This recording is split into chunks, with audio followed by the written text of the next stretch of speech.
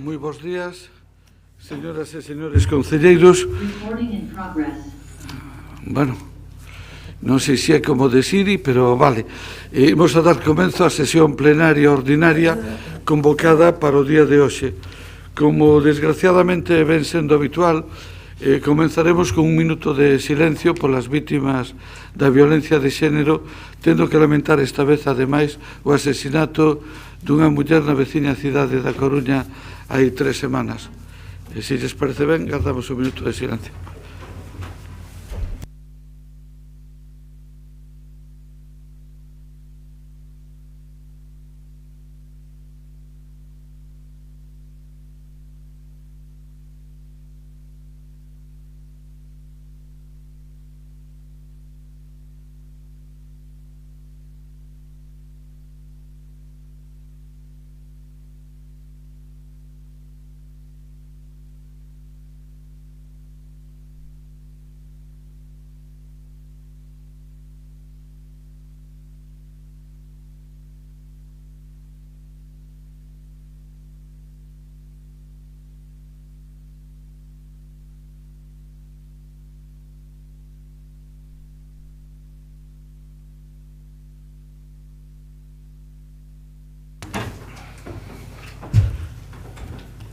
Temos, antes do comenzo formal da sesión plenaria, dúas solicitudes de intervención formuladas, a primeira por doña María Luisa Gil Nieto, en representación da Asociación Medioambiental e Cultural A Pedra que Fala. Cando queira, doña Marisa ten 5 minutos para contarnos.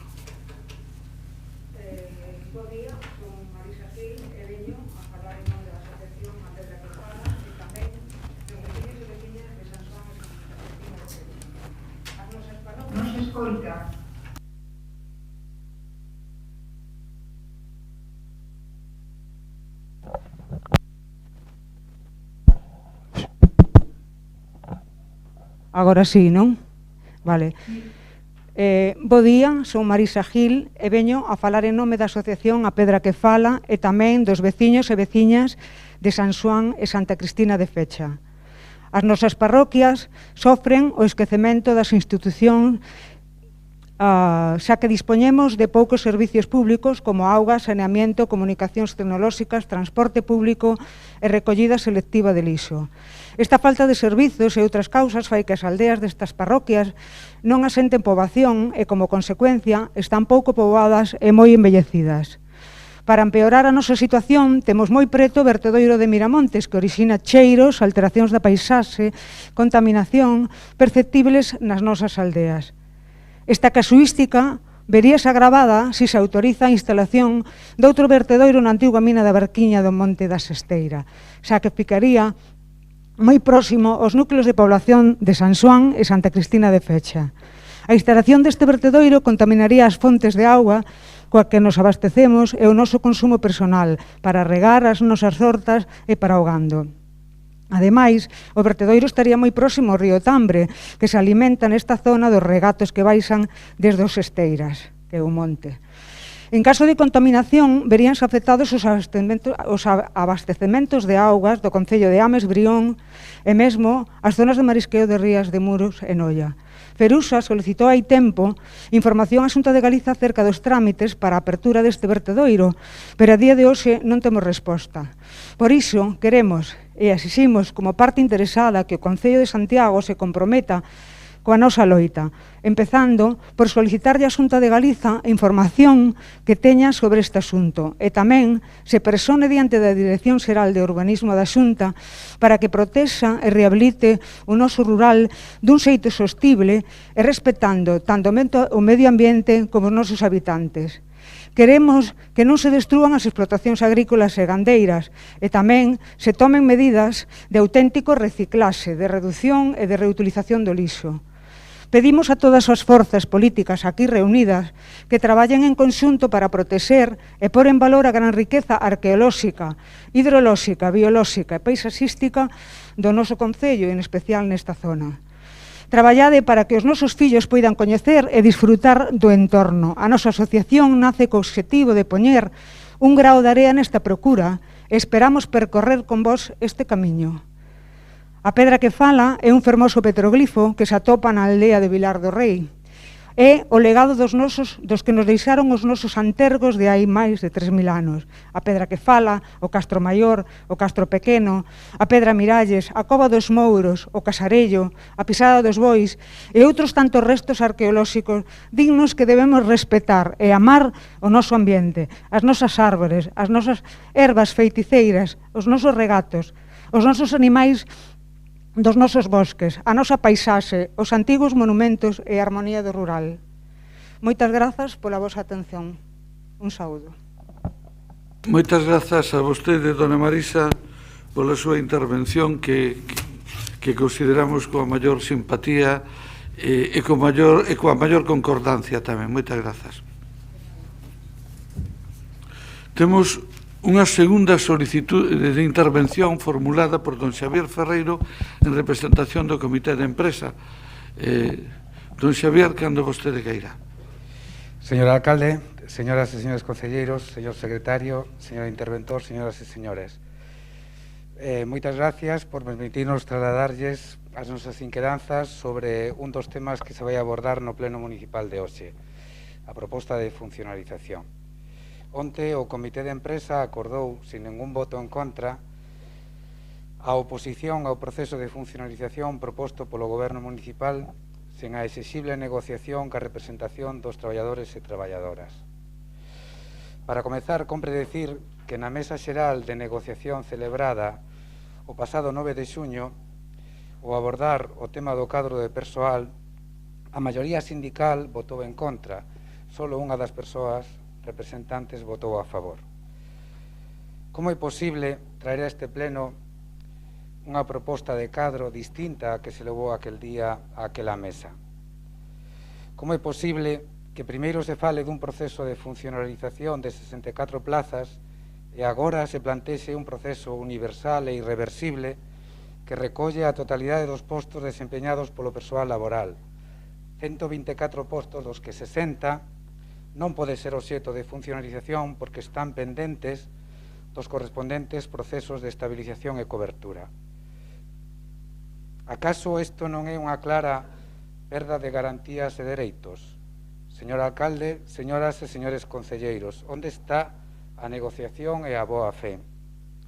O proceso de funcionalización será excepcional e non se poderá repetir no tempo.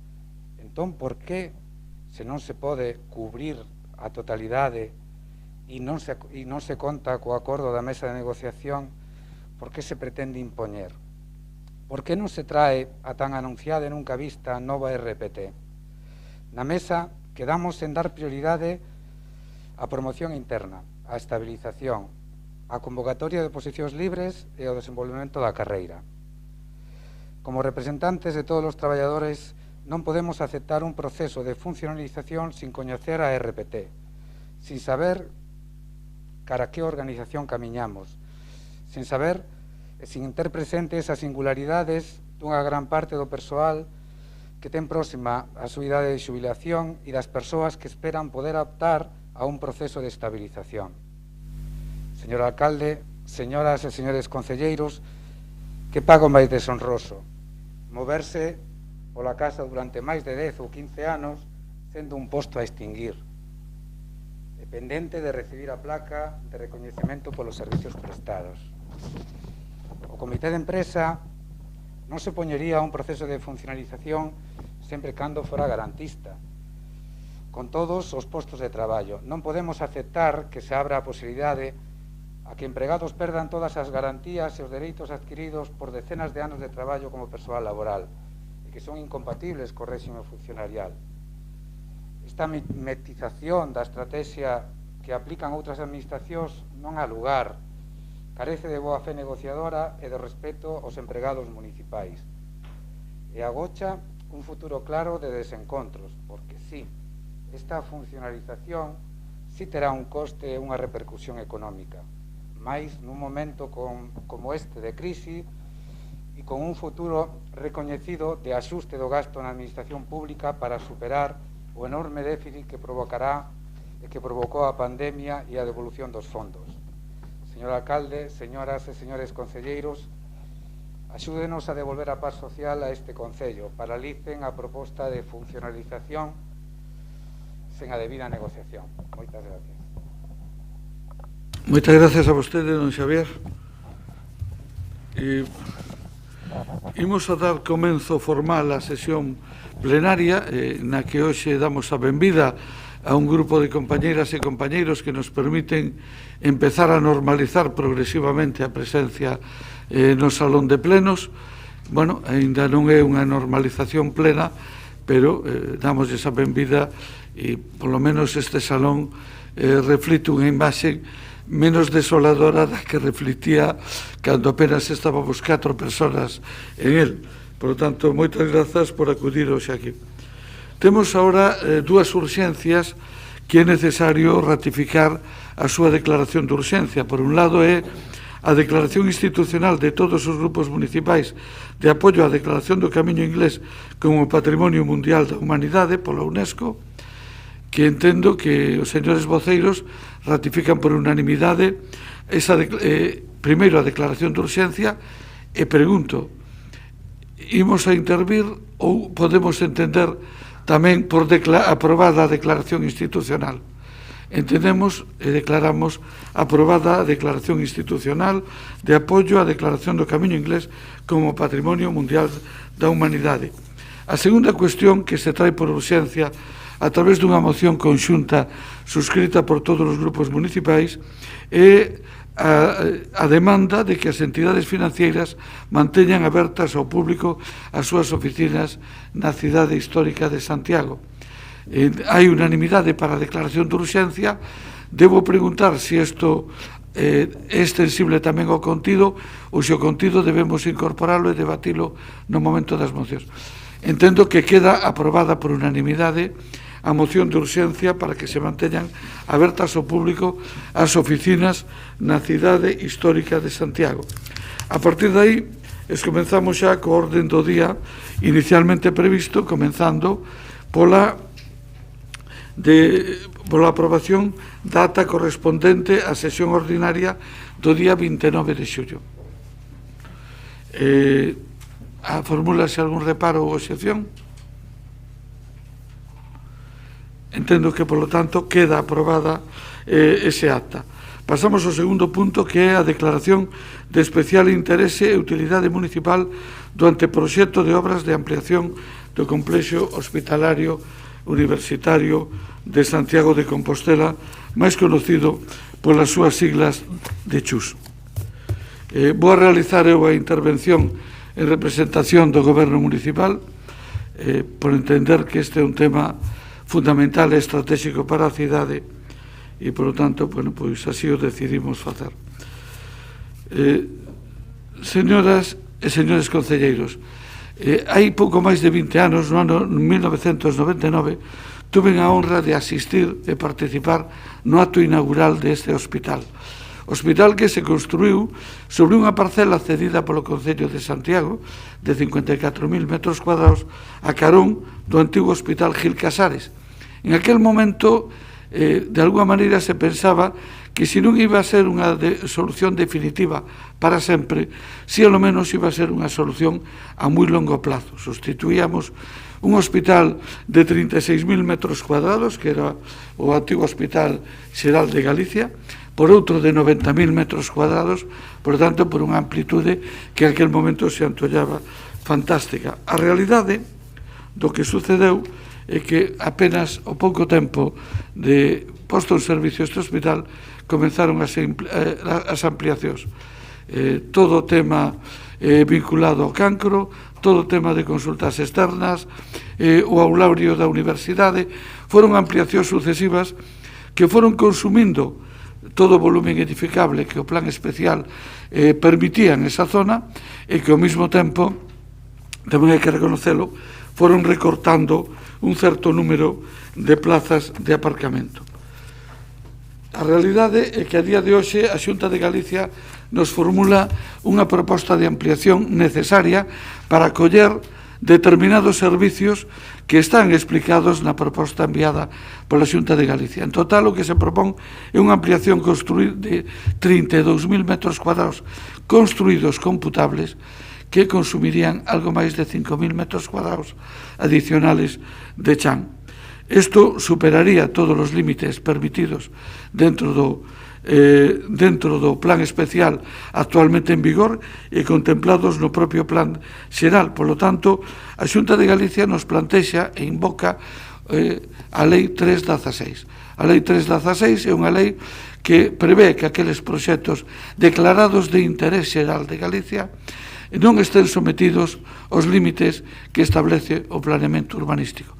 Para iso se require un informe favorable e a aceptación por parte da entidade local correspondente. Por suposto, o noso goberno, e creo que a ninguén en esta corporación, pon en dúbida que o hospital, o CHUS, o Complexo Hospitalario Universitario de Santiago, é unha infraestructura, un equipamento estratégico, non só para Santiago, non só para os casi 40 concellos das provincias de Coruña e Pontevedra que se benefician da súa prestación de servicios, sino é moi especialmente para a cidade de Santiago, non só desde o punto de vista da atención, que xa sería da bondo, sino tamén da investigación, da formación de profesionales, etc., etc. Por lo tanto, a proposta que se trae a este pleno, que é unha proposta moi sinxela, prevé non só aceptar a aplicación da Lei 316, declarando e reconocendo que é unha infraestructura, un equipamento de interés xeral de todos os galegos, sino tamén reconocendo o amparo da normativa municipal, como non hai moito fixemos con relación ao biopolo, declarando o interés municipal sobre esta actuación. Bueno, isto que se somete a consideración do Pleno e esperamos obter a concordancia de todos os grupos para esta declaración de interés xeral municipal. Pola miña parte, o que vou a decir en esta primeira intervención, abrimos o turno de intervencións polo bloque, pode intervir. Sí, bo día. A verdade é que, como acaba de dicir o señor alcalde, todos os grupos políticos que estamos aquí, toda a cidadanía de Santiago de Compostela sabe da importancia do CHUS como infraestructura esencial para Santiago de Compostela, para unha comarca amplísima, e sabe tamén todo o mundo do caos circulatorio, do problemático que é achegarse a ese lugar xa hoxe en día, con moitísimos problemas que levan sendo unha falta de ordenación do tráfico ali e unha falta de aparcadoiros, xa unha falta mesmo con prezos realmente abusivos para os lugares existentes, pero algo absolutamente totalmente abusivo que impide, que fai realmente unha odisea conseguir que persoas con dificultades especiais, que persoas maiores, que persoas que teñen problemas de mobilidade poidan achegarse ao CHUS facilmente. E insistimos en que, por suposto, que desde o punto de vista do Bloque Nacionalista Galego nos concordamos con que é fundamental esta infraestructura e esta ampliación dun hospital que xa quedou pequeno desde o momento mesmo da súa inauguración, pero entendemos que hai que cumprir os parámetros que están na legislación e o que non se pode contribuir a que isto volva a ser outra vez un caos cada vez maior, non xa o caso existente hoxe, sino que en vez justamente de reducir ese caos e de reordenar o tráfico, de humanizar todo o que é aos arredores a contorna do hospital, ao final vayamos a un proceso maior. Entón, claro, aquí preséntasenos un expediente onde se incumpre o planeamento, un expediente onde se busca pois esa rebaixa, esa eliminación da exixencia de que haxa pois unha praza, non, por cada 50 metros cadrados e, por tanto, onde xa hoxe se incumpren a posibilidade de ter prazas de aparcamento para canto máis o que vai pasar despois desta obra, que tamén no informe que ofrece a Xunta de Galiza di que non resolve os problemas do hospital, que con esta ampliación esta é unha que é necesaria, pero que tería que haber máis. Entón, nós pensamos que o que tiña que facer o Concello nestes momentos é poñerlle en riba da mesa a Xunta de Galiza que presente un proxecto que inclúa que inclúa que se resolvan estas cuestións. Claro, porque senón o único que facemos é agrandar estes problemas. En outubro de 2015 a Corporación xa aprobou por unanimidade unha proposición do BNG para que o Concello instase a Xunta a iniciar as xestións para reordenar o aparcadoiro e para renegociar co aparcadoiro da Choupana un abaratamento de tarifas. Realmente, claro, desde aquela hoxe non se avanzou nada, senón que se empeorou. Entón, claro, hai unha serie de cuestións que eu creo que están en riba da mesa nestes momentos e que significan, pois, cal é a capacidade do Concello e deste goberno local para intentar conseguir que este proxecto que se nos presenta aquí, que ten unha parte sobre a que todo o mundo estamos de acordo, pois non acabe sendo e non acabe supoñendo un prexuízo grave para as persoas que non poden, que é certo que nós tamén optamos por iso, que non poden ir a pé, que non poden usar o transporte colectivo, que non poden ir en bicicleta, que tamén habería que fomentalo, pero hai moitas persoas, sabémolo, non só dos concellos da contorna, non só dos concellos desa comarca amplísima, senón mesmo persoas de Santiago de Compostela, como dicimos. Entón, claro, isto é un problema, non? Realmente sería innecesario traer isto ao pleno, non? Como tamén sabe o alcalde, non? Vostedes que tanto falan por competencias, parece un pouco ao final que o que queren é cubrirse diante das lóxicas protestas das persoas usuarias cando se agrave o caos ali existente. A xente ten que ser consciente disso. E nós pensamos que non é un tema menor. Parece que aquí se quere facer unha cousa un pouco maniquea, non? Ou consultas ou coches, ou camas de hospital ou coches. E non, é que temos que resolver os dous problemas. Non? Son as administracións as que teñen que cumprir os parámetros. O que non pode ser é que dúas administracións públicas o que estean buscando nestes momentos é cal é a fórmula para que non se cumpran e que mesmo en algún momento por parte do alcalde se suxerixe que en vez de exixir os parámetros que marcan para prazas de aparcamento, que marca a nosa regulación, o noso pexón, pois collemos a lei do solo de Galicia para ir a menos. Entón, claro, mentres que lle exiximos moitísimo o resto, a nós, que nos pasa? Entón, claro, nós temos un problema con esta proposta, entendemos que o goberno local ten marxe para facer unha presión para que o proxecto sexa mellor e solucione, que haxa esa ampliación, pero que ao mesmo tempo haxa tamén unha posibilidade de reordenar o tráfico e que ali haxa a posibilidade de ter un aparcadoiro. Hai solucións dentro dese recinto e fora dese recinto en que o Concello terá que implicarse e terá tamén, se é necesario, tamén que poder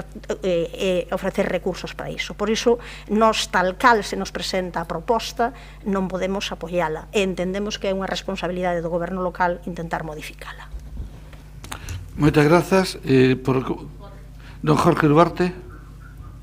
Buenos días a todos e a todas. Maravilla, hoxe a lista que se fala, en el Sareiro, de as súas intervencións.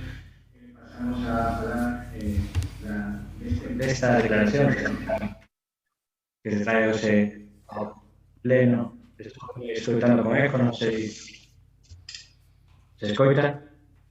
Perfectamente, don Jorge. Perfectamente, vale. Desta declaración que se trae hoxe ao pleno, declaración que non é necesaria neste momento, sino que será necesaria a aprobación municipal no último momento para poder realidade desta proposta despois da declaración que interese será por parte da Xunta. Nós estamos a favor de que o hospital se amplíe, que teña maior dotación de servizos, que teña máis número de quirófanos, maior número de camas, ampliación de urgencias. Evidentemente estamos a favor de todo eso, igual que tamén estamos a favor de que teña unha maior dotación de persoal e con maior estabilidade. O que hoxe se trae aquí realmente é unha ampliación parcial do hospital na que se dá cumprimento a eses servizos, pero falta un proxecto global. Daquela ampliación do hospital de Facultade de Medicina que había pasamos únicamente a unha ampliación do hospital que deixa sin resolver problemas moi graves do hospital que dá servizo á área sanitaria de Compostela e do Barbanza. Todos sabemos que desde fai moito tempo hai un grave problema de accesibilidade, tanto en vehículo da xente da contorna, que non ten un transporte público eficiente para acercarse e que, polo tanto, hai un colapso de vehículos que tamén dificulta incluso o acceso a pé ao propio hospital. Neste momento, o que se trae é únicamente, como decíamos, unha ampliación de servizos do propio hospital, pero non hai nada da reordenación e da millora da posibilidade de acceder tanto camiñando como en vehículo, en la que sea puntualmente para dar servizo a esa xente que ven da contorna para recibir tratamento. Durante o anterior mandato, puxos a disposición da Xunta unha parcela despois de tramitar un estudio de detalle no ámbito do CIMUS para pedir a Xunta que fixera un hospital público con prezos regulados que dera servicio e que permitira descongestionar o ámbito do hospital que, como decimos, a veces dá problemas incluso para acceder a pé para xente que ten problemas de accesibilidade. Nos, con esta proposta que hoxe se nos presenta aquí, estando a favor da millora do hospital, non podemos estar de acordo porque creemos que falta un proxecto completo que resolva o futuro do hospital. Podemos entender que se vaya por fases, pero hai que ter claro cal é ese futuro e, sobre todo, resolver eses problemas de accesibilidade, tanto a pé, como transporte público, como tamén esas plazas de aparcamento que son necesarias para a contorna do hospital. O noso voto, entendendo que é innecesaria esta declaración do Pleno, vai ser a abstención. Estamos a favor de que se faga, pero evidentemente non estamos a favor de que se faga así. Transmitímoslo xa no mes de xullo, cando anunciou o alcalde, que había que poñer, e sobre todo que había que conseguir que a Xunta de Galicia fixera ese aparcamento no ámbito do CIMUS, onde hai esa parcela municipal acondicionada por aparcamento. Entendemos que, sin esa condición, o goberno municipal non debería dar ese visto bo favorable, habería que negociar que se resolva a accesibilidade e o aparcamento, e, por lo tanto, entendemos que abre-se un proceso ahora para mellorar o proxecto. Non era necesario que viñéramos aquí, pero é imprescindible que se abre ese proxecto e que haxa unha maior dotación económica para resolver todos os problemas do hospital. Hoxe que nos diriximos máis que ao Concello de Xunta de Galicia nesta petición, bueno, pois gustaríanos facer unha defensa moi clara do hospital, do CHUS, da ampliación de servizos, tamén, como decía, da ampliación de persoal e, sobre todo, de que hai unhas condicións dignas para ese persoal. Creo que a Xunta ten os deberes por facer e creo que o Goberno ten na súa man, neste momento e, sobre todo, antes da aprobación definitiva do plan, que se millore a dotación hospitalaria na nosa cidade para mellorar a accesibilidade tanto das persoas que van a pé como das persoas da contorna e, por lo tanto, o noso voto vai ser a abstención. Don Alejandro. Gracias, alcalde. Bo día, concelleiras, concelleiros. Saludamos tamén a Marisa Gil e a Xavier Ferreiro. Bien, bueno, comienza este pleno con una ceremonia, la ceremonia de la confusión. Oficia el excelentísimo alcalde de Santiago y ha declinado la participación en esta liturgia del enjuague urbanístico la propia concejala de urbanismo.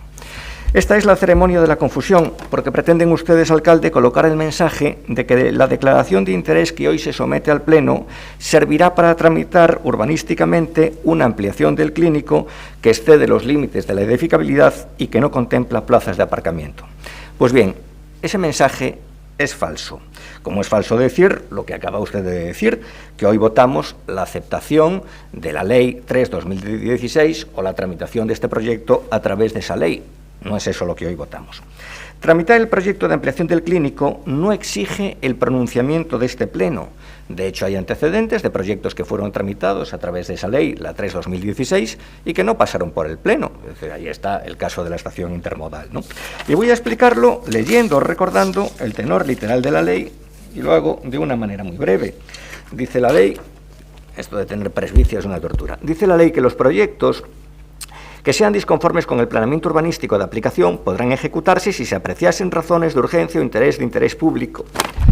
Y dice la ley que la Administración de la Comunidad Autónoma será competente para apreciar las razones expresadas. Bien, dice la ley que la Administración Autonómica, previa justificación de las razones de urgencia o excepcional interés público concurrentes y de los intereses autonómicos afectados, dará traslado del expediente del proyecto al Ayuntamiento en cuyo término municipal vaya a ejecutarse. El Ayuntamiento someterá el proyecto a información pública durante un plazo de 20 días y una vez finalizado el periodo de información pública, el Ayuntamiento, y ha quedado claro en la Comisión de Urbanismo que el Ayuntamiento en este caso es la Junta de Gobierno o el alcalde, el Ayuntamiento emitirá informe en el plazo de los 10 días siguientes, en el que, previa valoración del resultado de la información pública, se pronuncie sobre la ponderación de los intereses locales afectados. El informe incluirá la respuesta razonada de que el Ayuntamiento ofrezca a los que hayan comparecido en el trámite. Si el informe es desfavorable, se archiva el proyecto, y si el informe es favorable, el proyecto sigue adelante. En definitiva, es el alcalde quien tiene que dar luz verde al proyecto con un informe que al parecer tiene naturaleza de decreto y que por lo tanto sería susceptible de recurso. Es su competencia, alcalde, y la competencia es irrenunciable y es su responsabilidad. Entonces, ¿para qué esta declaración? Bueno, pues para confundir, para hacer creer que todos los que podamos votar a favor de la misma validamos un proyecto sin aparcamiento. No, ni lo validamos ni lo dejamos de validar. Hoy aquí solo declaramos que la ampliación de los servicios sanitarios es de interés, por supuesto que es de interés, y celebramos este proyecto de la Xunta de Galicia, de interés sanitario, y es a eso a lo que nosotros vamos a votar que sí, porque es lo que dice exactamente la propuesta que hoy se somete a pleto. Declarar de especial interés e utilidade municipal o anteproxecto ao supoñer unha mellora cualitativa e cuantitativamente esencial para a atención hospitalaria. No se está hablando de ninguna cuestión urbanística. A esta declaración vamos a votar que sí, pero esto es una obviedad, es una perogrullada. Solo decimos que es de interés sanitario, y si se incluyera un aparcamiento, aún sería de mayor interés, porque en este caso también sería de interés urbanístico. No porque no incluya plazas de aparcamiento vamos a despreciar un proyecto de ampliación de servicios sanitarios, por supuesto. Eso sí, la cuestión del aparcamiento queda pendiente de resolverse. Lo que excepciona la obligatoriedad de contemplar plazas de aparcamiento no es el acuerdo de este pleno, que carece de efectos. Lo que excepcione la obligatoriedad de contemplar plazas de aparcamiento será el informe que emita usted en unos días o en unas semanas. Y ese informe no debería suponer una exoneración definitiva, pues de lo que se trata, con la tramitación especial promovida por la Xunta de Galicia y participada por su Gobierno, es de excepcionar transitoriamente la obligación. A partir de ahí, alcalde, tienen ustedes que ajustar la realidad y el planeamiento, y tienen ustedes que ofrecer alternativas, cada uno en su ámbito de competencias. Si la ausencia de aparcamiento se disimula o se legaliza, pues será usted quien la legalice, pero no este pleno. Nada más, muchas gracias. Moitas gracias, don Alejandro. A ver si son capaz. Bueno, xa está. Decía un ínclito dirixente deportivo unha vez sobre alguén, dixo, ese non se molla nin para lavarse. Bueno, é unha frase que ten algunha relación co que aquí está pasando. Mire, a declaración de interés local é competencia exclusiva do Pleno, porque así o di a Ordenanza Municipal 104. É competencia exclusiva do Pleno. A declaración de interés local, que ademais ten connotacións en outros aspectos e en outros elementos. Por lo tanto, está ben traído ao Pleno. Segundo, somos absolutamente conscientes das dificultades e dos problemas. Pero mire, doña Greti, 148.000 metros de edificabilidad computable divididos entre 50, en realidad dá 2.974 plazas de aparcamento. Sabe vostede que posibilidades hai de ubicar 2.974 plazas de aparcamento ali? Ninguna. Ninguna. Teríamos que facer unha torre, ou tirar o hospital e para baixo, ou facer unha torre de non sei cantos pisos. Nin siquiera coa parcela que nos mencionaba don Jorge, que por suposto está a disposición da operación, que unha parcela de 3.800 metros cuadrados, con 5 plantas de altura serían 500 plazas, pero nin con eso chegaríamos ás 2.974 plazas. Por certo, esa parcela, temos aquí unha cousa que o IDIS, que ten que salir do hospital, que nos está reclamando esa parcela para ubicar ali o IDIS e a Fundación Xenómica de Galicia vinculada ao CIMUS. Temos aí un problema no que nun momento determinado teremos que escoller que é prioritario. O CIMUS e o IDIS estamos intentando que se ubique nos terrenos do campus universitario, pero hai que reconocer que hai dificultades coa universidade e hai que reconocer que eles mesmos entenden que deben estar a carón do hospital porque desenvolven o seu labor profesional dentro do hospital e que alonxarse lle suporía moitos problemas. Bueno, teremos que escoller. En todo caso, señoras e señores, por suposto, nós imos a votar a favor da declaración de interés local porque é de extraordinario interés local. E o que o mellor hai que facer, porque non nos queda outra solución, é priorizar o uso peonil, porque eu aí non comparto que o problema sea a accesibilidade. é accesible en transporte público e hai que milloralo, é accesible peonilmente, o que é caótico o estacionamento, que ademais non se prioriza o uso por parte daquelas persoas que teñen maior necesidade e que teñen maiores dificultades para poder acceder. Por lo tanto, a todos nos gustaría o mellor, pero o que non podemos plantexar a día de hoxe é facer un hospital en outro sitio. Poño os exemplos. Vigo e Lugo, que son os hospitales máis recientes, se fixeron a 8 ou 10 kilómetros do casco urbano en parcelas enormes. Nós temos a gran sorte que temos un hospital no corazón da ciudad e temos as grandes limitacións que eso nos supón. Por a miña parte, máis nada, moitas grazas. Entendo que doña Goretti. A ver, hai varias cuestións non para poñer en riba da mesa. Unha delas, a primeira, é que eu penso que todo o mundo coincidimos aquí con que pois, está claro que a ampliación deste hospital vai supor unha mellora dunha serie de servicios asistenciais, pero que é unha mellora que, insisto, non acaba aquí. É unha mellora que aparece, e insisto, no informe, aparece que é a primeira parte dunha mellora, dunha ampliación de instalacións que ten que continuar. Entón, claro, en algún momento hai que parar e en algún momento hai que dicir isto é imposible. Eu podo coincidir en que hai que reordenar o caótico estacionamento que hai ali e que eso non se quixo facer. Insisto que eso hai unha proposición aprobada en 2015 polo BNG sobre o que, pois, ao final, non deu ningún resultado. Digo, tantas conversas que a Xunta, tantas conversas e tan boa relación e non se é capaz de facer nada neste sentido. Fagamos iso. Pero iso non soluciona o problema, porque non todo prioricemos o uso peonil, por suposto, e o uso do transporte colectivo, pero hai moita xente que non pode acceder desa maneira e hoxe en día tamén a Xunta de Galicia eliminou moitísimas das cuestións que eran de axuda e de reforzo a unha persoa que chega con alguén e había unha persoa dentro do hospital que saía con unha cadeira de rodas a axudar e tal. Hoxe, para ir ao hospital unha persoa con problemas de accesibilidade necesita 3 persoas. A persoa doente, a persoa que conduza e unha persoa que acompañe a esa, porque senón é absolutamente imposible. Entón, ese é o elemento fundamental que nós temos que poñer en riba da mesa e eu nego a maior de que non haxa ningunha opción dentro. Aí, o caso é que hai cuestións que puxose en riba da mesa, falamos, puxéronse, sentouse realmente coa Xunta para decir que opcións hai, que temos, e en todo caso, se a opción á beira do Cimos non é suficiente, polo menos paliará algo.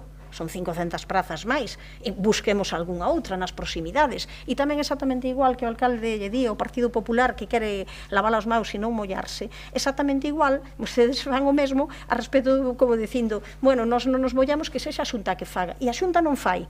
É dicir, tamén nas conversas e nas prioridades que se poñen en riba da mesa, este tema é un tema que é competencia do Concello de Santiago tamén, no sentido de que quere deixar a toda a xente, non só da contorna, senón tamén de Santiago de Compostela, continuar con este caos.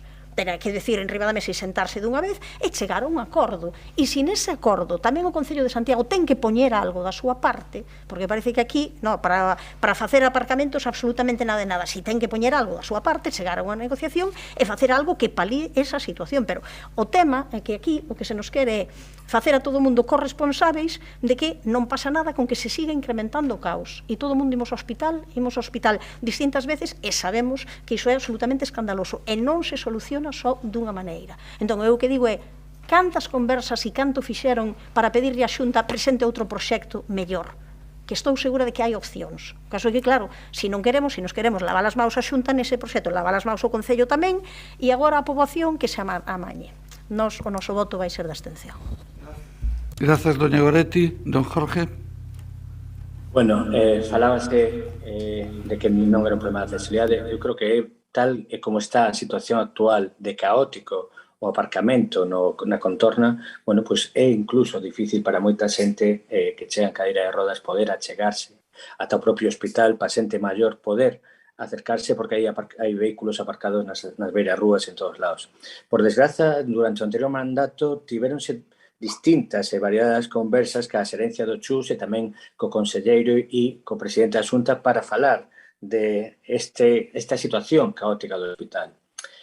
Vemos hoxe que o que se trae non resolve esa parte de descontrol no acceso e hai que ter en conta que un hospital que atende a unha área sanitaria de 400.000 persoas que moitas, por falta dun transporte público aceitado, competencia tamén da Xunta de Galicia, non poden acceder máis que con un vehículo particular para poder ter esa asistencia sanitaria.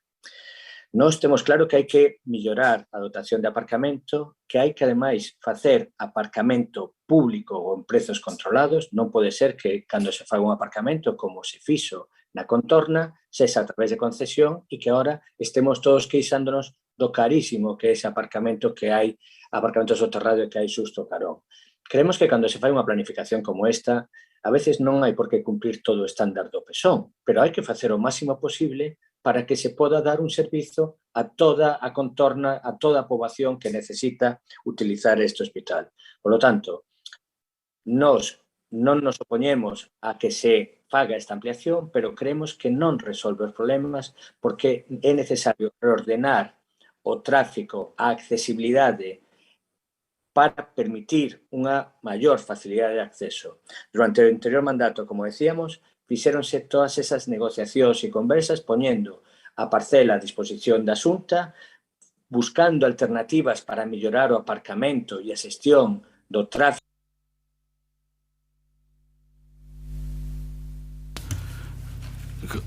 Cortouse, non sei que pasou. Temos aí, faltaban 48 segundos para o remate da intervención de don Jorge. Podemos recuperar ese... Pois non sei se se pode facer algo, pero están aí fora, teñen que estar coa transmisión.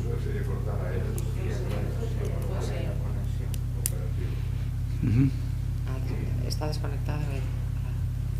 Desconectouse el porque o resto están conectados. Bueno, en todo caso, si don Jorge non pode conectarse, deixaremos que se conecte máis adiante, se é posible, ou se non, doña Marta, podría sintetizar vostede, se lle parece oportuno, si...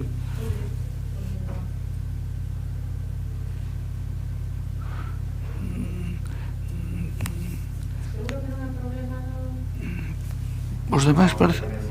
A ver, vamos a esperar un pouco.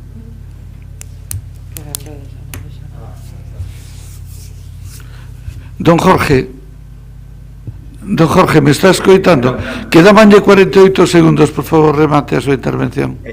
Estaba exposta a nosa posición, será de abstención. Entendemos que o momento no que o Concello terá que aprobar é despois do período de alegacións nas que nós, polo menos, posicionarémonos para que se resolva o problema da accesibilidade, ordenación do tráfico na contorna ao propio hospital, compromiso da Xunta para dotar de máis plazas de aparcamento, millora da accesibilidade en xeral, e o que queremos decir é que, agora que os deberes están na máis da Xunta, pero que necesitan a aprobación do municipal, é o momento en que todas aquelas conversas que se tuveron durante o anterior mandato que a Xunta podan cristalizar e se poda facer un aparcamento público para dar servizo ao hospital do que dependen toda a poboación da contorna de Compostela e do Barbanza.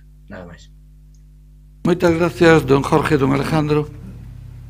Gracias, alcalde. La verdad es que tiene mucha coña que diga usted que no nos mojamos. Estamos ante una especie de proyección. Bueno, non iba por vostede en concreto, pero... No. Yo creo que iba directamente por mí, que me miraba usted a mí.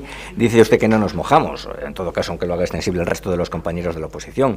Quienes no se mojan son ustedes, porque esta es una competencia exclusiva de los órganos de gobierno. Y siendo una competencia exclusiva de los órganos de gobierno, se la trasladan al Pleno. Claro, a nosotros nos resulta un poco molesto que cuando hay competencias que sí pueden ser del Pleno, como por ejemplo el debate sobre la municipalización o no municipalización o las formas de gestión de los servicios públicos, se las arroguen ustedes con un celo exclusivo y cuando no les interesa se las trasladan al Pleno. Esto es una competencia desde el punto de vista urbanístico exclusiva de la Junta de Gobierno. Dígame usted en qué norma se contempla que el Pleno tenga que pronunciarse desde una perspectiva urbanística sobre este asunto, únicamente a efectos fiscales, pero no a efectos de tramitación urbanística. Efectos de tramitación urbanística es su Gobierno, por lo tanto quien se tiene que mojar es usted. Ahora bien, nosotros no le vamos a criticar si dentro de unas semanas emite un informe favorable. Sabe que no lo vamos a hacer, pero la responsabilidad es suya. ¿Qué sucede? Que nosotros puestos a emitir un informe favorable, pues emitiríamos ese informe favorable condicionado pues al compromiso de que las dos administraciones que tienen competencias concurrentes intenten dar con una mayor intensidad y con un mayor compromiso soluciones al problema de aparcamiento, que eso pasa, por ejemplo, pues desde el punto de vista local por dignificar el transporte público, pasa porque desde el punto de vista local se hagan unos desarrollos urbanísticos que permitan en su momento una inversión en aparcamiento de la Xunta de Galicia, pasa por persuadir a la gerencia sanitaria del clínico pues para que haga una ordenación del aparcamiento en superficie, pasa desde el punto de vista municipal, oiga, pues por ampliar el servicio del bonotaxi social pues para personas mayores que tienen que desplazarse. Ha referido doña Goretti efectivamente el caso de mucha gente pues que tiene que acompañar a dos personas, uno tiene que conducir y el otro tiene que acompañar a la persona mayor, ¿no? Pero en definitiva, es usted el que no se moja.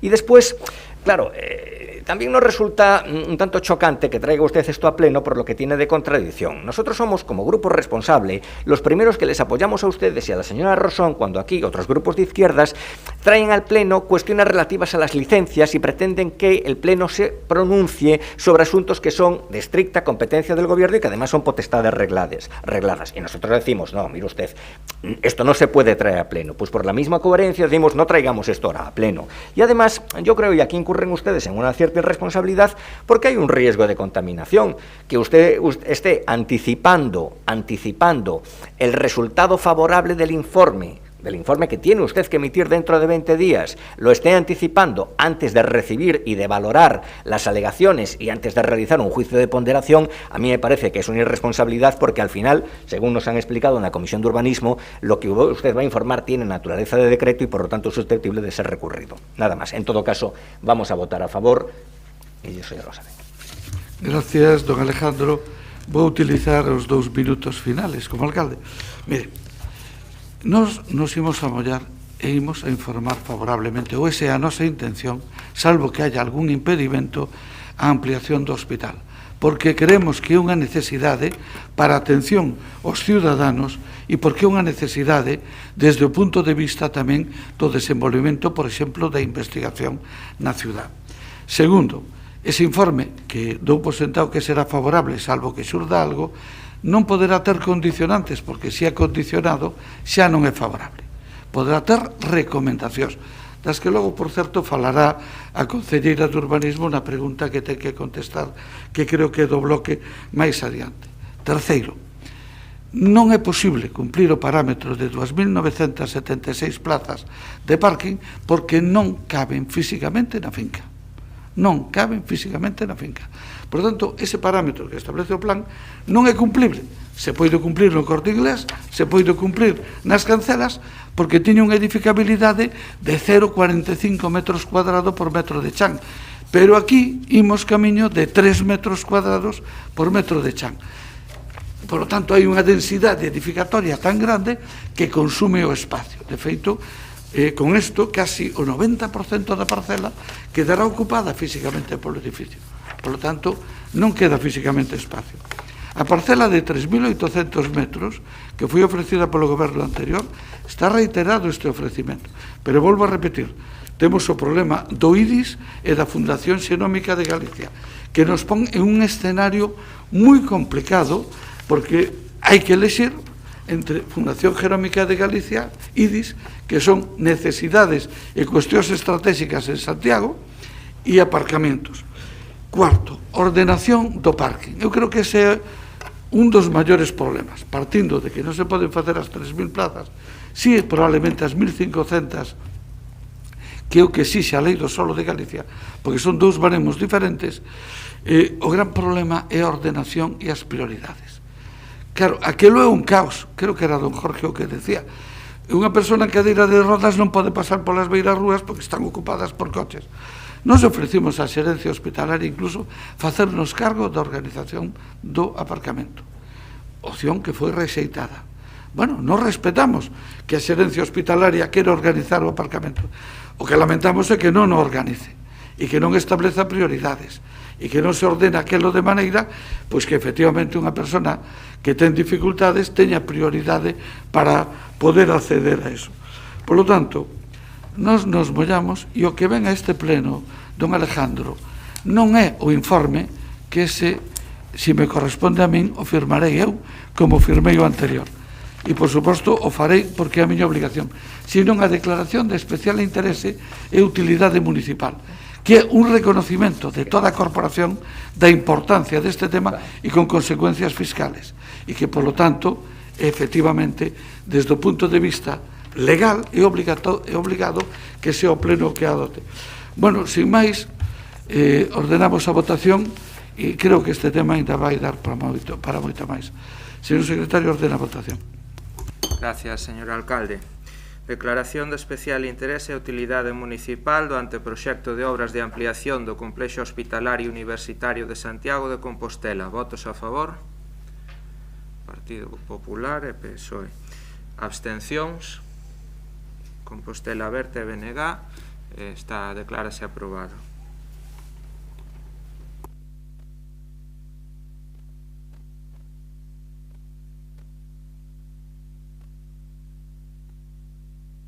Moitas grazas a todas e a todos.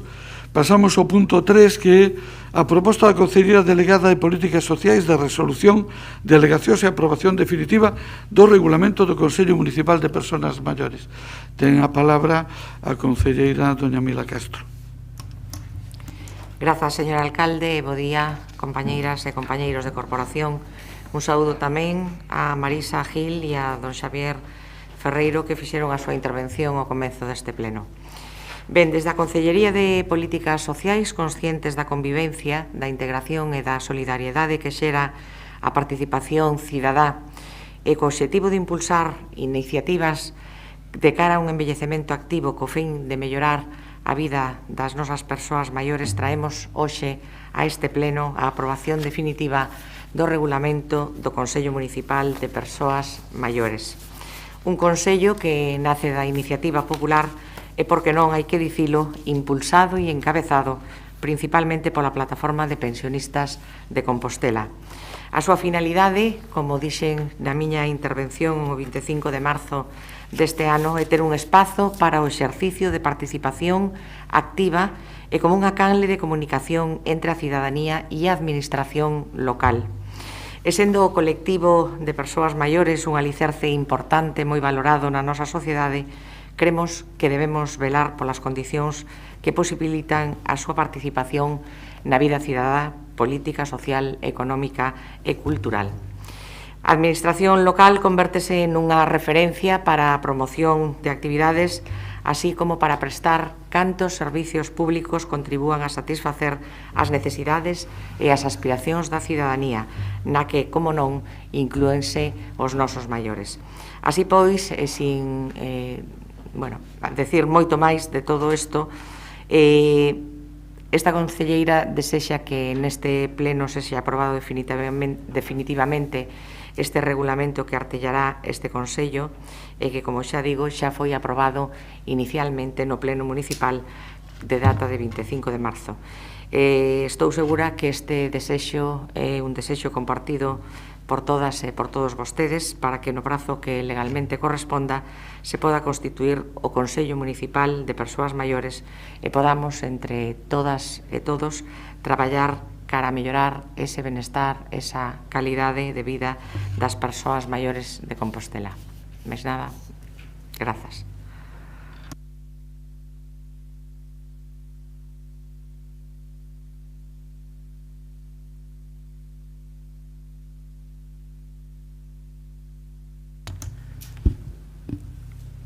Primeiro a ver se sei manexar isto, claro. Son 5 minutos. Sí.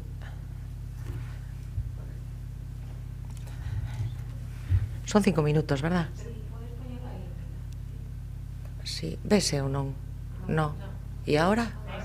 Vale. Ten a palabra doña Goretti San Martín. Ben, moi bo día. É certo que esta non é a primeira vez que falamos deste regulamento de funcionamento interno do Consello Municipal de Persoas Maiores e que foi tratado tamén varias veces en comisión. Ficou claro, creo eu, ao longo de todo este proceso o apoio do Bloque Nacionalista Galego a que este regulamento saíse adiante e a que o Consello Municipal de Persoas Maiores sexa unha realidade. Esperando tamén, aproveito para comentalo, que o Consello Municipal de Persoas Maiores sexa unha realidade de traballo habitual, de traballo cotián, que non se reduza a reunións formais, digamos, institucionais, senón que teña contidos no seu interior, porque xa que acabamos de pasar e de falar do chus, pois tamén habería unha cuestión non que deixar en riba da mesa. Un tema desa relevancia debería ter pasado polo Consello Municipal de Saúde, non se entendería de outra maneira realmente que haxa temas importantes que logo non pasen. Non me vou repetir a respecto de cuestións que xa dixemos noutros momentos. Hai moitas persoas maiores en Santiago de Compostela, un envellecemento da poboación, unha necesidade de atender de distintos ámbitos, tanto desde o punto de vista social, desde o punto de vista sanitario, desde o punto de vista cultural, desde o punto de vista de ofertas de ocio e de lecer. O certo é que son moitas e moi interesantes sempre todas aquelas iniciativas que xuntan as persoas maiores coas persoas máis novas e que poden facer moitas achegas de relevancia. O que sí, agora, a concelleira non fixo na súa exposición referencia a que o tema polo que vimos aquí a traer esta aprobación definitiva, entre as cuestións desa aprobación definitiva, está a desestimación dunha alegación, dunha reclamación posta por unha organización sindical, moi concretamente pola Federación Intersindical Galega, onde o que se fai é desestimar unha proposta que facía esta organización sindical que se corresponde cunha emenda que con anterioridade xa en comisión o propio Bloque Nacionalista Galego levara a incorporación dentro do regulamento, de funcionamento interno, a unha persoa en representación por cada unha das 3 organizacións sindicais máis representativas no ámbito do municipio a través das súas áreas sectoriais específicas para as persoas maiores xubiladas e ou pensionistas.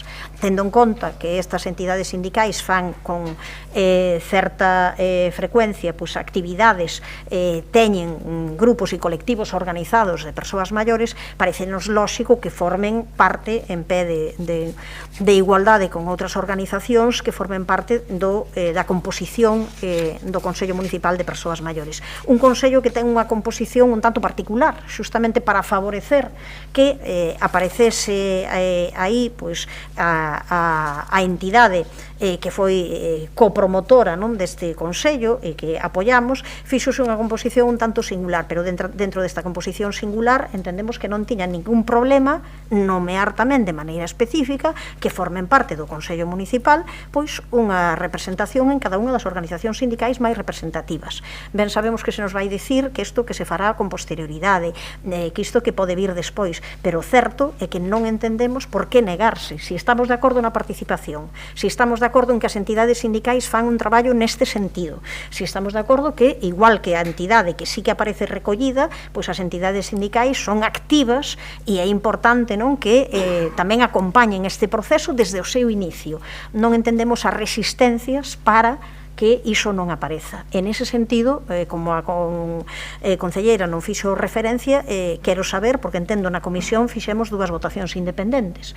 Entón, entendo que aquí vai haber 2 votacións independentes, unha a respecto da proposta que fai do goberno local coa que nós non estamos de acordo, xa dicimos, votaremos en contra desa proposta da desestimación da alegación presentada pola Confederación Intersindical Galega por entender que era de dereito que figurasen unha representación das organizacións sindicais desde o inicio, e outra proposta independente que é o de someter o dictamen do conxunto xa do que sería o regulamento de funcionamento interno do Consello Municipal do Consello de Persoas Maiores. Digo que todas estas cuestións non foron tratadas pola concelleira, creo que son relevantes para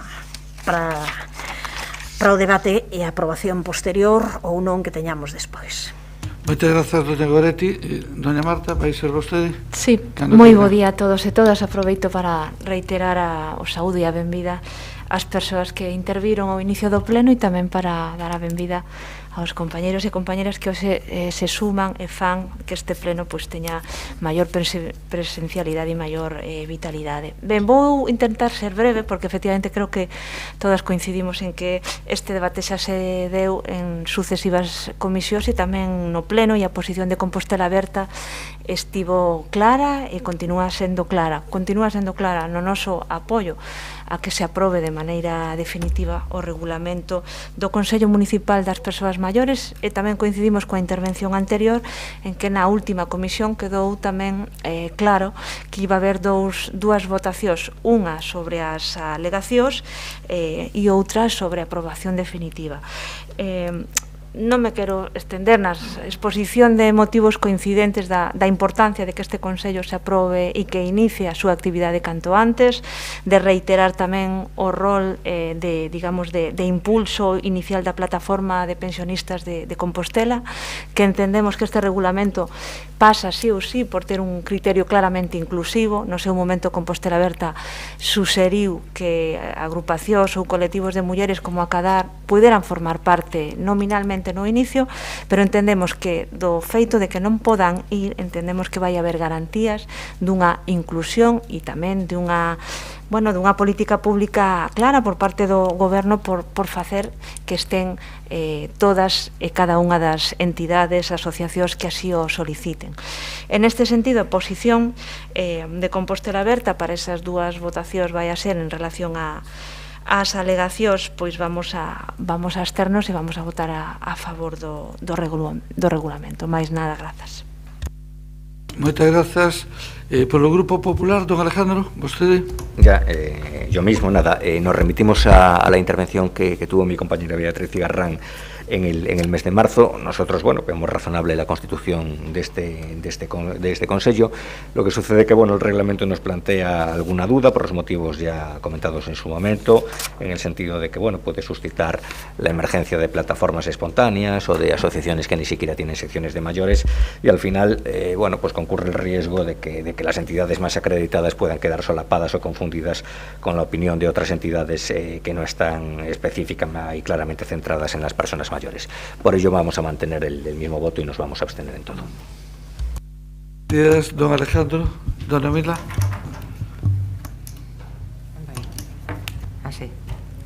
Grazas, señor alcalde. Esta concelleira non fixo referencia na primeira intervención á alegación presentada polo bloque, porque como teño dúas intervencións ainda estaba a tempo.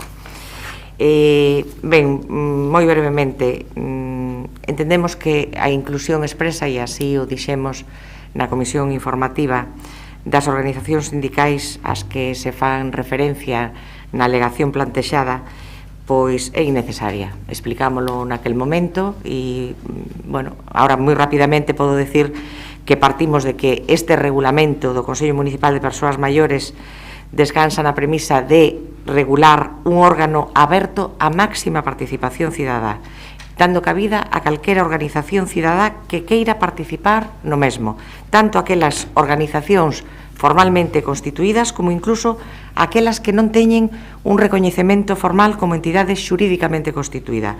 Polo tanto, a posibilidade de que as organizacións sindicais poidan solicitar participar como vocais neste Consello está contemplada, dixémolo e volvo a decir, xa no propio texto do regulamento, sen ser necesario que teñamos que adicar un apartado específico para a súa inclusión.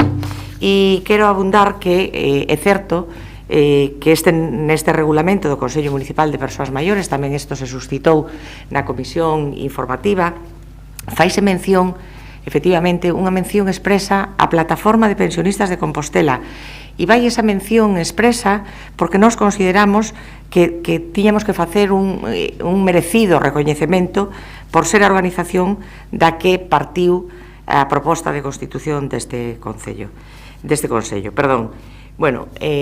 O único que teño que decir é que o noso desexo, o único interés que temos como grupo de goberno é que este tema poda sair adiante co asentimento de toda a corporación. Vexo que non será así, que o Partido Popular vaise a abster e nada máis. Espero que este Consello empece a funcionar cuanto antes.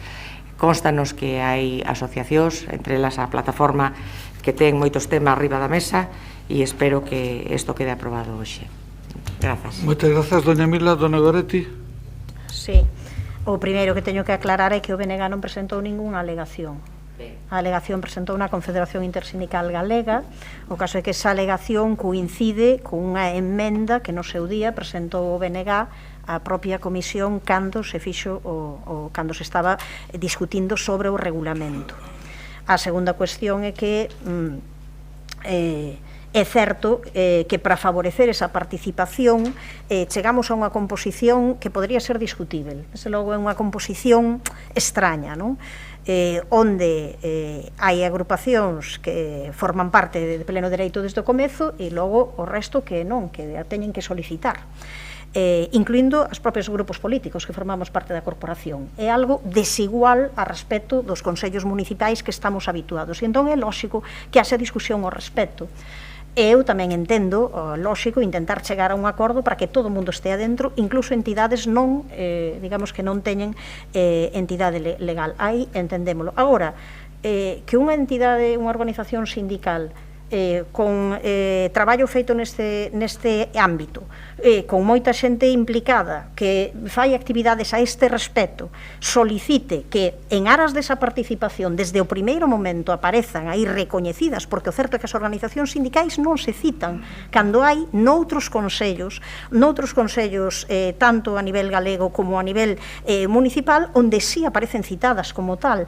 Non vexo cal era o problema para, si estamos en disposición de facer que todo o mundo participe, que se abra esa participación, xa digo, nada que dicir sobre que aparece recollida a Plataforma de Pensionistas de Santiago de Compostela, pero por que non poder aparecer recollidas xa no documento as organizacións sindicais?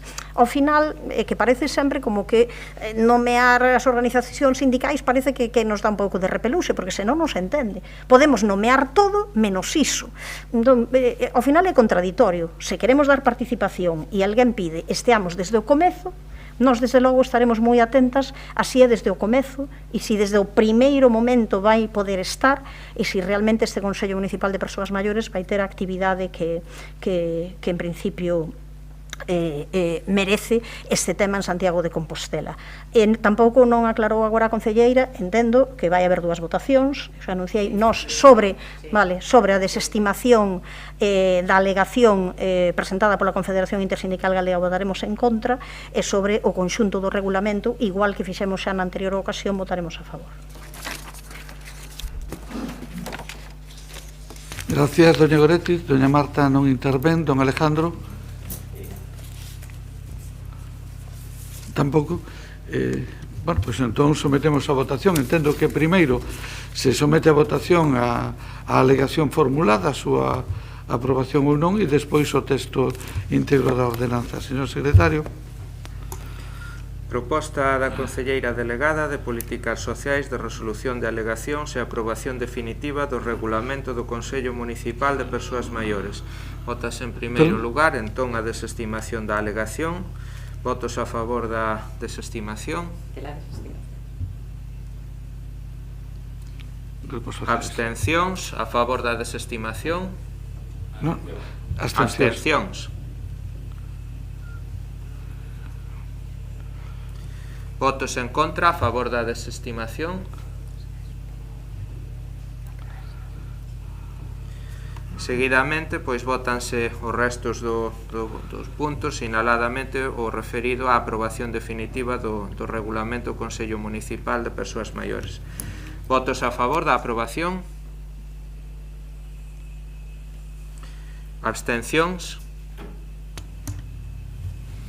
E non hai votos en contra, entonces está aprobada. Aprobadas as dúas votacións. Moitas grazas. Pasamos ao punto 4, que é a resolución dunha reclamación presentada contra a aprobación inicial da modificación do cadro personal. Entendemos que se somete a votación, pero sin debate. Xa se dá por debatida. Votos a favor? No, ordeno usted, señor secretario. Resolución da reclamación presentada contra a aprobación inicial da modificación de cadro de persoal para o ano 2021. Votos a favor? Abstencións. Votos en contra non habería. Entonces, aprobada tamén. Punto número 5 é a aprobación da modificación do cadro de personal para o ano 2021, prevendo a funcionalización do personal laboral. Vai a intervir a concelleira delegada de Facenda e Réximen Interior, doña Marta. Bueno, bo día a todas e a todas. Antes de nada, agradecer a presencia de Marisa Gil e de Xavier Ferreiro, así como as súas intervencións. O pasado 30 de xullo aprobouse a modificación do cadro de persoal para o ano 21 que xiraba en torno a dous aspectos: a funcionalización e a introdución de cambios organizativos do cadro. En efecto, e centrándonos no relativo á funcionalización, a acta da citada sesión ordinaria, en concreto o punto 6, dispón o seguinte: a necesidade da modificación do cadro de persoal ou plantilla municipal para o ano 21 ven provocada pola proposta de aprobación pola Xunta de Goberno Local do Plan de Ordenación de Recursos Humanos do Concello de Santiago de Compostela 2021-2023, que contempla como un dos principais medidas a funcionalización do personal laboral. Os dous grandes apartados que vertebraban esta modificación dícese no punto 6 da acta, que teñen a súa disposición, é a funcionalización e os cambios organizativos explícanse polo miúdo.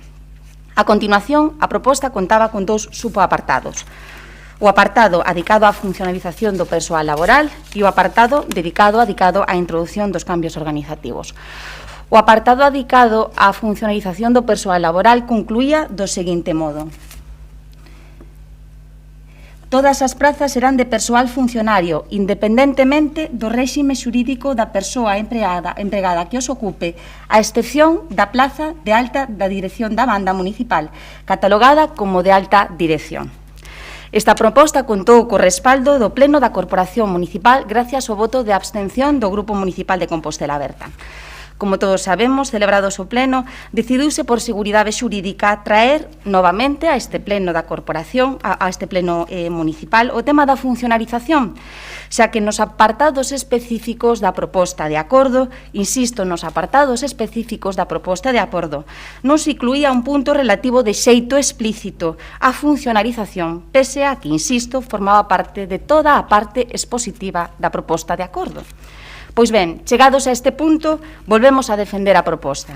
Que pretende con esta medida o Goberno municipal encardinada na planificación en materia de recursos humanos que ten previsto executar no que resta, que xa executou e ten previsto executar no que resta de legislatura?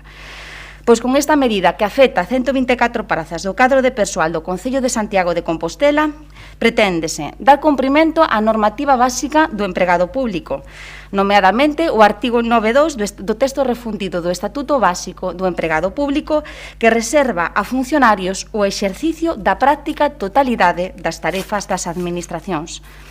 Tamén dar cumprimento a diferente xurisprudencia existente na materia. Non en vano, hai sentenzas que anulan postos de auxiliar administrativo laboral en base á citada norma do texto refundido do Estatuto Básico do Empregado Público. Tamén pretendemos unificar o réxime xurídico de persoal existente ao servicio do Concello de Santiago de Compostela, tratando de poñer fin a situacións tan ilóxicas como as seguintes: de 10 prazas de arquitecto, 2 son de laborais e 8 de funcionarios; de 3 prazas de titulados en Dereito, 1 é de laboral e 2 de funcionarios; de 2 plazas de técnicos en Deporte, 1 é de laboral, outro de funcionarios; tenemos novas plazas de delineantes, 1 de laboral, outro de funcionarios, e así podería seguir hasta facer enumeración da totalidade das prazas que se propón funcionalizar. Pero, sen dúbida, queridos concelleiros, a pretensión máis importante é se cabe a de facilitar a mobilidade e a promoción profesional de todo persoal ao servicio do Concello. En tanto en canto, solo se funcionalizan, poderán promocionar profesionalmente e acceder a outros postos de traballo de superior categoría e non solo dentro do Concello, senón tamén en outras administracións. Por último, recordar que o tema da funcionalización foi ampliamente debatido no marco do máximo órgano de representación dos traballadores do Concello, isto é, a Mesa Xeral de Negociación. Neste sentido, o día 9 de xullo, a modificación do cadro de persoal que incluía a funcionalización resultou aprobada en mesa co voto a favor dunha organización sindical, a abstención de 2 organizacións sindicais e voto en contra dunha. As bases xerais da funcionalización foron levadas á Mesa Xeral de Negociación os días 8 de xullo do 2020, 5 de novembro do 2020 e 8 de abril do 2021. Nesta última proposta de resolución aprobouse a resolución, nesta última mesa, aprobouse a resolución da concelleira pola que se aproban as bases específicas para a adquisición da condición de persoal funcionario de carreira dos corpos da Administración Xeral e da Administración Especial do persoal laboral fixo. Esta proposta contou coa aprobación cos votos a favor de todas as organizacións sindicais presentes da mesa, insisto, de todas as organizacións sindicais presentes da mesa, excepto dunha, resultando aprobada en mesa xeral de negociación. Pola miña parte, nada máis que decir en esta primeira intervención. Moitas grazas, doña Marta. Dona Goretti.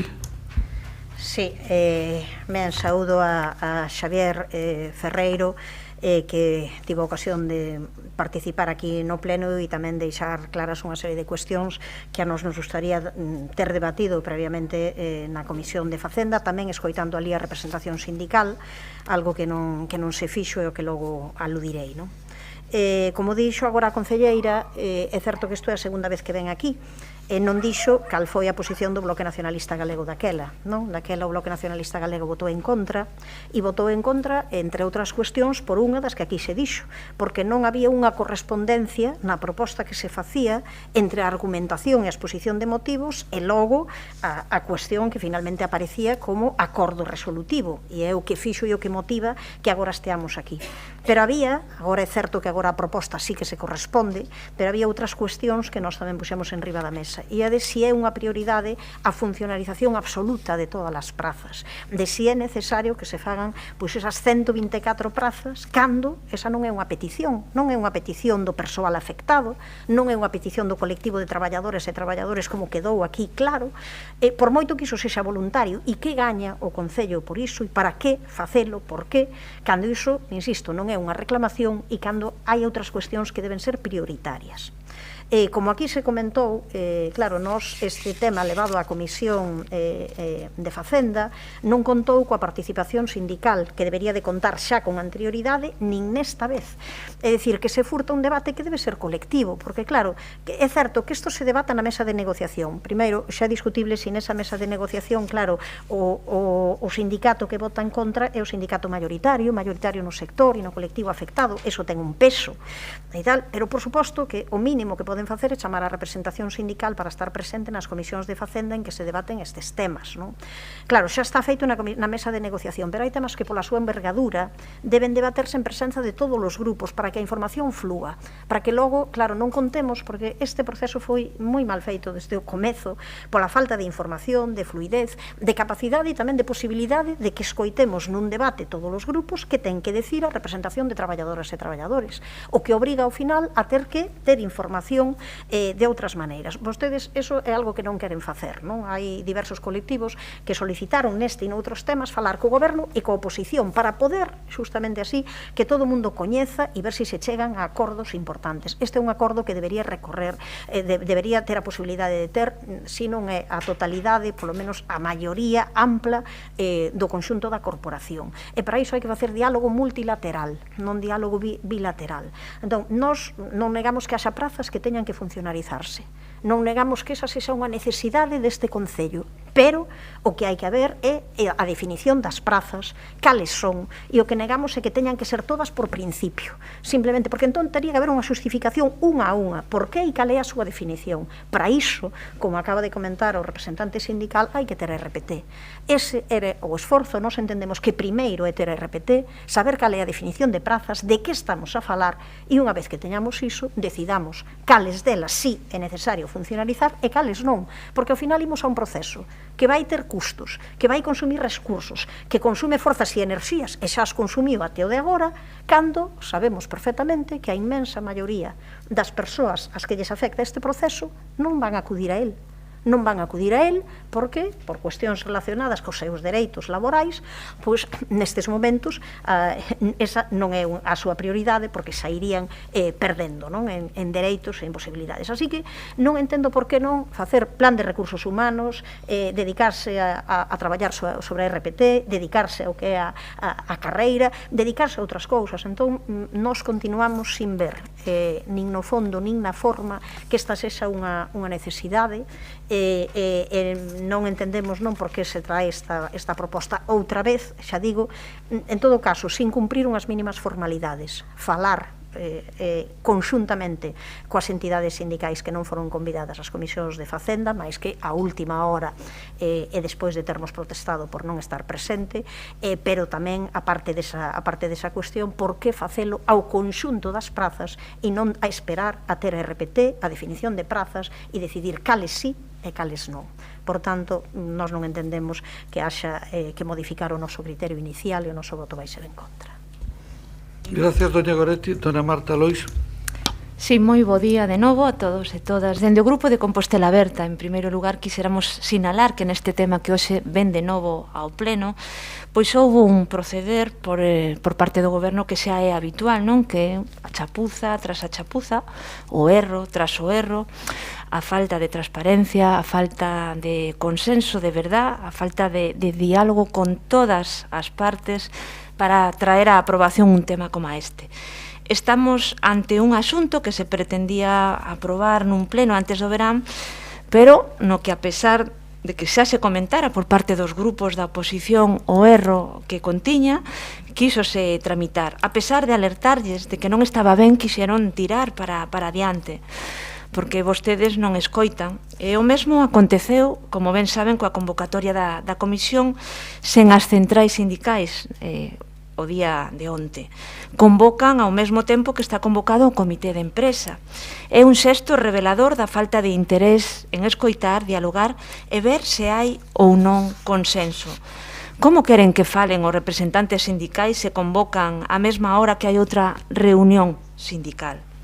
Ben, por outra banda, o certo é que o contido da proposta que vai a este pleno inclúe cuestións que non estaban no inicio, non estaban no acordo anterior. Cumpre lembrar que ao principio pois iban a ser unhas prazas. Despois, pouco antes do pleno de xullo, envían un cadro de persoal que non fora a comisión onde se incluíron máis prazas. E agora todas esas 124, a excepción da praza da dirección da banda de música.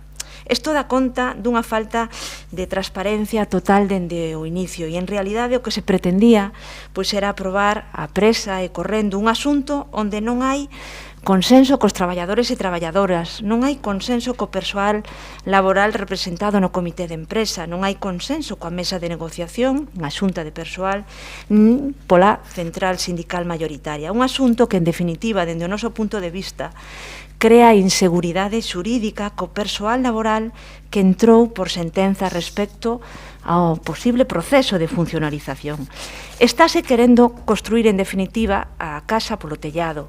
Primeiro funcionalizan a todos descoñecendo cales son as funcións, sen RPT, sen definir claramente cales son os perfís para persoal laboral ou para funcionariado, e a pregunta que lle facemos é: este Concello entón non aposta polo persoal laboral? Que van a facer entón? Externalizar e privatizar todos os servizos que son do ámbito esencial e importante do persoal laboral? Dito isto, tamén queremos aclarar, non estamos en contra da funcionalización, por suposto que non, é correcta. Por iso, no pleno anterior facilitamos, dicindo tamén que non creíamos que isto fora ter moito éxito e que era mellor facer procesos concretos. Nós estamos de acordo coa funcionalización, pero non con estas formas, non sen consenso. É preciso un traballo previo. E é preciso, por suposto, seguridade xurídica. Actualmente non se sabe como será o proceso de estabilización do persoal laboral que entrou por sentenza. Está á espera do desenvolvemento da normativa tamén estatal. Tampouco parece unha prioridade das centrais sindicais, como acabamos de escoitar hoxe no comenzo do pleno, nin do comité de empresa. Contan vostedes con unanimidade, con consenso e apoio do conxunto das entidades sindicais? Nós, dende Compostela Aberta, pediríamos que volten á mesa de negociación, que fagan as cousas mellor, que aclaren as funcións dos traballadores e traballadores, que aclaren os procesos de consolidación antes de realizar este proceso. Dense un prazo duns meses, volvan a negocialo, eliminen as partes conflictivas.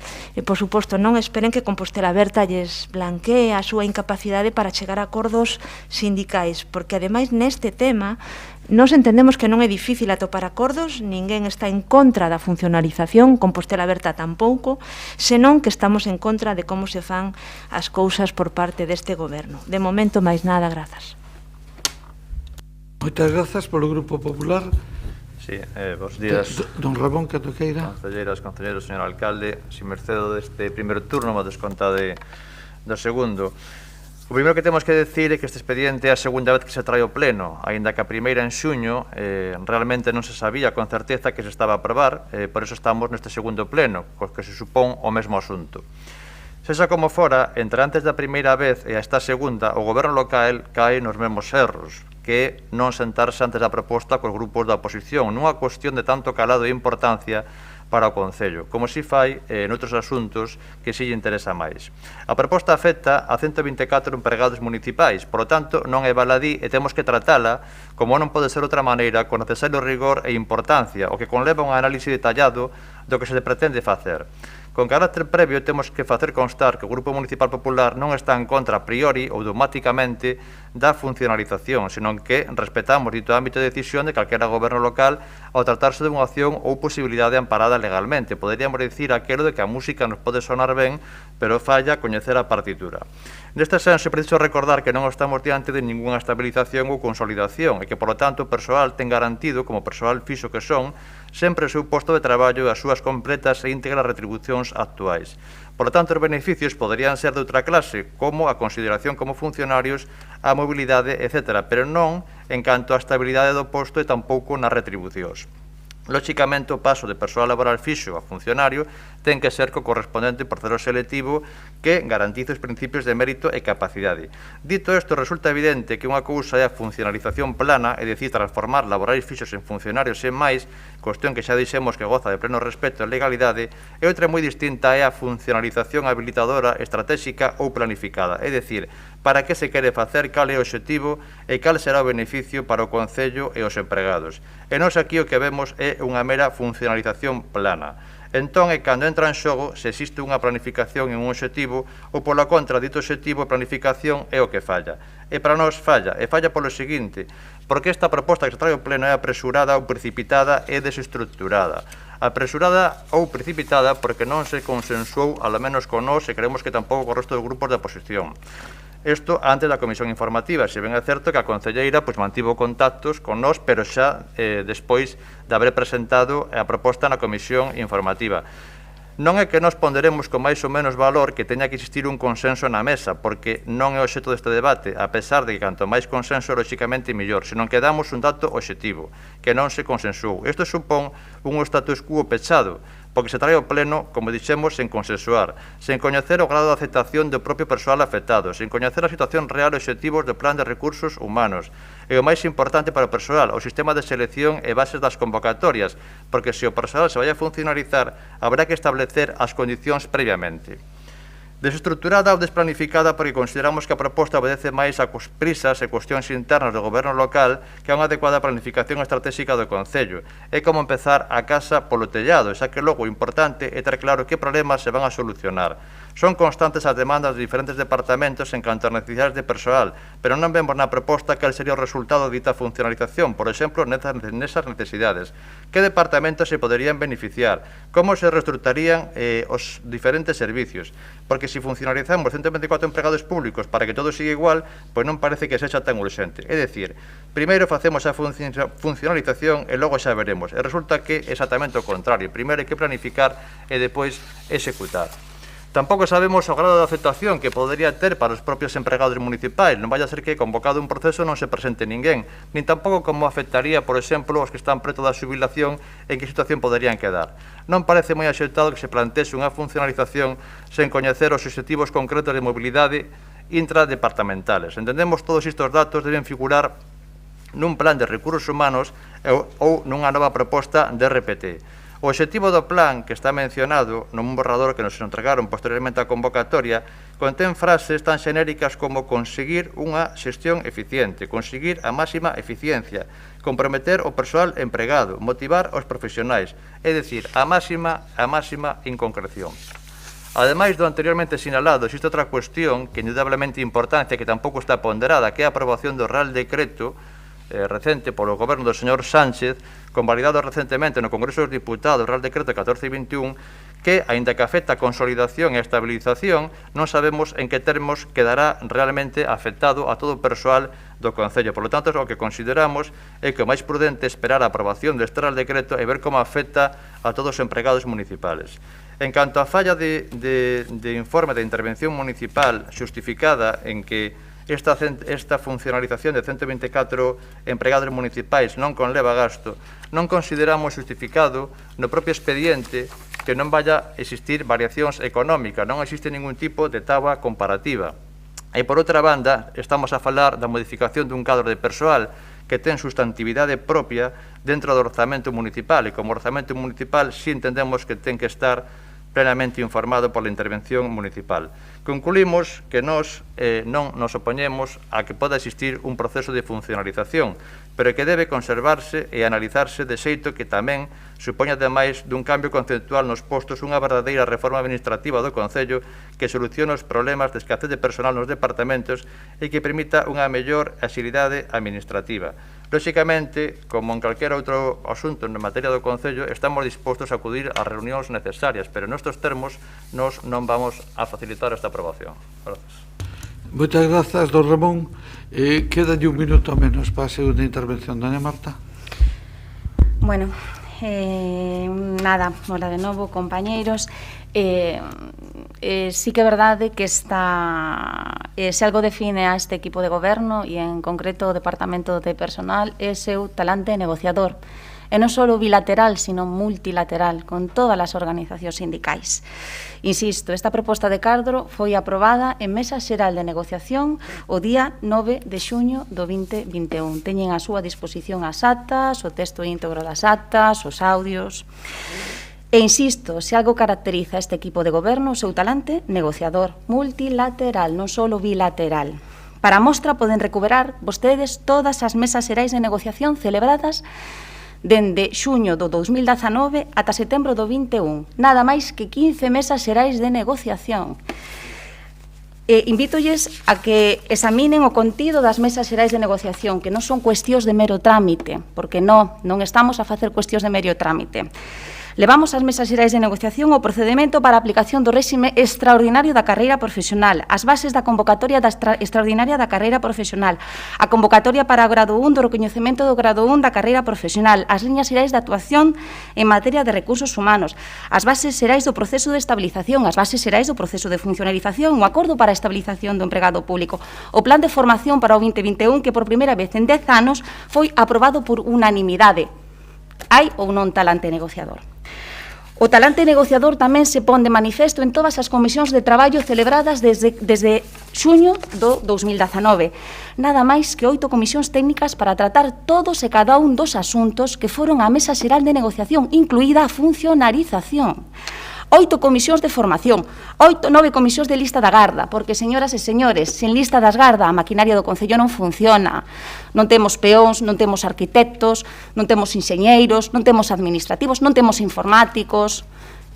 Quero aproveitar esta intervención para poñer en riba da mesa a impresionante labor que está facendo o Departamento de Recursos Humanos, empezando pola súa dirección de área, seguindo pola xefatura de servicio, concluindo, como non pode ser de outra maneira, co restante personal administrativo do Departamento de Recursos Humanos. E, por suposto, o tema da funcionalización foi amplamente debatido con todas as organizacións sindicais, multilateralmente, non só bilateralmente. Polo tanto, poden estar ou non de acordo coa proposta de funcionalización, é lexítimo, pero que si non lles vou admitir é que digan que este goberno non negocia e non falou con todas as organizacións sindicais. Concluir simplemente dicindo que estamos a falar dun proceso voluntario, Non funcionalizamos persoas, funcionalizamos prazas. O proceso de funcionalización é voluntario. E o que vostedes agora están conseguindo con esta decisión é impedirlle a promoción profesional e a mobilidade de persoas que vostedes saben están interesados no proceso de funcionalización. Pola miña parte, nada máis que decir. Gracias. Moitas grazas, doña Marta. Reabrimos turnos de intervencións. Doña Goretti.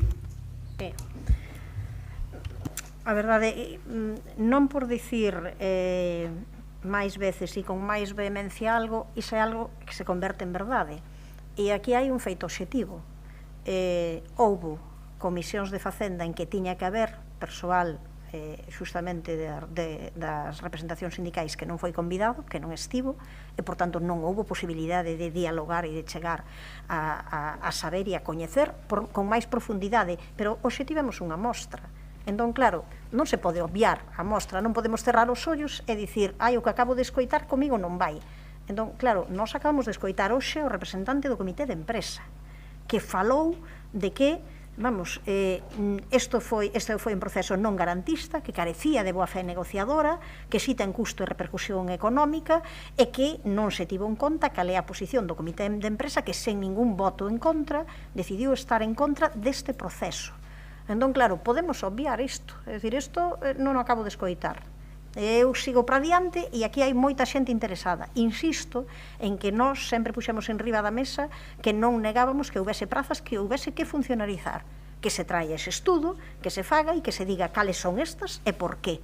Agora, o conxunto e a totalidade non ten ningún sentido, non llo vemos, non foron capaces de convencernos. Desde logo, despois deste proceso e de meses falando del, non foron capaces de convencernos. Entón, algo debería de facerles pensar, porque senón, decir, eu teño toda a verdade, pero cando o resto, neste caso, 3 grupos políticos da oposición diferentes non o ven, e a representación sindical non o ve, de maneira importante, claro, non nos convenzan agora de que isto está magníficamente ben feito. Igual outras cousas que fixeron desde o Departamento de Persoal están ben, pero esta desde logo non.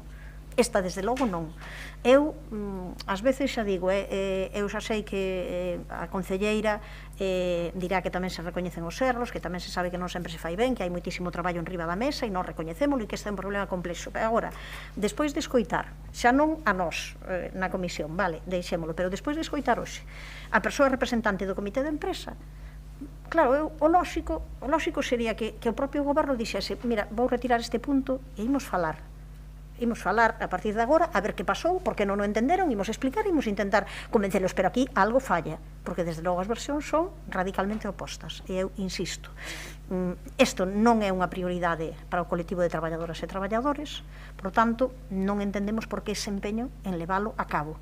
É voluntario, pero a inmensa maioría, igual que pode haber algunhas persoas que estén interesadas neste proceso. Agora, vostede tamén sabe que a inmensa maioría de persoas afectadas non se van presentar a este proceso. Deso tamén é consciente a concelleira. Entón, claro, depende como se mire. Entón, traen unha proposta que sexa consensuada e que sobre a que poidamos falar e que sexa ben justificada. Moitas grazas, doña Marta. Sí, nada, moi breve, porque un pouco insistir no que dixemos antes.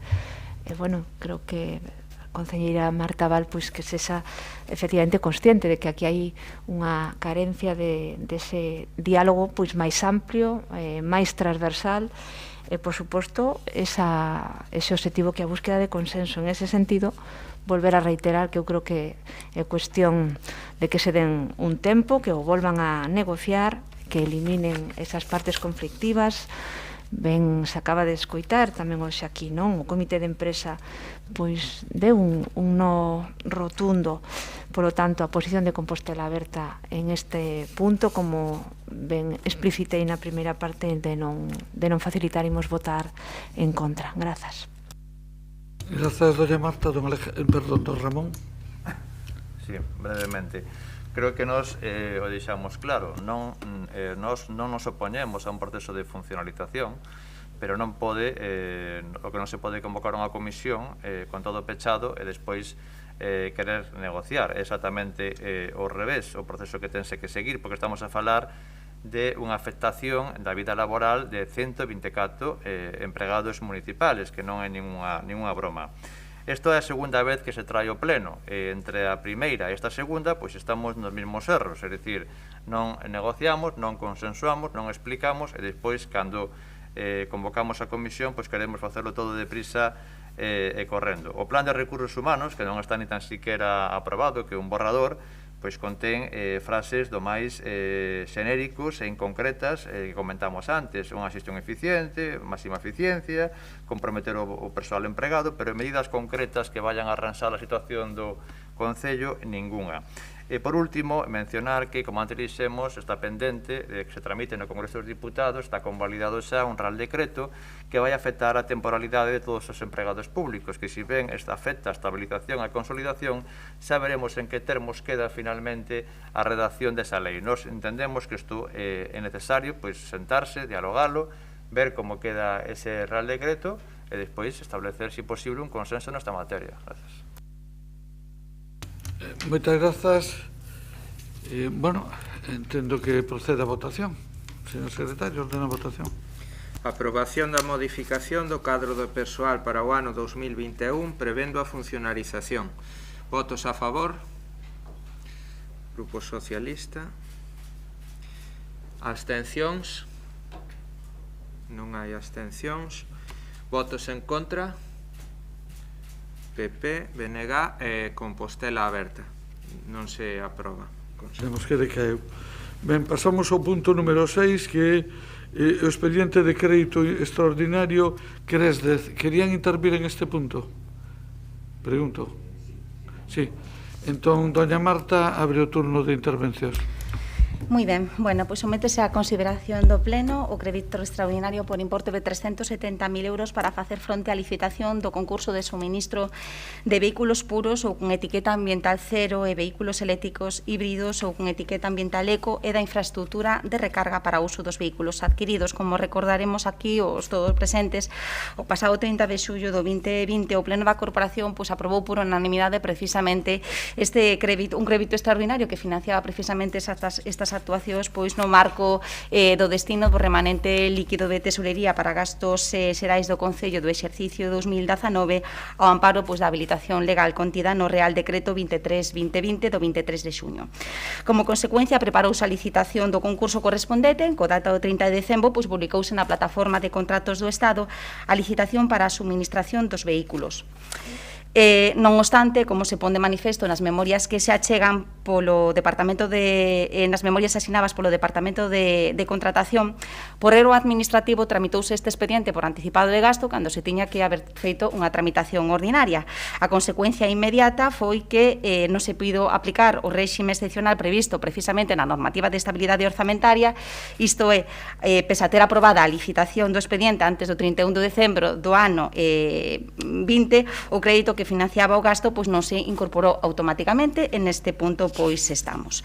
O expediente licitado continuou tramitándose como non podía ser de outra maneira. Abríronse xa todos os sobres e xa se solicitou, xa existe unha mesa con propostas de adxudicación e xa se solicitou a solvencia correspondente.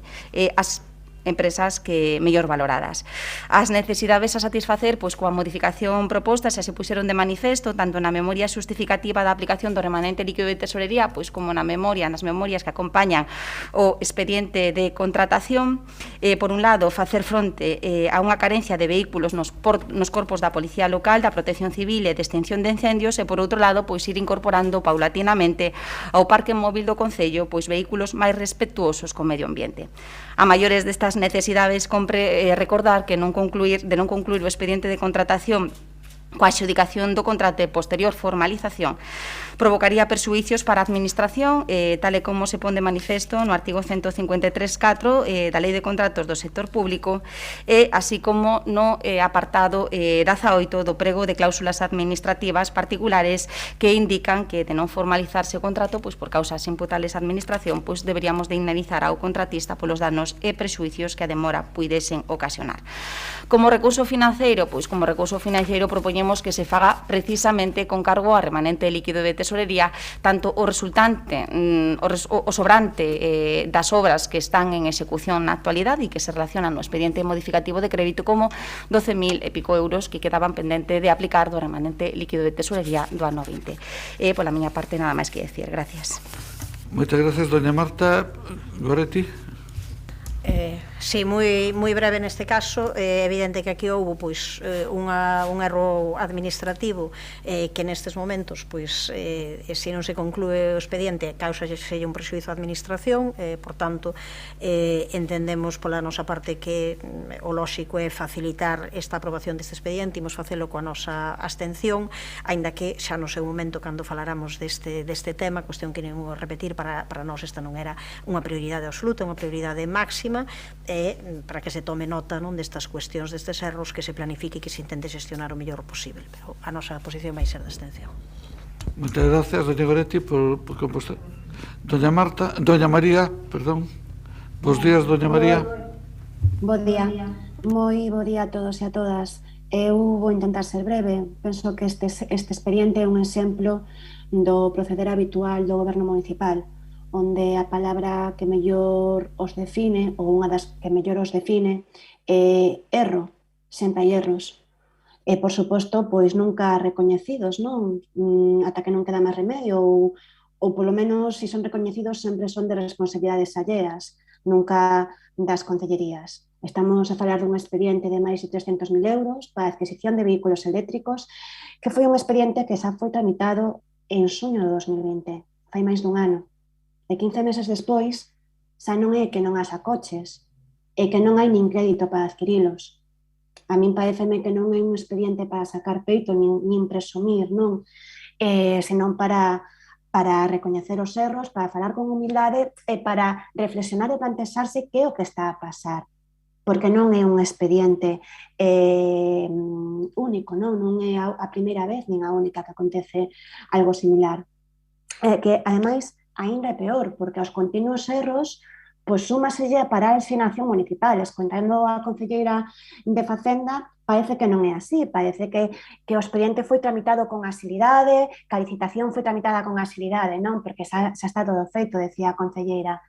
Bueno, entendendo que o goberno era coñecedor deste erro a finais do ano 2020, polo menos debeu de incluir o orzamento desta cuestión no ano 2021, non? Pero non é así. Aquí estamos, meses despois, habilitando o crédito. Pero que, ademais, esa parálisis municipal tamén se plasma no proceso de licitación do expediente. Claro que as mesas de contratación xa están feitas. Bueno, é que a contratación foi iniciada en decembro de 2020. E en agosto deste ano, aínda se estaban abrindo as ofertas. Penso que non se pode presumir de nada deste expediente, non se pode presumir desa licitación e canto menos pensar e reflexionar que está acontecendo para que se tarde tanto nunha licitación de 300.000 euros. Levan 10 meses, e agora haberá que sumarlle un mes máis para que este expediente de crédito entre en vigor. E ao mellor, se hai reclamacións, pois estaremos o ano que ven, no día da marmota, volvendo a este pleno, outra vez máis, a habilitar crédito para esta cuestión, para adquirir os vehículos eléctricos, non? Entón, dende Compostola Aberta, parecenos que estamos, pois, unha vez máis, ante unha xestión chapucera. Nos vamos a facilitar a aprobación do expediente ca nosa abstención, porque creemos que hai que adquirir os vehículos eléctricos, pero non vamos a votar a favor, porque consideramos que unha vez máis o goberno vai de despropósito en despropósito e facendo unha xestión totalmente chapucera. Máis nada. Grazas, doña María. Don Ramón. Sí, bons días de novo. Ainda que a concelleira explicou o expediente moi rápido, vamos a intentar desgranar un pouco o que aconteceu aquí, non? Este expediente aviva mostra das necesidades que comentábamos antes de levar a cabo unha profunda reforma administrativa no Concello e nas estruturas administrativas, dotándoas do persoal necesario para que isto non suceda e exista un adecuado control. Porque estamos diante dun expediente que poderíamos directamente marcar con o diploma cum laude do Manual de Descontrol e que afecta a varias concellerías. O 30 de xullo de 2020, é dicir, fai 14 meses, aprobouse no pleno un crédito extraordinario derivado do Real Decreto 23/2020, decimos, fai 14 meses, polo que se aprobaban medidas de enerxía e outras para a reactivación económica. Crédito extraordinario por importe de 370.000 euros a financiar con remanente líquido de tesourería. Dito expediente tiña como objetivo satisfacer necesidades da Policía Local, Protección Civil e Extinción de Incendios mediante a adquisición de varios vehículos. Pero aquí estamos 14 meses despois e os vehículos non están. E tampouco está o crédito. E alguén dirá, pero como isto é posible? Pois vamos a intentar explicarlo porque é un pouco complexo. Porque o crédito se perdeu en 2020 porque non se executou nin se licitou. Falamos de xuño de 2020 cando se consignan estes 370.000 euros. Porque despois, o derradeiro día do ano, 30 de decembre de 2020, se fixo deprisa correndo un anticipado de gasto con cargo ao orzamento de 2021.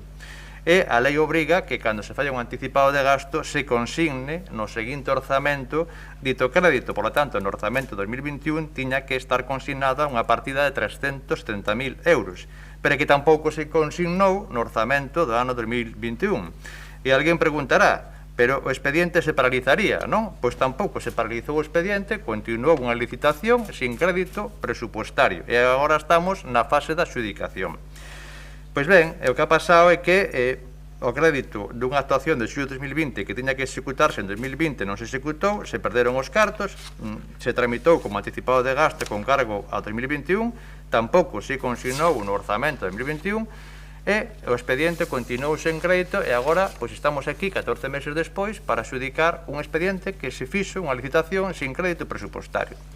E xa decimos, non é unha cuestión dunha concellería, senón que son varias as implicadas, non? Isto é moi difícil de explicar e supón claramente unha clara manifestación do descontrol que existe no Concello. E despois, en canto ao que as partidas orzamentarias que se detraen para habilitar agora ese crédito que tiña que estar no orzamento e que non está e que tamén tiña que derivarse dun remanente de tesorería, pois me chama a atención que ten que haber un control sobre o que son os proxectos de obra, non? Porque vemos aquí que das partidas que agora se habilitan esos 370.000 euros, pois hai baixas nos proxectos de obra que son cando menos chamativas.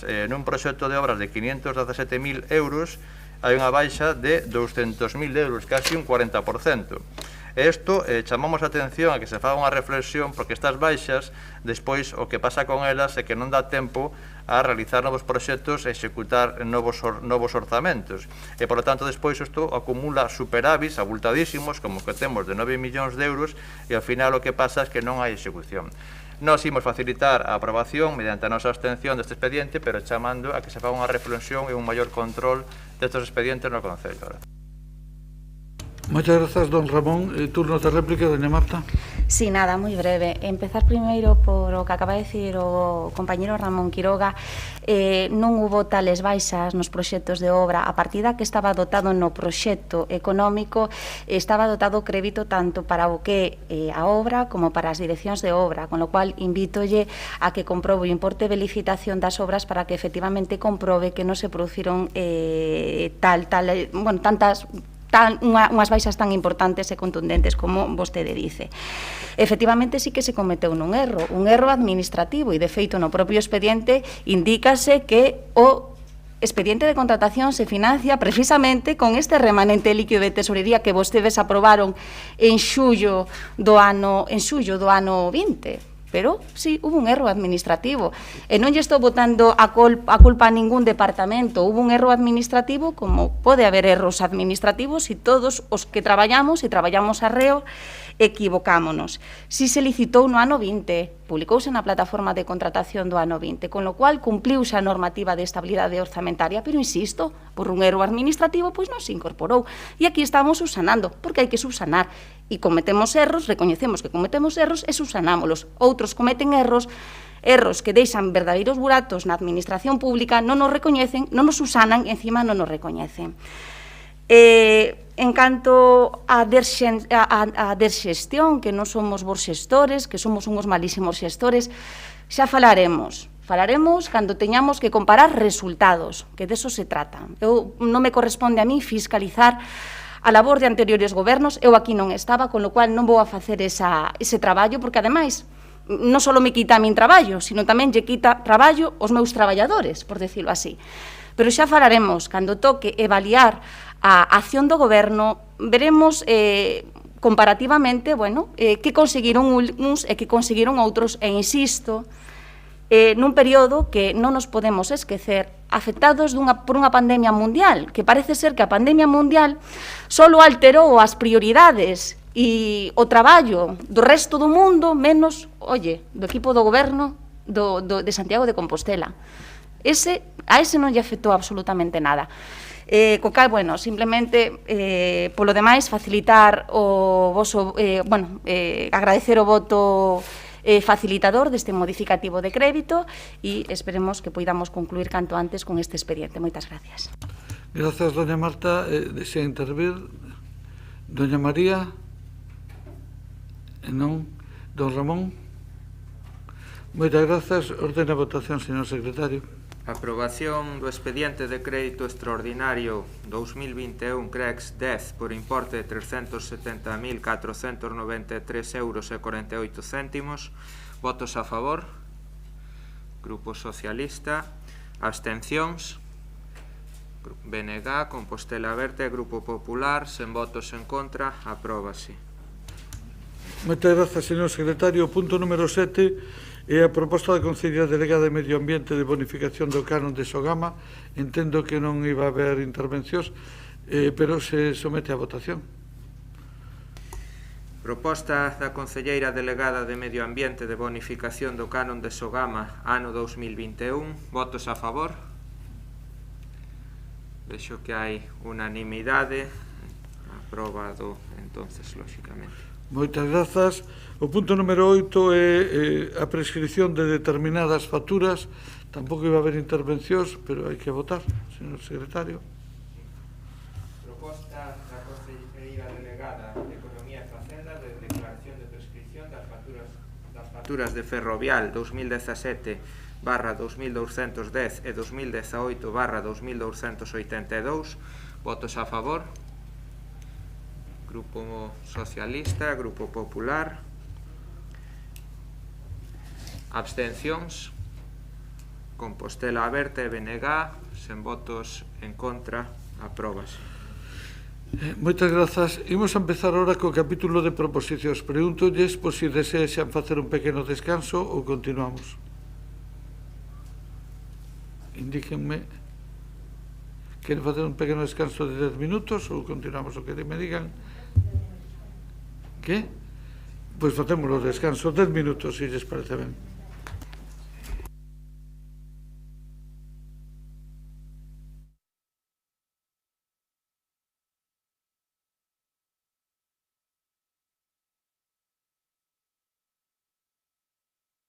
Parecencia do concelleiro don Sindo Guinarte.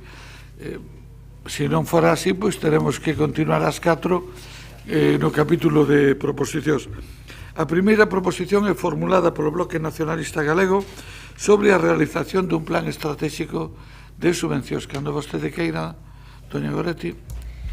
Ben, pois vou intentar aplicar este criterio. Do que se trata aquí é de traer unha iniciativa que xa non é a primeira vez que a traemos, xa trouxemos en 2016 para facer un plan estratégico de subvencións e intentar camiñar para adelgazar as subvencións nominativas. Iso non significa para nada, desde a nosa perspectiva, nin eliminalas. Sabemos que as subvencións nominativas existen, pero teñen que estar reguladas, e o que non pode ser é que cada vez se vayan ampliando e que acaben converténdose en totalmente arbitrarias as cantidades que se dan simplemente porque ano tras ano sempre foi así, que ás veces é o que se nos di como criterio, senón que se fagan fundamentalmente un plan estratégico de subvencións en concorrencia competitiva, baseada en proxectos, en demanda, e que poida servir a dar resposta ás necesidades do conxunto da poboación.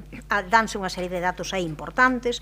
O certo é que pouco a pouco se foi incrementando as axudas nominativas, 955.000 euros en 2015 e 1.600.000 pasamos deles en 2021, un 70% a maiores en 6 anos, non? A verdade é que é unha cantidade que non é de recibo. Sobre todo porque nós, insisto, sabemos que as entidades están necesitadas de recursos, pero entendemos que eses recursos deben ser dados de outra maneira, deben ser dados de outras fórmulas, a través desa concorrencia pública ou, en todo caso, nun plan estratégico de subvencións que defina estas entidades van ir por nominativa, por isto, estes son os criterios, estas entidades outras van ir a liñas de concorrencia competitiva ou este tipo de proxectos van ir desta maneira. Iso é o que nós poñemos en riba da mesa. Insisto que xa o puxemos noutra ocasión e o Grupo Socialista votou a favor da nosa iniciativa, justamente porque lle admitimos unha emenda de cuestións que aparecen aquí recollidas tamén, e nós nomeábamos no punto segundo as liñas de subvencións destinada a entidades que traballen no ámbito dos servizos sociais, porque entendemos que son unha parte moi sustancial das nominativas de hoxendía, pero aínda sendo unha parte sustancial, ao final non son incapaces de cubrir todo. Por exemplo, a Asociación Galega de Fibromialgia non recibe nada, está necesitadísima. Entón, claro, nós podemos facer dúas cousas, seguir dicindo e incrementando ese número a tío infinito, ou decir, poñamos un pouco de couto, non? De todas as maneiras, deixando iso aí como reflexión de que entendemos que no ámbito dos servizos sociais as necesidades son moitas e que o lóxico sería aí abrir unha liña en concorrencia, imos aceptar a emenda que fai o Partido Popular ao plan estratégico para deixalo máis aberto, de tal maneira que mentres ese plan non se realiza, pois simplemente que o goberno local se compromete a utilizar os instrumentos que hai para ir avanzando neste sentido, cos criterios, como decimos, de concorrencia, objetividade e igualdade. Esta é a proposición que traemos aquí en riba da mesa e que esperemos que teña o apoio unánime do Pleno, porque sabendo que é algo que había que facer por lei, que non está feito, que é posible facelo e que estou segura de que vai mellorar o financiamento que reciban as entidades e que vai mellorar tamén todo o que ten que ver con objetividade, eficiencia e control dos investimentos públicos por parte da Administración. Moitas grazas, doña Goretti, por Compostela Aberta. Quen vai intervir? Doña María Rozas. Doña María, cando queira. Ben, se me cala o micro. Ben, bo día a todos e a todas. Dentro do Grupo Municipal de Compostela Aberta estamos de acordo na necesidade e na positividade de elaborar un plan estratégico de subvencións, máis alá de que é obriga legal. Tamén sabemos das dificultades de facelo, cos departamentos responsables no Concello que están nas urxencias do día a día e a falta que hai de recursos humanos para elaborar cuestións máis estratégicas como esta. Mas entendendo esa complexidade, sí que é certo que Compostela estáse quedando atrás neste aspecto. Nos últimos anos, moitos concellos galegos que aínda non comezaran a facer plans, pero nos últimos anos, nos últimos 2 ou 3 anos, están a elaborar planes estratégicos de subvencións, non? Por exemplo, na nosa contorna, sen irnos moi lonxe, o Concello de Ames. E que, ademais, de garantir con estes plans a transparencia do cumprimento dos principios de igualdade, de objetividade e de concorrencia, tamén é certo que, dadas as últimas sentenzas que hai relativas ás subvencións, este plan estratégico de subvencións atórgalle unha seguridade xurídica ás subvencións que se conceden dentro do Concello. Son xa varias as sentencias que consideran nulas algunhas subvencións por non ter un plan estratégico de subvención, con todo o que lo conleva, con todos os problemas que conleva anular unha subvención xa outorgada.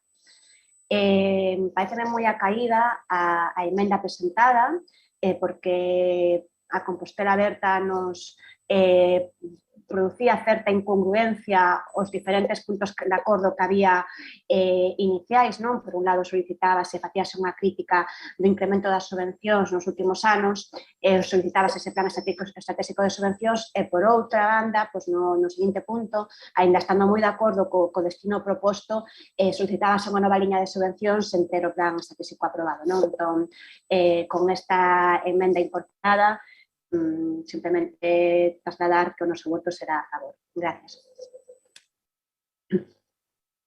Moitas grazas a vostede, doña María. Don Ramón. Sí, bom día de novo. Desde o noso grupo imos, por suposto, apoiar esta iniciativa que presenta o BNG. Entendemos que tamén, como dixo antes a voceira, que aceptan a nosa emenda, que é simplemente un cambio de estilo, de redacción e unha medida transitoria en canto non se aprobe este plan estratégico. É unha constante dentro da intervención municipal en todos os informes a necesidade de establecer dito plan estratégico e reducir considerablemente as subvencións directas que poden ser tamén necesarias en situacións puntuais, pero cunha ponderación.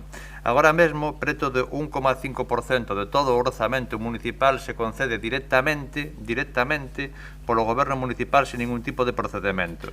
É dicir, o goberno local concede 1,6 millóns de euros de xeito directísimo. E xa decimos que o plan estratégico non supón a supresión total das subvencións directas, senón un control e ponderación, porque as directas tamén son ás veces necesarias ou urxentes ou responden a necesidades obxectivas ou puntuais. Dende 2019 registrase un incremento constante do número de subvencións nominativas dos últimos anos, acadando este ano 2021 un incremento do 15% respecto do último orzamento de Compostela Aberta, de 63 a 73.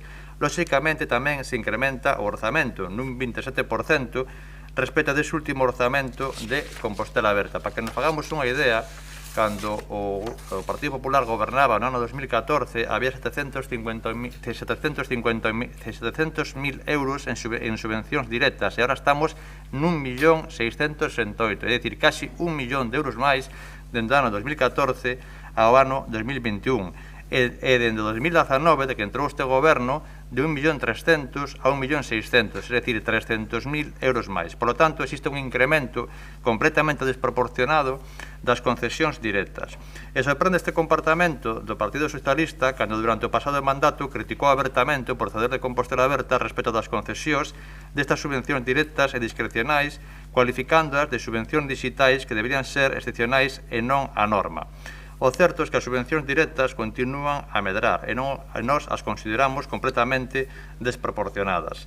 Desde prácticamente o inicio da legislatura, o noso grupo xa se referiu ao feito de que o Concello de Santiago non dispoña de ningún documento que recolla a planificación das subvencións nominativas e a concesión en réxime de concurrencia competitiva, tal e como marca a legislación. É certo que este é un proceder que ven dunha historia do Concello, dunha maneira de obrar, pero que agora desproporcionouse completamente, chegando agora a ese 1.668.000 euros, que é 1 millón máis de euros do que tiña o Goberno do Partido Popular no ano 2014.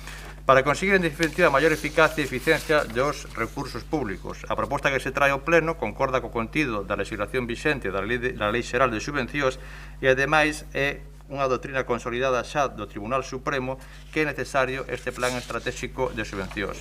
Por tanto, nós imos facilitar esta aprobación e vamos a votar a favor. Nada máis, gracias. Moitas gracias, don Ramón. Contesta dona Marta Abal.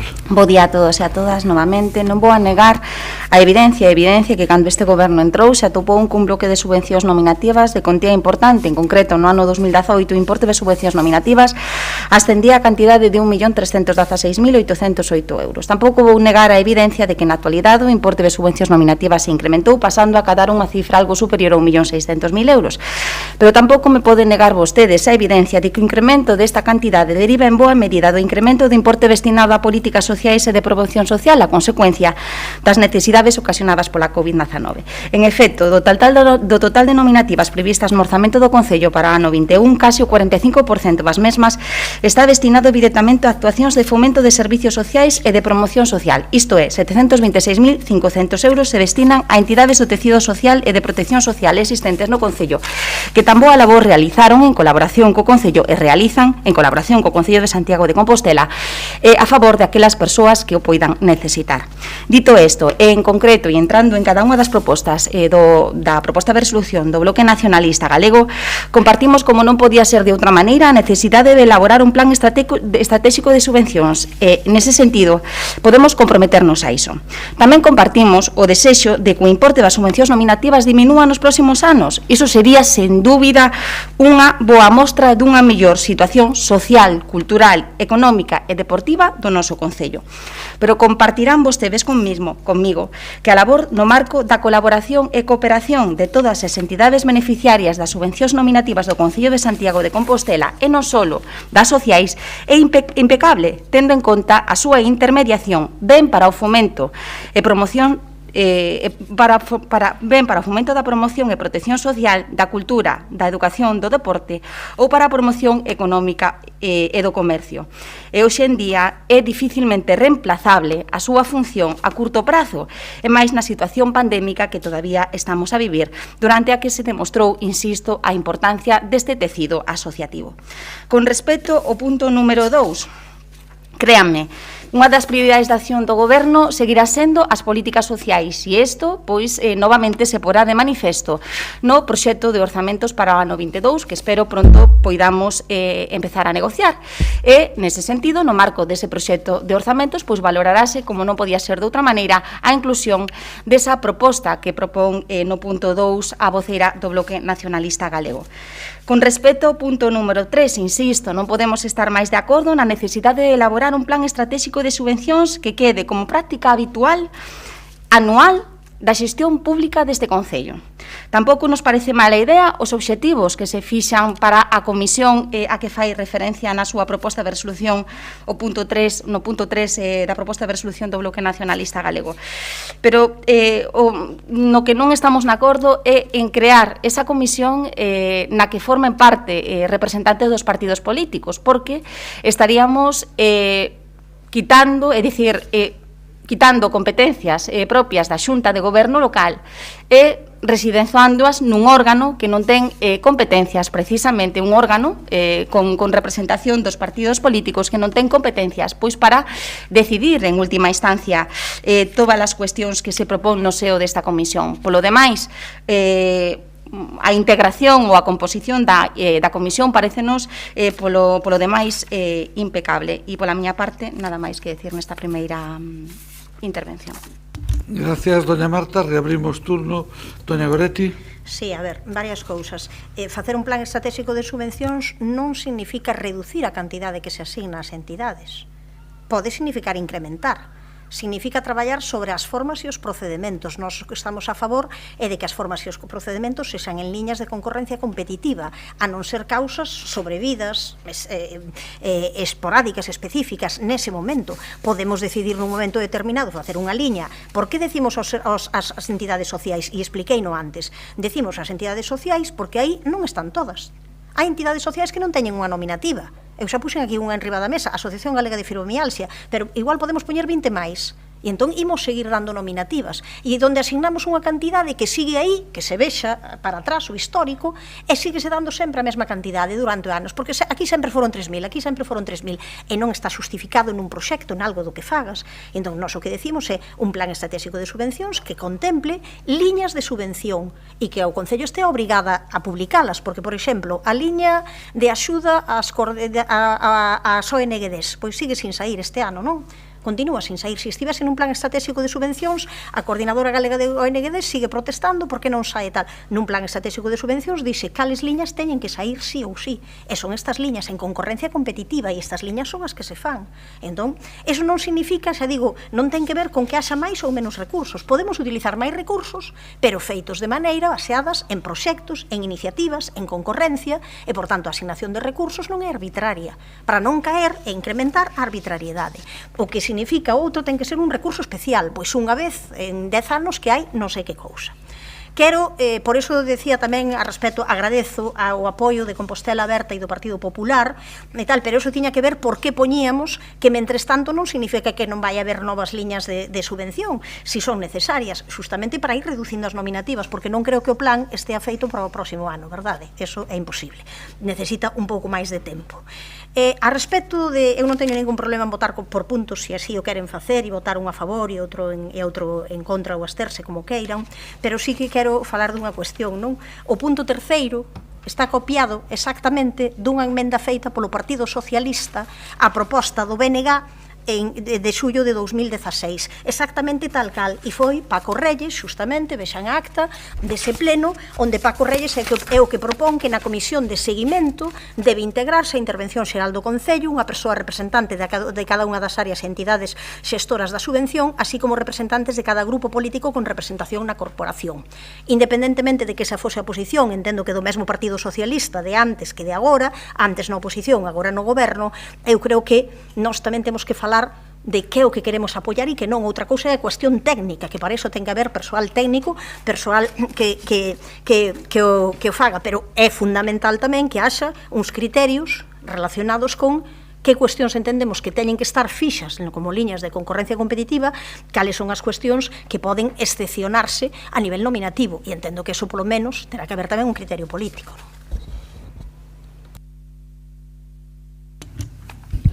Moitas gracias. Continuamos co turno de intervencións. Doña María.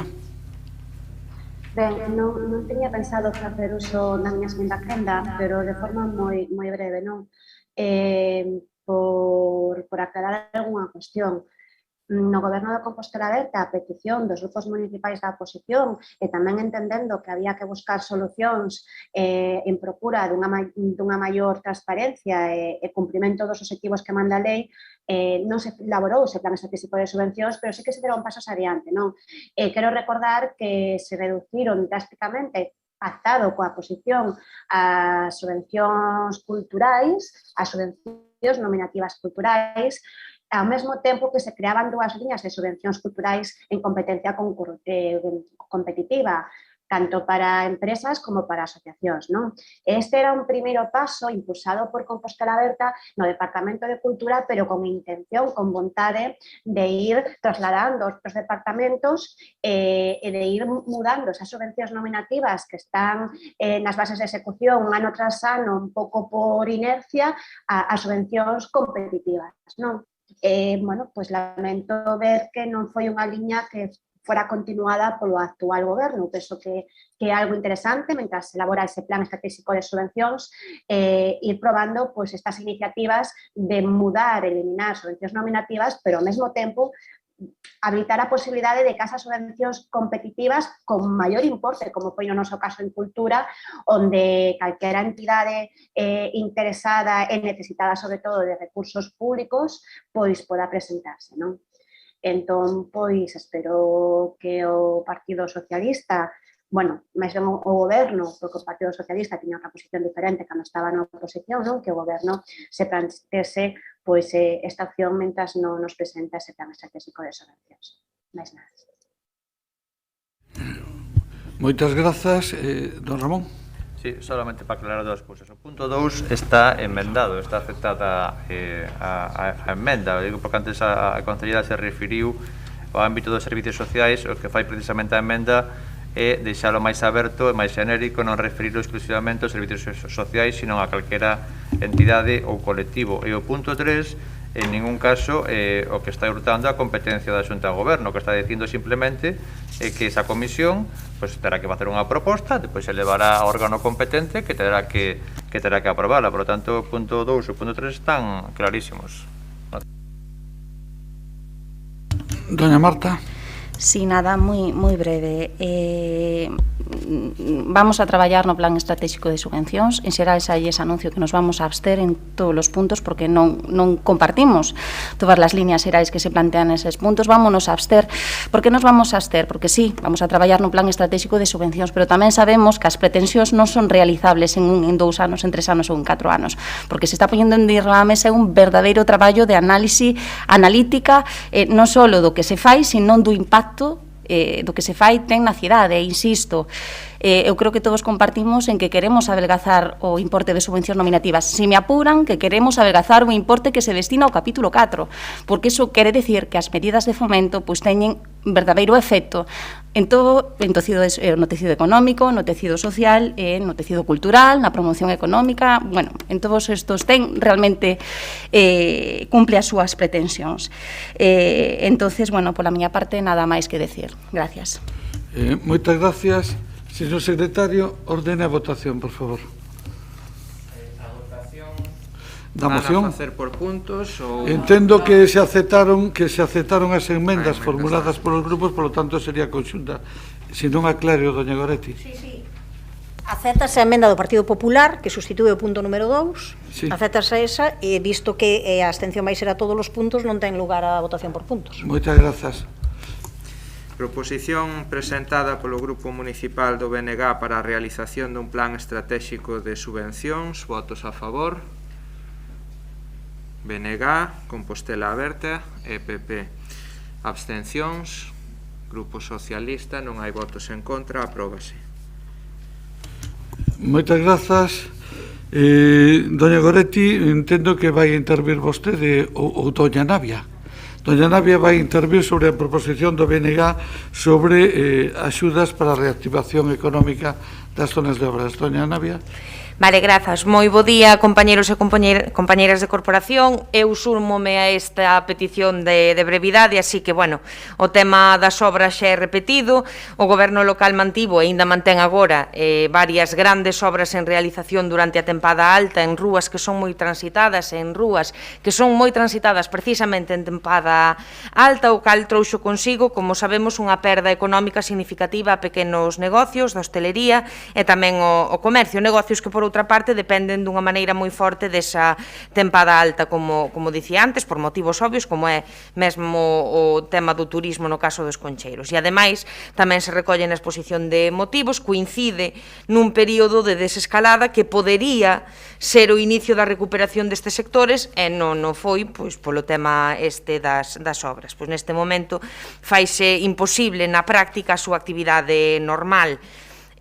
Asistimos a varias prórrogas nos traballos, no caso de Concheiros, ata o 12 de novembro. Isto, por suposto, é a teoría, logo a práctica xa se verá, e isto perpetúa a situación de falta de planificación, co tema das rúas cortadas ao tráfico, unha adaptación bastante deficiente para o paso de peóns, e as múltiples molestias que isto causa para a veciñanza. Algúnas non son só molestias, senón problemas reais de mobilidade, caídas e demais. En canto ao tema dos comercios e dos negocios aos que me veño referindo, algúns sabemos que se viron obrigados a pechar, cando menos durante esta tempada, e outros viron unha reducción de facturación que estiman en máis dun 50%, o cal é bastante preocupante. Non vou entrar en valoración sobre se isto foi un compendio de eventos desafortunados e canta responsabilidade pode ou non haber na coincidencia destes feitos e do mal que sucedeu todo, mais o certo é que o malestar da veciñanza foi case unha constante. Disto BNG xa ten falado en numerosas ocasións, no pleno, fora, no relativo a non ter habilitado zonas de paso seguras, o risco de caídas e lesións, cuestións de higiene e de limpeza ou mesmo a proliferación de ratas que saíron á superficie e entraron en establecementos. Que estas cousas poden pasar en calquera obra? Sí, algunhas sí.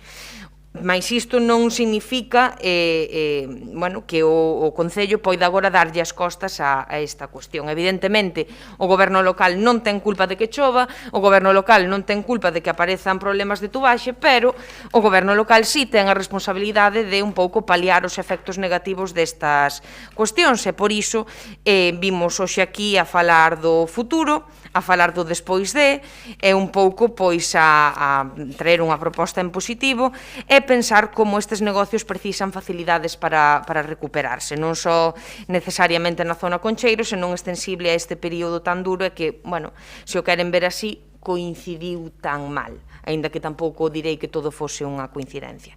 E por iso que propoñemos nesta iniciativa é que o Goberno local habilite unha partida económica específica para crear un plan de reactivación para estas zonas afectadas polas obras e así consensuar cos sectores afectados como o comercio e hostelería, dentro das marxes legais, por suposto, o obxecto e procedimento da subvención. E nada máis, moitas grazas.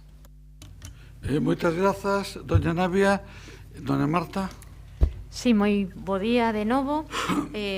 Vou intentar ser breves, simplemente adiantar que o voto de Compostela Aberta sobre esta proposición do BNG vai a ser a favor.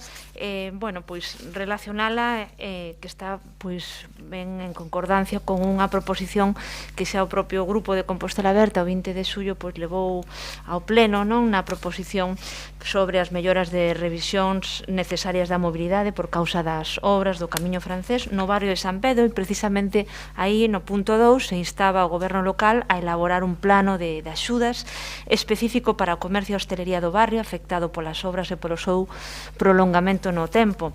Xa nese momento debateuse sobre todos os problemas, os agravios, as queixas que se están levando a cabo, en particular en Concheiros e na Rúa de San Pedro, e todos os custes económicos que repercuten no pequeno comercio e na hostelería da zona. En ese sentido, estamos de acordo en crear tamén un plan de reactivación económica para as zonas afectadas, e non me resisto antes de rematar tamén a preguntarnos en voz alta cando falamos destes problemas, destes custes persoais e empresariais ao pequeno comercio nestas zonas de obras, eu creo que hai que preguntarse tamén por unha xestión e quen está está detrás desa xestión nefasta destas obras, e por eso tamén me lembro aquí do concelleiro Xavier Fernández, que tantas veces lle encanta en rolda de prensa vender unha e outra vez pois obras ou investimentos millonarios para a cidade, e mesmo sacar peito de obras en esta problemática concreta, cando precisamente ten a veciñanza de San Pedro e dos concellos dos concheiros, completamente indignada por unha xestión que é unha xestión lamentable de obras que lle afectan económicamente o barrio, lle afectan o benestar, na mobilidade, na accesibilidade, e que son unhas obras que teñen unha xestión nefasta porque acumulan moitos meses de atrasos que se fan sen a debida información á veciñanza, con improvisación e xerando maiores molestias das que serían agardables nunha actuación dese tipo. Polo tanto, isto non viría ao pleno se estas obras e se as decisións políticas, en este caso do señor concelleiro Xavier Fernández, estiveran moitísimo mellor pensadas e mellor xestionadas. O noso voto vai a ser a favor, nada máis, grazas. Moitas gracias polo Grupo Popular. Doña María Castelao. Moitas Doña grazas. María, boas tardes, antes que nada. Boas tardes, señor alcalde, moitas grazas. Alédome hoxe de estar nesta sala de plenos por fin, e espero que pronto se poidan incorporar o resto de compañeiros e compañeiras. Debatimos de novo neste pleno sobre as axudas que deben recibir os barrios despois de que se executen unhas obras no seu ámbito. No último pleno, como decía a señora Lois, pois fixémolo tamén sobre unha proposición de Compostela aberta neste sentido, pero que afectaba únicamente o barrio de San Pedro, e non vou entrar nas valoracións sobre esta actuación porque hoxe falarase largo e tendido sobre a mesma nesta sesión. Hoxe a proposta é máis ampla e abarca todos aqueles barrios que en algún momento pois son obxecto de obras. Isto, desde logo, xeneranos dúbidas, xa que cando será considerado o tempo en que duran as obras suficiente como para que unha rúa sexa obxecto destas subvencións? Como se determinará a incidencia das actuacións na actividade económica? Temos claro que non todas as rúas contan co mesmo tipo de negocio e non todos teñen a mesma afectación por unha actuación deste tipo. Incluso podemos pensar en algún negocio no que precisamente as obras son un revulsivo. Penso no bar no que comen os traballadores da empresa adxudicataria, por exemplo, que sen dúbida contará durante uns meses cun extra durante a duración das obras. As obras constitúen claramente unha incomodidade para todos os veciños das rúas onde se producen e para aqueles que as empregan como zona de paso. Pero tamén sabemos que unha vez estas reportan enormes beneficios aos cidadáns e tamén aos negocios que ven revalorizados os seus espazos. As obras, unha vez finalizadas, reportan en si mesmas unha reactivación dos espazos e podemos comprobalo en calquera remodelación urbana das que se executaron na nosa cidade nos últimos anos. Por estas dúbidas que nos xenera a proposta, nos ímonos abster. Nada máis, moitas grazas. Moitas grazas, doña María. Vou contestar eu polo Goberno Municipal. Nós non imos a votar a favor desta proposición, imos a manter a posición coherente co que viñemos manifestando hasta agora. Simplemente, para non alongarme, vou intentar explicar as dúas ou tres razóns fundamentales. A primeira, estamos desenvolvendo no ano 2021 e antes no 2020 o máis ambicioso e amplio programa de reactivación económica e de apoio á hostelería, ao comercio e ao mundo da cultura. Dentro desta convocatoria, xustamente un dos elementos que está cuantificado a efectos de determinar a subvención é xustamente as pérdidas na facturación.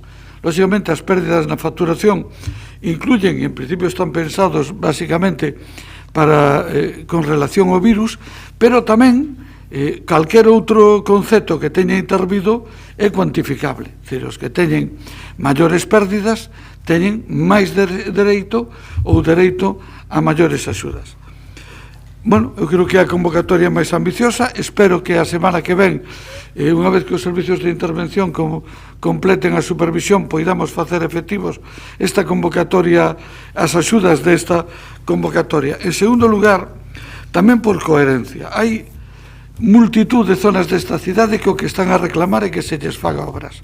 E esas zonas que están a reclamar que se lles faga obras teñen que pagar as obras que se está facendo en outras zonas. Sería bastante ilóxico e incoherente que encima de ter que pagar as obras, contribuir a esas obras, teñan que pagar as compensacións económicas, porque non sería razonable. En ese caso, teríamos que facer unha consulta previa de que a ver quen quere facer obras e en que condicións está disposto a poñer. E en terceiro lugar, dentro desa coherencia, eu teño que lembrar aos señores de Compostela Aberta, en SAR, cal foi o programa de reactivación económica? Ou en Montero Ríos? Que axudas especiales se fixeron para o comercio de Saro de Montero Ríos? Que eu saiba, ninguna. Entre outras cuestións, porque se entende que esas obras as pagamos entre todos, pero logo a revalorización e a millora é para todos, pero esencialmente para os veciños colindantes. Por todo eso, nós non imos a suscribir esta moción. Mais nada, moitas gracias pola miña parte.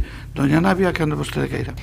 Sí, grazas. Bueno, en primeiro lugar agradecer o apoio de Compostela Aberta e logo un pouco para responder. A maneira de determinar en que zona se aplica ou non se aplica unha axuda despois unha axuda específica despois dunhas obras, evidentemente esta proposta ven nun contexto, non ven no aire. Aquí, pois, claramente hai un componente derivado da pandemia, un componente de que estas obras non se deberían ter realizado ou estar realizando en tempada alta, de maneira que o impacto económico ia ser moito menor, e logo, pois, que parece que se trata dun barrio castigado e recastigado que quere levantar cabeza e non o vai poder facer de momento polo menos. Evidentemente, unha vez coas obras rematadas, claro que se xera un impacto de recuperación, como non podería ser de outra maneira, senón sería un absurdo facer obras, pero isto entendemos que non chega, entón o que estamos pedindo é unha maiores específico. Despois, o propio alcalde que segaba ante os medios, e aquí acaba de facelo, de que a política municipal no 2021 foi social e de axudas, bueno, pois non sobran tampouco no 2022, e aquí do que falamos pois é dunha cuestión específica dun barrio pois que leva moito tempo intentando levantar cabeza e non é capaz. E tamén cabería lembrar, e con isto remato, que o PSOE no seu día tamén pediu un plan de reactivación económica para as obras de Conxo, entón, bueno, tan incongruente a cousa, pois tampouco é nada máis. Moitas grazas. Grazas, doña Navia. Doña Marta. Non tiña pensado intervir, pero simplemente unha reflexión moi breve ao fío das palabras do alcalde. Bueno, por unha banda, dá a sensación que desliza que o feito de que nun barrio, que como ben decía tamén antes a compañeira Navia, estamos falando nun contexto de pandemia e, polo tanto, dunha situación extremadamente excepcional e grave, a maiores de ter obras pois, como aquén que nin protesten, que nin rechisten, e coloca a outros barrios, aos veciños e veciñas, en este caso como un elemento competitivo para pensar que como estamos pedindo un plan de axudas específico en función das obras. Eu creo que hai barrios, especialmente e obxectivamente, que están sendo agraviados por unha mala xestión de obras e por o resultado, digamos, desas grandes pérdidas económicas ou de locales que non poden abrir. Non coloque vostede, non enfronte a veciños ou veciñas de outros barrios colocando agora os recursos públicos como que se deciden así, non. Aquí é obras que están causando efectos, custes negativos moi importantes, manifestamente na zona de Concheiros, e vostede agora non pode dicir aquí hai obras e por encima que non protesten, porque esa é a sensación que teño agora e en moitas das súas intervencións, e non é así. Eu creo que é de xustiza que se valore unha compensación e un plan para resolver isto e que se pida perdón pola mala xestión destas obras. Nada máis, grazas. Gracias, doña Marta. Doña María. Sí, moi brevemente, señor alcalde, simplemente que parece agora da intervención do Bloque Nacionalista Galego que a proposición non é a que temos por escrito, senón que é unha proposición específica para o barrio para a zona dos Concheiros, dado o manifestado. Entonces, bueno, a verdade é que nos sorprende porque entendo que non puideron redactala así porque xa estaba formulada por Compostela Aberta no anterior pleno, pero creo que debería de quedar claro cal é a proposición que debatimos, porque a proposición que debatimos afecta pois a todas as obras que se executen na cidade, por eso nos tomamos esta posición. Nada máis, moitas grazas. Moitas gracias, doña María. Bueno, me gustaría aclarar varias cosas. A primeira, eu non me queixo de que protesten os veciños de San Pedro. O que digo é que non é razonable que cos presupostos que aportan todos os veciños de Santiago se lles indemnice e compense como consecuencia de que encima todos os vecinos de Santiago aportan 3 millóns de euros para facer esas obras, porque hai que reconocer que no barrio de San Pedro e na súa contorna se están executando obras por importe de 6 millóns de euros, 3 millóns aportados pola Xunta de Galicia, 3 millóns aportados polo Concello de Santiago, que hai moitos barrios de Santiago, o propio de Sar, Doña Goretti, que reclama que se completen as súas obras, ese millón de euros que falta para acabar esa zona de Sar, en moitos barrios e moitas parroquias, e aquí mesmo xe no pleno trataremos ese tema, e que me parecería un pouco injusto que en riba de que eles teñen que contribuir coa súa alícuota parte para financiar a obra no outro lado, pois que ademais encima se lles pida que contribuyan adicionalmente, teóricamente para compensar, cando é algo que a medio plazo considerado debemos valorar como un beneficio. Segundo, non é posible, doña Navia, evitar a tempada alta. Son obras que pola súa naturaleza, polo seu carácter, 6 millóns de euros non son obras que se poidan efectuar na tempada de inverno. E en terceiro lugar, é verdad que este ano sufren, pero tamén é verdad que este ano santo, os 6 primeiros meses foron como foron polo virus, e en cambio a continuación ven un ano santo que é o 2022, donde ese barrio vai ser dos principales ou principal beneficiario do que vai a supoñer o ano santo e as peregrinacións por ese barrio. Por lo tanto, todo eso debemos telo en conta, e desde o noso punto de vista a campaña de reactivación que vai dirixida hacia todo Santiago non excluye, sino que poden participar os comercios e a hostelería, como estou seguro que están facendo, da zona de Concheiro Rúa de San Pedro. Bueno, e podría decir que na legislación española se contempla que cando se realicen actuacións que implican unha revalorización do entorno, se contempla unha figura que son as contribucións especiales, das que xa non imos a falar porque aquí non ven o caso. Por a miña parte, máis nada, eu creo que podemos someter a votación, señor secretario. Proposición presentada polo Grupo Municipal do BNG para crear un plan de reactivación económica para zonas afectadas por obras. Votos a favor. BNG, Compostela aberta. Abstencións. PP e Grupo Socialista, sen votos en contra, aprobase entón. Moitas grazas, señor secretario. Pasamos á seguinte proposición, que, se non teño isto mal, é formulada por Compostela aberta sobre o ámbito da Facultade de Xeografía e Historia. Doña Marta, vai defendela vostede, vale? Sí. Cando queira. Moi bo día de novo. Ben, o Grupo de Compostela Aberta traemos hoxe aquí unha proposición para actuar urxentemente no ámbito urbano da Facultade de Historia e da Facultade de Filosofía. Antes de comenzar a miña exposición, quería indicar que imos aceptar a emenda do Grupo Popular, na que se reescribe o punto primeiro, na que se fai a alusión de maneira específica, bueno, pois precisamente os termos acordados nos plenos de xuño 2020 e abril 2021, non? Que teñen que ver precisamente coa humanización e peonalización do ámbito de Mazarelos. Ben, esta proposición ten como dúas partes e dous puntos. Un deles é ben coñecido aquí, precisamente por eso se fai a alusión a eses dous plenos.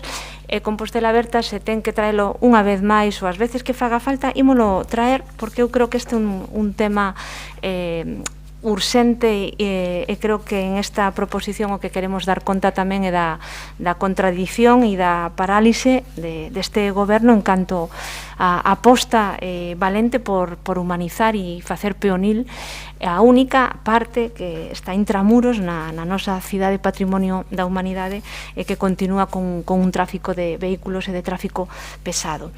Por que volvemos traer esta reflexión? Bueno, en primeiro lugar porque tivemos contactos, a petición, en este caso, do decanato da Facultade de Historia, porque entendemos ademais que a universidade como institución académica, non, que é un referente fundamental xa non só para Santiago, senón para o conxunto de Galicia, pois está sendo moitas veces pouco escoitada e pouco entendida como un actor fundamental da construción dunha cidade viva, da construción dunha cidade onde o encaixe urbanístico na zona histórica destas dúas grandes e históricas facultades como Filosofía e Historia son fundamentais. Estes contactos co decanato pasaron pola preocupación que amosaron precisamente por este tema, porque levan moito tempo e moitos meses tamén preocupados por unha mobilidade moi deficiente, porque estamos falando de 2.000 persoas entre as dúas facultades que están contidas entre o estudantado universitario, o profesorado e o persoal administrativo, que circulan, que viven, traballan en esta parte da cidade e que, por suposto, axudan a contribuir de maneira importante ao sector económico do comercio de proximidade desta zona. Están, como outras voces que se foron sumando recentemente, como asociacións veciñais, como a Asociación Fonseca, reclamando que dunha vez se humanice, se o peonalice a zona de Mazarelos. Polo tanto, esta é unha reclamación que vai nesta proposición. E nesta proposición, a reflexión conxunta co decanato, en este caso de Historia, porque é a máis recente, é que chama a atención a contradición na que incurre a maiores da parálise do goberno, a contradición de ter, dende hai unhas semanas, cortado ao tráfico o acceso a Mazarelos por unhas obras de repavimentación, de sustitución de lousas, que traen consigo pois a evidencia empírica de que efectivamente a proposta técnica que se trasladou no seu momento e elaborada por o compañeiro Sanduro pois non era unha proposta inviable. En este caso aquí o concelleiro Muiños debería tamén dar unha explicación do ridículo que supón pensar agora que en aquel momento a resposta que se nos deu a Compostela Aberta era que non era posible o doble sentido da rampa que conecta a Virxe da Cerca coa Praza de Abastos. Non, hai unha comprobación empírica que en momento de obras, polo tanto de interrupción do tráfico de vehículos, a proposta que por suposto era máis elaborada e tiña uns componentes para poder controlar o tránsito, o parásito de vehículos por esa zona, é factible. Polo tanto, era unha excusa que acompaña a moitas das excusas, pero xa se lle acabou. A pandemia, estamos nun momento xa prácticamente de pospandemia, de poñerse as pilas, levamos 2 anos, e isto, bueno, é unha demanda unánime prácticamente de solucionar esta anomalía. Polo tanto, volvémolo a traer aquí e retomamos en ese sentido a aceptación da emenda para o primeiro punto. E no segundo punto, e moi brevemente, pois referímonos aos compromisos que se acadaron na última reunión do Real Padroado sobre o plan do consorcio. Despois darame tempo a explicarlo con maior detimento, pero o decanato de Historia reclama tamén que haxa unha intervención urxente e importante nese edificio en base aos orzamentos do consorcio. E, polo tanto, en esta proposición pedimos que se poda priorizar nos orzamentos vindeiros as obras, a execución de obras de rehabilitación da Facultade de Xeografía e Historia dentro do financiamento da liña 2.3 recollida nesa proposta plurianual para o período 21-27, 27-32. De momento, máis nada, grazas. Moitas grazas, doña Marta. Doña Goretti. Sí, a ver, nos coincidimos como Bloque Nacionalista Galego porque tamén tivemos unha reunión, como supoño que falarían co resto dos grupos, con todos os grupos municipais, unha representación, non todo o equipo de Canal da Facultade de Xeografía e Historia, para facer pois 2 tipos de solicitudes, non? Unha delas é a necesidade de que haxa unha intervención inmediata nese edificio e, sobre todo, unha vez vista que esa intervención no edificio pois está recollida neses plans do Consorcio de Santiago, presentados con grande bombo e platillo, pero sobre o que, desde o punto de vista económico, de momento nada sabemos, non? Sobre os que parece que para o ano 2022 xa veremos a ver o que incorpora a Xunta, xa veremos a ver o que incorpora o Estado, e logo falaremos, pero o fundamental é que aí está, e que existe un plan director, que o que hai que facer é aprobalo e leválo para diante, e tamén coincidimos en que, mentres iso non se aborda de maneira inmediata, o que hai que ir facendo é obras parciais para ir detendo a súa deterioración. Hai 50 anos da última reforma do centro, é unha reforma que, como coñecemos todo o mundo, non foi modélica desde o punto de vista patrimonial, e mesmo algunhas cuestións das feitas naqueles momentos, pois probablemente agora necesiten un maior investimento para poder recuperar o que eran os materiais e a maneira en que deberon de ser abordadas no seu momento. Por tanto, nós niso coincidimos, nós engadimos, que sobre iso non comentou a compañera Marta Lois se ia aceptar ou non sei se o aceptar, nós fixemos unha emenda tamén a esta proposición, oposición para incrementar un punto onde fose que, para alén de estarmos de acordo no resto en todo referido á Facultade de Xeografía e Historia, que se crease unha comisión con representación de todos os grupos municipais para que analizasen e priorizasen os investimentos e os proxectos que se desenvolverán a través do Consorcio da Cidade de Santiago con esa contía anunciada de 281 millóns de euros, fundamentalmente para polo menos ter que 3, 4, 5 decidimos que van en primeiro lugar unha vez que haxa pois o financiamento, independentemente, xa digo, de que é certo que este goberno local varias veces anunciou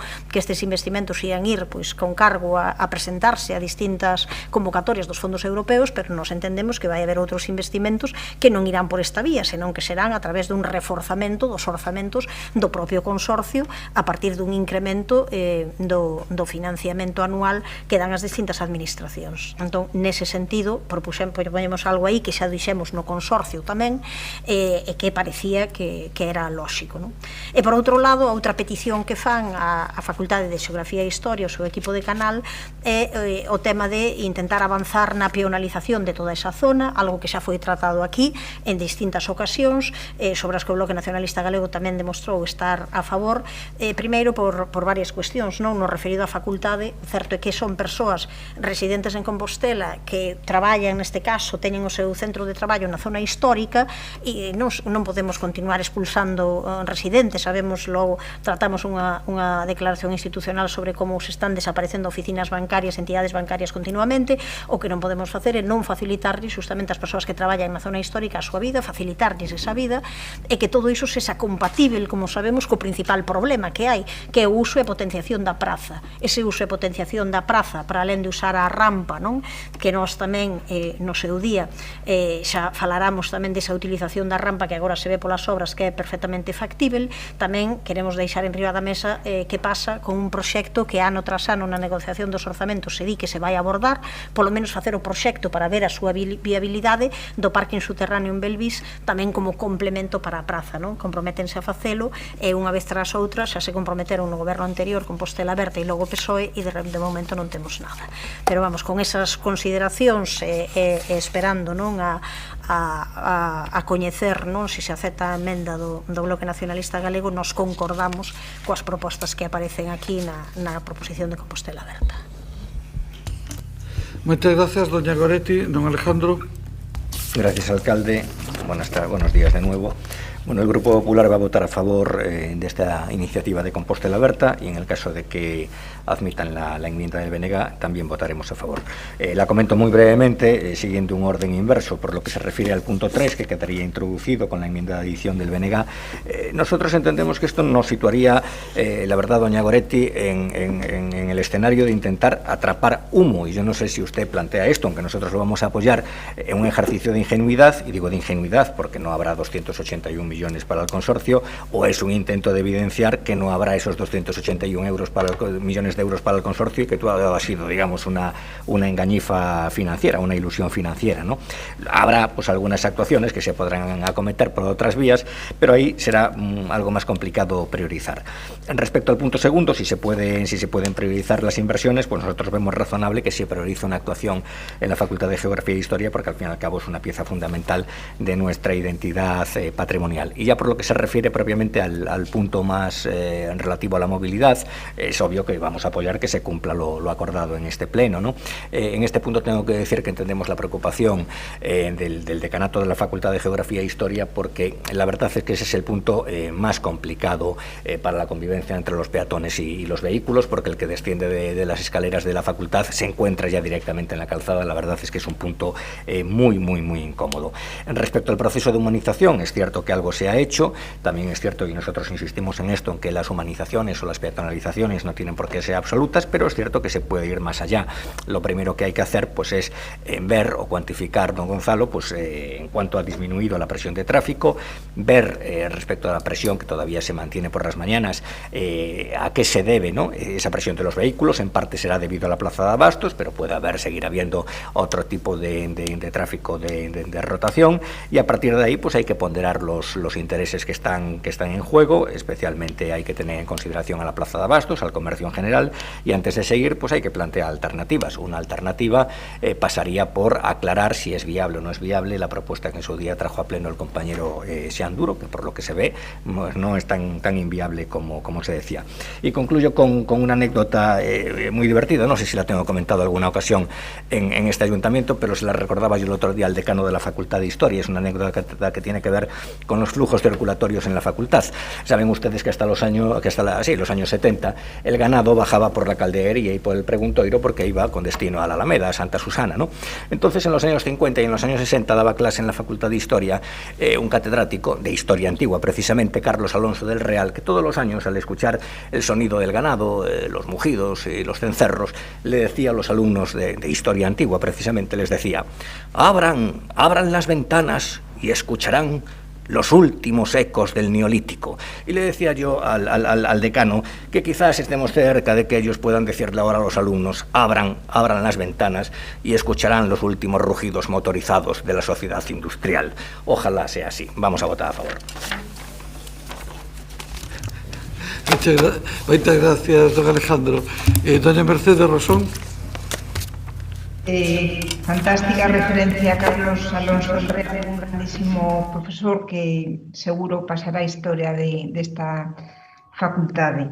Bueno, moi bo día a todas e a todos. Un saludo agarimoso tamén a Marisa Gil e a Xavier Ferreiro, representantes da Asociación Veciñas da Pedra que Fala e do Comité de Empresa do Concello de Santiago de Compostela. Esta proposición efectivamente ten dúas propostas vinculadas a un mesmo ámbito importante da nosa cidade histórica. Antes de entrar a responder, quero aclarar que no texto dase por sentado unha serie de apreciacións que creo que non responden á realidade e que a distorsionan radicalmente. En relación ao disposto no texto, confirmar algo que xa é evidente, que xa empezamos coa peonalización e a humanización de todas estas dúas prazas. Estamos dando pasos con total transparencia, intentando armonizar e conxugar os intereses desa peonalización coas necesidades que teñen todos os que habitan e usan a cidade histórica, é dicir, a Praza de Abastos, comerciantes e hosteleiros e, sobre todo, a veciñanza. Tivemos comunicación directa cos decanos das facultades de Xeografía e Historia e de Filosofía, cos dous decanos da Facultade de Historia, co anterior, con Francisco Durán, e despois, xa aos poucos días de tomar posesión Marco Virgilio López, foron recibidos por esta concelleira que vos fala, acompañado estaba de María José Piñeira e de Antonio Míguez, e ambos vicedecanos da facultade. Eu creo que de alguna maneira o tono desta proposición, como decía antes, distorsiona a realidade. Nós traballamos para acadar un consenso. Vostedes estiveron gobernando 4 anos este Concello e creo que non tomaron ningunha decisión ao respecto deste ámbito que todos recoñecemos determinante e que falla por peonalizar, non? Vostede fala do elevado tránsito rodado. O Departamento de Tráfico aforou, despois da semipeonalización que vivimos agora, e en varias ocasións, e a presión circulatoria reduciuse considerablemente. Chegou a superar os 3.000 vehículos diarios, agora estamos entre 500 e 600 diarios, e os sábados polas mañáns, entre as 9 e a 1 da tarde, pois non chegan aos 200, creo que están, senón que me corrixa o concelleiro Gonzalo Muiños, en 180. É un dato empírico realista. A reducción claramente xa é moi importante, polo tanto, de presión circulatoria, de caos circulatorio, pois nada. Si había un elevado tránsito rodado durante o mandato de Compostela Aberta, e me gustaría saber que fixeron vostedes para reducilo. Nos creo que tomamos unha decisión valente que vostedes non se atreveron a tomar. peonalizamos o ámbito de Mazarelos e chegaremos moi pronto a total peonalización e, repito, como dixen antes, conxugando todos os intereses de as necesidades da praza de abastos, da veciñanza e de comerciantes e hosteleiros.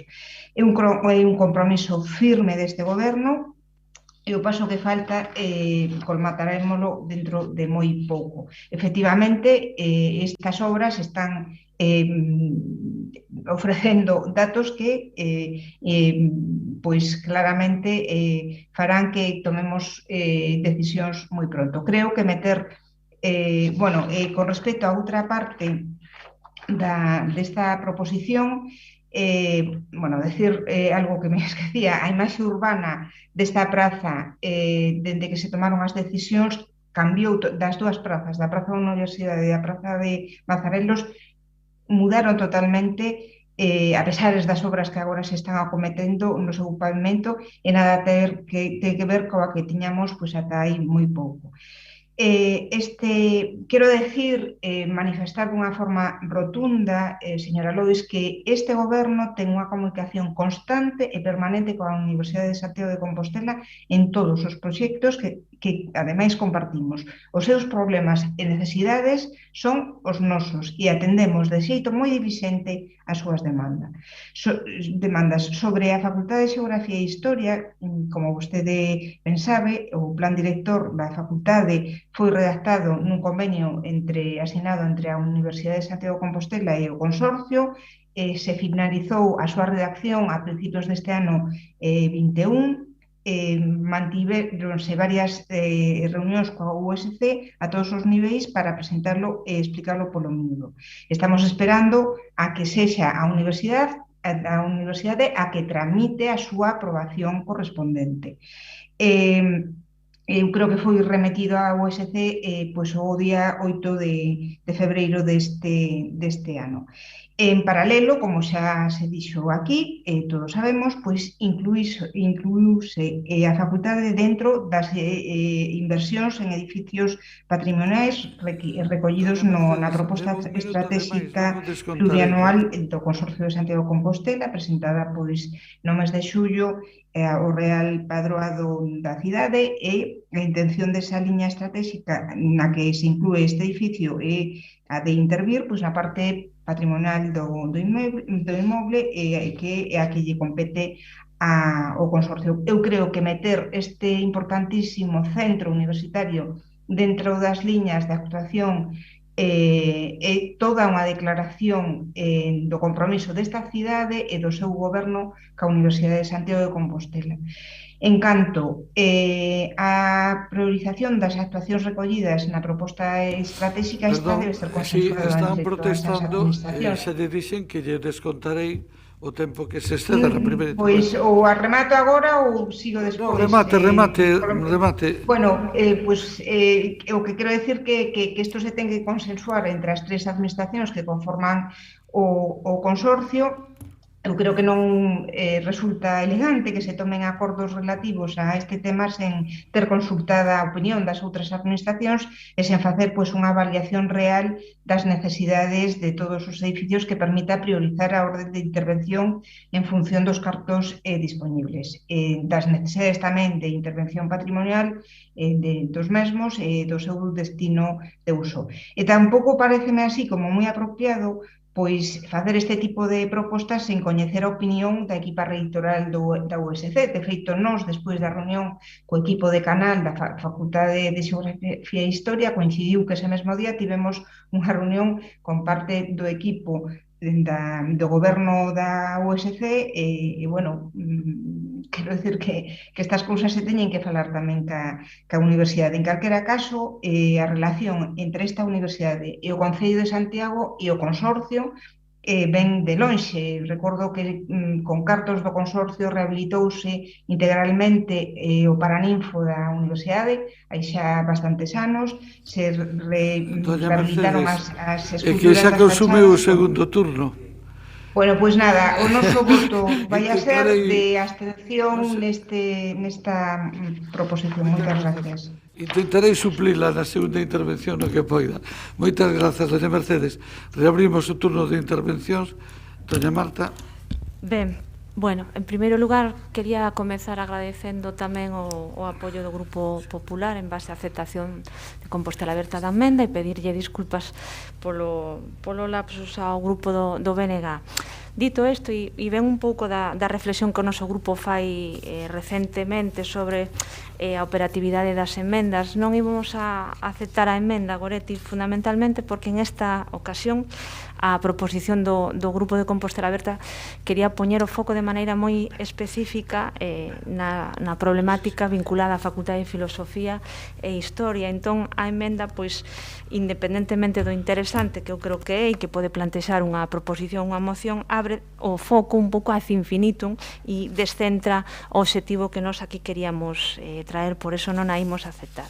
E a parte última da miña intervención, como non podía ser de outro xeito, pois vai a ser un pouco respostar ao tono, tamén aquí ao tono autocomplaciente, a falta de autocrítica que destilaron as palabras da intervención da señora Rosón. En primeiro lugar, xa que fixo alusión a Compostela Aberta no anterior mandato, e se vostede leu a exposición de motivos, xa na propia exposición de motivos indicamos cal foi o inicio dun plan de humanización de rúas e tamén vinculadas ao casco histórico. E nesa liña e a esa aposta de humanización, as actuacións se iniciaron con Compostela Aberta.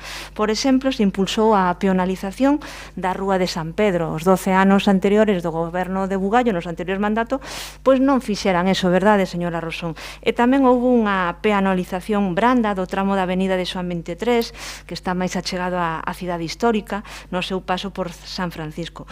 Decisións que claramente supuxeron unha mellora da convivencia entre peóns e vehículos en ambas zonas. E dito isto, referíndonos ao tema que xa veu a un pleno, volve a outro pleno e volve aquí, que vostede diga que están avanzando e que non faga autocrítica, que de facto están asumindo parte da solución técnica que propuso Compostela Aberta para o ámbito de Mazarelos, pois para min é de traca, non? É como dicir, non, xa o estamos facendo, e incluso cando o seu compañeiro, o concelleiro Muiños, dixo no seu momento que había razóns técnicas para non facelo. Creo un pouco de modestia, menos soberbia e máis autocrítica.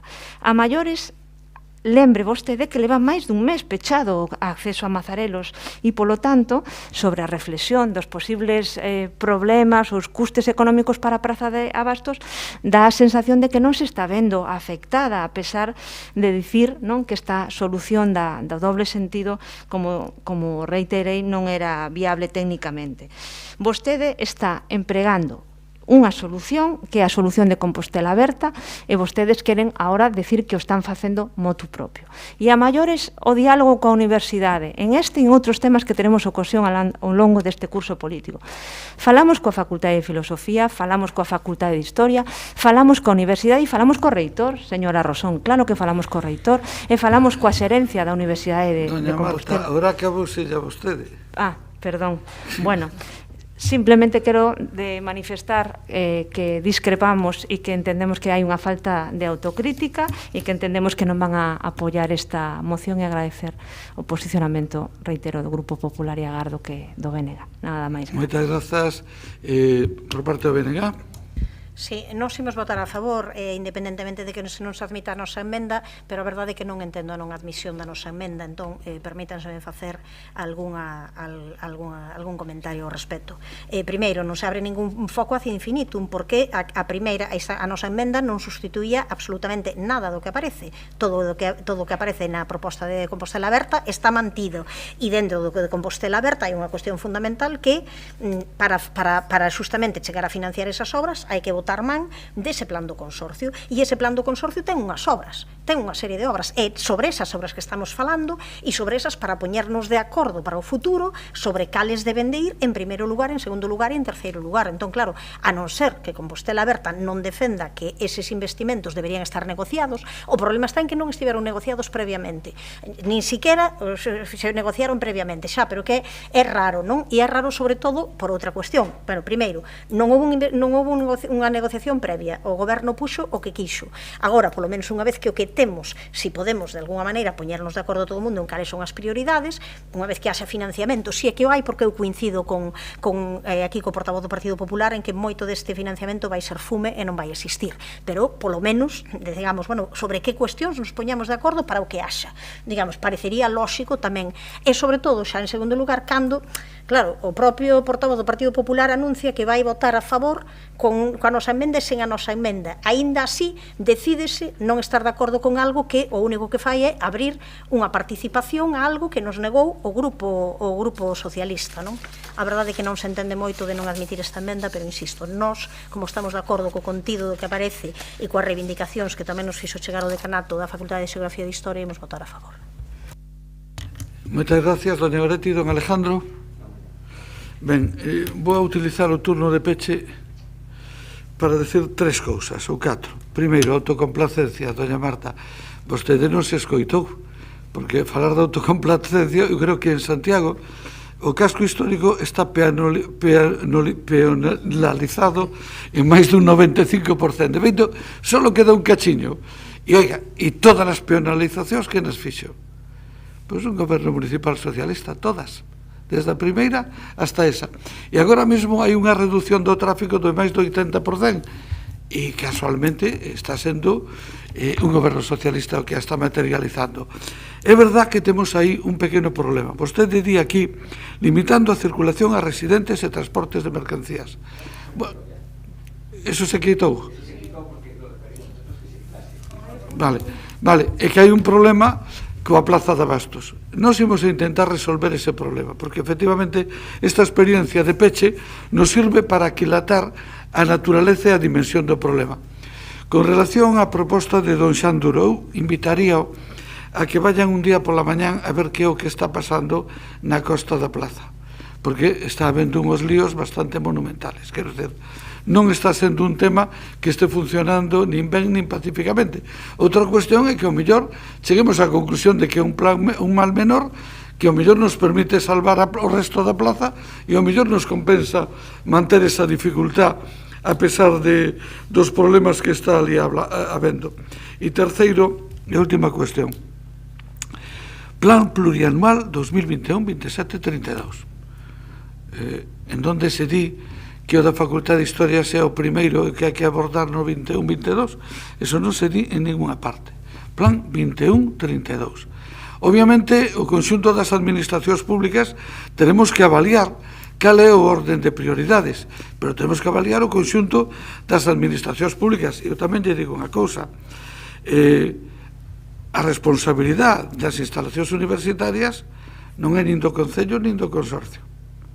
A competencia é da Xunta e da propia universidade. Nós estamos aí axudando, entendendo que é un problema da ciudad no que todos debemos colaborar e buscar a forma de compartir, pero non sustituir nin reemplazar. Por lo tanto, Plan 21-32, hombre, no programa e nos apoios que imos a solicitar nas próximas semanas, en principio, probablemente haya outras prioridades e non sea esa, entre outras cuestións porque eso requiere unha inversión enorme que ahora mismo non dispoñeríamos de recursos suficientes para facerle frente. Por a nosa parte, máis nada, entendo que se ordenaría a votación que sería a proposta de CA coa admisión da emenda do Partido Popular e sin a emenda do bloque. Ordena a votación, nós nos absteremos. Proposición presentada polo Grupo Municipal de Compostela Aberta para actuar urxentemente no ámbito urbano das Facultades de Xeografía e Historia e Filosofía. Votos a favor. Compostela Aberta, BNG e Grupo Popular. Abstencións. Grupo Socialista, sen votos en contra. Apróbase. Ben, íbamos moi ben de tempo, xa non imos tan ben en este punto. A ver se somos capaces de na próxima proposición que é de CA, que é do Partido Popular sobre a Comisión de Obras, somos capaces de recuperar o ritmo que levamos na primeira e segunda proposición. Doña María, vexo que se dispón vostede cando queira. Grazas, señor alcalde. Prometo ser breve nas seguintes proposicións. Poucas obras neste concello contan cunha historia da que os veciños que a sufriron poidan estar satisfeitos. Normalmente, esa satisfacción chega únicamente unha vez estas rematan.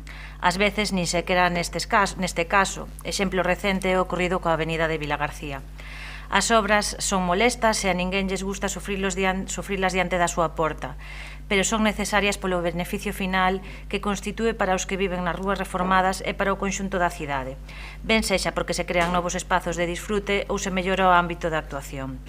Da miña curta experiencia como concelleira de obras, podo extraer que os veciños sofren menos cando son capaces de entender o que se está executando a poucos metros da súa propiedade, xa que non nos olvidemos que a vía pública debe ser sentida por todos como propia, e debemos estar orgullosos daqueles que, fora de loitar por intereses propios, defenden o ben común buscando o mellor resultado para os investimentos das administracións públicas, os seus investimentos, en definitiva. Por desgraza, temos chegado a un punto no que a Concellería de Obras, ou máis ben o seu concelleiro, non ten a sensibilidade que debera cos veciños. En moitos casos, froito precisamente desa opacidade na transmisión da información.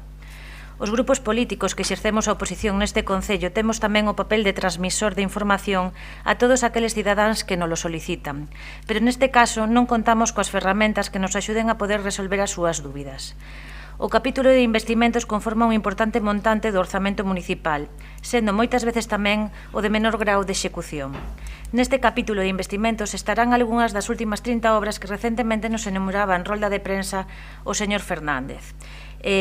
Obras que se están executando na cidade. Algunhas son sobradamente coñecidas como a de Concheros, da que falamos tanto, e falounos outras como do campo de fútbol das Cancelas, o campo de festa do Castiñeiriño, Pontevella de Villán, Rúa do Hórreo, etcétera, etcétera. Desta vez xa nos desvelou algunha máis que na anterior rolda de prensa. Supoñemos que a raíz de rexistrar este grupo esta proposición o día 21 ás 12 da mañá e comparecendo o señor concelleiro de Obras ante os medios o día 22. Que casualidade, señor Fernández, que casualidade. Mire, nós o que pretendemos e o que solicitamos é algo moi sinxelo, algo propio incluso das comunidades de veciños.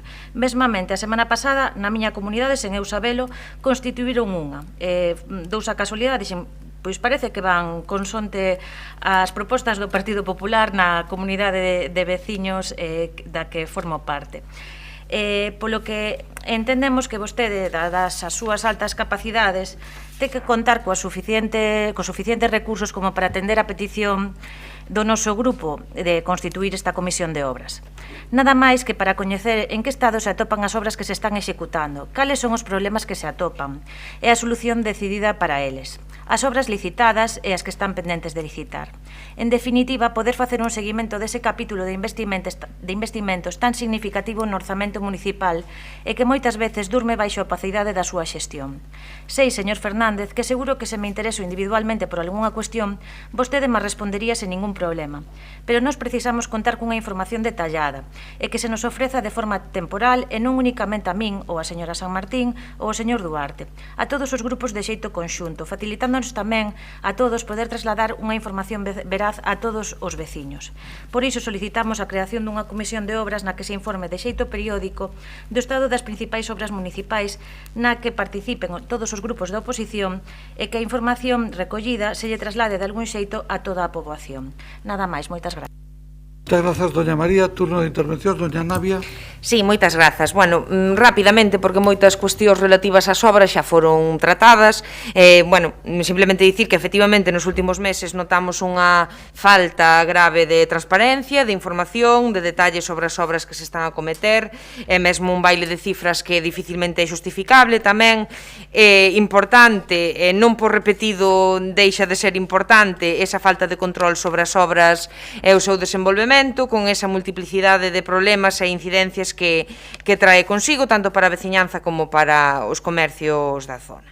As molestias, insisto, que algunhas son imprevisibles, pero outras sí que o son, e pois ter aí un elemento de control pois é importante. Así que, bueno, imos apoiar esta proposición para que se cree unha comisión de seguimento que informe da tramitación e marcha das obras principais do Concello, xa non só pola parte que corresponde a que os diversos grupos esteamos debidamente informados, senón, e isto é o principal para que a veciñanza conte coa información que precisa e poidamos avanzar cara a un Concello máis transparente, que conte máis cos nosos veciños e veciñas. É unha proposta ampla, ou nós polo menos vémola así, non fala da periodicidade, igual habería que, cando menos, fixar un mínimo, porque, bueno, unha comisión que informe unha vez ao ano ou 2 veces ao ano sería totalmente inútil, pero, bueno, en calquera caso, desde o BNG apoiamos a que se impulse a creación desta comisión, que se faga efectiva e tamén pois, que cumpra co obxectivo de corrixir eses erros do pasado que vimos detectando. E nada máis, moitas grazas.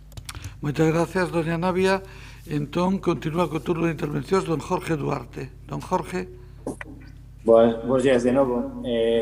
Vamos a ver, nós imos votar a favor da solicitud da creación da comisión, porque entendemos que moitas veces veñen aos plenos solicitudes de información acerca de moitas obras que o único que facemos os grupos é actuar de voceiros da veciñanza afectada. Por desgracia, o concelleiro responsable das obras gustalle moito ir ás obras, facerse fotos, decir que está en marcha, que se visitan as obras, pero non chega con eso e a veciñanza o que pide pois é diálogo, transparencia, para poder mellorar ou polo menos que os danos causados polas obras sexan o menos gravosos para eles. Este traballo que facemos os grupos municipais de ser voceiros das queixas, das demandas da veciñanza, pois desde logo que sería moito máis aceitado se tuviéramos a información e tuviéramos algo máis que esas notas de prensa que tanto lle gusta facer, ou esas comparecencias de prensa que tanto lle gusta facer o responsable de obras, nas que dá unha serie de datos, pero que moitas veces dá moi pouca afirmación real, non? Información real. Estamos un pouco afeitos a chegar aquí e que nos diga que desde o minuto 1 está traballando nelo, pero despois os problemas siguen estando nas obras. Creemos que a creación desta comisión sería fundamental para ter información clara e veraz. Por desgraza, moitas veces desde o grupo municipal transmítense certas informacións pola prensa que, bueno, pois que adolecen precisamente desa veracidade. Mesmamente hoxe, falábamos antes do hospital, en que non teña que ver con Javier directamente, pero o alcalde decía que na parcela na que nos propoñemos o aparcamento só se pode facer un edificio en altura, cando é ao revés, só se pode facer un aparcamento soterrado e non un edificio. Quero dicir que moitas veces parece que con decir algo na prensa xa está, e non é así. Moitas veces o que hai que facer é ter informada con realidade a veciñanza e os grupos que exercemos de voceiros deles porque non teñen outro camiño para hacer esa información. Creo que a información das obras é moi importante, reducir os problemas e as afeccións para a veciñanza é moi importante e, sobre todo, que, como xa temos visto en outras mocións anteriores, hai pequenas cousas que, falándoas, dialogando, poden resolverse e evitarnos a todos ter que refacer as obras. Por lo tanto, nós imos votar a favor porque creemos que sí é necesaria esa comisión para ter unha información real e veraz das actuacións que se fan sobre o espazo público e poder informar e transmitir tamén á veciñanza toda esa información. Nada máis. Moitas grazas. Ben, temos ahora o turno de intervencións de don Javier Fernández. Don Javier. Bo día, alcalde. Bo día, compañeros, compañeiras de corporación. Bueno, saudar tanto a Marisa como a Xavier Ferreiro que nos acompañaron neste pleno. Escoítase.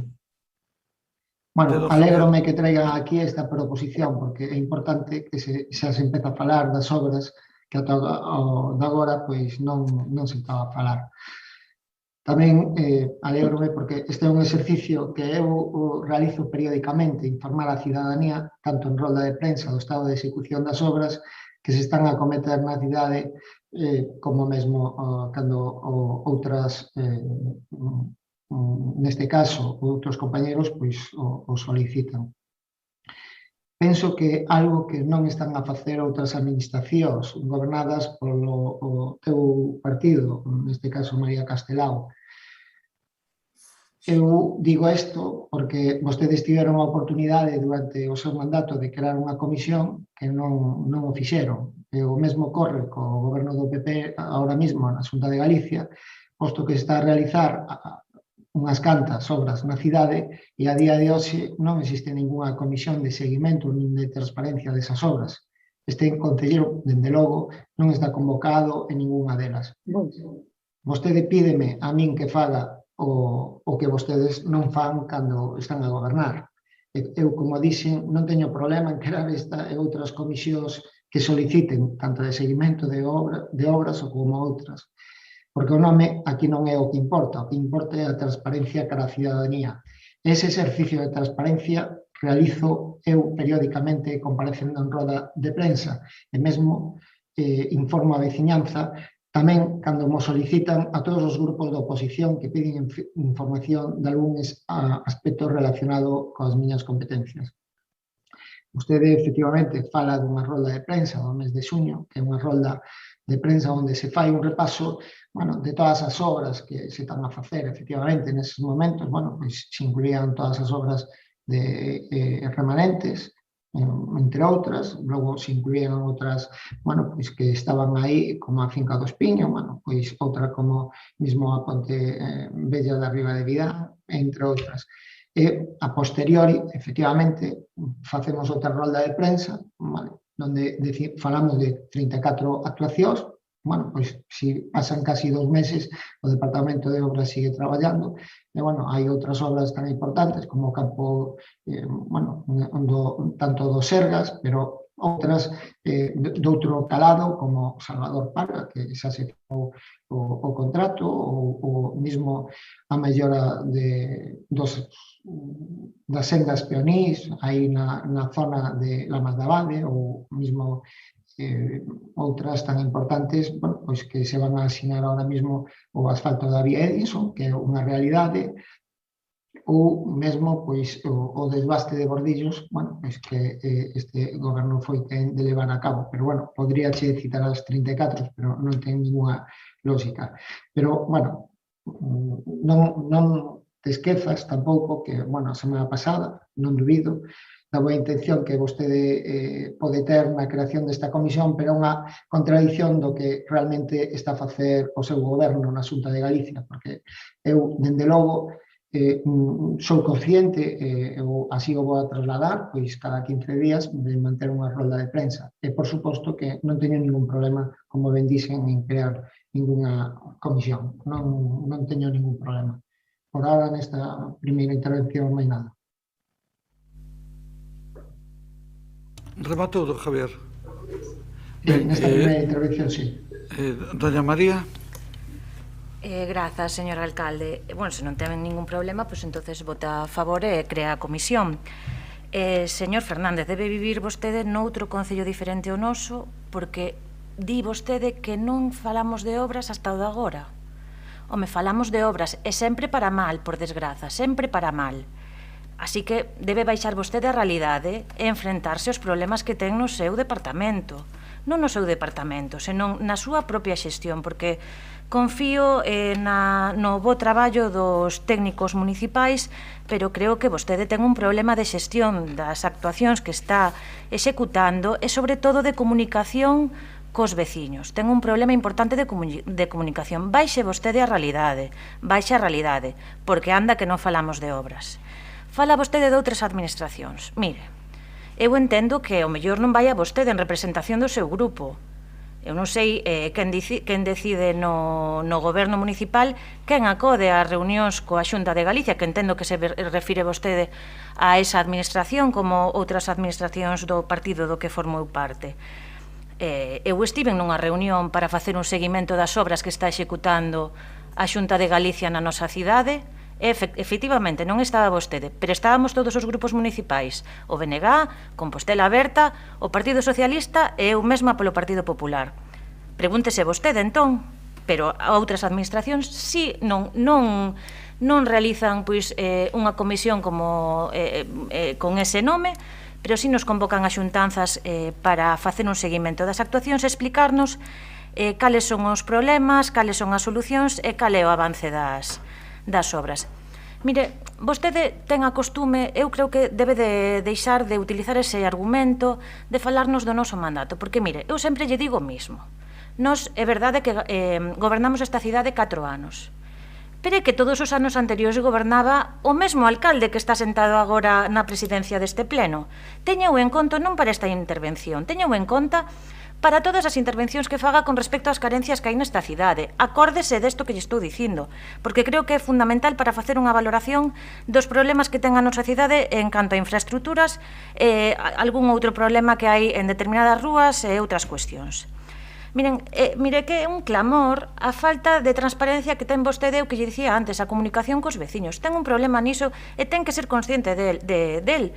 O que lle dicía antes, ten que baixar a realidade. Vale, pode vostede dar información en roldas de prensa, pero na exposición de motivos quedaba claro, ainda non recollemos, por suposto, a última rolda de prensa, porque foi a posteriori do rexistro da nosa iniciativa. Pero quedaba claro que vostede falaba de 3 ou 4 obras e outras 24 quedaban sen comentar. Por eso nos creemos que é importante crear esta comisión.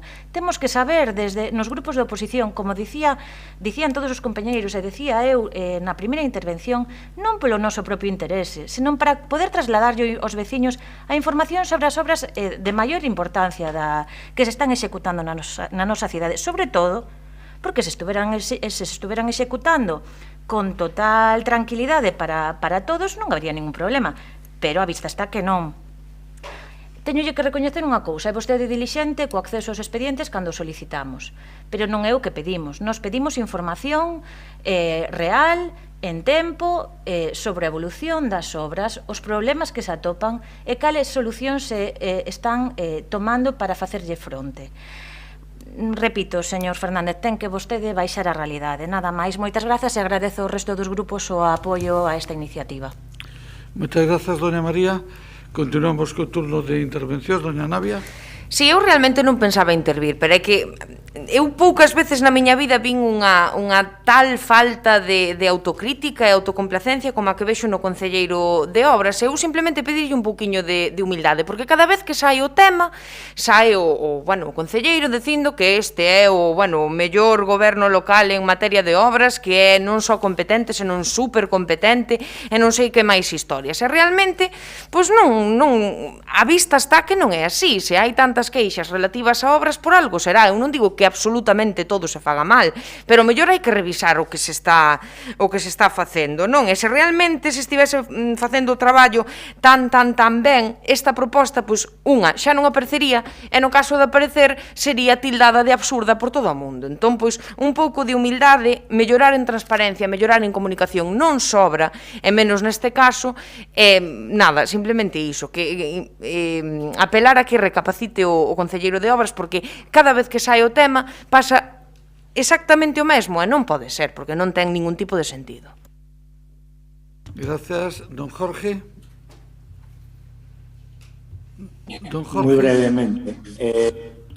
Di o señor concelleiro que está ben que se empece a falar de obras, por desgraza neste pleno levamos falando dos problemas das obras continuamente, aínda que el parece que non se entera. Solo fala que desde o minuto 1 leva traballando, pero eu quero recordarlle que hai moitas obras, xa non vou empezar en Concheiros, obras ou problemas que a veciñanza ven reivindicando a solución, como o muro do Pombal que está aí, ou non falemos daqueles momentos cando lle decíamos que había un proxecto nos muros de Fontiñas e non sabía onde estaba o proxecto.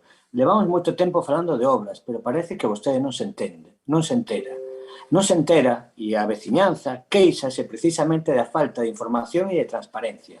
Diálogo non é ir a unha obra e facerse unha foto dicindo que usted está visitando a obra. Diálogo é convocar os veciños, reunirse con eles, falar, escoitalos e ter en conta as súas opinións. Eso que se fixera con fluidez, non decir que desde o minuto 1 está traballando e logo non ter ninguna sola reunión cos veciños, mas que cando aparecen os problemas, se fixera eso, non teríamos que estar pedindo esta comisión. Noutros tempos, tense informado, falou agora da Xunta, pois a min si me teñen convocado a Xunta para falar de obras.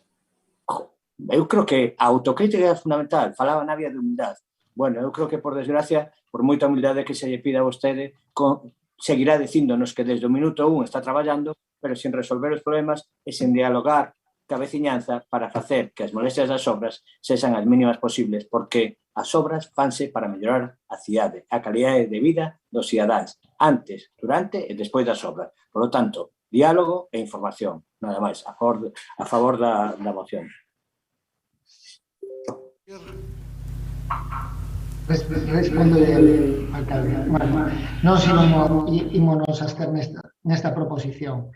Querolle recordar a todos os grupos, porque é unha evidencia, é unha realidade, que hai unha plataforma de contratación onde poden consultar toda a documentación técnica das obras que se están executando en licitación, como é o caso.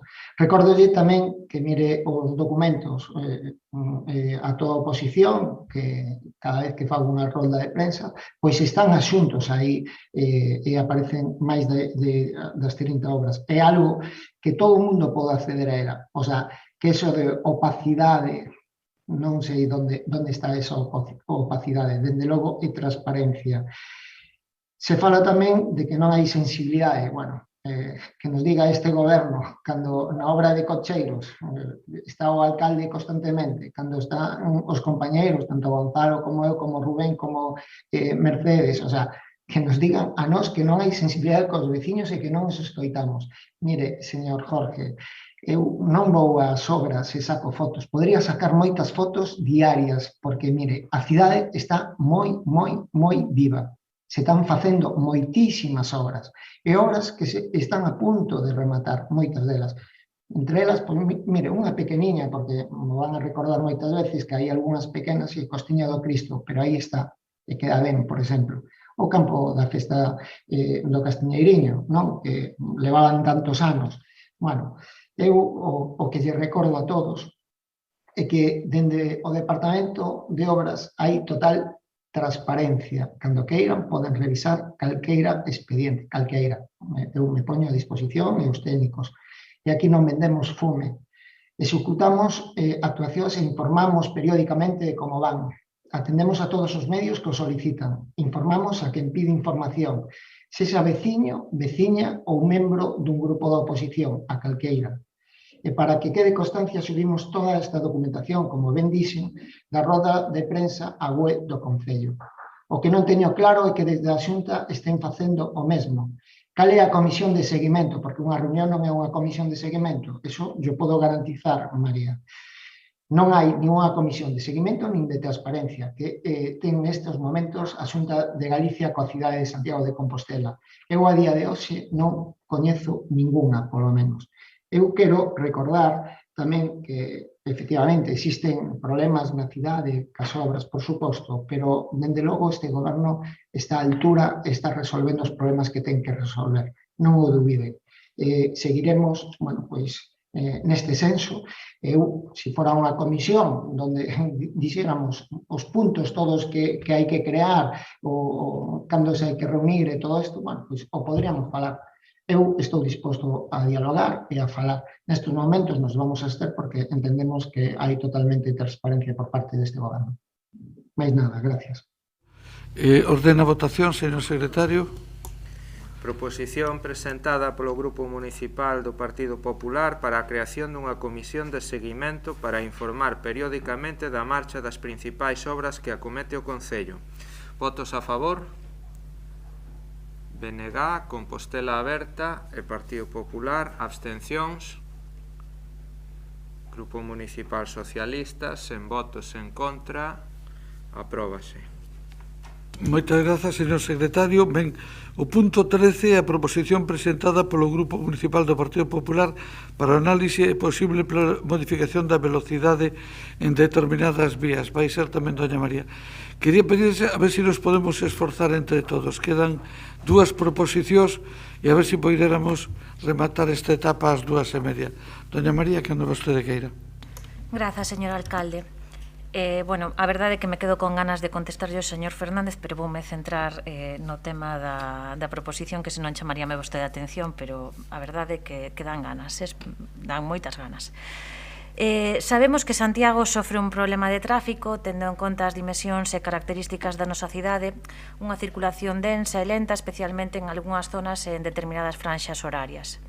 Esta cuestión hai que conxugala coa seguridade, que nas cidades pasa sobre todo por salvagardar a integridade dos peóns e, obviamente, un calmado de tráfico redunda en rúas máis tranquilas e máis seguras, ademais de ampliar a marxe de supervivencia en caso de atropelos. Sen embargo, no noso caso, no de Santiago, cando botamos os pés fora do estrictamente delimitado como ensanche ou zona vella, podemos atoparnos que ese calmado de tráfico debe ser valorado individualmente, xa que as características mudan significativamente con respecto a estes dous espazos. No mes de maio deste ano entraba en vigor a modificación do Regulamento Xeral de Circulación aprobado en novembro do 20 polo Consello de Ministros, no que se regulaba a velocidade no ámbito urbano, recollendo así a recomendación da Terceira Conferencia Mundial de Seguridade Vial. Neste sentido, determinaba unhas limitacións de velocidade que son de todos coñecidos e non vou reiterar, pero que, como dicía, pretenden a mellora da seguridade viaria. Desde o Partido Popular non podemos estar máis de acordo en que a limitación de velocidade en determinados puntos da cidade, na liña do que se ven facendo noutros núcleos urbanos e xa previo a esta norma, é preciso para garantir a seguridade dos peóns, como dicía, especialmente naquelas vías onde hai espazos de priorización do tránsito peonil. Pero tamén consideramos que a limitación a 30 en ámbito urbano que determina esta modificación do regulamento pode ser regulada en determinados espazos sempre mantendo condicións de seguridade. O propio regulamento faculta aos concellos a rebasar por arriba ou por debaixo este límite. Todos coñecemos tramos como os que se poñen de manifesto na exposición de motivos da iniciativa, como a estrada ao aeroporto, por exemplo, no que a limitación a 30 non se está a cumprir por parte da maioría dos vehículos, porque, ao final, o uso da vía determina esa velocidade como desproporcionadamente baixa. Falamos tamén do ámbito rural, que queda fora do regulado pola norma, que é estritamente relativa ás zonas urbanas. De feito, non hai máis que ver a guía da explicación da DGT sobre os límites de velocidade no que mediante imaxes podemos verificar os espazos para os que estaba pensada estas novas limitacións da velocidade no ámbito urbano.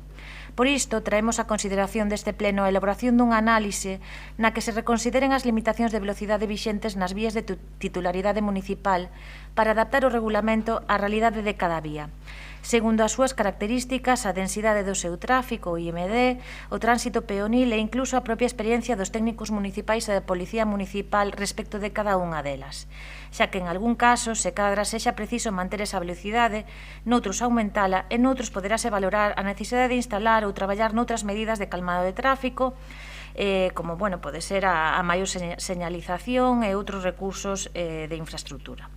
Esperamos consideren esta iniciativa xa que cremos que a cidadanía valorará a un goberno que escoita as súas demandas, sendo sempre garante da seguridade viaria. Nada máis, moitas grazas. Moitas grazas, doña María.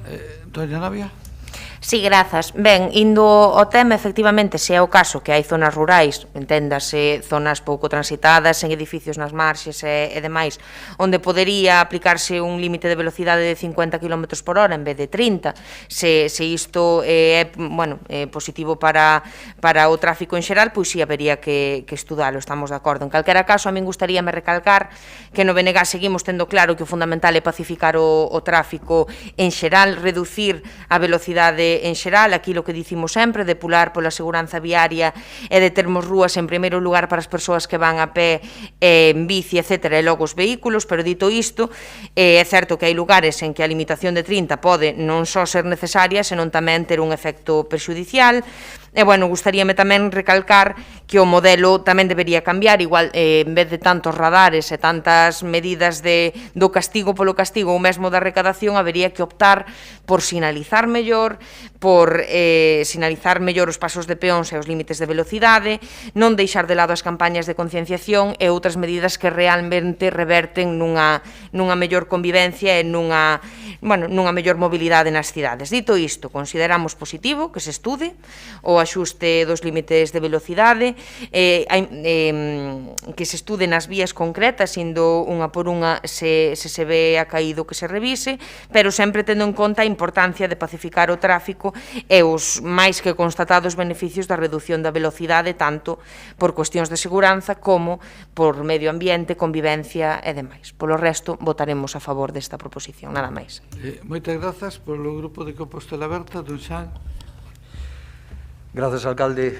Bos días. Un placer estar de novo en directo neste salón de plenos que falta facía que comecemos a normalizar a actividade municipal. Ben, está claro que a aplicación automática e ríxida dunha norma que mesmo prevé certa flexibilidade pois non adoita ser unha boa opción, porque nin todas as vías son iguais, nin a súa intensidade de uso, nin o tipo de usuario son extrapolables ao conxunto. Así que estamos de acordo e votaremos a favor de que se elabore ese estudio. E pensamos que tamén se podía aproveitar para revisar toda a sinalética e a tonelaxe máxima permitida en cada vía, fundamentalmente no ámbito rural, porque é a causa certa do deterioro do firme e bastante fonte de conflitos circulatorios e de convivencia peón-usuario, e, bueno, nas que se detectan que hai que corrixir, cambiar ou acrecentar esas limitacións, pois que se adopten as medidas necesarias para facelo. Mais nada. Moitas grazas, don Xan, tamén pola súa brevedade. Intervén polo goberno don Gonzalo Muiños. Don Gonzalo. Bos días, alcalde, compañeiras, compañeiros de corporación. A verdade é que o traballo que se fixo dende o mes de maio, cando realmente que había que cambiar, neste caso, a velocidade en certos termos e cambiar, neste caso, toda a sinalética, foi intenso. Ademais, non foi fruto da improvisación, sino que en distintos ámbitos foi, obviamente, estudado, sobre todo eso, valorando que ten que haber esa seguridade vial, valorando, sobre todo, a seguridade dos peóns, non? Daí que en moitos ámbitos se reduxo e se adoptou a botar a velocidade a 30 por hora, sobre todo en ámbito urbano. Como ben decía neste caso María Castelao, hai certos puntos que sí que deben ser estudiados, algúns xa se fixo, por exemplo, na Avenida de Asturias, o cal se permitía ter que ir neste caso a 30 por hora, estamos falando dun carril de circulación en cada sentido, pero considerábamos que ali, tal como é a vía, se puxo, se aumentou, se puxo a 50 por hora. Noutros puntos que comentaba, sobre todo no Camiño Francés, zona das Cancelas, aí valorouse de poñer a 30 por hora, porque según se sai, neste caso, do túnel, estamos a falar xa que realmente aí xa se empeza a limitación a 30, desgraciadamente é unha zona de tránsito dos peóns que van á zona comercial, o centro comercial das Cancelas, onde están a cruzar mal, non? Porque se considerou que, obviamente, nese paso inferior do túnel, poñelo a 30 por hora, porque xa se ten sufrido algún atropelo, algún deles graves nesa zona, non? De todos os xeitos, obviamente, é unha proposición en positivo, coitamos que, ademais, levamos xa dende o mes de maio e se pode ora analizar máis polo miúdo como está repercutindo neste caso en certas zonas o tráfico, xa sexa a maior ou menor velocidade, e si que o vamos a seguir estudando e o noso voto vai a ser favorable. Moitas grazas, don Gonzalo. Nova intervención, dona María.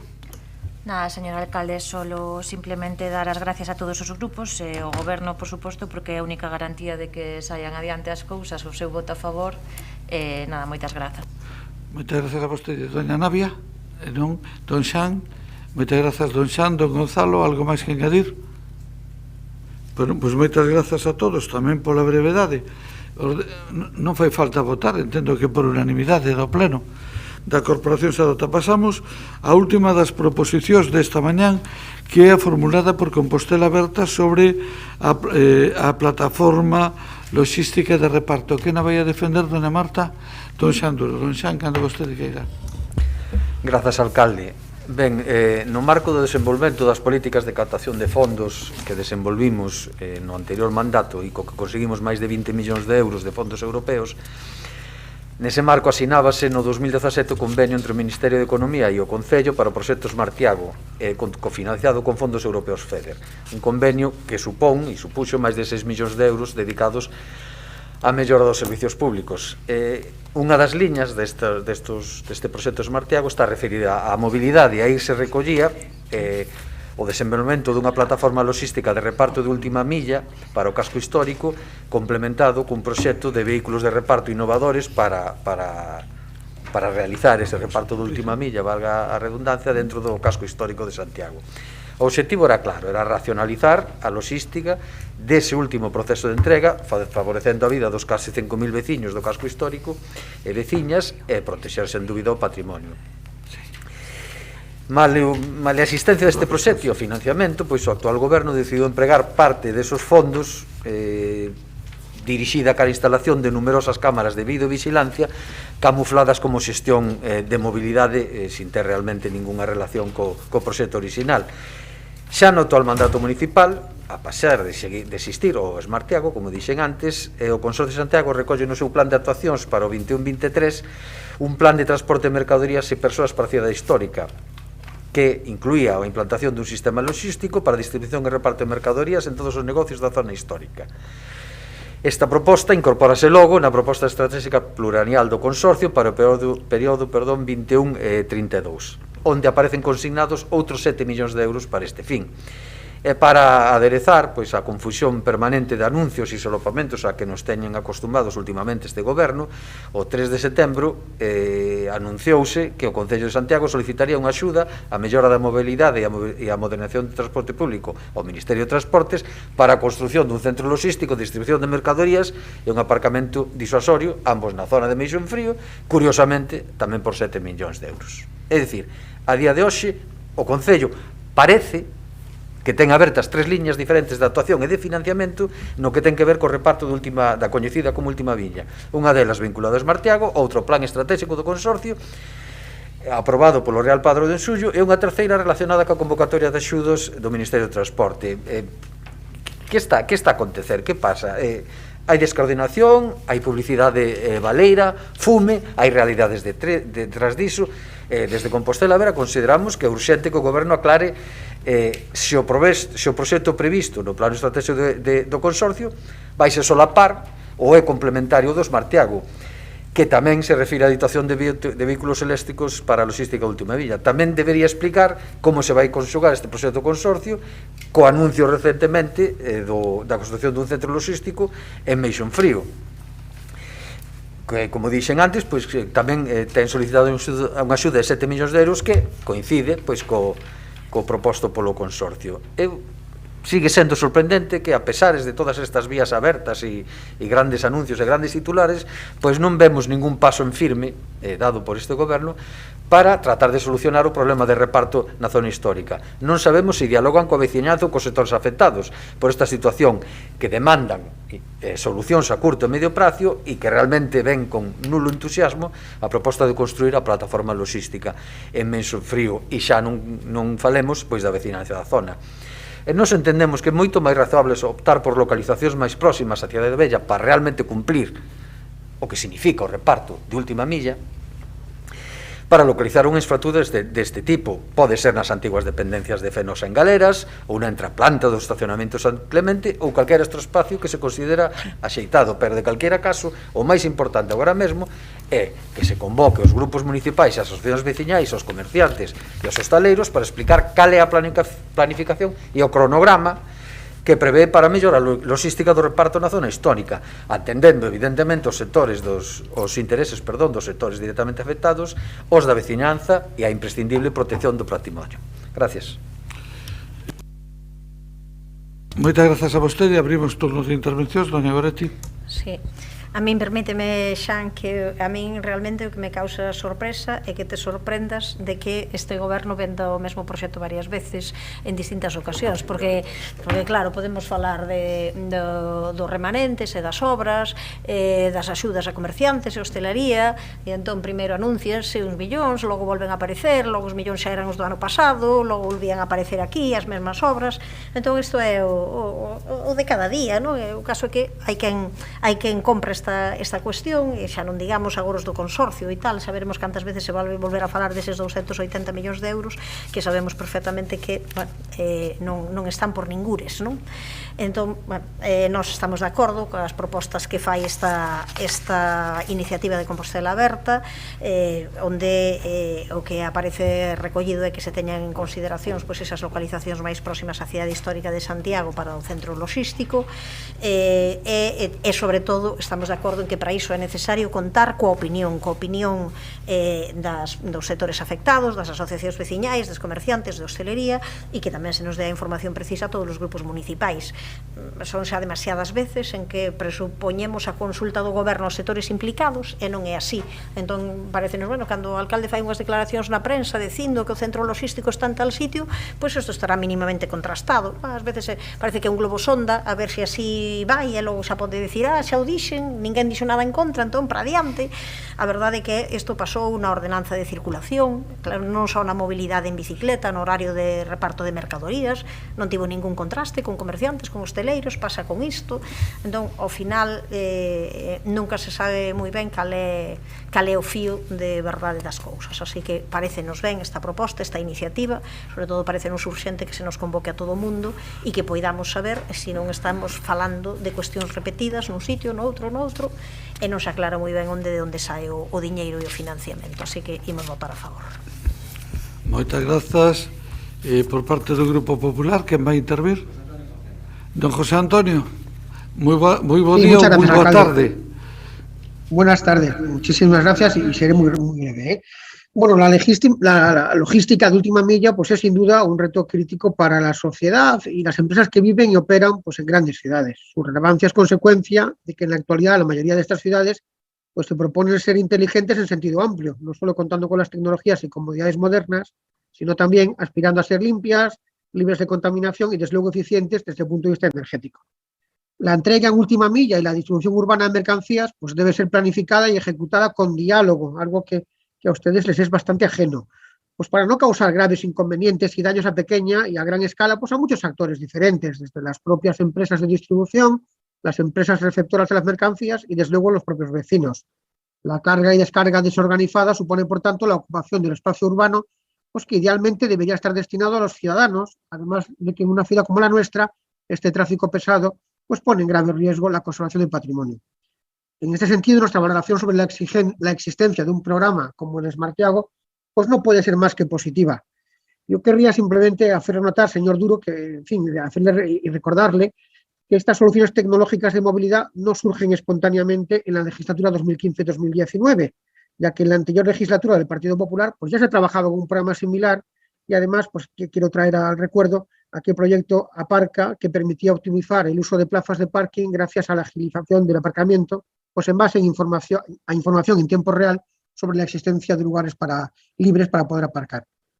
En la exposición de motivos de esta proposición se hace referencia a algo pues, que a mí me parece pues, especialmente relevante y sobre lo que nos gustaría pedir explicaciones al grupo de gobierno, y no es otra cosa que la afirmación que hacía el señor Duro, bueno, pues de que se había desviado parte de la financiación del programa para dedicarla a la instalación de numerosas cámaras de biovigilancia camufladas como de gestión de movilidad.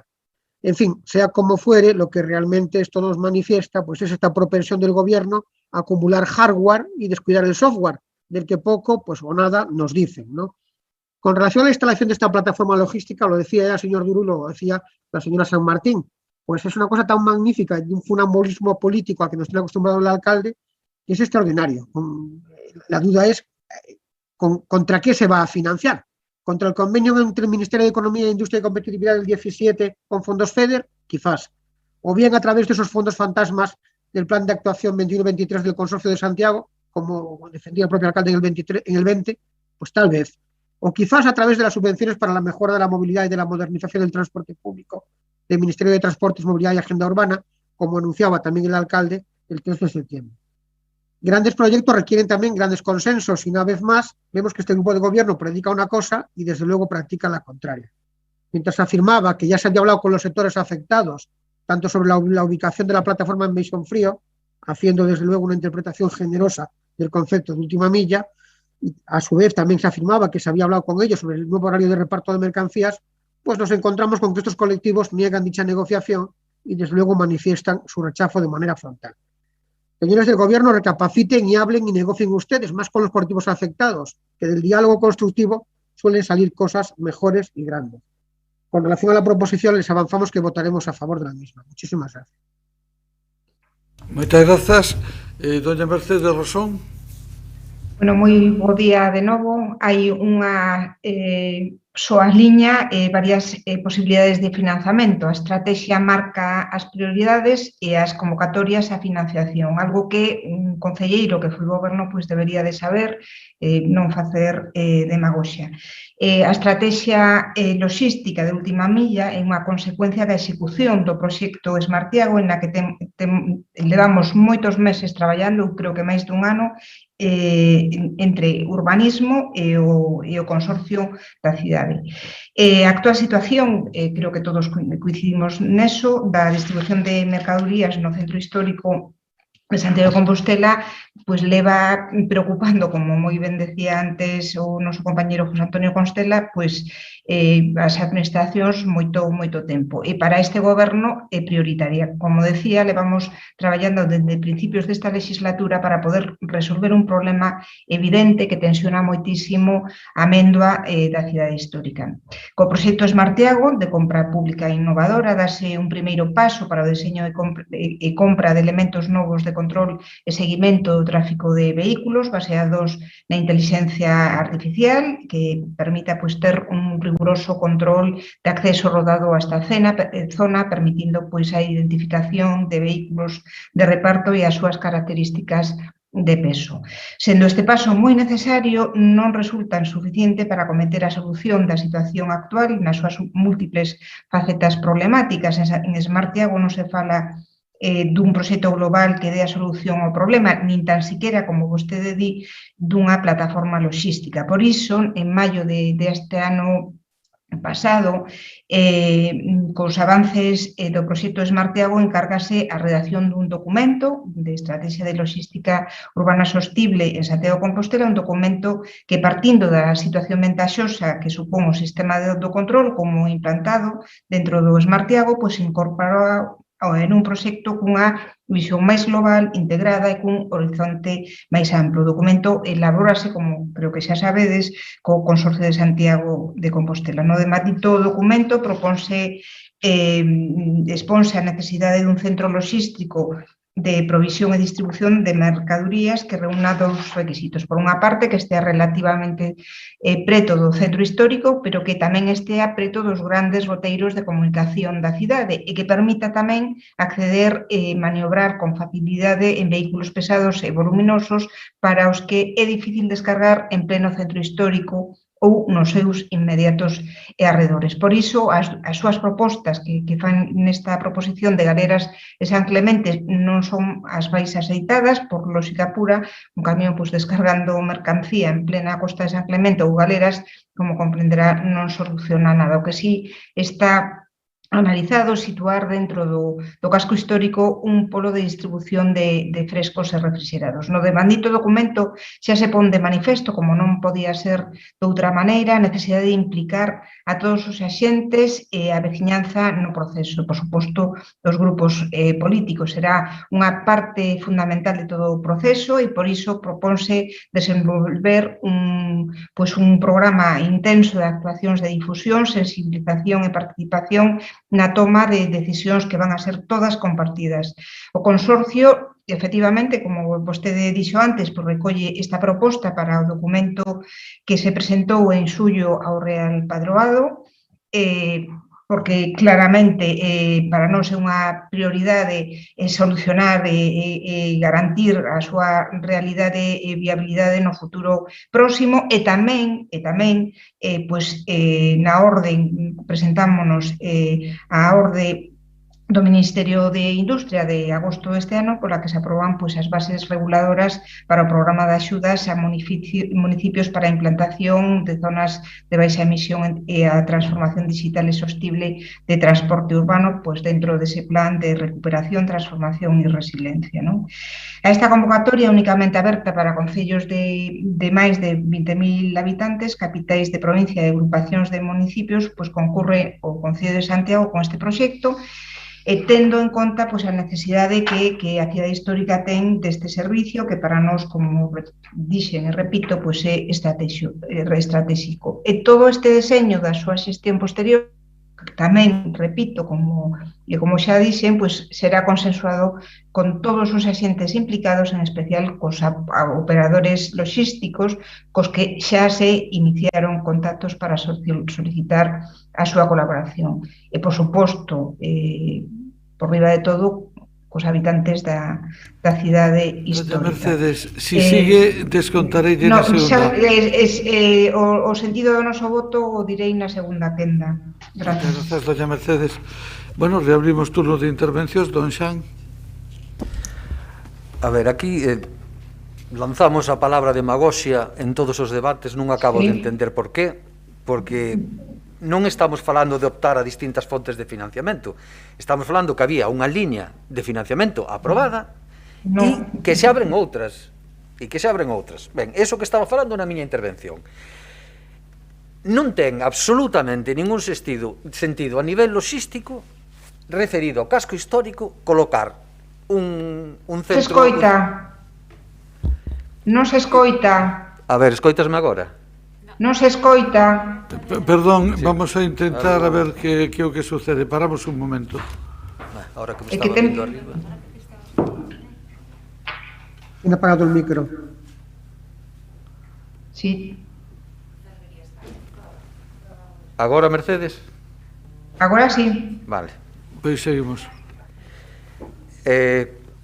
Volvo a comezar porque sí, por favor. Cando bueno, acusabas con alegría, como se fai adoitase facer neste pleno, de demagoxia a oposición, non estamos falando de optar a distintas fontes de financiamento para un proxecto concreto, estamos falando de que hai unha liña de financiamento aprobada que se mestura con outras supostas fontes de financiamento en anuncios concatenados que non acaban de concretarse.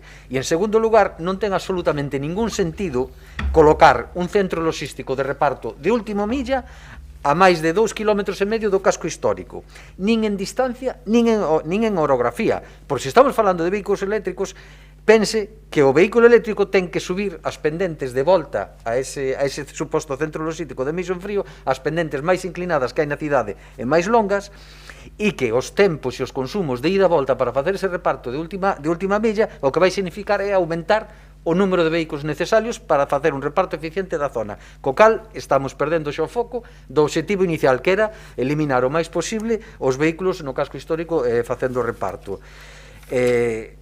Fala vostede dos grandes camións de reparto que terían que meter... Home, grandes camións de reparto, hoxe en día, que eu saiba, non entran. La ubicación. Doña Mercedes, corte o micrófono, por favor. Siga, don Xan. Así faixeme difícil, quería dicir que fala dos grandes camións de reparto, supoño que se refire a grandes trailers, eso xa non acceden hoxe en día ao casco histórico e non tería ningún problema de maniobrabilidade en galeras, por exemplo, de entrada e de saída. Mesmo poden aproveitar o vial que sai do Tambre e conecta ca estrada de Val do Dubra. É dicir, insisto no mesmo, hai un proxecto, fágase, pero que estemos continuamente anunciando proxectos, solicitudes, reunións, etc., e que realmente eso non o tratemos, como se está vendo nas reaccións que ten a cidadanía, non se trate directamente cos afectados, en ningún aspecto da mobilidade non me ten ningún sentido. E insisto, última milla é última milla. Se trasladamos a 3 ou 4 km o centro logístico, deixa de convertirse en última milla. Gracias. Gracias, don Xan. Continuamos cos turnos de intervencións. Bloque non, Partido Popular, don José Antonio Constela. Solo 30 segundos. Recordarles que si en los programas pequeños o los proyectos pequeños cabe tenerlo presente, desde luego en los grandes más, yo les recomendaría, y señora Rosón, lo hago desde el más profundo de los respetos, es que ustedes apliquen pedagogía a sus proyectos. Tienen que explicarle a la gente en qué consiste. Yo creo que este proyecto, lo hablaremos después, ¿no?, o por la tarde, el Smartiago es un proyecto que necesita pedagogía. Y desde luego, aplíquense ustedes la receta de pedagogía, información, negociación. Y esto seguro que será una garantía de éxito. Muchas gracias. Gracias a vostede pola súa intervención, doña Mercedes. Bueno, decir varias cuestións sobre temas que sacou o señor Duro, meu prezado Xan Duro, A única liña de financiamento é a do Ministerio sobre a ubicación de esa unidade logística. Por suposto, non é algo que xurda de ningún proceso reflexivo, todo o contrario, polas características e as necesidades de tamaño da mesma, polas características da ubicación, nós temos escollida unha parcela municipal nun lugar estratégico que a que está vinculada a rotonda de Meixón Frío e, desde logo, dá a sensación de que para vostede o problema son os anuncios e non o proxecto en si mesmo, porque o proxecto creo que está moi contrastado, por suposto, susceptible de mellorar. Nos queremos facer un plantexamento que sexa o óptimo, o mellor para poder resolver ese problema que temos na cidade histórica, que vai a ser, ademais, extrapolable a outros ámbitos da cidade. Polo tanto, non é un proxecto no que non se fixera ningún tipo de reflexión, todo o contrario. Eu repito o que dixen, nos abriremos un proceso de participación absolutamente imprescindible por razóns obvias cos axentes implicados, cos operadores, por suposto, porque va a depender de chegar a un encontro que permita conxugar todos os intereses que temos. Por suposto que a veciñanza que soporta dende hai moitísimas décadas a presión de esos vehículos pesadísimos que destrozan balcóns, que destrozan o noso pavimento e que xeneran accidentes constantemente, e porque non pode ser de outra maneira. Eu creo que sobre a proposta que fan vostedes de colocar esa plataforma de distribución dentro do centro histórico non parece aceitada, o digo sinceramente, porque, dende logo, xeraría moitísimos máis inconvenientes que ventaxes, achegando a vehículos que moi voluminosos ao centro da cidade no casco histórico, que precisamente o que queremos evitar, non? Repito, sería diferente no caso de frescos e refrixerados que non se transportan xa en grandes camións, polo que, por eficacia, establecerase ese polo máis próximo. Por todo o que acabo de expoñer, o sentido do noso voto nesta proposición é de abstención. Moitas grazas. Moitas grazas, doña Mercedes. Sometemos a votación, señor secretario. Proposición presentada polo Grupo Municipal de Compostela Aberta para impulsar unha forma consensuada coa veciñanza e o sector hostaleiro a instalación dunha plataforma logística de reparto de mercadorías para a hostelería da cidade.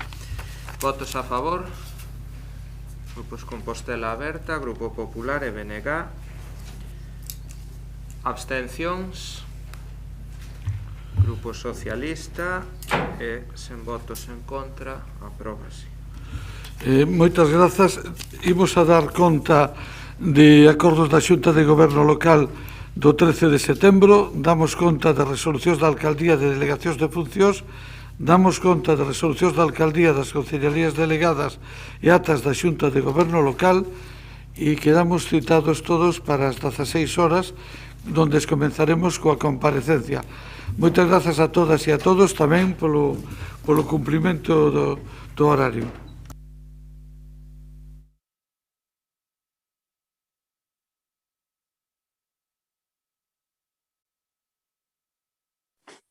Hola, boas tardes.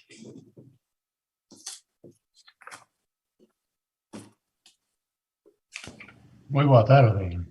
Boa tarde a todos.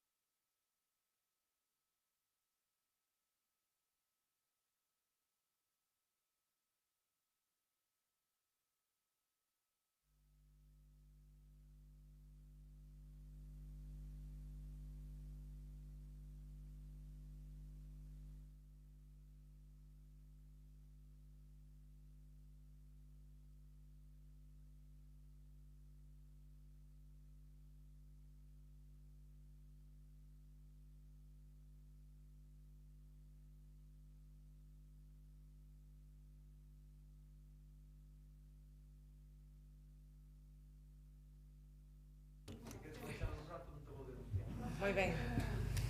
Bueno,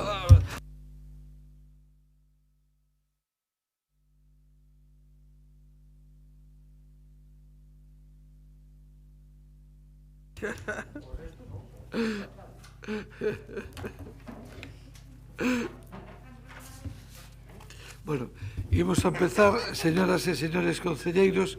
Pido yo ao señor secretario que comprobe a existencia de quórum para comenzar ou para continuar coa sesión plenaria. Quórum hai algún concelleiro que está acabando de conectarse, pero de todos os xeitos quórum hai. Bueno, pois se temos quórum, comenzamos.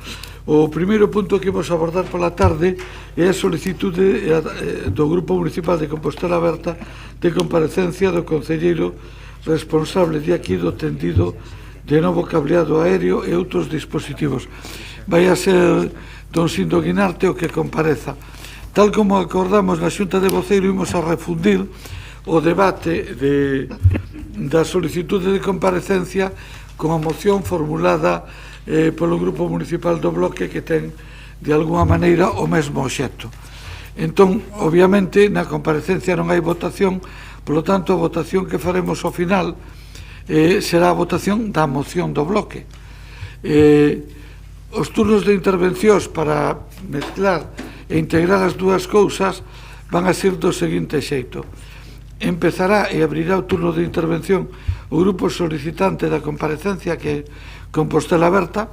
Continuará o grupo do Bloque, ambos os dous por 5 minutos, que é o presentante, o que presentou a moción. Continuará o Grupo Municipal Popular 5 minutos, contestará o interpelado 10 minutos e un segundo turno de 3 minutos, outra vez na mesma orde, e un peche outra vez do comparecente, que serán 10 minutos. Por Compostela Aberta, quen vai abrir? Don Jorge Duarte. Don Jorge, moi boas tardes. Cando vostede queira, pode comenzar. Moi boas tardes a todos e a todas. Solicitamos esta comparecencia do concelleiro responsable do proxecto Smartiago para revisar precisamente a conveniencia deste proxecto, e tamén porque detectamos un grave incumprimento da normativa tanto da Lei de Patrimonio como do Plan Especial da nosa cidade. No mandato anterior, o Concello de Santiago foi pioneiro na captación de fondos europeos FEDER destinados á compra pública innovadora. Dentro deste proxecto do Smartiago había 3 liñas estratégicas que serían a xestión sustentable e intelixente dos residuos sólidos urbanos, a mobilidade intelixente e sostible e tamén o alumeado ornamental intelixente para a conservación do patrimonio. Decíamos que o objetivo era un proxecto de compra pública innovadora e o objetivo principal era deseñar e desenvolver unha implantación dunha solución piloto que permitira, neste caso que falamos da mobilidade intelixente e sostible, racionalizar o tráfico de vehículos e persoas na cidade histórica, con especial énfase no tráfico de vehículos de reparto, así como o cumprimento de normas de acceso e estacionamento, reducindo custos e danos ao patrimonio. Deseñar novas estrategias e modelos de negocio para o reparto da última milla na cidade de Santiago de Compostela, partindo dunha información veraz e suficiente, tendo todos os datos precisos para reorganizar, e tamén, evidentemente, contribuir á sustentabilidade medioambiental reducindo as emisións de gases invernadeiros. O que se buscaba, evidentemente, era unha reducción drástica dos desplazamentos, tanto de reparto como do estacionamento con vehículos contaminantes, e previr, polo tanto, danos nos pavimentos por acceso indebido de vehículos. Coa chegada do actual goberno á alcaldía, parece que a innovación nesta liña de mobilidade intelixente fica reducida á bella solución que xa ten experimentado o goberno de Bugallo no seu anterior mandato de instalación de cámaras de videovixiancia que, como entón, volven a ter unha contestación social polo que poden ter de intromisión nos dereitos das persoas. Neste proxecto hai unha previsión de instalar ata 39 cámaras que graven os vehículos e tamén as persoas De feito, hai como ata 4 cámaras de vídeo en rúas como a Rúa Nova ou as Casas Reais. De feito, o proxecto busca a caracterización das persoas e a trazabilidade das mesmas, mesmo, según palabras do alcalde, identificar se unha persoa é peregrina ou non. No actual proxecto non se esclarece nin quen, nin cantas persoas, nin como se vai recoller nin xestionar toda a información de carácter persoal que vai ser recollida por estes dispositivos. Entendemos que este proxecto pode colisionar coa garantía de dereitos fundamentais da cidadanía, como son o da privacidade e intimidade, o da libre circulación de persoas ou mesmo a liberdade de expresión. Que este proxecto é discutible, de feito, para nós, para Compostela Aberta, xa motivou a solicitude no mes de febreiro de reavaliar todo o proxecto coa búsqueda de solucións realmente innovadoras para o control e fomento dunha mobilidade intelixente.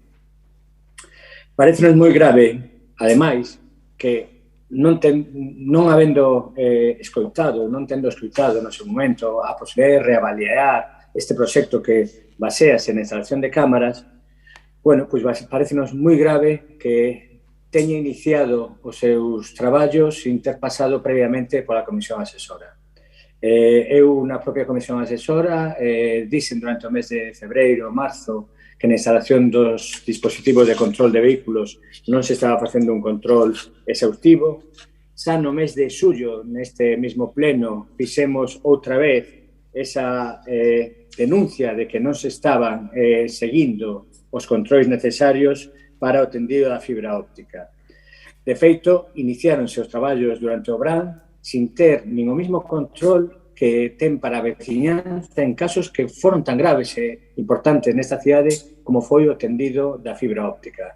Tendido da fibra óptica que, a pesar da gran demanda da veciñanza, foi retrasado durante anos hasta poder ter unha solución que permitira un control exhaustivo de todo o tendido. Como decía, houve varios avisos e, a pesar de todos estes avisos, pois realmente non houve unha avaliación previa á colocación dos dispositivos. Durante o verán vimos como se fixeron tendidos aéreos cruzando moitas rúas na zona de Argalia, vimos tamén como se instalaron postes aéreos para colocar cámaras e todo isto sin pasar previamente por dictamen de Comisión Asesora. Únicamente este pasado 21 de setembro foi levado á Comisión Asesora o tendido a colocación de todas estas cámaras. Nos pedimos a comparecencia porque nos parece que non se está facendo unha utilización axeitada do que pedíamos no Smartiago no anterior mandato e tamén porque nos parece moi grave que desde o Goberno Municipal se incumpra claramente a Lei de Patrimonio e o Plan Especial da nosa cidade que obrigan ou impide, mellor dito, a novos tendidos e obrigarían, en caso de ser necesarios, a un control exhaustivo, igual que foi feito para a fibra óptica. Eso, por iso, dous motivos que polos que solicitamos a comparecencia. Moitas gracias, don Jorge. Ben, quen vai intervir polo bloque, doña Goretti. Ben, boa tarde. É certo que este tema xa non é a primeira vez que o traemos ao pleno. Desde a perspectiva do Bloque Nacionalista Galego houve xa varias preguntas justamente respondendo a queixas da veciñanza polo emprazamento das cámaras situadas en determinados edificios da cidade histórica sen o consentimento das persoas propietarias que primeiro acabaron instalándose igual que co Concello, primeiro póñense, logo a ver se ninguén protesta e xa quedan aí. Primeiro colócanse e estaban situadas a unha altura moi elevada, dirixidas de tal maneira que podían captar imaxes e mesmo gravar cara ao interior. De feito, houve tamén protestas de colectivos importantes como o colectivo Esculca en defensa das liberdades que trasladaron tamén preguntas e petición de información ao Concello de Santiago sobre esta instalación de cámaras, sobre quen se iba a encargar deses procedementos de vixilar, de estar detrás de toda esa cuestión que logo o concelleiro diráme que non se grava, pero que eso é streaming puro, eso queda almacenado en algún lugar. Entón, alguén ten que decir canto tempo vai estar almacenado, quen se vai encargar diso, son persoas especializadas, que pasa con iso, pero sobre iso non se dá información ninguna.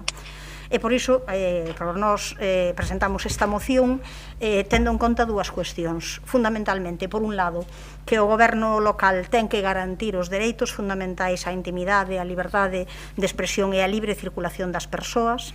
Eso por un lado, e non pode vulnerar eses criterios permitindo visión, grabación, localización e identificación de persoas. Logo, unha cousa será o que se nos diga aquí e outra cousa distinta é despois o que se traslada fora aos medios de comunicación, onde parece que a capacidade destas cámaras é realmente, e tal como quedou tamén claro, patente na comisión asesora, é realmente moi potente, non? Ao final, como se acaba de comentar tamén agora, acabamos vendo que se instalan tendidos de cables pola cidade histórica sen pasar absolutamente nada pola Comisión de Patrimonio, que ve, despois de estar postas, unha serie de relación, de cámaras, de lugares, onde, ao parecer de bastantes membros da Comisión de Patrimonio Histórico, tanto persoas desde a perspectiva de pertenza a grupos políticos como desde a perspectiva técnica, que realmente que lles parece un proxecto moi cuestionable. Por iso eu pido unha reflexión, porque se isto fose, parece que aquí que se quere levar a unha persoa que o entende así, non a verdade, e que tamén desde a perspectiva técnica, moi poucas veces na Comisión de Patrimonio Histórico hai o número de persoas que houbo que desde logo non visen este proxecto como un proxecto claro, como un proxecto que respetase cuestións que teñen que ver coa liberdade das persoas e que respetase cuestións que teñen que ver co cuidado do patrimonio. As dúas cuestións.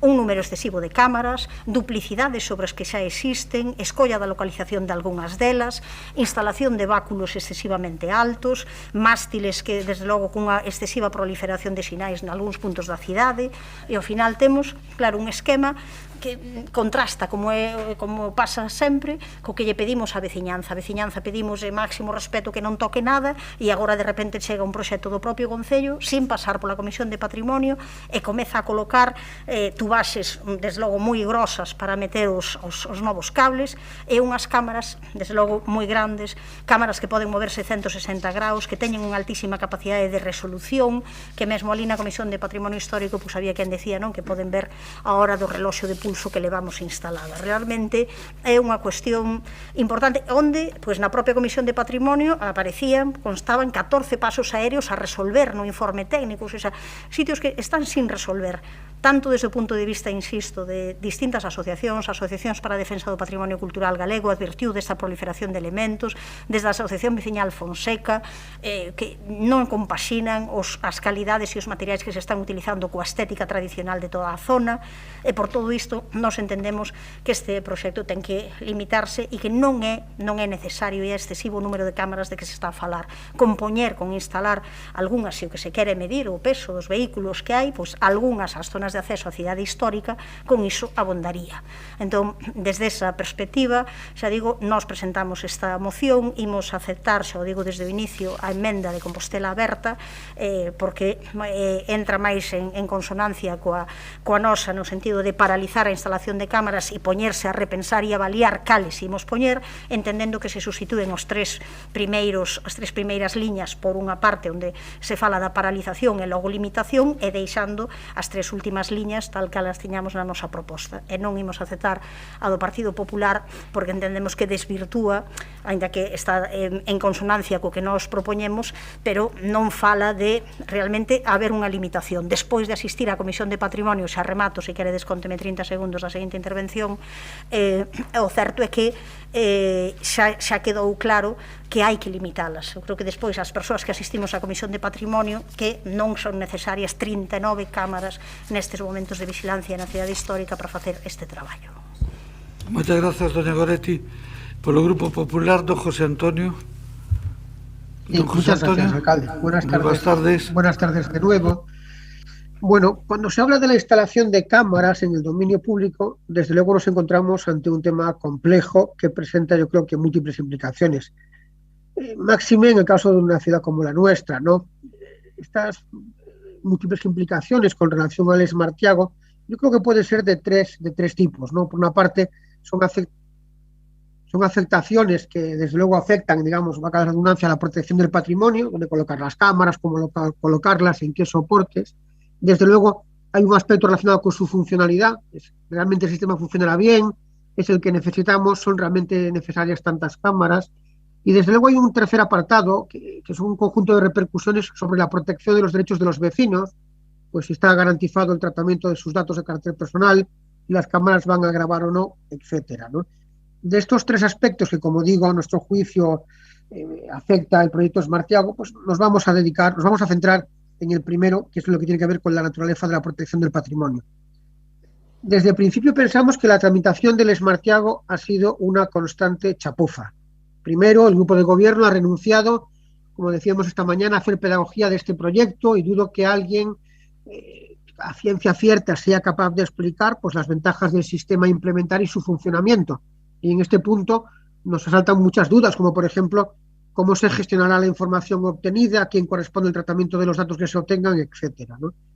Segundo, los concejales con competencias en este tema del Smartiago pues han renunciado a realizar cualquier seguimiento cabal y responsable del trabajo de la empresa gestora del proyecto, hasta el extremo de que han tenido que ser los concejales de la oposición los que han llamado la atención sobre el hecho de que se estaban realizando, por ejemplo, como se decía hace un rato, tendidos aéreos, algo prohibido por el plan especial y recogido de manera específica como una prohibición dentro de los pliegos del proyecto. Tercero, con este proyecto el grupo de gobierno parece evidenciar una vez más su preferencia por el hardware frente al software, que ya decíamos esta mañana.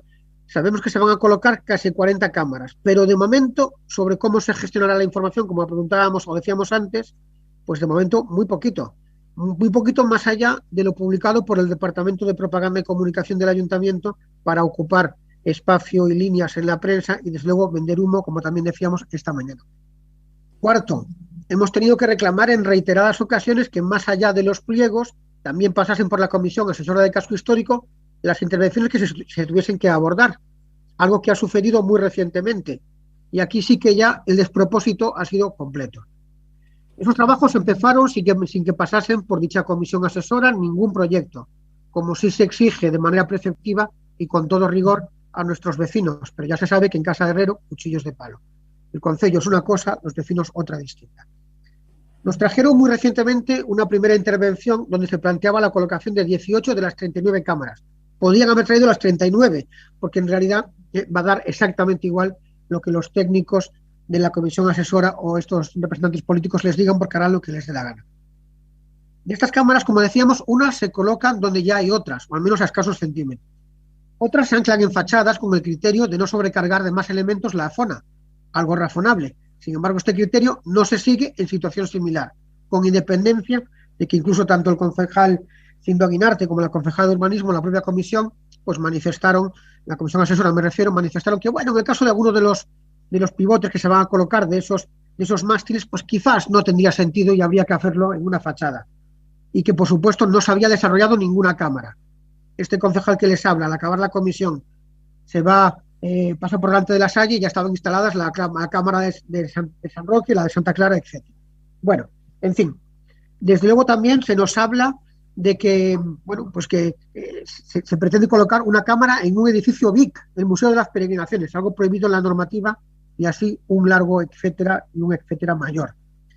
En definitiva, todo lo contrario de lo que se exigía a la empresa instaladora, según informe técnico del 19, del 17, del 9, del 21, que se dio traslado a la Comisión Asesora del Casco Histórico, en lo referente a emplear criterios de integración y armonización que permitan que los elementos para desplegar puedan pasar totalmente desapercibidos y, en todo caso, que se encuentren contextualizados en el entorno histórico en el que se van a situar. Este sumatorio de incongruencias terminó con algo insólito. La Comisión Asesora del Casco Histórico aprobó el dictamen técnico, que en cualquier caso tampoco se ha cumplido ni se va a cumplir, con el voto de calidad de la concejala de urbanismo, presidenta de la comisión, una votación en la que se abstuvieron o votaron en contra la universidad, la Dirección General de Patrimonio, el Colegio de Arquitectos y, desde luego, los representantes de los grupos de la oposición, ¿no? Es más, el propio representante de la Dirección General de Patrimonio les hizo saber, les advirtió que en cualquier intervención sobre el BIC del Museo de las Peregrinaciones, pues requería contar con su autorización previa. En fin, señoras del Gobierno, y acabo ya, lo que mal empieza, peor acaba. Asuman sus responsabilidades de seguimiento e inspección de las actuaciones de este programa y, sobre todo, cambien de actitud y hagan más pedagogía al proyecto que podría ser, y estaba llamado a serlo, de gran utilidad para nuestra ciudad. Por último, desafortunadamente, pues he de lamentar que no se acepte la enmienda que hicimos llegar al grupo del BNG, porque entendíamos que mejoraba sustancialmente la propuesta y desde luego nos facilitaba su apoyo, ¿no? Lamentar que no lo vean de la misma manera. Muchísimas gracias. Grazas a vostede. Ten o turno de réplica o comparecente don Sindo Guinarte. Moitas grazas, señor alcalde. Boas tardes, compañeiros e compañeiras de corporación. Bueno, a mí satisfaime como responsable do proxecto que se fale do Smartiago, evidentemente. Non me satisfai tanto que se fale por motivos que son, desde logo, periféricos a súa relevancia e a súa importancia, que moitas veces se traen aquí ou se fala deles, en fin, ao albur de determinadas informacións que saen nos medios de comunicación, máis ou menos chamativas e que poden responder nalgúns casos a esa máxima de que non deixemos que a verdade estropee un bo titular. Como don Jorge empezou facendo algo de historia e logo don José Antonio apelaba a pedagogía, eu vou tamén facer algo de historia e asumo a necesidade tamén de facer pedagogía sobre o proxecto Smartiago. A estrategia Smartiago comenzou a deseñarse e a elaborarse no ano 2013 na etapa do Partido Popular, no goberno municipal, pero non chegou a asinarse o convenio co daquela Ministerio de Economía, Industria e Competitividade hasta decembro de 2017, en concreto o día 4 de decembro do ano 2017, estando, como é sabido, ao frente do goberno municipal Compostela Aberta. O convenio, por outra parte, bastante indefinido nos obxectivos a cumplir, parécenos e evidenciamos que foi escasamente consensuado cos servizos municipais responsables de cada un dos ámbitos e contén unhas cláusulas xurídicas e económicas que non sei se a actual concelleira de Facenda pois permitiría que se asinase. En todo caso, ata a chegada do goberno municipal actual, en maio de 2019, os avances e investimentos do proxecto Smartiago pois eran prácticamente nulos. Por debaixo do 1% do gasto do proxecto. Non se efectuara prácticamente ningún pago, algo que evidentemente puxo en risco o cumprimento do convenio con Gaín, non se levara a cabo, por exemplo, a preceptiva consulta preliminar ao mercado, requisito imprescindible do convenio con Ministerio, non se licitara e obviamente non se adjudicara ningunha licitación para o desenvolvemento do proxecto, non só xa de compra pública innovadora, tampouco de compra non innovadora, pero necesaria para a posterior innovación, ou tampouco estaba rematada a adjudicación da Oficina Técnica de Apoio. En fin, decir que o desenvolvemento do proxecto era escaso a esas alturas pois é bastante xeneroso, ata o punto de que se corría o risco evidente de que o convenio naufragase e o proxecto naufragase con el. De feito, eu recordo perfectamente a primeira reunión co Ministerio da Comisión de Seguimento cando os funcionarios e os responsables políticos do Ministerio pensaban que íbamos ali a renunciar ao proxecto Smartiago, porque parecía que a esas alturas era moi difícil leválo a cabo. Bueno, que suporía eso nestes momentos? Pois, ademais de perder o proxecto, o Concello perdería o 80% da financiación FEDER asignado ao proxecto, actualmente 4.994.000 euros. Como ben saben, Smartiago nútrese da achega municipal, outra de Gaín, de 10%, e a achega principal do Ministerio de Ciencia e Innovación. Este foi o escenario que nos atopamos na nosa chegada ao Concello. Perder un do financiamento máis elevado de fondos FEDER que contaba o Concello e por riba pagar os xuros de demora. Nestes 2 anos, tras un esforzo extraordinario dos servicios municipais, informática, mobilidade, urbanismo, servicios comunitarios, medio ambiente, policía local, obras e servicios transversais que se implicaron moito na execución do proxecto, contratación, asesoría xurídica, intervención, todos eles, os avances do proxecto eu creo que son máis que evidentes. Agora o proxecto é viable.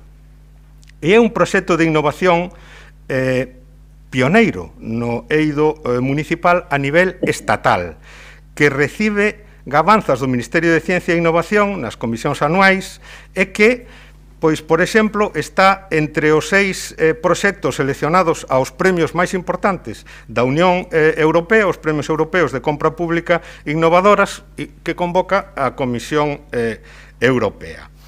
Bueno, este esforzo tivo en conta en todo momento o carácter excepcional de Compostela, cun patrimonio que a fai única e sobre o que pivota todo o proxecto Smartiago, que, como vostedes saben, circunscríbese ao casco histórico.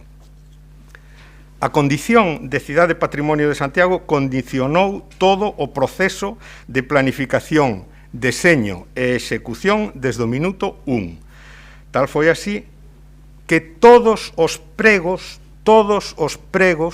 coas súas prescricións técnicas foron aprobados pola Comisión Asesora de Patrimonio previamente á súa licitación.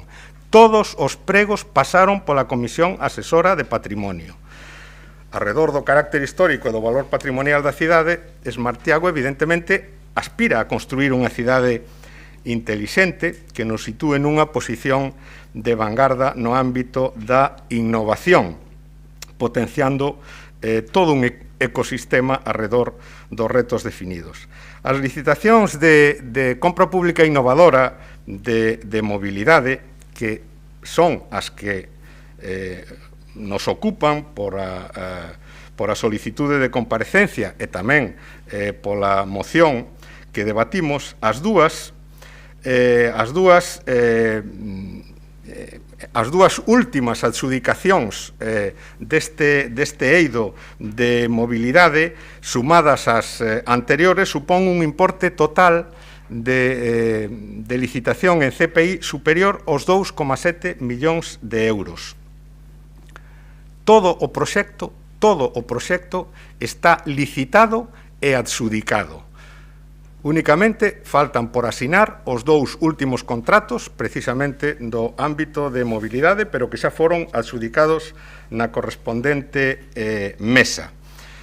A eses case 3 millóns, obviamente, hai que sumar o ámbito de iluminación e o ámbito de residuos sólidos urbanos. O conxunto vai supoñer un pulo importante para o sistema de innovación local e regional.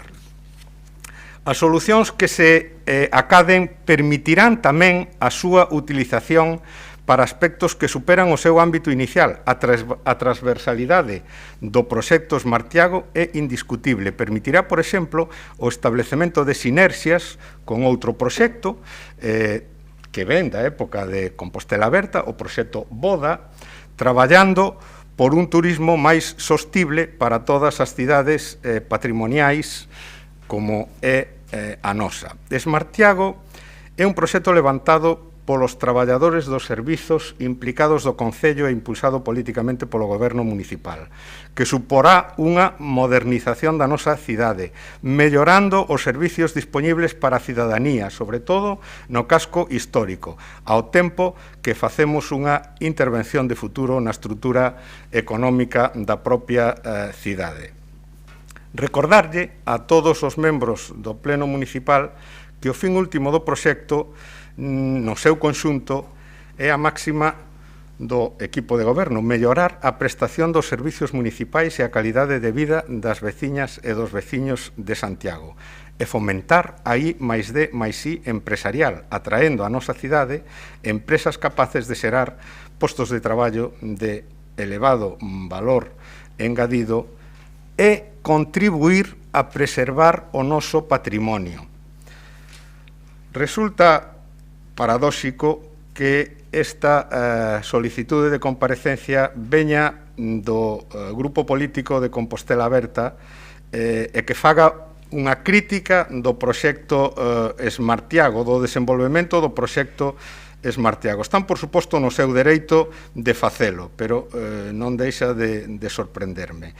Xa que foron vostedes os que asinaron o convenio co Ministerio. É evidente que a execución do proxecto está dentro do marco do convenio, como non pode ser de outra maneira, porque non facelo dentro do marco do convenio suporía perder a financiación FEDER. Por tanto, non vale decir que estamos facendo algo que non era o que estaba previsto facer no proxecto Smartiago. Todo o contrario, estamos levando a cabo o proxecto no marco do convenio, como non pode ser de outra maneira, e, bueno, na segunda intervención, porque xa se me acabou o tempo, contestarei as cuestións concretas tanto referidas ao patrimonio como á protección dos dereitos derivado do uso das cámaras intelixentes.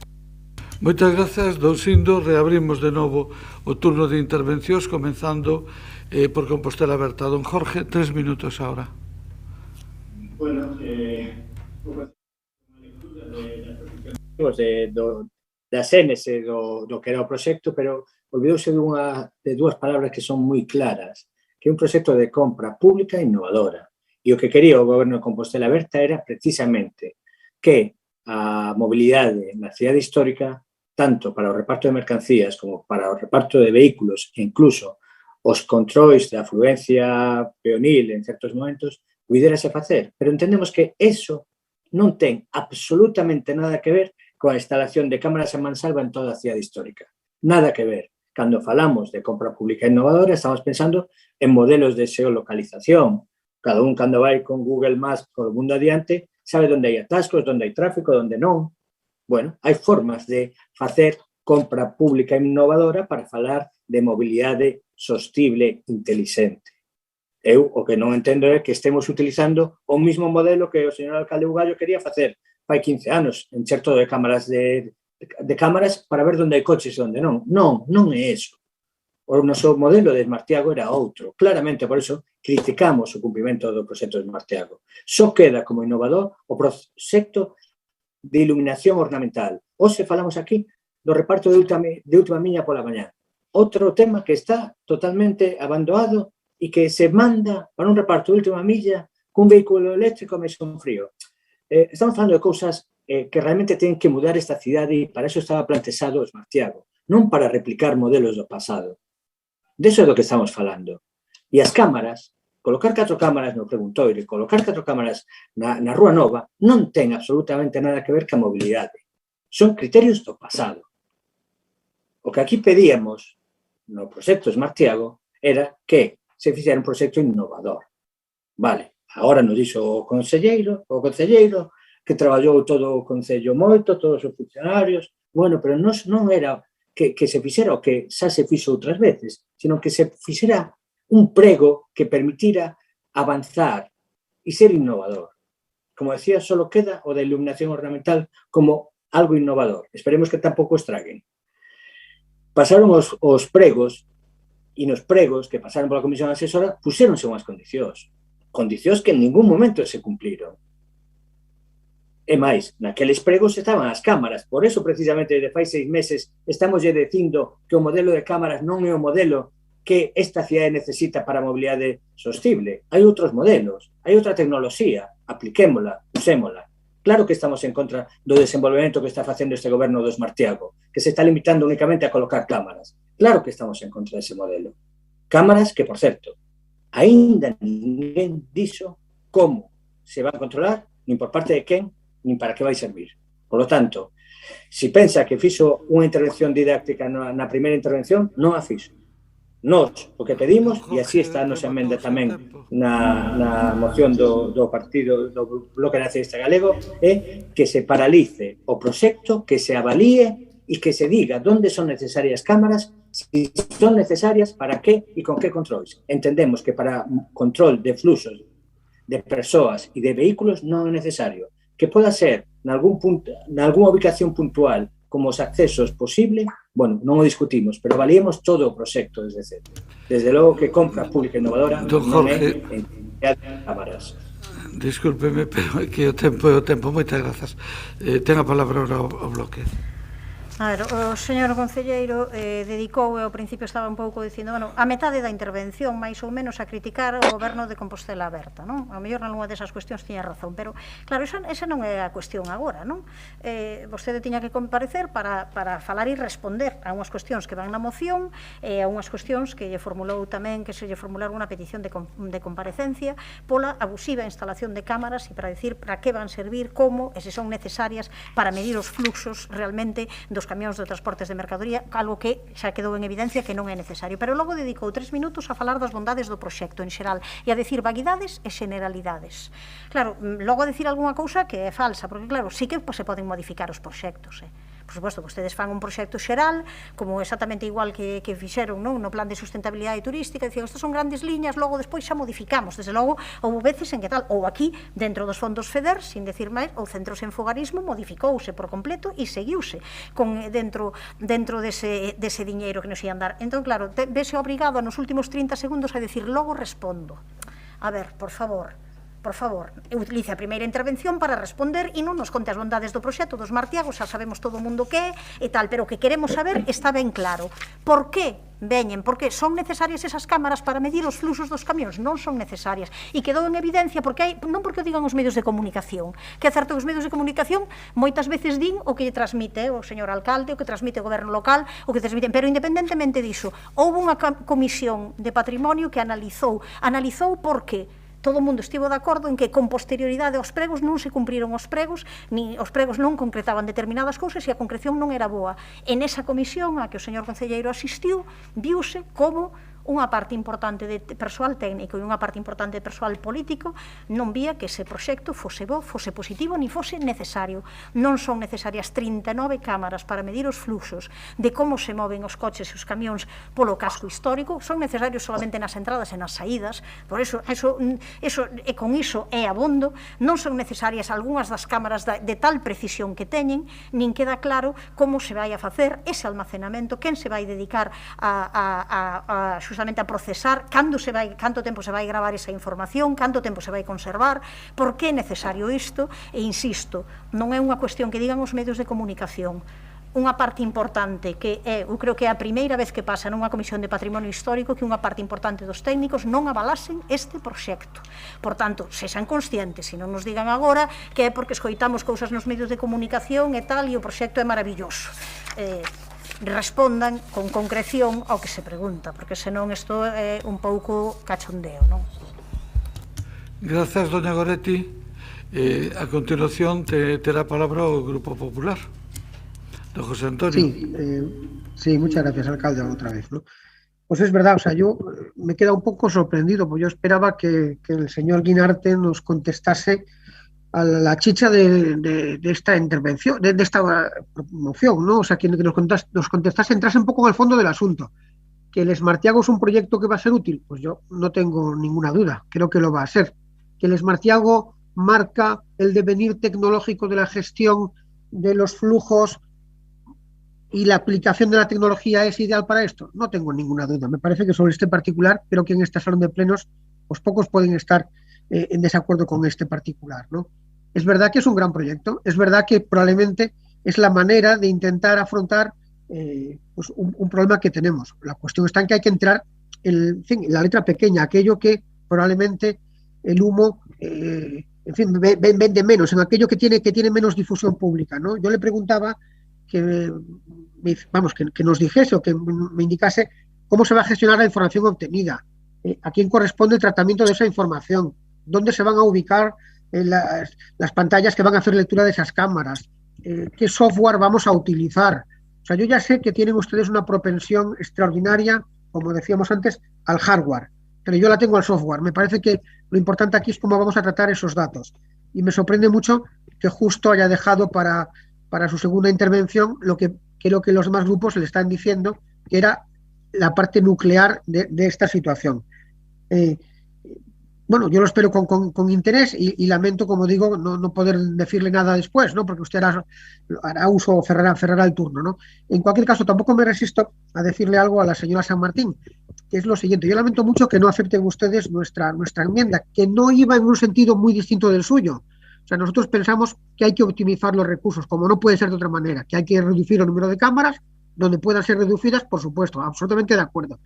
Que las cámaras han de evitar duplicidades, de acuerdo. Que han tenido un mínimo impacto dentro del impacto patrimonial de la ciudad, sin atisbo de duda.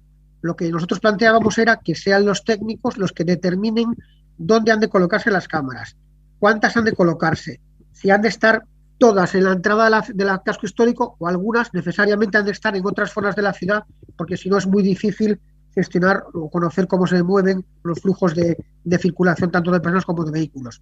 El sentido de nuestra enmienda era este. Entendíamos que era la manera más clara de resolver esta cuestión. Ustedes entienden que no y lo lamentamos mucho porque no podremos apoyarles como era nuestro deseo inicial. En cualquier caso, señor Guinarte, me quedo muy a la espera de sus palabras y, como le digo, lamento no tener la oportunidad de replicarlas. Muchas gracias. Gracias a usted, don José Antonio. Señor Guinarte. Moitas grazas. Bueno, parece que dúas liñas de obsesión ou de problema en relación coas cámaras. Unha ten que ver coa posible invasión de dereitos fundamentais, outra ten que ver coa súa ubicación a medida en que iso respeta as exixencias de protección do noso patrimonio. Bueno, a min gustaríame empezar esta segunda intervención dicindo que o goberno municipal obviamente está posicionado na defensa dos dereitos e liberdades da cidadanía e tamén do cumprimento da legalidade no que ten que ver coa protección do patrimonio. Claro, bueno, é unha declaración de principios, pero é importante.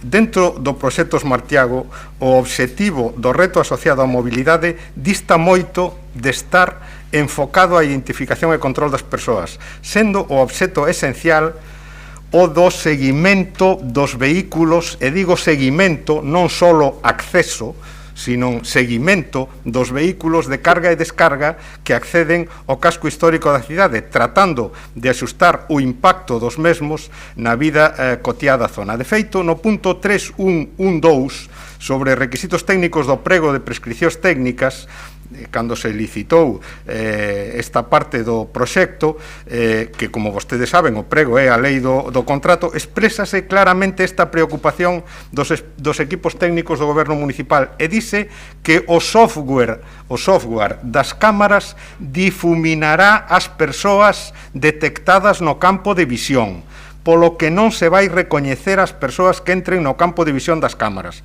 Por tanto, é importante que nos quede claro, que lles quede claro a todos os grupos municipais que non son cámaras de videovigilancia, son cámaras para o control da mobilidade, que permiten desenvolver algoritmos de inteligencia artificial, estarán inhabilitadas para a captación de información que permita a identificación de persoas que se atopen na vía pública a través dun software de anonimización. Repito, non son cámaras de videovigilancia, son cámaras para o control da mobilidade e estarán inhabilitadas para a captación de información que permita a identificación de persoas. Bueno, ademais, dende o primeiro momento, este goberno fixo unha exixencia clara, e é que a solución contratada ten que asegurar o anonimato tal e como se recollen os pregos de contratación, e que non pode ser de outra maneira. As persoas que aparezan nas imaxes obtidas non serán recoñecibles. Tamén, en fin, se mostrou a preocupación polo emprazamento das cámaras, se van a afectar a intimidade, vulnerando dereitos fundamentais, etc. Pois non hai tal. Por exemplo, buscouse a ubicación das cámaras de forma tal que en ningún caso enfoquen ventas, fachadas de edificios, etc., para evitar calquer risco de intromisión no ámbito da intimidade dese tipo. Claro, como se decideu o emprazamento das cámaras e como se decideu o número das cámaras a colocar? Eu non sei se vostedes pensan que eu, como responsable do proxecto, teño interés en poñer 39 cámaras e non 17, ou teño interés en que se poñan nun sitio ou non se poñan de outro. Evidentemente foi unha decisión técnica, unha decisión estudiada, valorada polos técnicos que asesoran a execución do proxecto é supervisada e decidida en última instancia polos técnicos municipais que fixeron un recorrido pola cidade, sitio a sitio, cámara a cámara, para decidir onde se colocaba e como se colocaba cada unha desas cámaras. Por tanto, claro, non se pode decir, bueno, non coloquemos 39, coloquemos 18. Eu, dende logo, en fin, asómbrome da súa, en fin, do seu coñecemento neste ámbito. Eu non teño criterio para decir 18 ou 39, pero se os técnicos que asesoran a execución do proxecto, os técnicos municipais e que asesoran o Concello din que para facer un seguimento dos vehículos, para controlar o fluxo de persoas polas rúas do casco histórico da cidade, fan falta 39, pois eu teño poucos argumentos para decirlle que non. Eu podo decirlle, pareceme moitas, pois justifícame que son 39. Obviamente a empresa adxudicataria tampouco tiña interés en poñer 39 ou 37 ou 32 ou 50. Por tanto, eu creo que hai que ser un pouco máis, en fin, non sei, prudentes nos xuicios destas cuestións, non? Por tanto, a reducción dos elementos no espazo público por esa vía, pois, claro, responde a unha petición que non está sustentada en ningún criterio técnico máis alado que decir son moitas. Bueno, son moitas según para qué. Claro, se só se quere controlar a entrada dos vehículos no casco vello, pois basta con poñelos na periferia, pero se se quere saber a través do software de inteligencia artificial que levan esas cámaras, como é o fluxo de persoas polo casco vello, canto tempo están os vehículos que entran no casco vello, onde están, como se moven, que recorridos fan, precisamente para o que decía o señor Duarte na súa primeira intervención, para minimizar o tempo en que os vehículos ocupan o casco vello. Por tanto, establecer cales son os recorridos máis eficientes, os recorridos máis curtos, pois, sinceramente, eu asómbrome realmente de que teñan ese criterio tan, en fin, tan axustado que eu, dende logo, non teño, non? Bueno, en fin, eu insisto, os pregos de todas as licitacións pasaron pola Comisión Asesora de Patrimonio. Por exemplo, o que ten que ver coa licitación das cámaras pasou o día 16 de xuño do ano 20. Pasou pola Comisión Asesora de Patrimonio. E logo pasouse agora a ubicación das cámaras. O tema dos pasos aéreos. No prego está ben explicitado que non se van a permitir pasos aéreos de fibra para a conexión das cámaras. A empresa adxudicataria comenzou a despregar fibra sen notificarlo a funcionaria responsable do contrato do Concello. Cando tivemos noticia dese feito, ordenóuselle a inmediata paralización do despregue. E non se lle vai a permitir que fagan ningún paso aéreo, porque iso é o que establece o prego. Eles presentáronse a unha licitación con esas condicións. Obtiveron a licitación e, obviamente, ten que cumprir as condicións polas que a obtiveron. Non se lle van a permitir pasos aéreos. En fin, máis cuestións. Bueno, decía don Jorge tamén compra pública innovadora, si sabemos ou non sabemos o que é. Bueno, certamente hai que decir que neste Concello non había moita experiencia de compra pública innovadora. Bueno, había cero experiencia de compra pública innovadora. Nunca se licitara un proxecto de compra pública innovadora. Levamos xa licitado o conxunto do proxecto Smartiago, de compra pública innovadora. Claro, a compra pública innovadora, como seguramente coñece ele, coñecen vostedes, exixe un trámite previo que é a consulta previa ao mercado. É dicir, preguntarlle ao mercado, queremos facer isto, Que poderíamos facer para chegar a esta finalidade? Pois iso é o que determina en gran medida o límite dos pregos de prescripcións técnicas. As empresas que eventualmente poidan ser ou poidan estar interesadas na execución do proxecto ten que decirnos, pois, podería irse por aquí ou podería irse por aí para leválo a cabo. Bueno, eso naturalmente se fixo, e iso é o que orientou a licitación dos proxectos. Como se vai xestionar a información? Por suposto, a información van a xestionar funcionarios públicos que, respecto aos datos que se almacenen, por exemplo, as matrículas dos vehículos, van estar sometidos á Lei de Protección de Datos. Terá que haber un fichero, vai a elaborarse un protocolo no que figurarán como se determinan as persoas que son responsables do control desa información, e o período que esa información se mantén guardada e cando esa información se elimina. Repito, non a identificación de persoas, que as cámaras non identifican persoas, si identifican vehículos, non? Por tanto, eu creo que Esmartiago é un proxecto importante para o Concello de Santiago.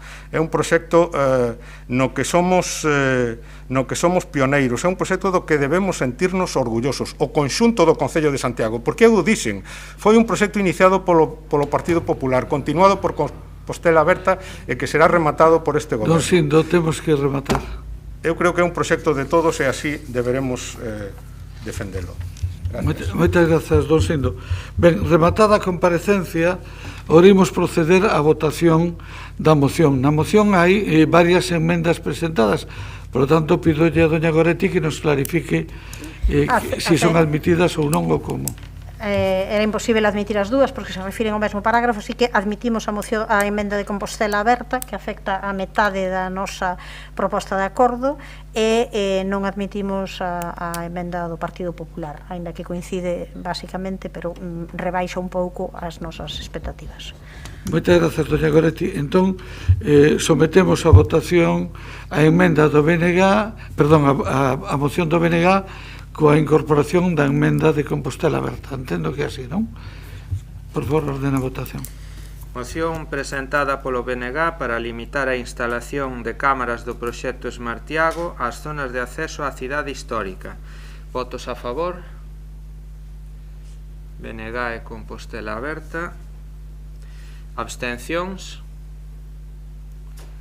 Grupo Popular. E votos en contra o Grupo Socialista. Entonces, rexeítase a moción. Moitas grazas a todas e a todos. Empezamos ahora o capítulo de interpelacións. Temos tres. A primeira é formulada polo BNG sobre a vertedura de contaminación que afectou a rede e o servicio de abastecemento. Que non vai a defender, dona Goretti, cando vostede queira. Ben, como é coñecido por todo o mundo, desde o xoves 9 de setembro, durante unha fin de semana, pois houve un problema grave con esa vertedura de purins, o que provocou pois esa alarma, esa posibilidade de quedar sin suministro de auga, ese suministro que tivo pois moitos problemas de estado dese suministro para o conxunto da poboación.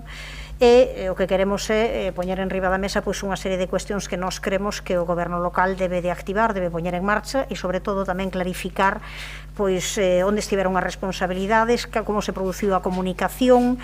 Sabemos ben que pois o Concello de Santiago suxire un pouco que as interferencias en que a comunicación e a transmisión deste vertido tardase tempo en saberse, desde o xoves até o sábado, pois que foi responsabilidade da Xunta, a Xunta que foi responsabilidade do Concello, Concello. Pensamos que todo isto hai que clarificalo, como hai que clarificar as responsabilidades que hai que pedirle ás administracións, tamén á empresa concesionaria, e a posibilidade de sancións que están aí tamén en riba da mesa para que isto non volva a ser unha realidade, porque sabemos que verteduras é certo que máis pequenas, de distinta envergadura, pero que se producen con excesiva frecuencia demais nos nosos ríos e regatos. Entón, o que formulamos na interpelación é, por un lado, esclarecer o volumen da vertedura. É certo que hai diverxencias, 200.000 litros, non informou o alcalde, pero os 2 millóns de litros que é a capacidade da foxa que prácticamente quedou baleira, segundo din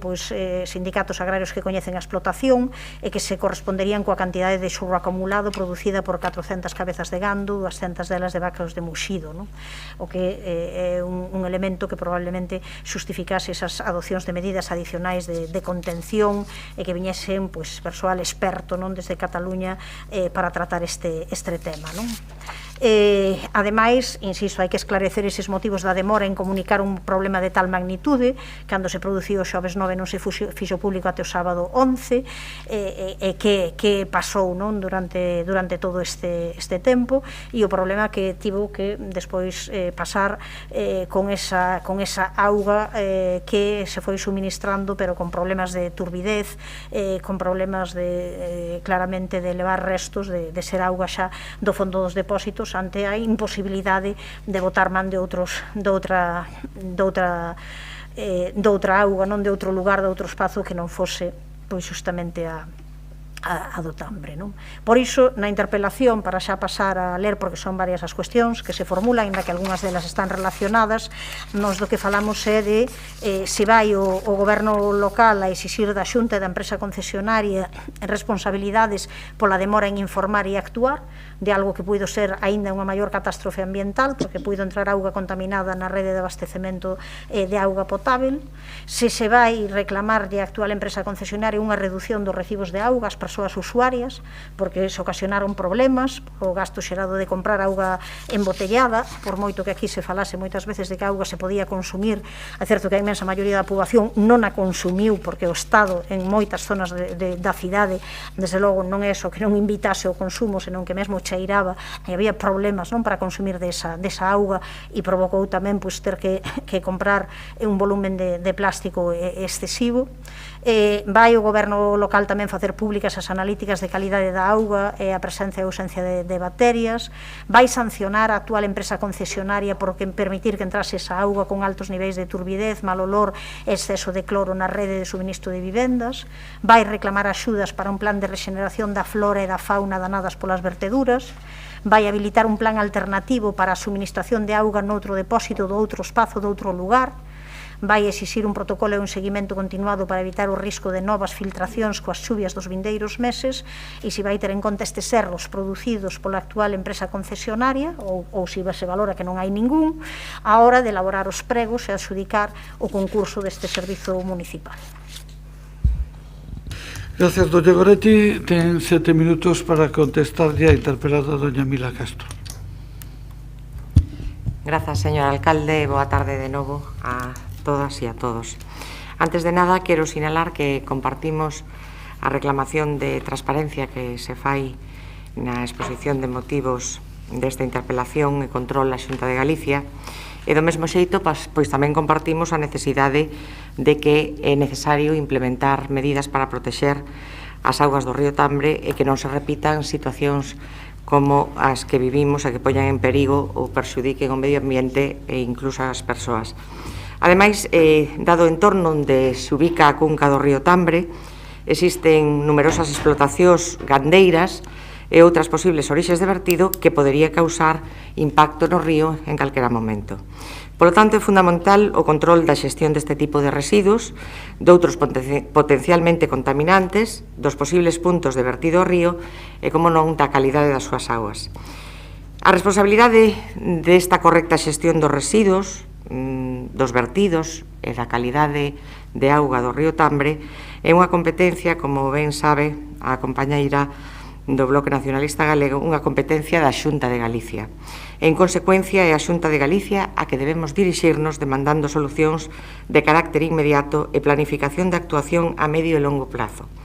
Nós así o entendimos e desde o Parlamento de Galicia o grupo do PSDG denunciou a falta de transparencia e coordinación no vertido de xurro, exixindo a maior brevidade posible a aclaración de todos os aspectos relacionados co vertido ante a evidencia falta de dilixencia nas actuacións por parte da Xunta de Galicia.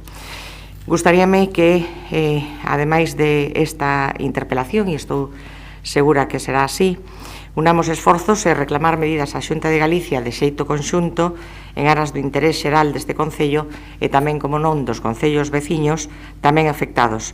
Neste caso, fomos todos perxudicados por uns feitos sobrevidos alleos ao noso ámbito de responsabilidade. Para que non quede ningunha dúbida ao respecto, vou detallar os acontecementos máis destacables e que poden dar resposta a algunha das preguntas que se plantexan. Non existiu ningunha comunicación previa da Xunta de Galicia nin do Seprona a este Concello, nin a empresa concesionaria sobre a existencia dun vertido que afectase ou pudese afectar a captación de auga para suministro da nosa veciñanza, nin o xoves, nin o venres. É a propia concesionaria, en aplicación dos procedementos e controles de calidade de auga existentes na ETAP, a que detecta ás 3 da madrugada do venres o sábado a presenza dun vertido no río, polo que paraliza a captación de auga de xeito preventivo, evitando que o vertido entre nas instalacións do Servizo de Augas do Concello. E isto merece dúas contundentes afirmacións. A primeira afirmación é que en ningún momento entrou na rede de abastecemento de auga potable, auga contaminada, que non cumprira todos os parámetros sanitarios establecidos e permitidos. De feito, co obxecto de garantir a calidade do suministro, tomouse a decisión de non meter auga do río na planta de tratamento ata que estes parámetros medidos no río volveran a ser axeitados e, por suposto, se mantiveran estables. E a segunda contundente afirmación é que en ningún momento se cortou o suministro de auga no noso Concello. Fixéronse análisis específicos ás 24 horas do día, intensificando os controis de calidade de auga, analizando en continuo a auga do río Tambre, mobilizando medios materiais e humanos e que, efectivamente, como se nos pregunta nesta interpelación, poderemos poñer o resultado destas analíticas a disposición de todas e todos vostedes.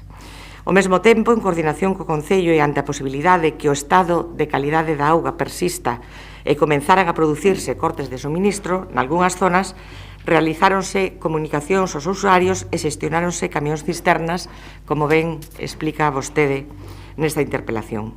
Finalmente, ás 8:30 do sábado, e tras as últimas analíticas que indicaban que os parámetros da auga do río eran aptos para o seu tratamento, iniciouse de novo o proceso de potabilización, non sendo, insisto, non sendo finalmente necesario cortar o suministro da auga veciñanza. Polo tanto, teño que dicir que tanto por parte do Concello como da empresa concesionaria, o principal obxectivo, como non podería ser doutro xeito, foi en todo momento evitar, por un lado, unha situación grave de crise sanitaria e, por outro, garantir o suministro de auga a toda a poboación.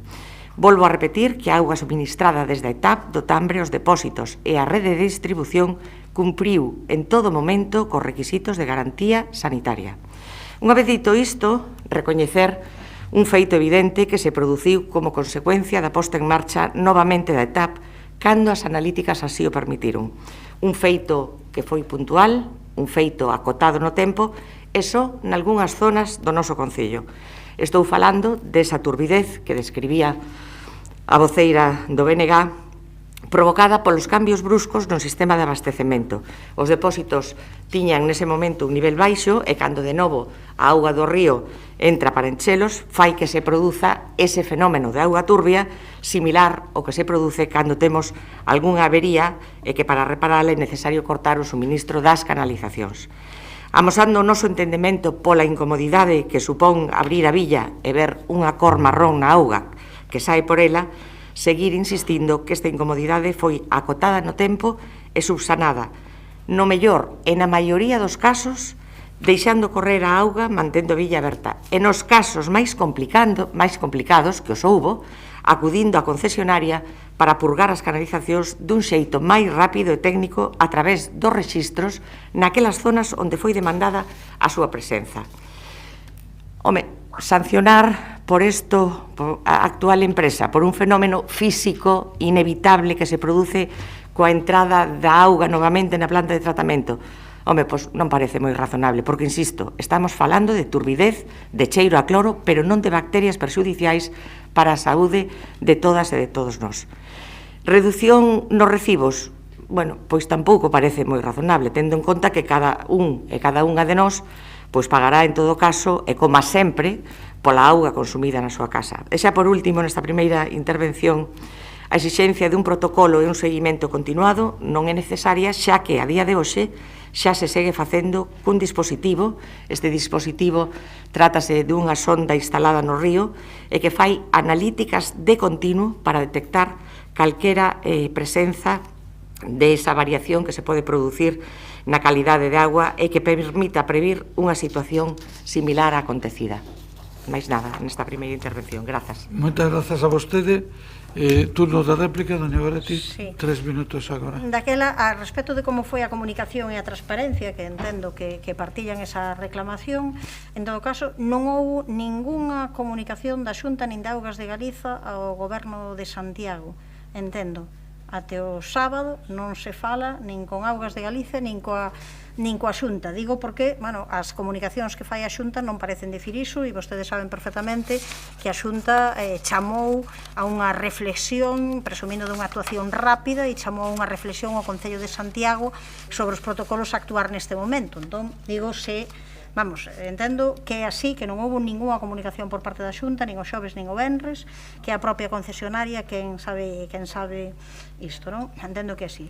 A segunda cuestión, a respecto da turbidez da auga, vamos, isto xa non é cuestión do que che digan, se non cho digan. Houve casas, e desde logo o meu barrio foi un deles, onde a auga estivo turbia o sábado, o domingo, o luns, até prácticamente o martes pola mañán, e non era simplemente deixala correr e que pase, non, senón ducharse totalmente en auga túrbida todo o tempo, sen parar. Non é o mesmo que cando hai unha avería e tal, e con que deixes correr aí 1 minuto, 2 minutos, pasa. Por tanto, isto foi un feito que ocasionou un problema importante, e un problema que levou, é certo, a moitísima xente. Creo que non é moi lóxico pensar que ese problema non significaba nada para a xente, que se podía seguir dicindo que se consumise auga con total normalidade, porque había problemas de cheiro, problemas que teñan que ver con esa turbidez, e que fixeron que a xente tivese, neste caso, que botar man dun consumo de auga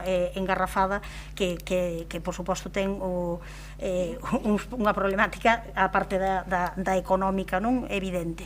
Pero a parte diso, eu non entendo por que non me fan esta reclamación, porque creo que non é de recibo. Hai outra serie de preguntas ás que non contestou. Por exemplo, se van reclamar axudas para un plan de regeneración da flora e da fauna danadas polas verteduras, porque até de agora, fora deste tema, pouco se falou da cantidade de peixes mortos, da cantidade de problemática relacionada ca flora e ca fauna que está ali. Si vai o goberno local habilitar un plan alternativo para a suministración de auga de outro depósito, non? E se van ter en conta estes erros non a hora de elaborar os pregos e adjudicar o concurso deste servizo municipal, porque entendemos, insisto, que a auga é un ben público máximo e maior, e o lóxico sería, claro, tendo en conta que vostedes xa teñen feita a súa liña de por onde van ir as cousas neste sentido, se realmente isto non lles provoca ningunha reflexión interna de cuestións que haxa que cambiar en todo este ámbito. Grazas, doña Goretti. Turno de contestación. Grazas, señor alcalde. Bueno, o tempo é o que é, e ao mellor non me dá tempo de decir todo o que quero, pero como despois hai unha pregunta referida a esta mesma cuestión por parte de Compostela Aberta, tratarei de decir as cousas de outro xeito. Eu, agora o que quería explicar e que se entendera é que nós creemos que se actuou correctamente, que nos anticipamos o problema evitando ese vertido que entrase na planta de auga de tratamento.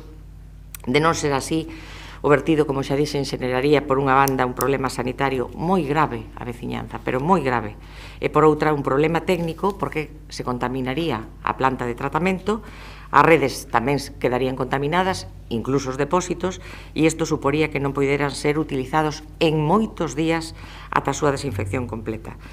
Entendemos tamén que desde o Concello fixemos, desde que fomos coñecedores da gravidade do vertido, todo o posible para que a Xunta de Galicia actuara con celeridade, dada a magnitude do problema, celeridade que teño que decir, e non é gabarme do tema, pero celeridade que ata que nos apremiamos non se tivera levado a cabo por parte da Xunta. Confirmamos tamén que a empresa concesionaria comunicou de xeito continuado toda a información relativa ao vertido, tanto os técnicos municipais como o Goberno, e, por suposto, hai conclusións obligadas que podemos extraer, si, dunha situación de crise como a que tivo lugar por mor deste vertido.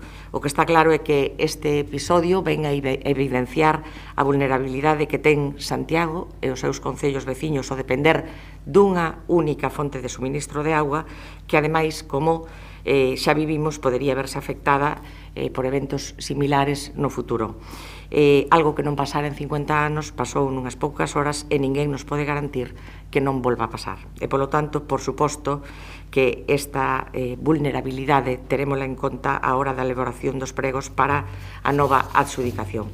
Polo tanto, eu creo que agora o que debemos é concentrar os nosos esforzos primeiro en traballar para exixir mellorar os mecanismos de comunicación que ten a Xunta de Galicia ante posibles episodios similares cos concellos, exixirlle tamén medidas preventivas para que isto non volva a acontecer. Temos que recordar que son miles as explotacións gandeiras no noso país, moitas delas perto dos ríos. Si por parte da Administración Autonómica, a única, por certo, que ten competencia sobre este tema, non se leva un exhaustivo control destas instalacións, episodios como este poderánse repetir en calquera momento ou en calquera concello. Neste caso, un final que pudo ser tráxico, e non estou exagerando nada para o noso concello, e dunha gravidade extrema, rematou dun xeito aceptablemente satisfactorio para toda a veciñanza de Compostela por mor da coordinación continuada entre Concello e concesionaria. E só desexamos que feitos como este non se volvan a producir. Máis nada, moitas grazas. Moitas grazas. Pasamos á segunda interpelación, que é presentada polo Grupo Municipal de Compostela Aberta sobre contratación en materia de turismo. Ten a palabra doña Marta Lois, 5 minutos. Sí, boa tarde de novo. Ben, hoxe, dende o Grupo de Compostela Aberta, traemos unha interpelación a este pleno para que o concelleiro de Turismo, o señor Guinarte, explique no pleno dous asuntos que están relacionados, porque os dous comparten, neste caso, o marco do turismo, e que entendemos, dende o noso punto de vista, que son moi graves e que constitúen un escándalo por diferentes motivos.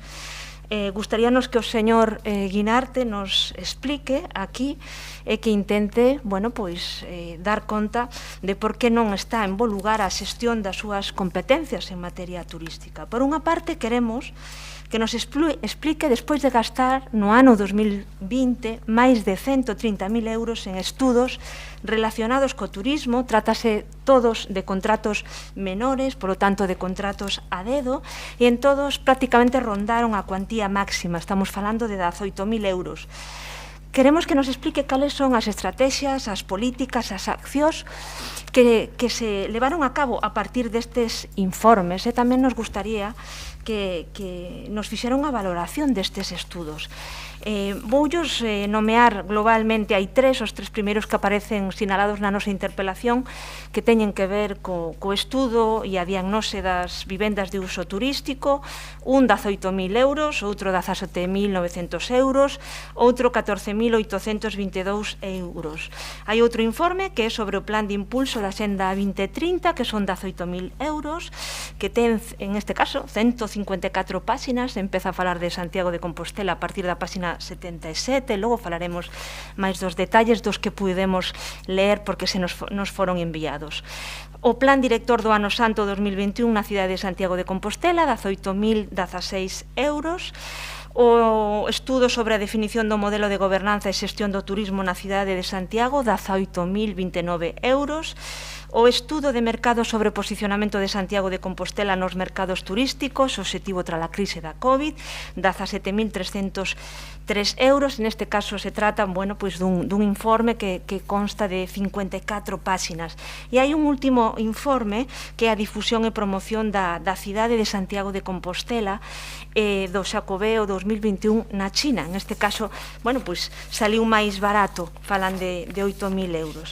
Ben, as preguntas, nos, como decía hai un momento, non tivemos ocasión mesmo, aínda que se solicitaron, de poder manexar todos os informes, pero os que se nos enviaron, tomeime a molestia de velos e de lelos, e por eso voulle a ler algunhas das recomendacións literais que figuran nestes estudos, por se vostede, mesmo o alcalde, toman nota ou fixeron algunha reflexión sobre as afirmacións literais que hai aí. No informe número 6, por exemplo, di: o número de visitantes non pode seguir crecendo de forma ilimitada. É preciso establecer cal é a capacidade de carga turística. Debe aportarse porque veñan menos visitantes, pero con máis rentabilidade social e económica. Páxina 53 e páxina 122. Incolsa perdeu orientación estratégica, vitalidade, concentrándose exclusivamente na promoción turística. Informe número 6. É necesario reflexionar sobre o problema da financiación, sobre como cuestiones que están relacionadas coa aplicación da taxa turística. Informe número 6. Non existe cultura de sostenibilidade no turismo Compostela. Informe número 6. Informe número 7, páxina 152. É necesario a creación dunha oficina para a Xenda 2030 en todas as estruturas de goberno que estén conectadas. Hai que implantar o plan de sostenibilidade. Informe número 4. Informe número 7 sobre a auditoría da web de Turismo de Santiago. A web de Turismo de Santiago non está situada de maneira óptima nos diferentes países, mercados ou buscadores. O usuario chega a esta páxina e non navega en profundidade. Na outra parte, quédame escasos 45 segundos, tamén nos referimos a esta interpelación a outro elemento relevante, como é o Plan de Sostenibilidade Turística que foi aprobado en setembro de 2020 con unha cantidade millonaria de 3 millóns de euros. O pasado 7 de setembro, vía decreto, aprobouse outra asistencia técnica por importe máximo de contrato menor de 18.000 euros a unha empresa asturiana para levar a cabo, en este caso, tamén o impulso da xerencia deste plan. As preguntas que lle trasladamos aquí, cales son as accións e programas, accións estratégicas, pasados xa 2/3, estamos xa na recta final da anualidade 2021, nada sabemos dese plan de sostenibilidade turística ni de accións concretas que tiveran en conta todos estes estudos e informes. De momento, máis nada. Grazas.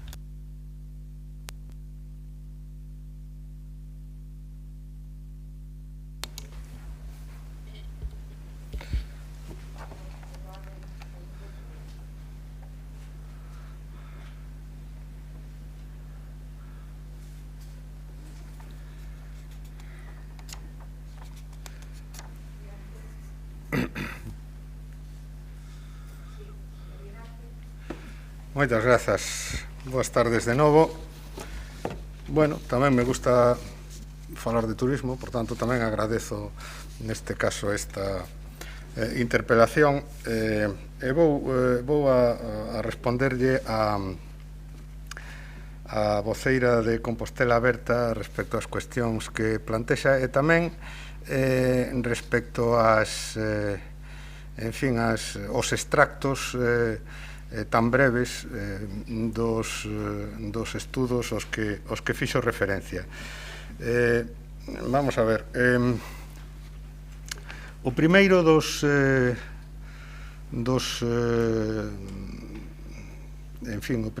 estudos o que fai referencia no seu texto escrito, o referido á análise e diagnóstico do efecto da proliferación do turismo en Santiago de Compostela, está en vías de resolución contractual, ou seja, non se levou a cabo. O segundo, referido á identificación dos patróns de comportamento dos usuarios das vivendas de uso turístico en Santiago de Compostela, está tamén en vías de resolución, tampouco se levou a cabo. O terceiro, referido á investigación mediante traballo de campo sobre vivendas de uso turístico en Santiago, está resolto, tampouco se levou a cabo. O cuarto, efectivamente, levouse a cabo obviamente non é de turismo, refírese ao impulso da Axenda 2030 na cidade de Santiago de Compostela, algo que nos parece importante que orientemos as nosas políticas na dirección da Axenda 2030 e que dou lugar a que en fin, se encaucen a través do proxecto de Axenda Urbana que se está a desenvolver. O que aparece co número 5 referido a Plan Director do Ano Santo 2021 e o referido á definición do modelo de gobernanza e xestión do turismo, si se levaron a cabo, servíronos de base e de apoio aínda en fase preliminar para precisamente a redacción e a solicitude do Plan de Sostenibilidade Turística e non, en fin, non oculto nada se digo pois que hai elementos coincidentes entre os textos destes estudos e os da solicitude do propio plan. O seguinte, referido ao estudo de mercado, pois é iso, e nos sirveu para saber cal era o posicionamento, e nos sirve para saber cal é o posicionamento de Santiago nos mercados turísticos, como citou vostede o caso da web. E o último deles, pois non sei, casi terá que preguntarlle a algún excompañeiro ou excompañeira de goberno porque é un compromiso derivado do anterior goberno de Compostela Aberta. Por tanto, de turismo non tanto. A min recórdame aquelo que se decía do mestre, en fin, que lle pregunta ao alumno cales son os 4 continentes e lle contesta os 4 continentes son 3, Europa e Asia, porque realmente é que non hai tanto, non? Bueno, respecto aos entresacados que fixo dos estudos, pois sí que dixo cousas, eu creo que moi interesantes e que ademais compartimos. Recoñezo que compartimos moita parte do diagnóstico. O número de visitantes non poden seguir crecendo. Pois compartimos esa idea. O número de visitantes non deben seguir crecendo de feito ou de xeito incontrolado e debemos, se podemos, e na medida en que podemos, ser selectivos nese ámbito, non? Porque, bueno, eu teño aquí os datos, se quere despois contrastámolos. Nos últimos anos, en fin, o número de pernoctas, por exemplo, que é un dato obxectivo que nos facilita o INE, pois é un número constante. É un número constante que non recuperamos de todo este ano, pero casi, pero que viña sendo constante ao longo dos 7 ou 8 anos anteriores. En fin, o número de visitantes non pode seguir crecendo, eu matizaría, o número de visitantes non pode seguir crecendo en determinadas épocas do ano, pero pode seguir crecendo en outras épocas do ano. Precisamente, temos que traballar para que os visitantes crezan, medren, se incrementen en outras épocas do ano. Incolsa perdeu a súa carga estratégica. Bueno, pois eso nos dá pé a pensar na necesidade de darlle un novo impulso, incluso de reformar as súas estructuras. Evidentemente, como di o estudio, pois converteuse nunha axencia case exclusivamente dedicada ao marketing turístico e á xestión das oficinas de turismo. No pasado tivera outro peso maior que agora non ten capacidade de ter. Bueno, pois iso é algo que agora sabemos. A taxa turística. Eu manifesteime moitas veces favorable á taxa turística. Non teño ningún inconveniente en manifestarme unha vez máis favorable á taxa turística, sabendo que a taxa turística require unha habilitación legal da comunidade autónoma ou do Estado. E non temos habilitación legal para implantar unha taxa turística.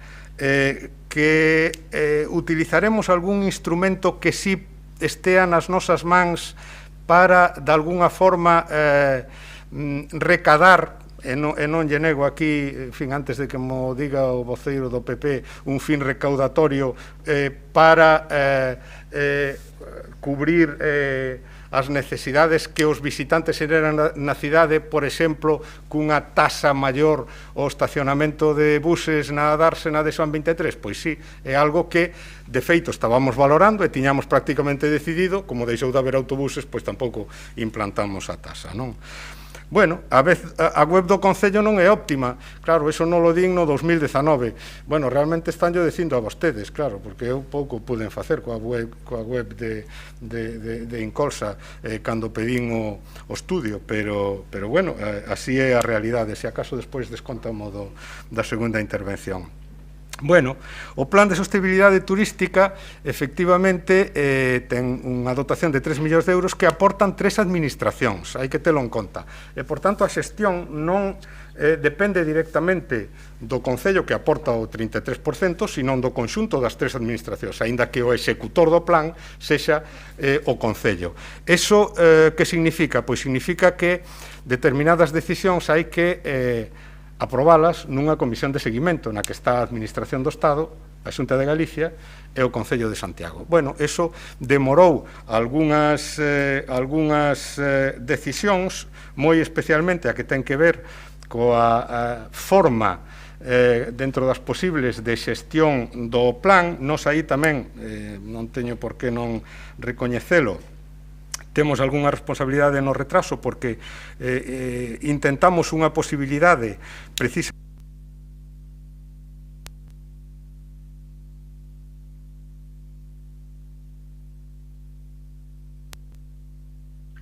Perdimos el audio.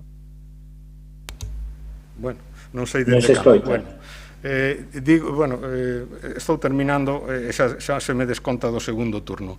Digo que intentamos levar a xestión cun reforzo de Incolsa a través dunha persoa que se podía incorporar, en fin, con certa celeridade, e ao final eso fallou, entón tivemos que ir a outra estrategia. Efectivamente, hai unha empresa asturiana, efectivamente, que ten experiencia nesta materia e que nos está axudando para a posta en marcha da oficina de execución do plan. Pero este ano xa teremos algunha parte executada e os grupos municipais, a pesar de que é unha competencia do goberno a execución do plan, os grupos municipais terán información cumprida deso.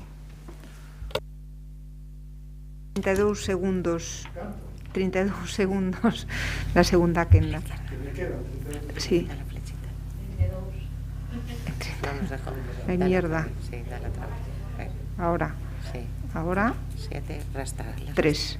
No, ahora toca ya. Adiante, Marta Lois. Bueno, eu non saio do meu asombro coa resposta do concelleiro. Por unha banda, é moi breve, se non se levaron a cabo esos contratos menores no momento en que nos solicitamos esos contratos que figuraban aí, porque non se nos informou cando pedimos, porque non se dixo que non se levaran a cabo, non? Eso para empezar. Despois, estamos falando de que estamos a finais do ano 2021, este 2020. Vostede non engadiu, lle preguntei que actividades, que accións estratégicas, que políticas turísticas concretas se derivaron deses estudos. Dos que non se fixeron, por suposto, non, pero dos outros que se fixo. Non vamos a seguir divagando. Van votar vostedes os 4 anos debatindo aquí aspectos puntuais destes informes. Bueno, e o máis grave, non? Xa non é acabamos de escoitar ao concelleiro que non sinalou ninguna sola acción política estratégica, ninguna. Que non contestou, por exemplo, ao que figura tamén en esta interpelación. Por que contratan vostedes vía asistencia técnica a unha empresa asturiana tendo a Turismo de Santiago non como unha ferramenta valiosa que podía estar en este momento impulsando un plan de sostenibilidade turística da que non dixo absolutamente ningunha acción, estrategia ou política, 1 millón de euros. E non me veña vostede coa excusa de que está confinanciado. Claro que está confinanciado, Concello, Xunta e a Secretaría do Estado de Turismo, claro que está. pero quen ten que desenvolver e, polo tanto, levar a cabo estes 3 millóns de euros en 3 anos é o Concello de Santiago. Por eso vostedes fixeron tanta publicidade de que recibiran ese plan e outras cidades se quedaron sin él. Non me veña ahora a decir que está dependendo da coordinación con outras instancias que decidiron que Santiago impulsase. Non hai sobre a mesa ninguna sola acción. O único que hai é falta de ideas, seguir a senda dun turismo, e en este caso eu discrepo do que dixo vostede, porque o señor alcalde fala de que o turismo en Santiago vai como un cañón, e lle gusta falar do turismo de canto máis mellor. Non fala de tempada alta nin de tempada baixa, fala desa senda do Xacobeo, dun turismo a granel, non fala da posibilidade e necesidade de estudar a capacidade de carga turística, de si hai saturación, si a veciñanza neste momento está sendo expulsada da cidade histórica, e vostede non falou absolutamente de nada. Son recursos públicos de todos e de todas. A min paréceme de verdad lamentable que cheguemos a esta altura e non fora capaz de decir por que Turismo de Santiago, por que Incolsa está sendo como unha especie de ferramenta que está pechada nun caixón, coa que non se contou nin siquiera para redactar o plan de turismo de sostenibilidade destes 3 millóns de euros. Estes estudos que se levaron a cabo, non hai unha sola acción, non veñan vostedes a divagar con cuestións que mesmo veñen da xenda política de Compostela Aberta. Non me falou vostede da gobernanza, aparece moito tamén o tema da gobernanza. En definitiva, eu creo que vostede ten que facerse mirar esta xestión turística, porque nestes momentos non hai xestión turística en Santiago de Compostela. Nada máis, grazas.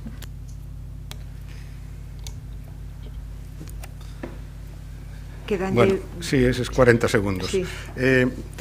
Bueno, por unha parte, sorpréndeme que diga que non sabía isto dos contratos, porque eu sei que se lle comunicou a xente do seu grupo. Pero, bueno, esa é unha cuestión menor. Vamos a ver, a min tocoume asumir a responsabilidade da xestión do turismo en Santiago nun momento, digamos que non foi o común, nin o ordinario. Eu creo que recuperar a actividade económica que o turismo supón para a cidade, porque o turismo é unha actividade económica por enriba de outras moitas cousas, era algo prioritario, era algo primordial. Non se pode defender subvencionar os establecementos de hostelería e de restauración con presupostos municipais e despois, home, que non pareza ben que estean tan cheas as terrazas e que estean tan cheos os bares, porque vostede fala por escrito de overturismo e de outros conceptos. Podemos estar de acordo no diagnóstico, pero a mí non me gusta que unha ex responsable de turismo deste concello na situación... O tempo está rematado, non? Sí. Na situación actual xa... de colapso, de saturación, de masas, de persoas... que logo diga que agora comenzou a veciñanza a sentir... creo que xa non ten... Señora Rosón, entón eu despois vou pedir a palabra por alusións. Sí. Claro. Si, xa pasou, xa rematou o tempo, señor Guinarte. Vale, damos por concluído este punto e seguimos ca outra... a última interpelación neste caso presentada polo Partido Popular sobre a reurbanización da Rúa dos Concheiros e do aparcamento de Triacastela. Moi ben, ten a palabra Javier Fernández. No. Perdón, María Antón, perdón. Nada, si quere falar primeiro Javier Fernández non teño ningún problema, casi tamén era mellor escoitalo, pero bueno. Señor Fernández, o Grupo Popular e seguro que tamén os veciños e as veciñas de Concheiros e a súa contorna, pois asistimos con estupor as súas declaracións sobre o que está acontecendo na Rúa dos Concheiros e no Parque de Triacastela. Vostede quere trasladar á opinión pública a idea de que no transcurso das obras atópanse unhas incidencias que obrigan a facer unha reformulación do proxecto. E mire, non insulte a inteligencia da veciñanza. Estas incidencias que vostede nomea e pon en cuestionamento o proxecto de reurbanización son visibles e notorias, son coñecidas. Son tan visibles que o propio proxecto redáctase dividindo a actuación en 3 tramos. o tramo primeiro dende a Avenida de Lugo ata o ascensor de Triacastela, o segundo tramo que é o que está en cuestionamento dende o ascensor hasta a Cruz de San Pedro e o terceiro o cruceiro de San Pedro. E por que lle parece a vostede que se fai iso? Pois lóxicamente porque a rúa non é homoxénea. Así o describe o técnico na memoria cando destaca a singularidade deste tramo e concretamente indica a necesidade de espacio peatonal generada por la presencia de escaleras y superficies en nivel inferior que limitan el tamaño de las aceras.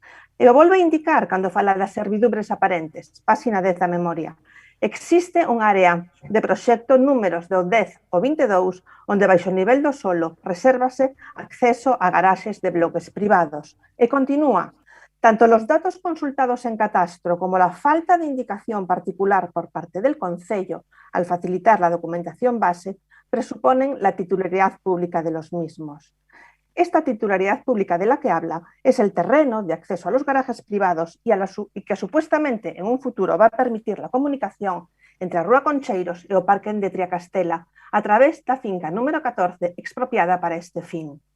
Que o propio proxecto do parking, que por certo aprobaron vostedes en Xunta de Goberno Local en febreiro do 2020, recolle con carácter complementario a fin de mellorar a permeabilidade desta parte alta de San Pedro e facer máis permeable a relación cara a unha futura dotación dentro do barrio de San Pedro, elimínase o fondo de saco da Rúa Concheiros do 02 o número 16, creando un novo percorrido peonil que atravesa Concheiros 14 descendendo por unha rampla italiana. Señor Fernández, por onde cree que vostede que vai a discurrir esta rampa italiana? Pois precisamente baixo os forxados que vostede di que apareceron esas incidencias no transcurso da obra. Le vostede algún dos papéis, informes, memorias ou propostas dos asuntos da súa competencia? E, sobre todo, coñece vostede a rúa? Porque se coñecera a rúa non faría as declaracións que fixo. E agora, pedímoslle que explique e dé a resposta a 6 preguntas que xa ten na interpelación e que vou a obviar. Espero que na súa resposta non sexa tan simple como para decir que o proxecto é do Partido Popular. Porque sí, efectivamente, xa llevou a adiantar o proxecto, ten o impulso do Partido Popular. Foi o Partido Popular quen iniciou a reurbanización desta rúa, pero foi un proxecto entregado en xuño de 2015, justamente cando o Partido Popular sae do goberno municipal.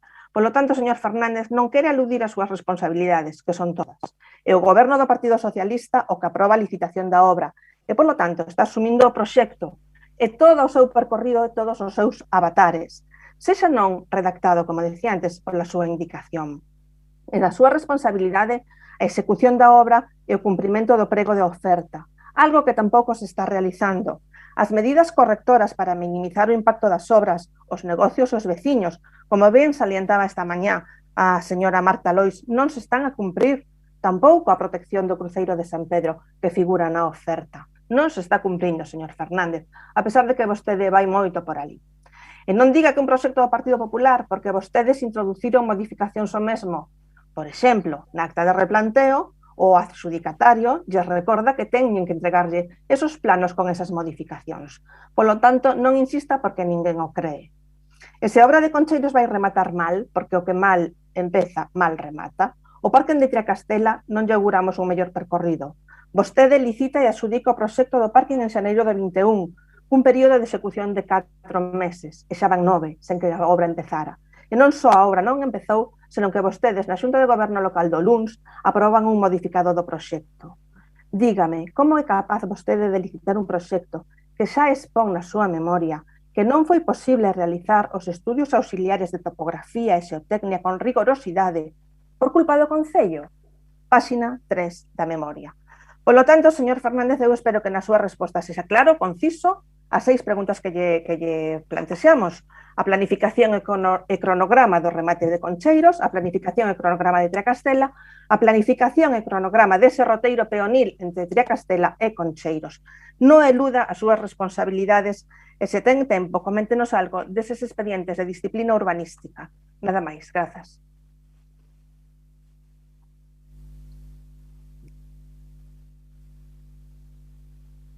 Podo. Sí. Fernández Martínez. Vale, boa tarde de novo. Vou intentar ser bastante escueto, a ver si non esgotar todo o tempo e clarificarle un pouco o que son, bueno, a interpelación e as preguntas que nos trae aquí. En canto á primeira pregunta, para non repetila, porque xa tedes todos vos, bueno, pois a situación encontrada nos números 16, 18, 20 e 22 non produce retraso nas obras de reurbanización. Sobre eses forxados xa estaba previsto simplemente cambiar o pavimento actual por outro de adoquín. A vista do informe estrutural previo emitido pola dirección facultativa, que hai unha dirección facultativa nesa obra, sobre a seguridade de ditos forxados e das posibles infraccións urbanísticas pola ocupación de vía pública que foron trasladadas á disciplina. Decidiuse non actuar sobre esas zonas, sacándoas do ámbito a reurbanizar. No caso dos números 20 e 22, non se efectuará ningunha actuación de obra municipal ata que remate o expediente de disciplina urbanística. Nese momento, en función do resultado do mesmo, decidirase que actuacións deben realizarse.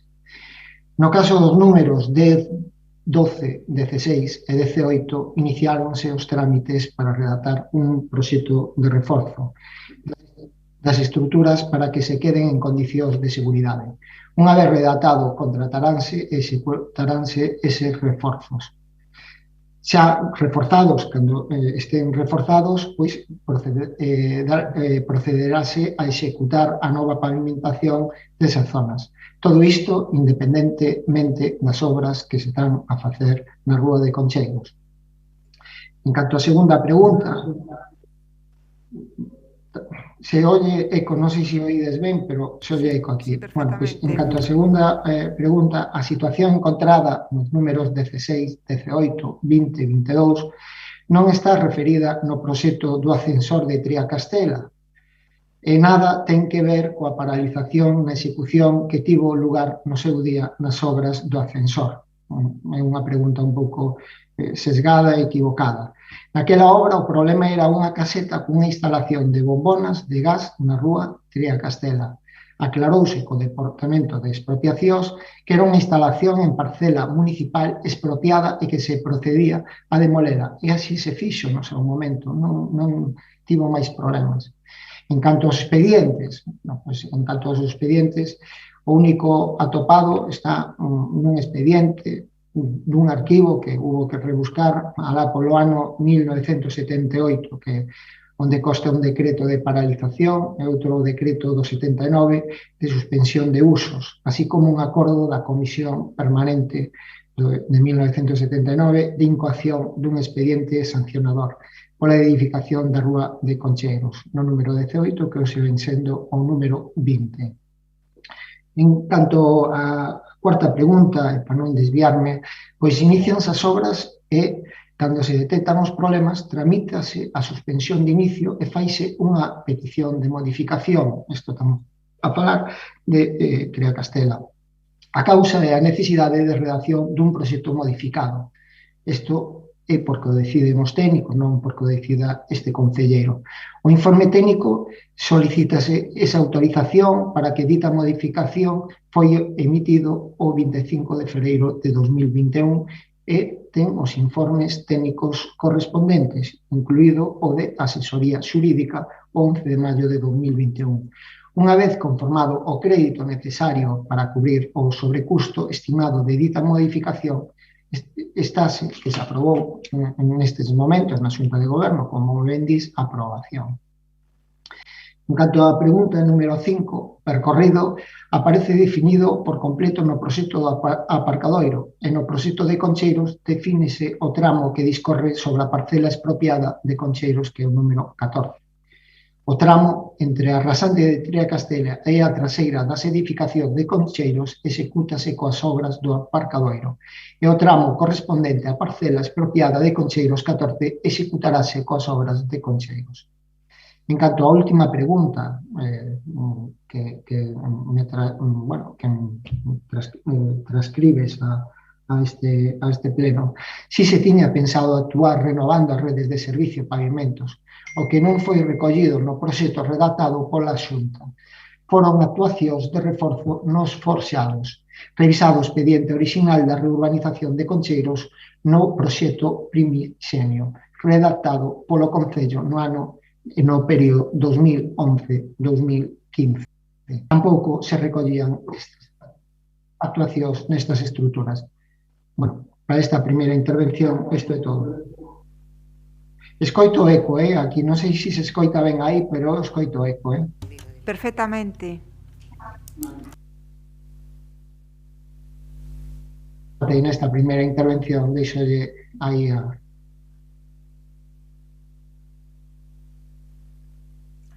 Sí, quedou claro. Eu agradezolle a súa resposta clara e concisa, como agradezo que antes esquecime de decir toda a documentación que se achegou ao Grupo Municipal a petición do expediente, o que seguimos un pouco sorprendidos por o que estaba comentando ao principio de que esas incidencias son absolutamente visibles, porque de feito a Rúa Concheiros iníciase no número 2, que é a baixo rasante da actuación de Concheiros. Por lo tanto, o que nos vemos aquí é unha duplicidade de actuacións que o único que van a dar é un sobrecusto da mesma intervención.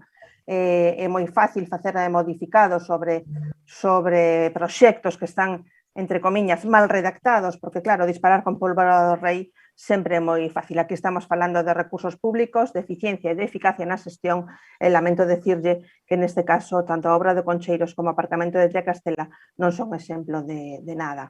Decía o alcalde esta mañá o fío da intervención, do control das obras, etc. Esa tamén proposición que facía a Compostela Aberta de intentar paliar a través de inxección de recursos aos barrios que teñen obras que están moi afectados tanto os negocios como os veciños. Decía o alcalde que o barrio de Concheiros e San Pedro vai a ser un gran beneficiario do ano 22, do Xacobeo 22, porque está claro que o ano 21 foi un fiasco. E foi un fiasco non só para eles, foi un fiasco tamén para a imaxe da cidade. Pero, señor Fernández, está vostede en disposición de decirlle ao señor alcalde que efectivamente vostede vai a ter rematada antes do ano 22 esta obra de Concheiros, porque as súas declaracións son todo o contrario. Vostede estaba dicindo que a obra que se vai que ten que complementarse agora por non terse recollido nos primeiros proxectos e que non van a estar rematadas hasta ben avanzado o ano 22. Non sei se agora vai a vostede a volverse atrás para quedar ben co señor alcalde ou se realmente pois vai a ser así.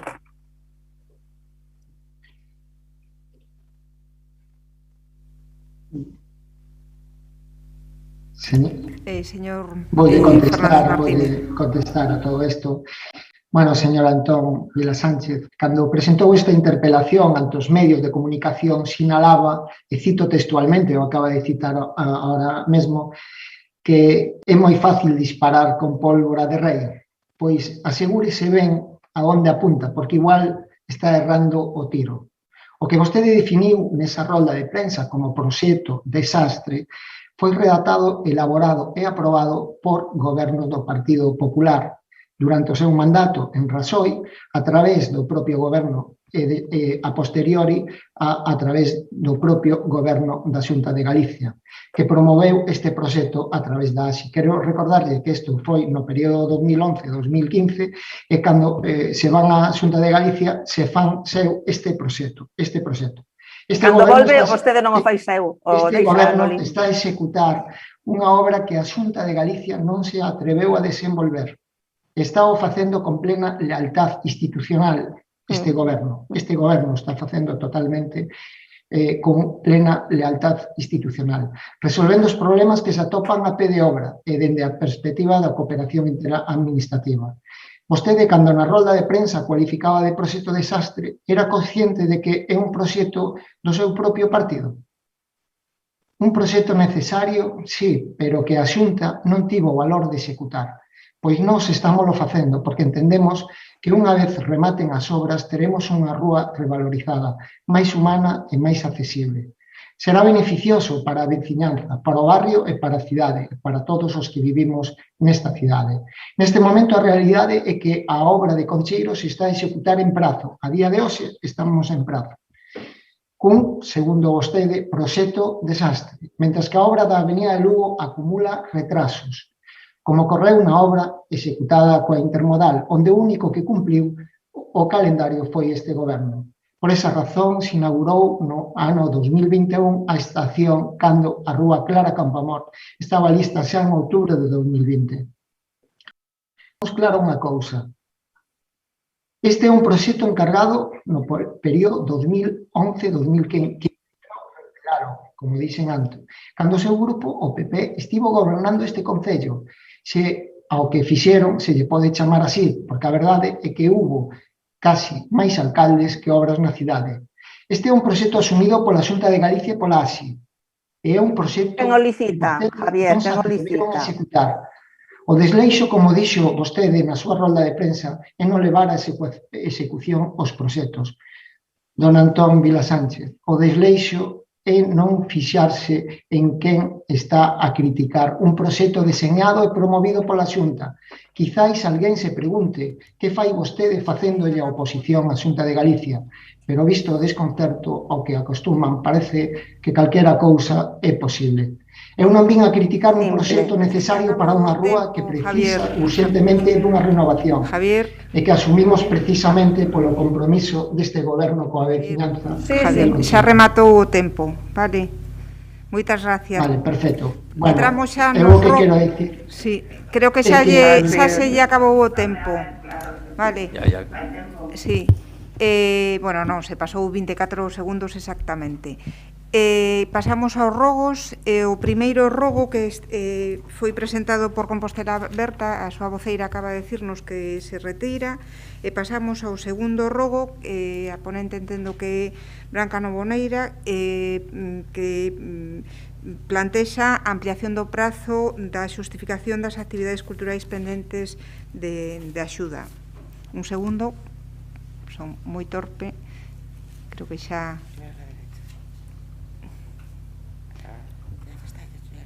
No, pero está corriendo. Perdón, ahora esto. Y -1. -1, ahí estamos. Branca. Moi boa tarde a todas e a todos. É un rogo moi sinxelo porque é un tema que xa tratamos noutros plenos. Penso que todos os grupos queremos que esta convocatoria de axudas a actividades culturais tan ben dotada saia ben, e de aí que estemos preocupados porque ainda non se resolvese esta convocatoria, e sobre todo, ademais de que queremos que se resolva canto antes, o que pedimos é que se amplíe o prazo de xustificación. O prazo de xustificación comeza xa mañán e remata no próximo mes. Sabemos que é posible na propia base 12ª das bases, pois plantexa no apartado 3 que podería haber un prazo ampliado. Penso que hai moitas empresas na cidade que non puderon levar adiante os seus programas culturais durante o verán porque non coñecen aínda todavía hoxe si teñen axuda ou non do Concello de Santiago. Entón, o que pedimos é que a Concelleira de Acción Cultural pida autorización á Concellería de Facenda para ampliar o prazo ata o máximo. Sabemos que é posible ampliálo ata máis alá do 1 de decembro. Entón, é o que pedimos, que se posibilite unha ampliación do plazo suficiente para que realmente poidan levarse adiante moitos proxectos, poidan recalendarizarse, realmente son unhas axudas moi ben dotadas das que o tecido cultural da cidade está moi necesitado. Nada máis, gracias.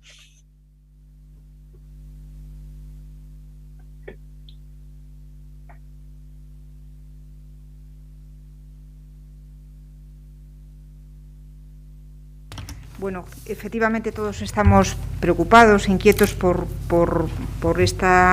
la resolución de esta convocatoria. Puedo decir que desde que se publicaron as admitidas, excluídas provisionalmente e excluídas definitivamente, que foi no mes de xullo, pois estivemos permanentemente en comunicación directa con toda a xente que se presentou as dúas convocatorias. Eu creo que a estas alturas todas e cada unha delas saben as posibilidades que teñen. A ampliación do prazo de execución de actividades resulta prácticamente imposible. Vostede, creo que vostede, que foi concelleira de Acción Cultural no anterior mandato, o sabe moi ben, dado que o marco establecido polas bases de execución do orzamento municipal, concretamente na disposición adicional cuarta, pois establece que os expedientes de xustificación teñen como data límite de entrada na intervención municipal o día 1 de decembro. Os prazos xa son realmente moi asustados, efectivamente, porque hai que pensar que o Departamento de Cultura, que vostede tamén o sabe moi ben, pois conta cuns recursos humanos moi limitados e terá que afrontar pois a revisión dunha cantidade moi importante de documentación derivada destas dúas convocatorias, ademais de todas as correspondentes ás axudas, ás subvencións nominativas, que eso tamén xenera moitísimo traballo para poder cumplir con todos os prazos establecidos nas bases de execución.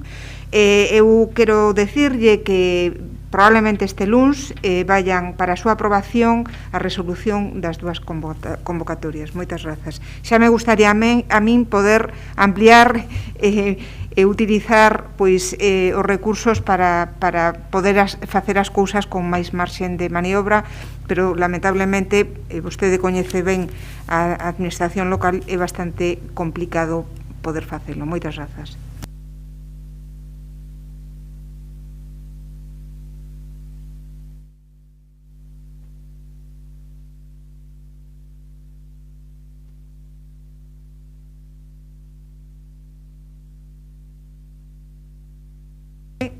A seguridade viaria no seu paso no paso do camiño inglés pola parroquia de Marantes. Jorge Duarte ten a palabra. Hola, de novo, este robo é algo moi sinxelo. Por parte do Departamento de Mobilidade actuouse sobre unha pista no lugar de Cortos, na parroquia de Marantes, para facer unha limitación de tráfico a 30, mas este ámbito forma parte do camiño inglés, está bastante transitado non só polos veciños, tamén polos peregrinos que fan o camiño. Entendemos que, ademais desta sinalización de 30 por hora, sería moi positivo poder acometer un pequeno tramo de beirarrúa no núcleo de Cortos para mellorar a seguridade da veciñanza.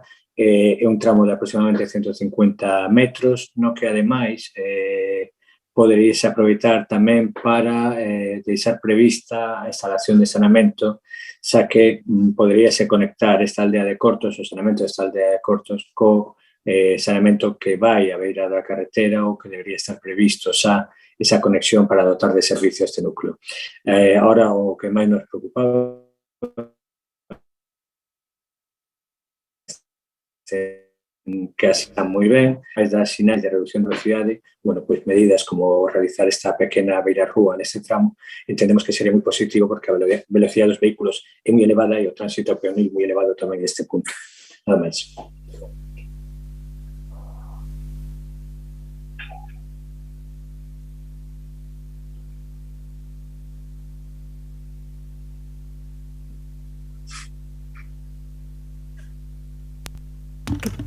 Xosé Manuel Pichel. Sí, boa tarde a todas e todos, compañeiras, compañeiros, gracias, Mercedes. Sin dúbida, Jorge, é certo que hai que facer ou levar a cabo ali algún tipo de actuación co fin, o que decías, que era garantir a seguridade peonil nese tramo de vial que descorre ao longo de preto de 170-180 metros. De feito, na última reunión que mantiven co representante, bueno, ca directiva da asociación, se lles comentara que se ia a estudiar. Así, unha vez se fixe comprobación por parte do técnico municipal, obsérvase que ao menos catastralmente no frente de algunha das parcelas que acabamos rendo na estrada, a superficie da que dispoñemos é bastante escasa, como para alcanzar eses 1,80 ou 2 metros recomendables. De todas formas, estáse a facer unha valoración do seu coste económico e, se unha vez estudado, valorar si orzamentariamente se pode levar a cabo. Este estudo contempla tamén o que te me comentas, que é a ampliación da rede de saneamento ao núcleo de Cortos. Nada máis, moitas gracias. O seguinte...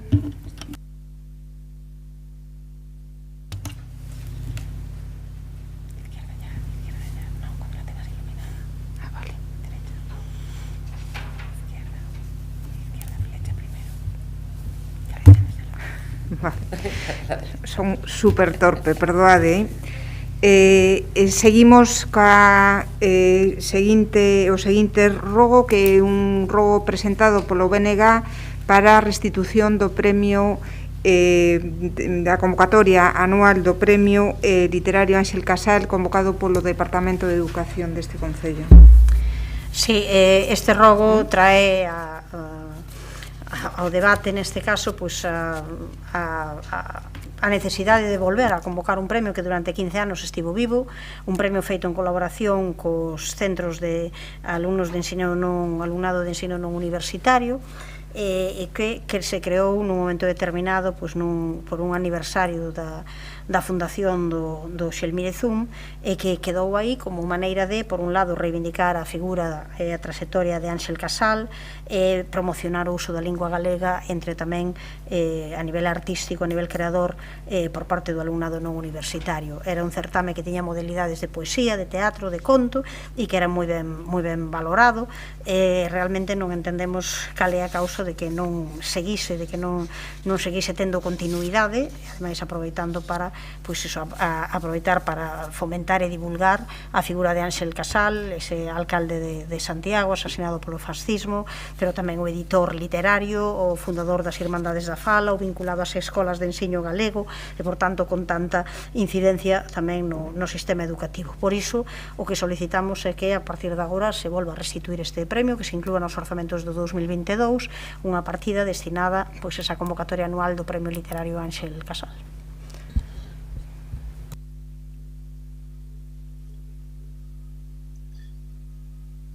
Grazas, Goretti. É un premio que efectivamente tivo unha traxectoria ata que, finalmente non se acabou convocando, e examinarase en colaboración co Departamento, como non pode ser outra maneira, de Política Lingüística, a posibilidade de devolverlle vida neste ou noutros formatos de colaboración cos institutos e programas de normalización lingüística que está levando adiante o Departamento. Grazas pola aportación, como pode ser de outra maneira. Moi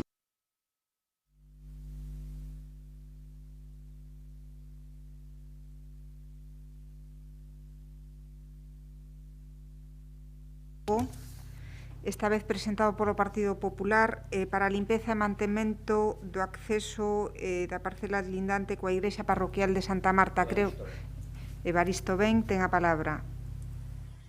Hola, boa tarde a todos. Dende o inicio do mandato vimos advertindo a necesidade de levar a cabo distintas actuacións que poñan remedio ás constantes demandas da veciñanza da zona de Santa Marta, que reclaman atencións e servicios básicos que solucionen as carencias que padecen dende hai moito tempo. No mes de xullo do ano pasado presentábamos unha pregunta oral na que dábamos traslado do malestar por a falta de limpeza e mantemento dos arredores da igrexa parroquial situada á beira da rúa Emilia Pardo Bazán, e onde se asenta tamén un centro educativo. Daquela expresábamos que nesa zona se acumula maleza, se deteriora o firme e que se requiere unha actuación de mellora e adecuación deste ámbito en consoancia do que representa para o conxunto do barrio. A pesar das boas palabras da Concelleira de Medio Ambiente, pasado máis dun ano a situación segue a ser prácticamente a mesma. O rogo que presentamos é o seguinte, que se adopten as medidas necesarias para realizar labores de roza, limpeza e mellora do firme de acceso aos terreos que rodean a Igrexa Parroquial de Santa Marta. Máis nada e gracias. Gracias.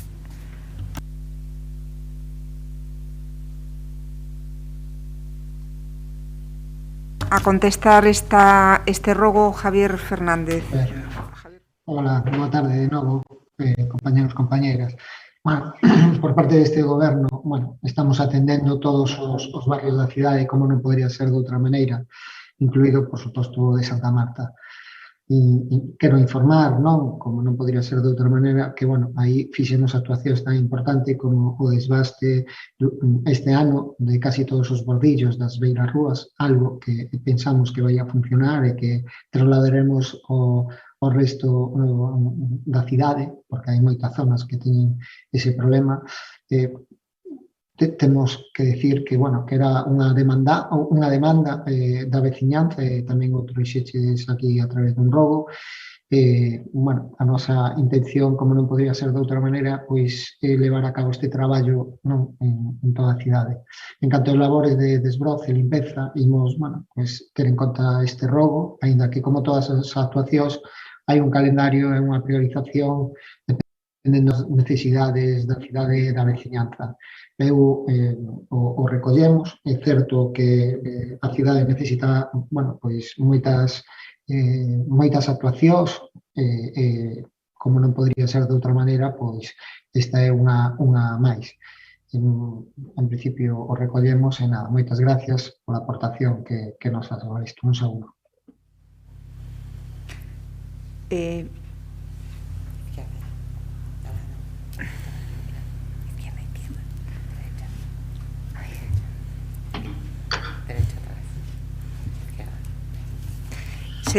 Pasamos ao rogo número 7, tamén presentado polo Grupo Municipal do Partido Popular, para o acondicionamento da marxe da Estrada Nacional 634 preto o acceso ao Monte do Gozo.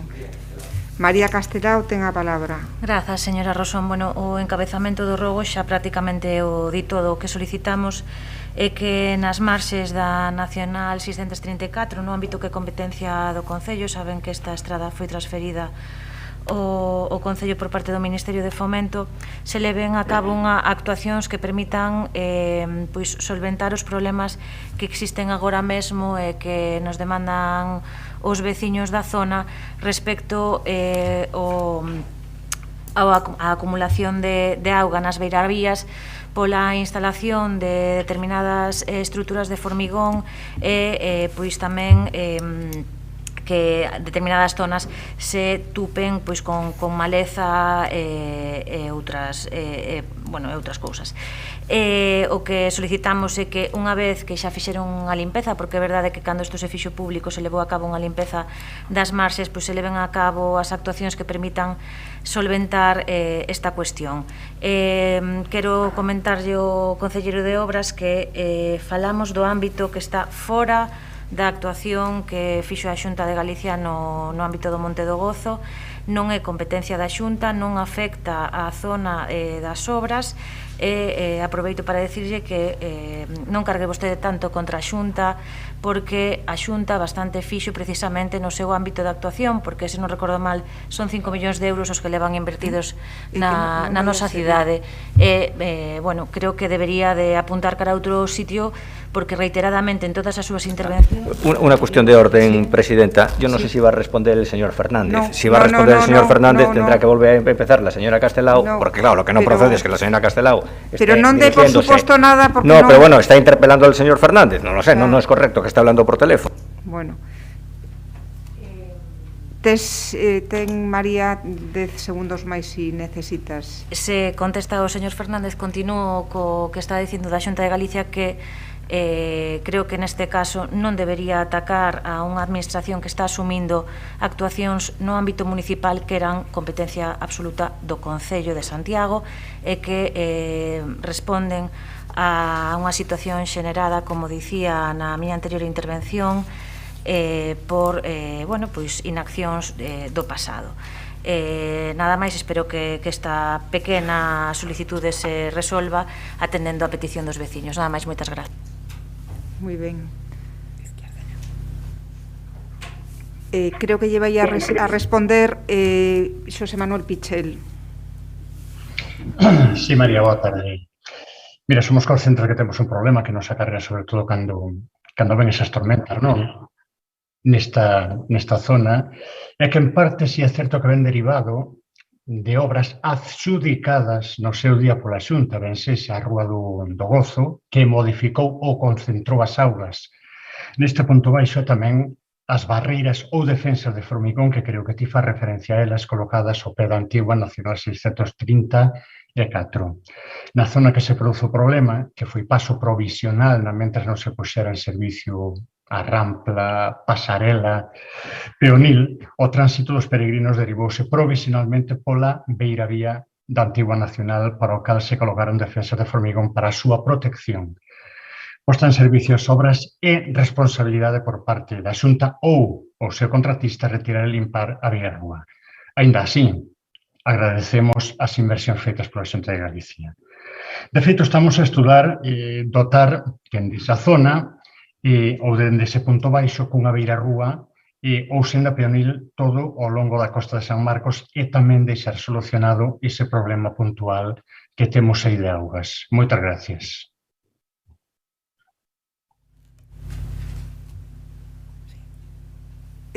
Pasamos ao rogo número 8, tamén a proposta do Grupo Popular, neste caso, para solicita o incremento da vixianza no Parque de Ramírez, no Ensanche de Compostela. Ramón boas tardes. Quiroga. Este rogo ten que ver que xa se denomina en Santiago que a famosa movida nocturna que as zonas cero de Santiago non son frecuentes as queixas da veciñanza polas molestias ocasionadas como consecuencia das concentracións de persoas que se registran polas noites no Parque de Ramírez, especialmente nos xoves e venres, con consumo de bebidas alcohólicas no espacio público e ocasionando ruidos que impiden o descanso das vivendas dos alrededores. Hai que ter en conta que nesta zona se agrupa un entorno de moitísimas persoas que viven nesas residencias e un parque de uso infantil polas mañás, de nenos e nenas. Neste sentido, tamén temos que recordar que o Partido Popular, cando gobernaba no ano 2011 e no 2012, correxiu estos botellóns que se celebraban ao longo da cidade. E neste sentido, facemos un rogo que por parte do correspondente órgano do goberno municipal se den as instruccións precisas para incrementar a vigilancia no Parque de Ramírez para evitar as concentracións de persoas, facendo efectiva a normativa que proíbe o consumo de bebidas no espacio público e os ruidos durante o horario nocturno. Gracias.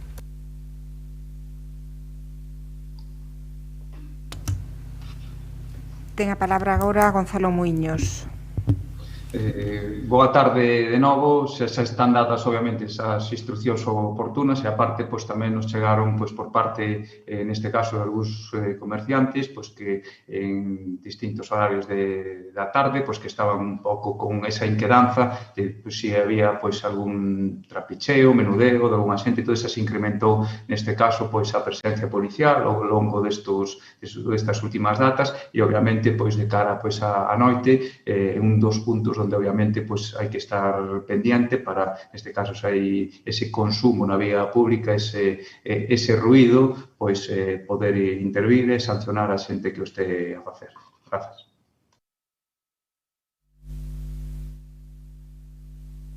A último rogo da orde do día, neste caso presentado por BNG, que ten que ver ca concentración parcelaria de Villestro Figueiras, o defende Navia Castro. Sí, grazas.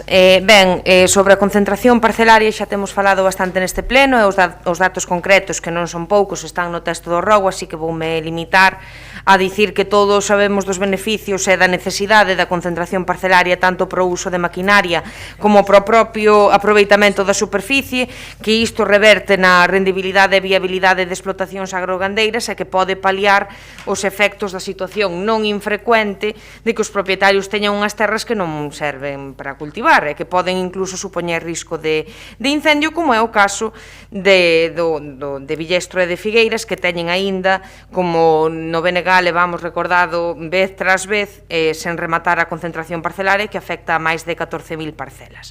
Non ten moito sentido que as propietarias sigan agardando anos e anos por unha cuestión que é de xustiza, que non hai xustificación para que estea paralizada tanto tempo, van máis de 30 anos desde o inicio do proceso, sobre todo cando son parcelas de dimensións moi reducidas moitas veces e que lonxe de ser aproveitables, por desgraza, o que son aí incendiables e xa temos múltiples casos disto. Poderíamos falar tamén do abandono do rural, das condicións de vida, da falta de servizos e do concello ás costas das nosas parroquias, pero, en fin, indo ao concreto do rogo, o que solicitamos é unha vez máis que o Concello faga todas as xestións posibles para instar a Xunta e que axilice a tramitación da concentración parcelaria en Villestro e Figueiras. Nada máis, grazas. Moi ben. Contéstalle agora Xosé Manuel Pichel. Sí, boa tarde novamente. Navia, o único que pode adiantar en relación á concentración parcelaria Villestro Figueiras é que o pasado mes de maio, se non me equivoco, o día 18, por mor dos traballos que estaba a realizarse AGA nas dúas parroquias priorizadas, despois de que o Concello de Santiago se adheriese ao convenio Xunta de Galicia, FEGAN e SEAGA nunha visita realizada polo señor conselleiro ao lugar de Portela, na parroquia de Figueiras, o que foi invitado a asistir, e unha vez preguntado polo asunto que estamos a tratar, me traslada que sí se está a traballar no tema e que falaríamos máis adiante. De todas maneiras, lle fixen chegar unha nova solicitud de entrevista para o antes posible en relación a isto. Moitas gracias.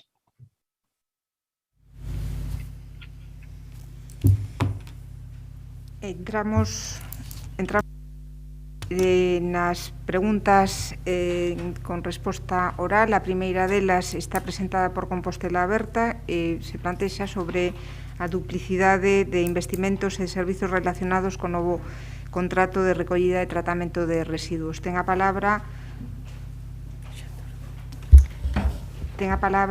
Xanduro. Sí. Un segundo porque ahora. Grazas. Grazas. A pregunta ven a colación pola sorprendente licitación de diferentes contratos para o suministro de puntos limpos móviles, composteiros individuais e colectores que se están a publicar nos últimos meses e semanas, cando está en proceso avanzado, según din as declaracións do Grupo de Goberno, a licitación do servicio de recollida de lixo e limpeza viaria que prevé a dotación destes elementos.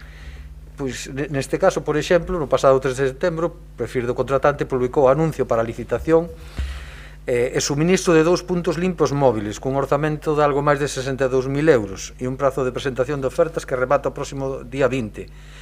Lembremos que este procedimento de licitación se inicia cando xa está en licitación o novo contrato de servicio de recollida de lixo, que establece nos pregos que a empresa adjudicataria se encargará da posta en marcha dun punto limpo móvil.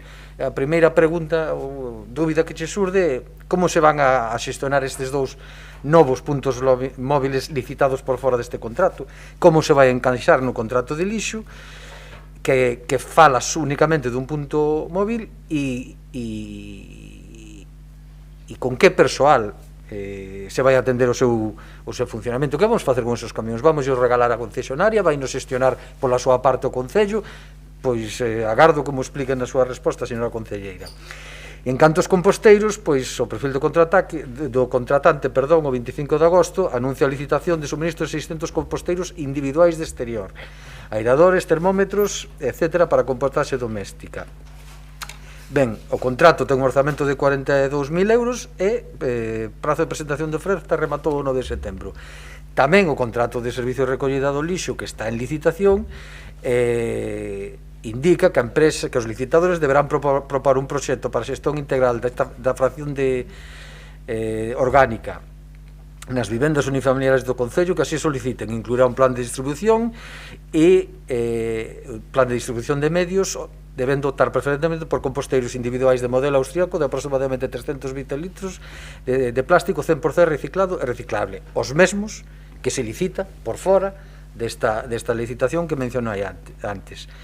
Ben, todos estes contratos están vinculados a unhas axudas da Dirección Xeral de Calidade Ambiental da Xunta de Galicia, con cargo aos fondos FEDER. Estas axudas quedaron resoltas o 12 de novembro de 2020. É dicir, o Goberno sabía destas licitacións,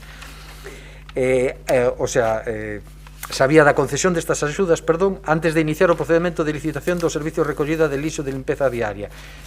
Por que non se incorporaron? Por que non se fixo algunha previsión no propio texto para incorporar estas accións a maiores? E logo, caramba, tardou 10 meses en tramitar os contratos para que recibiu as axudas económicas. A data límite para executar estes proxectos é o 30 de novembro de 2021 e as licitacións que aínda están sin adxudicar contemplan plazos de 45 días de entrega. Eu, francamente, faiseme difícil creer que se poidan cumprir os prazos. Logo vendrá a rescatalos pois a Xunta cunha prórroga ou o que fora, como adoitan facer. Está fora de tempo, se quere consumir... Non, se queres consumir... Sí, consumo que me quede e xa está, disculpa. Ben, a maior destas licitacións temos outra nova do 13 de agosto do suministro de 170 colectores, 70 deles de carga lateral de 2.000 litros e 100 de carga traseira. sumado a outro contrato menor que foi asinado no mes de maio, que suministra outros 90 colectores de 800 litros, polo que se pagaron máis de 13.000 euros. Insisto, volve a rinchar a relación entre os dous contratos, porque o contrato de licitación tamén inclúe a recollida, transporte, xestión, suministro, colocación, limpeza e mantemento de colectores novos. E outro dato que é o máis preocupante é que no prego dos novos servicios sinala que os colectores de todas as fraccións manterán unha total uniformidade e homoxeneidade estética. Ben, quen lle di... Tamén, pero bueno, pois en fin, as preguntas están no texto. Vale, perfecto. Perdón. É que ten moita tela que contar todo este lío, pero en fin, ten aí as preguntas, señora concelleira.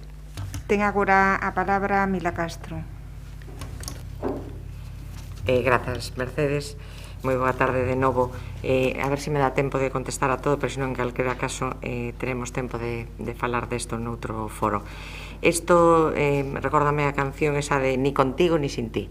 Si hai contenedores, porque los hai. Si non los hai, porque non los hai. Si hai puntos limpos, porque os hai. E se non, porque non. Isto trátase dunhas axudas, pero bueno, vou intentar explicar o tema. O principio no que se sustenta tanto o prego de residuos como as axudas solicitadas están completamente aliñados coa política medioambiental que ten neste momento o Concello de Santiago. O Concello de Santiago céntrase, entre outros, no fomento da economía circular e tamén no fomento da xerarquía de residuos. En canto a economía circular, o Concello fomenta e favorecer o tratamento e a xestión de biorresiduos baseado na súa separación selectiva, ben mediante a compostaxe doméstica onde sexa posible ou ben a través da compostaxe comunitaria e, por suposto, a través dos colectores barróns. Así se fai tanto no prego de recollida de residuos como nas axudas que se solicitan. E en canto a xerarquía de residuos, priorizando a prevención, a preparación para a reutilización da reciclaxe fronte a outro tipo de valorización e eliminación. O Concello de Santiago neste momento ten a disposición de toda a cidadanía as instalacións necesarias para a recollida de residuos domésticos, como vostede ben sabe, en Piñor e no Tambre. É dun punto limpio móvil, pero o Concello de Santiago, seguro dos seus principios, non se conformou con iso, seguirá poñendo todas as instalacións que sexan necesarias para facilitar a colaboración e participación da cidadanía. Comentado este primeiro punto, quero aclarar o seguinte. En canto a compostaxe, o programa de fomento da compostaxe para in situ para o que se solicitou a subvención FEDER é un proxecto completamente independente da licitación do servizo de recollida de residuos e limpieza viaria. Aínda que a finalidade, tal como se comentou, é a mesma, a súa xestión non está vinculada ao contrato de residuos. Tanto a xestión como o seu orzamento son independentes de calquer outro contrato.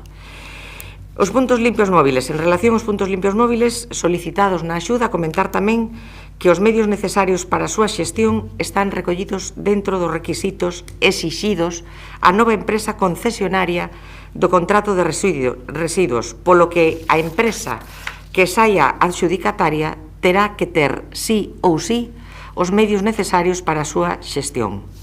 A pregunta tamén dos colectores, o escrito fai referencia, xa, é que é imposible. Vale, a segunda quenda. Vale. Vale, fai referencia aos colectores, fai referencia ao contrato menor polo que se compran os colectores de carga traseira. Ben, a cidadanía demanda colectores que é necesario comprar e repoñelos ata que entre a nova concesionaria que se fará cargo do seu suministro. Había colectores e hainos todos os días, es que as queixas son constante e moitas veñen de parte dos grupos da oposición e eu entendo porque o estado é lamentable. Entonces, estes colectores pedíronse en base a esta axuda que os podemos pedir. No prego de prescripcións técnicas se lle pide ás empresas, como é lóxico, uniformidade e homoxeneidade estética para os colectores das diferentes fraccións de residuo. Ben, pois no prego de prescripción técnica destes colectores nas axudas FEDER se recollen as mesmas características técnicas, tanto de dimensións, de altura, que no contrato de residuos, por iso non vai haber diferencia. Bueno, que quero dicir con todo isto? Quero dicir que este goberno aproveitou estas axudas que destes fondos que nos subvencionan o 100%. Sei que en outro momento se pediron estas axudas e tivemos que rexeitalas porque non fomos quen de acadalas. Constame que o personal municipal dos diferentes departamentos dos que depende este proceso están a facer todo o posible máis para acadalo e espero que o consigamos. Máis nada. Moi ben, moitas gracias. A seguinte pregunta é a proposta do BNG para a mellora das instalacións deportivas e sociais da parroquia de Figueiras.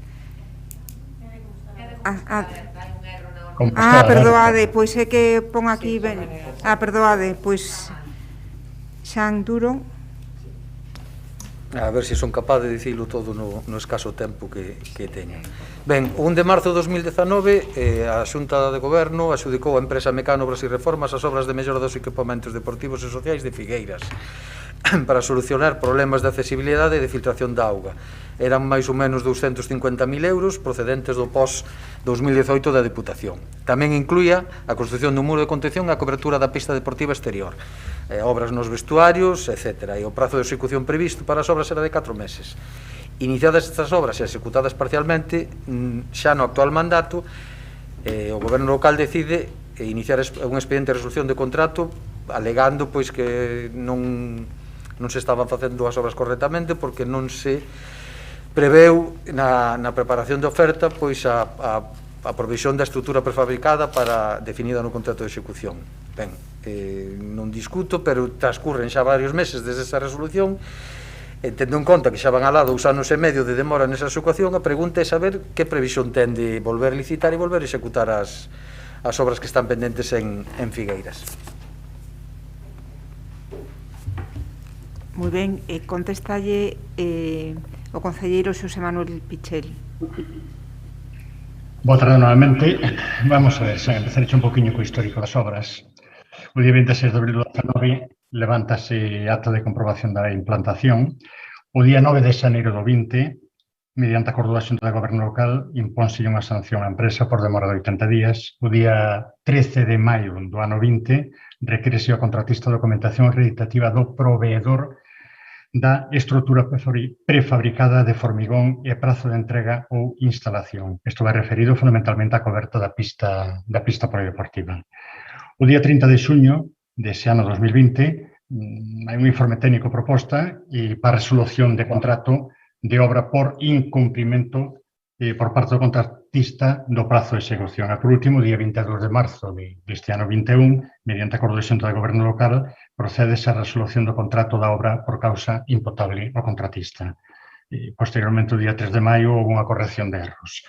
Cal é o estado actual? Bueno, o estado actual é que, sendo firma en vía administrativa a resolución do contrato de obra, requeriuse ao director facultativo e responsable de contrato para que faga a medición final da obra executada, certificación final e proposta de liquidación económica da mesma, e tamén tendo en conta o remanente disponible da subvención da Diputación, como te decía, foi adjudicada en 255.068 euros, e unha vez descontada a certificación final do contrato de obra resolto, pois a presentación do novo proxecto construtivo que permita a realización das obras a partir do seu estado actual.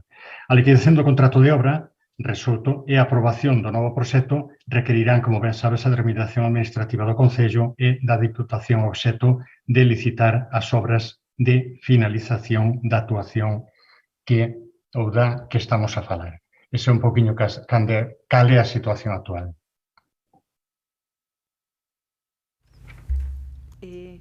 Non fago uso de... Bueno, moi ben, pois pasamos a... Perdade. Pasamos á seguinte pregunta, esta vez tamén presentada polo grupo de Compostela Aberta, sobre a vertedura de xurros no río Tambre. Gracias, Mercedes. Ben, deste tema xa falamos antes unha interpelación do Benega, así que vou reducir bastante a miña intervención. cando menos vou saltarme a cronoloxía intermedia desde a noite dos xoves do 9 de setembro, onde produce unha vertedura de xurros moi importante que chega ao río Tambre, e na información que suministra o Concello de Santiago a cidadanía na tarde do sábado, día 11, casi 48 horas despois. O acontecido en ese proceso fai que a cidadanía de Santiago se pregunte se o Concello tivo en algún momento control da situación e se todas as decisións ao respecto da vertedura foron adoptadas pola empresa concesionaria, neste caso Bioaqua, ou polo Concello. Comentou no xa o Benega na súa interpelación, a mesma conselleira de Infraestructuras instou o alcalde a unha reflexión interna sobre os protocolos. Cito literalmente: Santiago debe revisar os protocolos entre a explotadora da potabilizadora Bioaqua e o propio Concello, dando a entender que non funcionaria. Vostede mesmo dixo na interpelación do BNG, refírome a concelleira Mila Castro, se eu non entendí mal, que a Xunta comunicou a Bioaqua o verquido venres e Bioaqua a vostedes o sábado. Se entendí mal, eu corríxame. Ben, se o Concello non avisa directamente o Concello da vertedura, pero se avisa a Bioaqua o venres, por que o Bioaqua non avisou entón o Concello ata o sábado? E máis, por que vostedes que tanto presumen da magnífica relación coa Xunta de Galicia non recibiron ese aviso directamente da Xunta? Por que agora as conselleiras dá un tirón de orella e que teñen que revisar os protocolos? Levan 2 anos en recriminarlle a Xunta nada, tendo motivos de sobra para telo feito, e tivo que aparecer polo medio concesionario de aguas para que levantaran un pouquiño a voz. Pois é moi significativo, porque nun momento no que precisamente se está a producir un debate sobre un ben esencial como é a xestión da agua, é importante que tanto Aguas de Galicia, o goberno local e Bioaqua aclaren todo o que teña que ver coa vertedura, cando se tivo coñecemento dela, en que medidas foron adoptadas por cada unha das partes implicadas e en que momento e quen deu as ordes e en base a que informes e criterios. Gracias.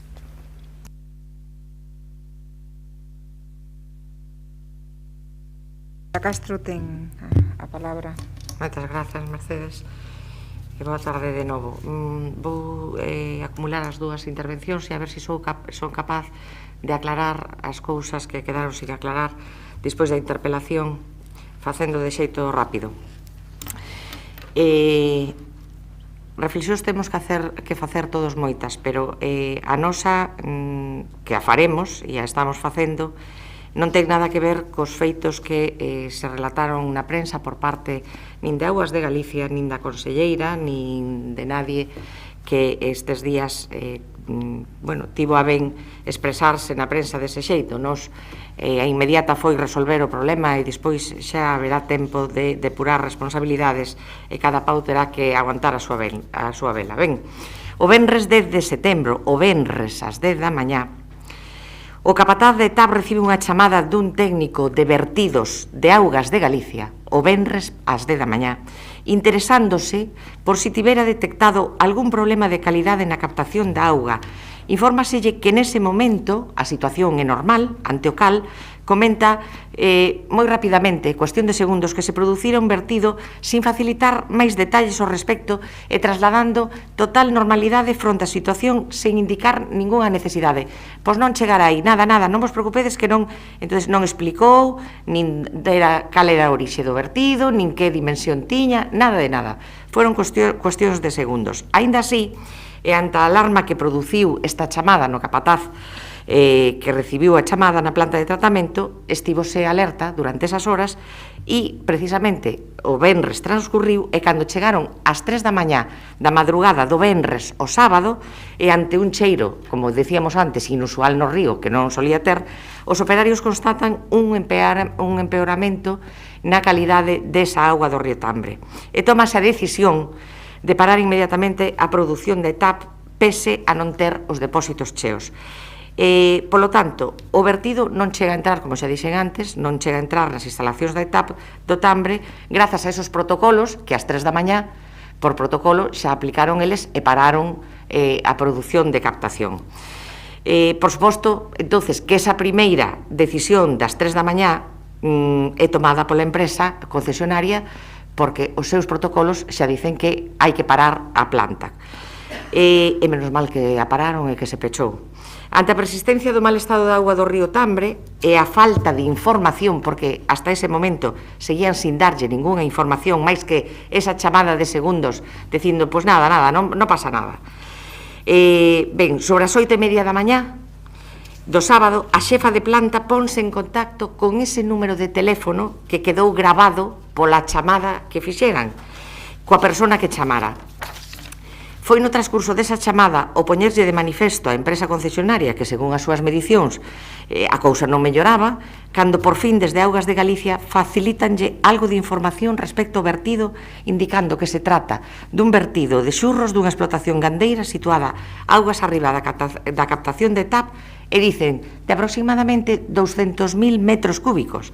Incluso este dato incorrecto porque eran 200.000 litros.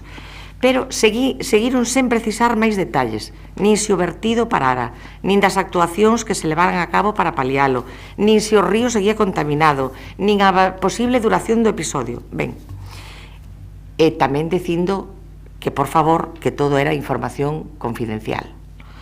Debido a ese descoñecemento e a falta de información por parte da Xunta, a concesionaria contacta co Seprona, que indicou non tiñan servicio de guardia e que o que tiña que facer era que trasladar a denuncia á Policía Autonómica. Ben, pois foi ás 9:30, despois desa chamada co Seprona e con este señor ao que lle devolveron a chamada, ás 9:30 cando esta concelleira recibe a primeira chamada do vertido por parte da concesionaria, na que se me informa detalladamente do acontecido e dáseme cumprida información das decisións tomadas ata o momento. A miña comunicación co alcalde foi inmediata nese momento para informarlle da gravidade do tema, pero tamén nese momento contactei inmediatamente, chamei eu, non me chamaron eles. Chamei eu a Dirección de Augas de Galicia, que me informa da creenza de que posiblemente a punta da contaminación pasara, algo que non ocurriu así, como despois se demostrou, e entonces, bueno, pois que isto xa estaba casi parado e casi se daban indicacións de que hai que volver poñer en marcha a planta. Bueno, o certo é que o funcionamento da planta, hasta que as analíticas feitas, xa digo, de continuo pola concesionaria non determinaron a certeza que esta auga do río Tambre cumpría os parámetros, pois non volveu a empezar a captación. E isto produciuse ás 20:30 dese mesmo sábado. Polo tanto, desde esa chamada que eu recibo da empresa concesionaria, a interlocución e coordinación do Concello e a empresa foi continua. Tivemos puntual información desas analíticas, fomos partícipes das decisións que se tomaban en cada momento. Estamos fora de tempo. Ben, coordinación completa entre empresa e Concello, e a primeira que dá a voz de alarma este Concello é a concesionaria. Nin Augas de Galicia, nin Xunta de Galicia, nin nadie.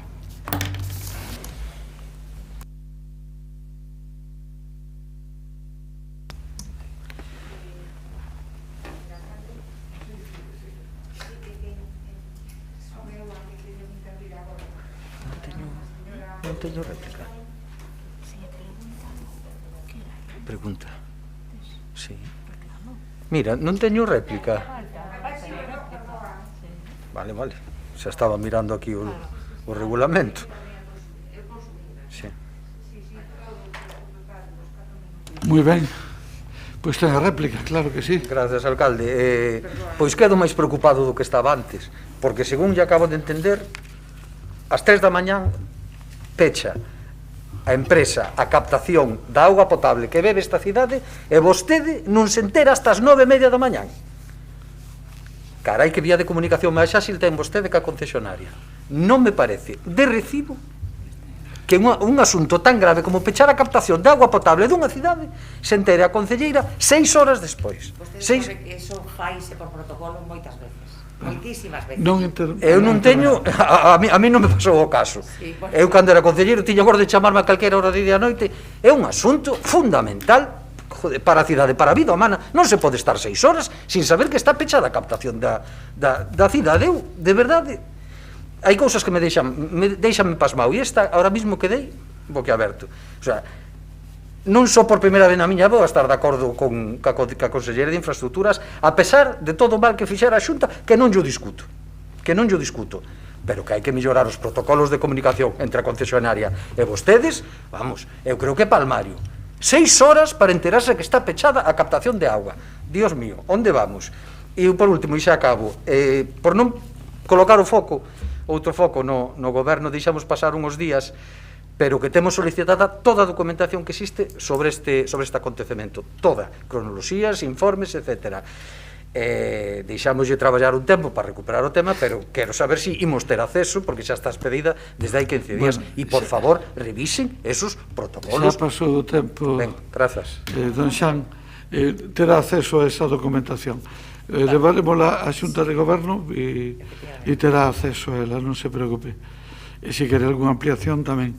Pasamos á pregunta seguinte, que é a relativa á plaza de director da Escola de Música e é presentada polo Grupo Popular. Que non vai formular? Doña María Antón. Doña María. Hola, boa tarde de novo. Señora Rosón, piano. Vostede que afirmaba no pleno de marzo que lle dedicaba moito tempo á Banda Municipal de Música, teño que decirlle que non lle cunde nada. Claro que desde Einstein o tempo relativo. E permítame que lle diga que o seu interese por rematar o proceso de selección do director da Banda Municipal de Música tamén debe de ser relativo. E os feitos me remito. 1 ano e medio despois do inicio do proceso de selección, a banda segue con un director interino. As probas marcadas no proceso de selección remataron o 1 de xullo, publicándose a nota do terceiro exercicio o día 27 de xullo. Entre o 27 de xullo e o 21 de setembro, o Concello se lle parou a música. Neste caso de 2 meses, o Concello non avanzou nada na tramitación administrativa, de tal forma que, a pesar de ter 3 posibles candidatos á dirección, ninguén se pon en contacto con eles. Agora, dende o 21, sabemos que o Tribunal Cualificador propón o señor David Fiuza no posto de director da Banda Municipal.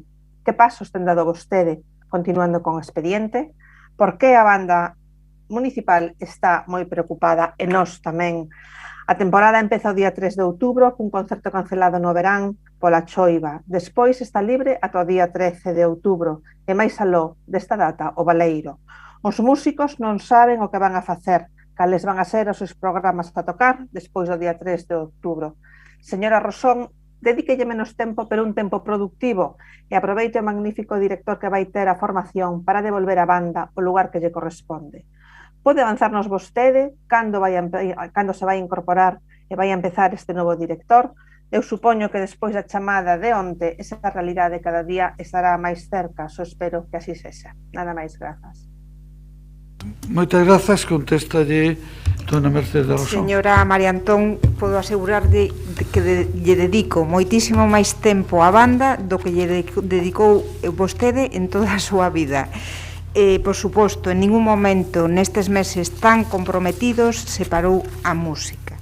Como ben sabe, señora Antón, xa que vostede ten algo que ver neste momento ca xestión cultural de Galicia, todo o sector cultural viuse moi afectado e condicionado polas restriccións establecidas polas autoridades sanitarias, impedindo, dende o 13 de marzo do ano 20, o normal desenvolvemento, neste caso, dos ensaios, probas e concertos da Banda Municipal de Santiago de Compostela. Se vostede lee as bases da convocatoria, non sei se as leiu, comprobará que o proceso de selección articulouse en 3 exercicios. Isto non é un proceso selectivo de habilitados nacionais nin de administrativos. É unha cousa bastante máis complexa. A primeira delas consistía nunha entrevista aos candidatos. Celebrouse en decembro do ano pasado, entre o día 14 e 15 de decembro, concretamente dunha lista que vostedes saben moi ben era bastante numerosa, creo que eran 19 os candidatos e candidatas. O 21 de decembro resolvéronse as cualificacións, resultando aprobados 5 deses 19 iniciais. Como ben sabe vostede, entre decembro do ano 20 e maio do ano 21, as restriccións pola COVID volven a ser suficientemente graves como para resolver o tipo de exercicio do número 2, que consistía na realización dunha proba práctica coa banda dirixindo un ensaio no que se traballaban obras ou fragmentos seleccionados polo tribunal. Os resultados publicáronse o día 2 de xuño, polo tanto, en menos dun mes, e polas condicións favorables nas que nos atopábamos, podemos desenvolver o terceiro exercicio. Consistía en participar nos concertos e ensaios da Banda Municipal de Música durante unha semana. Esta terceira proba desenvolveuse o día 28 de xuño e o 1 de xullo, públicamente, ademais, e as cualificacións publicáronse o día seguinte, o día 2 de xullo. Os resultados definitivos das 3 probas foron publicados o 27 de xullo, como vostede di na súa exposición de motivos. Abriuse entón un prazo de alegacións dos candidatos. As vacacións dos membros do tribunal condicionaron a tramitación do expediente, que non foi posible ata mediados deste mes de setembro. Con data 21 de setembro, como vostede acaba de recordar, o tribunal publica a proposta de nomeamento do novo director e dalle traslado do expediente ao Departamento de Perceval, e o próximo martes, día 5 de outubro, o novo director tomará posesión da súa praza. Vostede sempre toca de oído na súa exposición de motivos, di que non se ten publicado documento algún onde se determine o gañador do proceso, e a continuación protesta porque ninguén do Concello se puxo en contacto co candidato gañador. A parte da evidente contradición nas súas afirmacións, podo decirlle que sí que se falou co novo director. Señora Antón, temos ou non temos gañador? Xa lle digo eu que sí. Acabo de comentarlle que en uns días tomará posesión do seu cargo. Efectivamente, é David Fiuza Souto, a quen lle desexamos moitísima sorte e acertos nesta nova etapa. Eu xa dixen eso, que o martes próximo tomará posesión. Vostede, como sempre, pois tamén desafina, exaxera. Remato coa segunda quenda, non quero dicir que consumo a segunda quenda, sempre segue a batuta do que lles conta ou do que lle conta algún.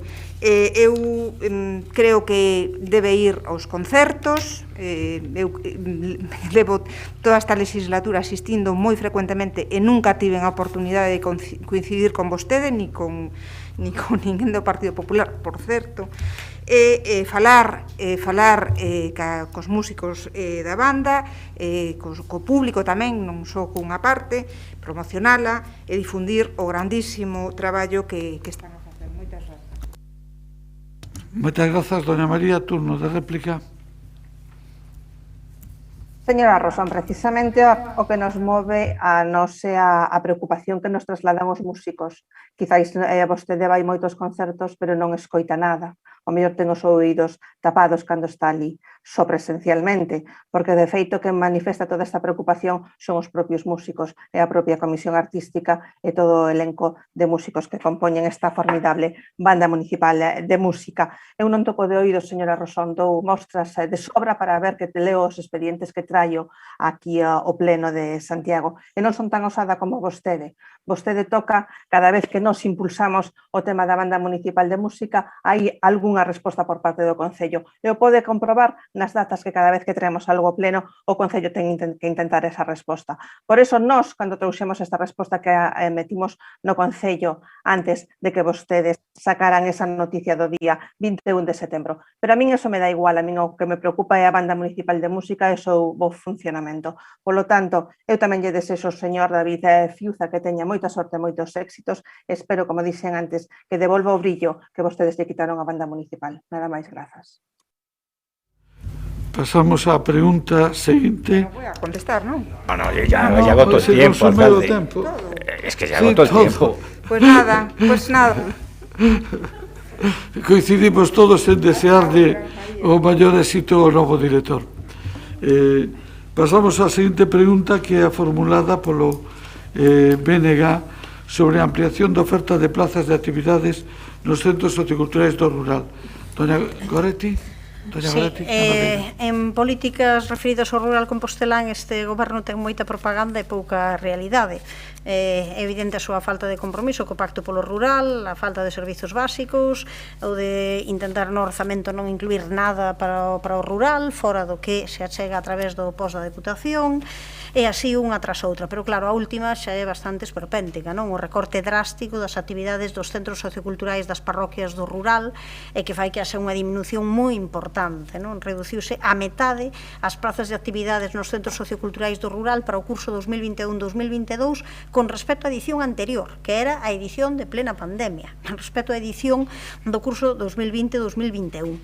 Foron moitas as queixas das persoas usuarias dos centros socioculturais que me consta que lle chegaron ao goberno local e eu creo que era boa hora neste caso de recoñecer esas queixas e facer un cambio, non? Porque se o miran aí é ben fácil botar as contas, 818 prazas en actividades que programaron o curso pasado en plena pandemia e agora só se manteñen 424, prácticamente o 50% fora.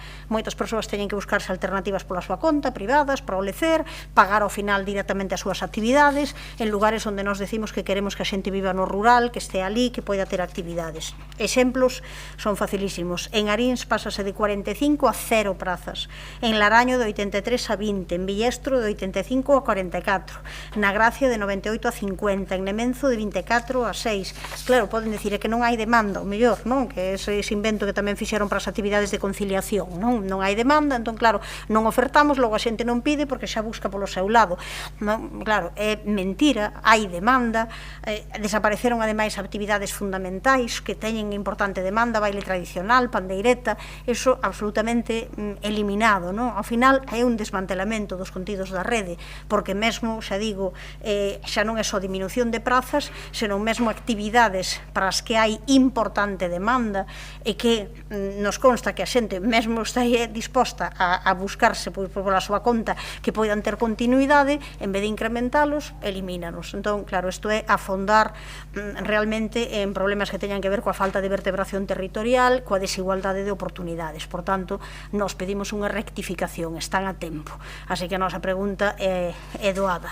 Ten previsto o goberno local ampliar a oferta de prazas das actividades dos centros socioculturais do rural, tendo en conta que hai demanda, para corrixir esa discriminación existente e velar pola cohesión social e territorial en todo o Concello de Santiago. Moitas grazas, doña Coretti. Contéstalle don José Manuel Pichel. Señor Pichel, don José Manuel. Sí, gracias, señor alcalde. Vamos a ver, si é certo que as actividades nos centros sofreron un recorte debido, por unha banda, a pandemia e, por outra, tamén a problemas organizativos que nos impediron continuar con certos contratos. Ben, no día da presentación, creo que fixen o día 7 deste mes, da presentación das actividades, a situación da normativa autonómica mudou, o que nos permite tamén ampliar o número de plazas ofertadas significativamente. Algúns exemplos son que a Gracia pasará a dispoñer de 96 plazas, Bando 48, 60 Lavacolla, Santa Cristina 30, Verdía 40 ou Arvinta e Nemenzo. Ainda así, na Concellaría do Medio Rural, somos conscientes de que estamos moi lonxe da capacidade que tiñamos antes da pandemia, pero estamos traballando para tentar voltar o que era a situación do ano 2019. Estamos a traballar con varias asociacións e entidades para poder ofertar maior número de actividades, como coa súa estimable colaboración. Ademais, seguiremos traballando conxuntamente con outras concellarías para que aumenten a inversión en actividades específicas para o rural, como ata o momento. Nos últimos anos, na vida dos centros socioculturais colaboraron Igualdade e Benestar Social, Cultura, Educación ou Festas, por exemplo. Tamén continuará a nosa colaboración ca USC, que sempre nos axuda a aumentar a nosa oferta con programas como Aprendizaxe e Servizo, nos que o alumnado se achega aos centros do rural para impartir actividades e levar a cabo programas, sobre todo no ámbito musical, cultural e deportivo. A desaparición das actividades de cultura tradicional é un inconvente xurdido de problemas organizativos, nos que esta Concellaría está a traballar para tratar de revertir, xa que a inversión na nosa propia cultura é un ben fundamental do que non queremos indudablemente prescindir. A perda de calquera dos grupos que xurden nas parroquias sería para nós, en certo modo, inaceptable. Estamos en disposición de negociar e colaborar para que iso non suceda. En canto a actividades de movimento, esta Concellaría traballará coas asociacións veciñas para tentar que a oferta continúe. Aínda neste momento, precisaremos novas fórmulas de colaboración. A oferta de actividades agardamos que mellore e aumente considerablemente con o novo prego para o servicio, no que Centros Socioculturales está traballando concienciadamente. Moitas gracias.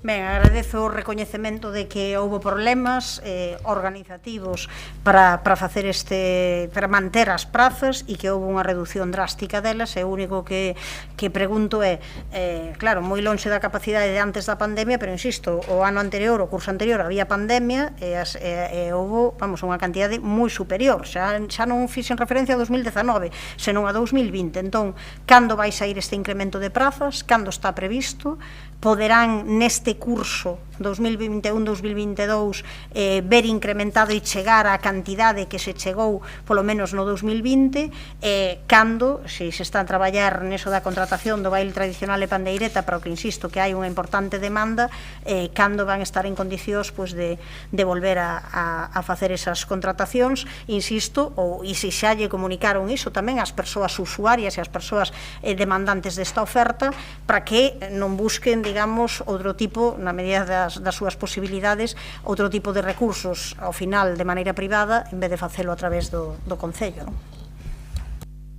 Moitas grazas, doña Goretti. Don José Manuel. Goretti, si, mira, en canto á oferta que hai ahora mismo, ao mudar o que é a situación en normativa autonómica, estamos en 700 prazas para o rural. Iso cubrese xa cas presolicitudes que houve no seu momento, quedarán cubertas. Queda algunha xente fora, sí. Donde fundamentalmente? En pilates ou gimnasia, creo que é o mismo, en baile e en pandereta, fundamentalmente.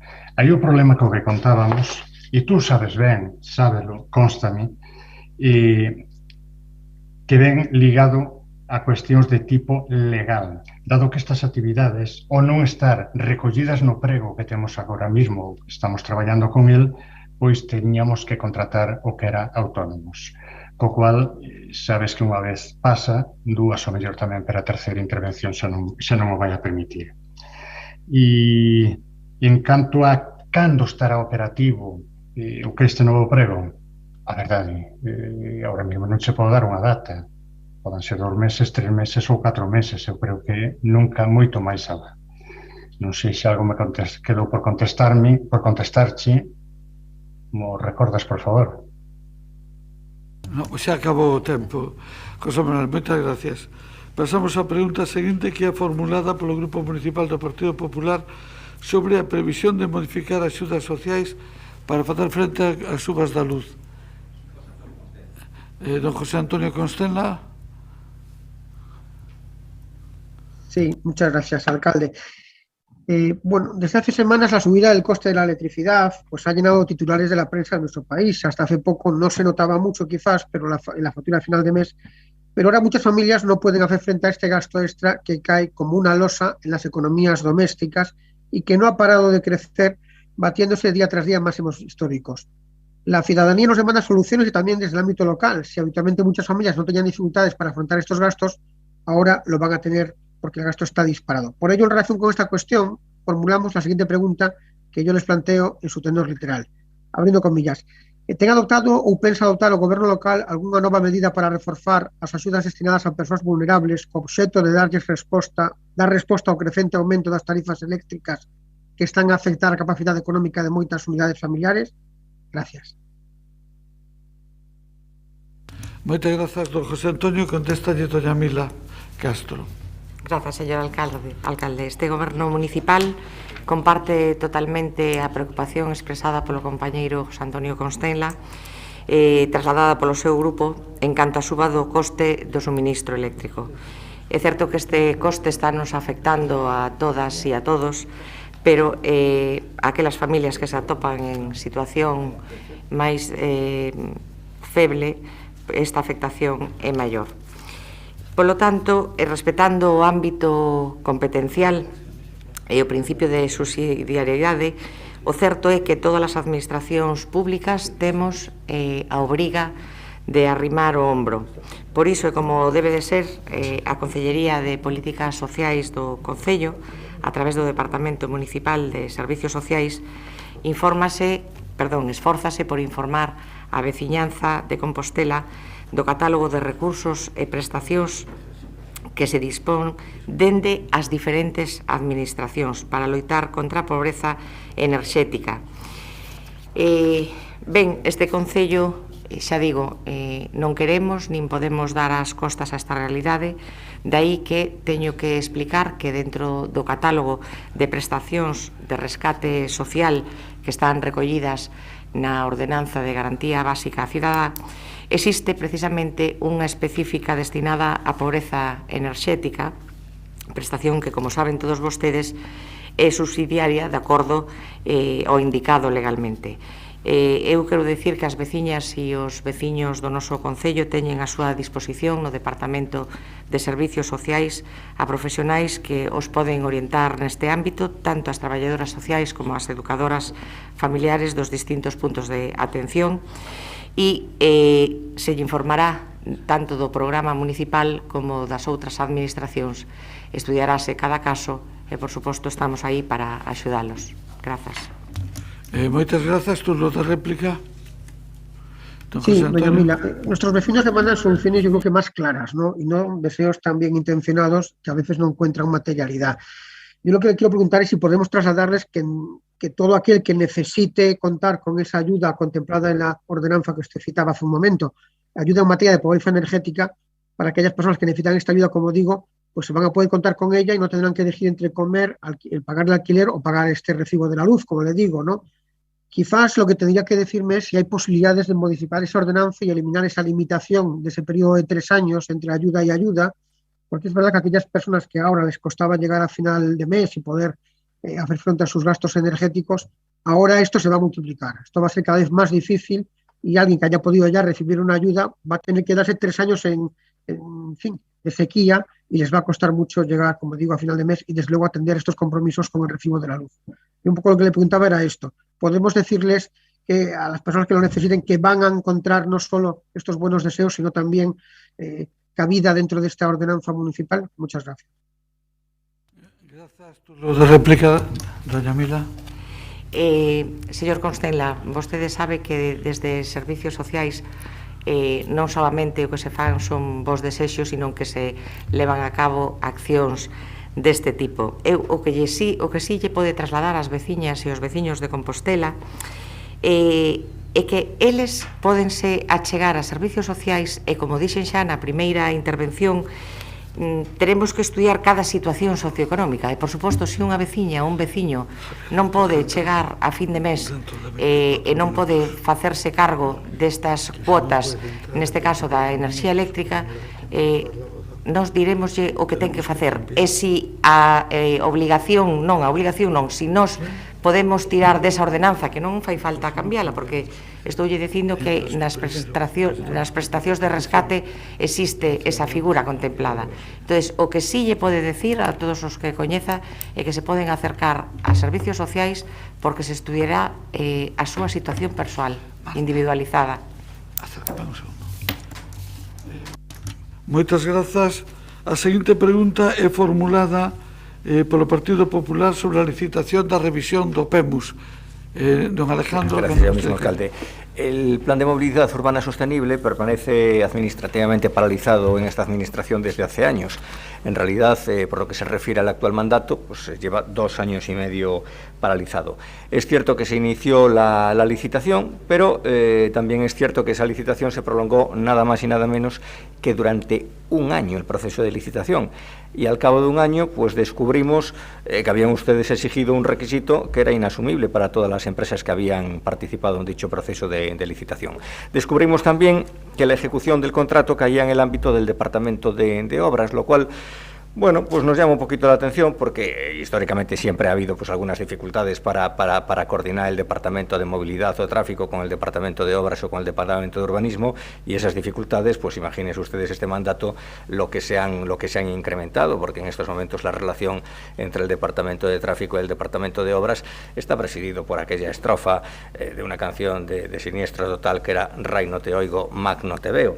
Y es por ello por lo que queríamos preguntar, primero, qué tiempos manejan ustedes para la licitación del nuevo contrato, porque yo creo que al ritmo que vamos concluirá el mandato sin tener ya elaborado el plan de movilidad urbana sostenible, y al mismo tiempo queríamos preguntar si la ejecución del contrato se va a residenciar en el Departamento de Obras o va a ser asumida por el Departamento de Movilidad. Nada más, muchas gracias. Moitas grazas. Contéstalle don Gonzalo Muiños, que tamén é unha forma de responder. Boa tarde de novo. Como ben sabe, como ben di, pois neste caso, na pregunta, o 26 de xullo, pois lamentablemente pois quedou deserto pois esta licitación. A partir desde aí, ao quedar deserto algunhas das empresas que se presentaron pois o concurso, presentaron pois o recurso ao TACAL. Estivemos agardando a resposta do TACAL. Levamos, pois, unha vez recibida a resposta, levamos outro día pois á Xunta de Goberno, que obviamente nos dou a razón neste caso pois o Concello de Santiago, que ninguna das empresas pois reunía os requisitos pois exixidos. A partir de aí pois nos vamos a poñer a traballar. Vai ser asumido polo Departamento de Tráfico neste caso. Para o vindeiro luns imos ter xa unha xuntanza pola xefa de servicio, sobre todo para coñecer a fondo pois o expediente. Vai ter unha xuntanza neste caso co Departamento de Contratación. Entonces pois vai a ser asumido dende aquí. Non chegou a dar plazos, porque sei que obviamente xa bastante azote vai ser neste caso pola súa banda, así que no momento en que vayamos pois dando pasos, pois obviamente tenme un teléfono aberto para que podamos pois seguir informando. Gracias. Alejandro. Sí, simplemente decir que, claro, van ustedes a iniciar de nuevo la licitación y tendrán que hacer algunos ajustes. Una vez que inicien la licitación hay que adjudicar, pasan unos cuantos meses, espero que no sea un año, y una vez que se adjudique, en principio, el tiempo que tiene la empresa para redactar el plan de movilidad será pues, de unos 12 meses, es algo que ustedes modifiquen eso a la baja, de tal manera que en el mejor de los casos nos encontraremos con un plan de movilidad que tendrá que ser aprobado por el pleno de esta corporación pues prácticamente en pre-campaña o casi en campaña electoral, en fin. Como anterior, que foi en 2011. Don Gonzalo pode contestar. No, pouco que decir, realmente, pois, obviamente, os primeiros interesados en poder sacar, neste caso, o plan de mobilidade fomos nós, pero, lamentablemente, pois, dentro dos requisitos dos criterios pois, exixidos no pliego, ninguna das empresas, pois, reunía, pois, neste caso, pois, os mesmos, non? De aí que temos que volver a sacarlo adiante máis pronto que tarde. Gracias. Pasamos á pregunta seguinte, que é formulada polo BNG sobre a ampliación do CHUS. Doña Goretti, cando queira. Sí, é evidente que nos presentáramos esta pregunta antes de coñecer que o Goberno municipal xa ia traer a declaración de interese e utilidade municipal da ampliación do CHUS xa a este pleno, porque estábamos preocupadas polo que acontecía, podíamos retirala, mas decidimos non facela porque, independentemente de que isto xa fose debatido hoxe pola mañá, hai unha serie de cuestións que nos preocupan e para as que nos queremos insistir aínda que se faga algún tipo de presión, de diálogo, de intento de mudanza a respecto do proxecto actual. E neste caso non me vou fixar tanto no tema do aparcadoiro xa discutido e tratado suficientemente pola mañán e da necesidade de ordenar o tráfico, pero sí de aspectos de humanización. Non creo que a estas alturas, exactamente igual que non é presentável pois ofrecer unha previsión de ampliación do CHUS que reduza aínda as posibilidades de aparcadoiro que hai ali, o que temos é un problema de humanización da contorna, de todo o que ten que ver con ese desmantelamento dos servizos de acompañantes por parte dos Sergas, coa humanización do parque infantil Andrea para nenas e nenos oncolóxicos que non está acondicionado para protexelos nin do sol nin da chuvia e cando teñen que estar aí espazos moi longos de tempo, ou a necesidade de mellorar a escola infantil con mellores instalacións e con zonas verdes e que non estean pois pechados nunha aula.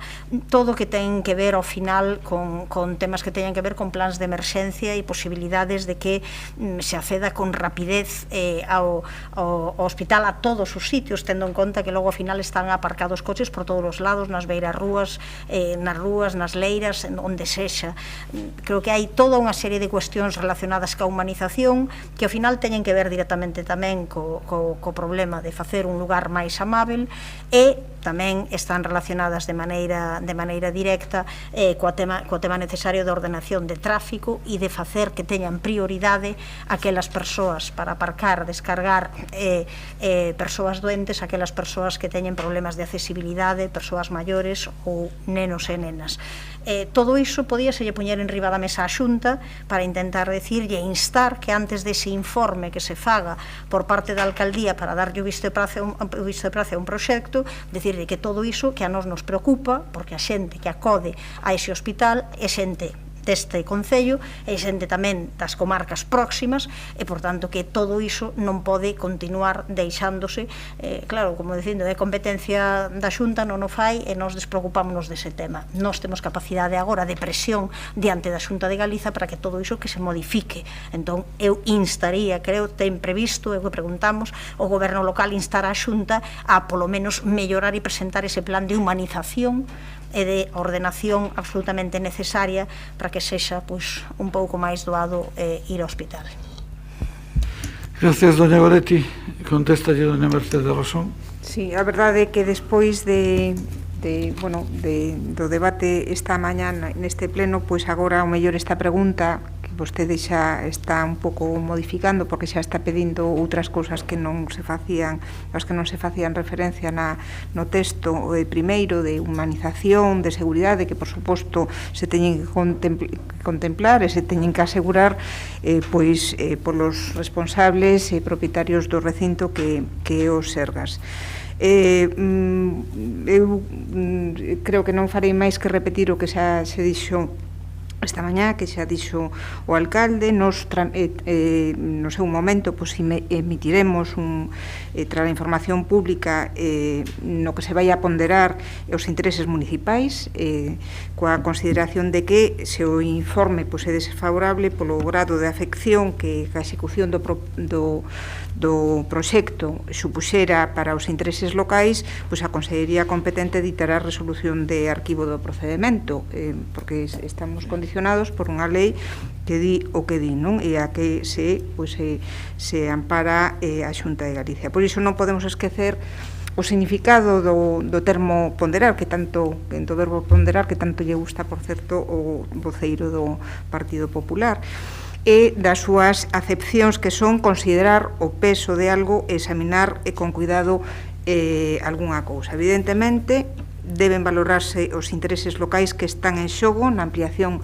dun hospital, intereses que son moitos e moi variados, como, por exemplo, o estudo de mobilidade na contorna do centro hospitalario, da que se fixo referencia constantemente ao longo deste día, non?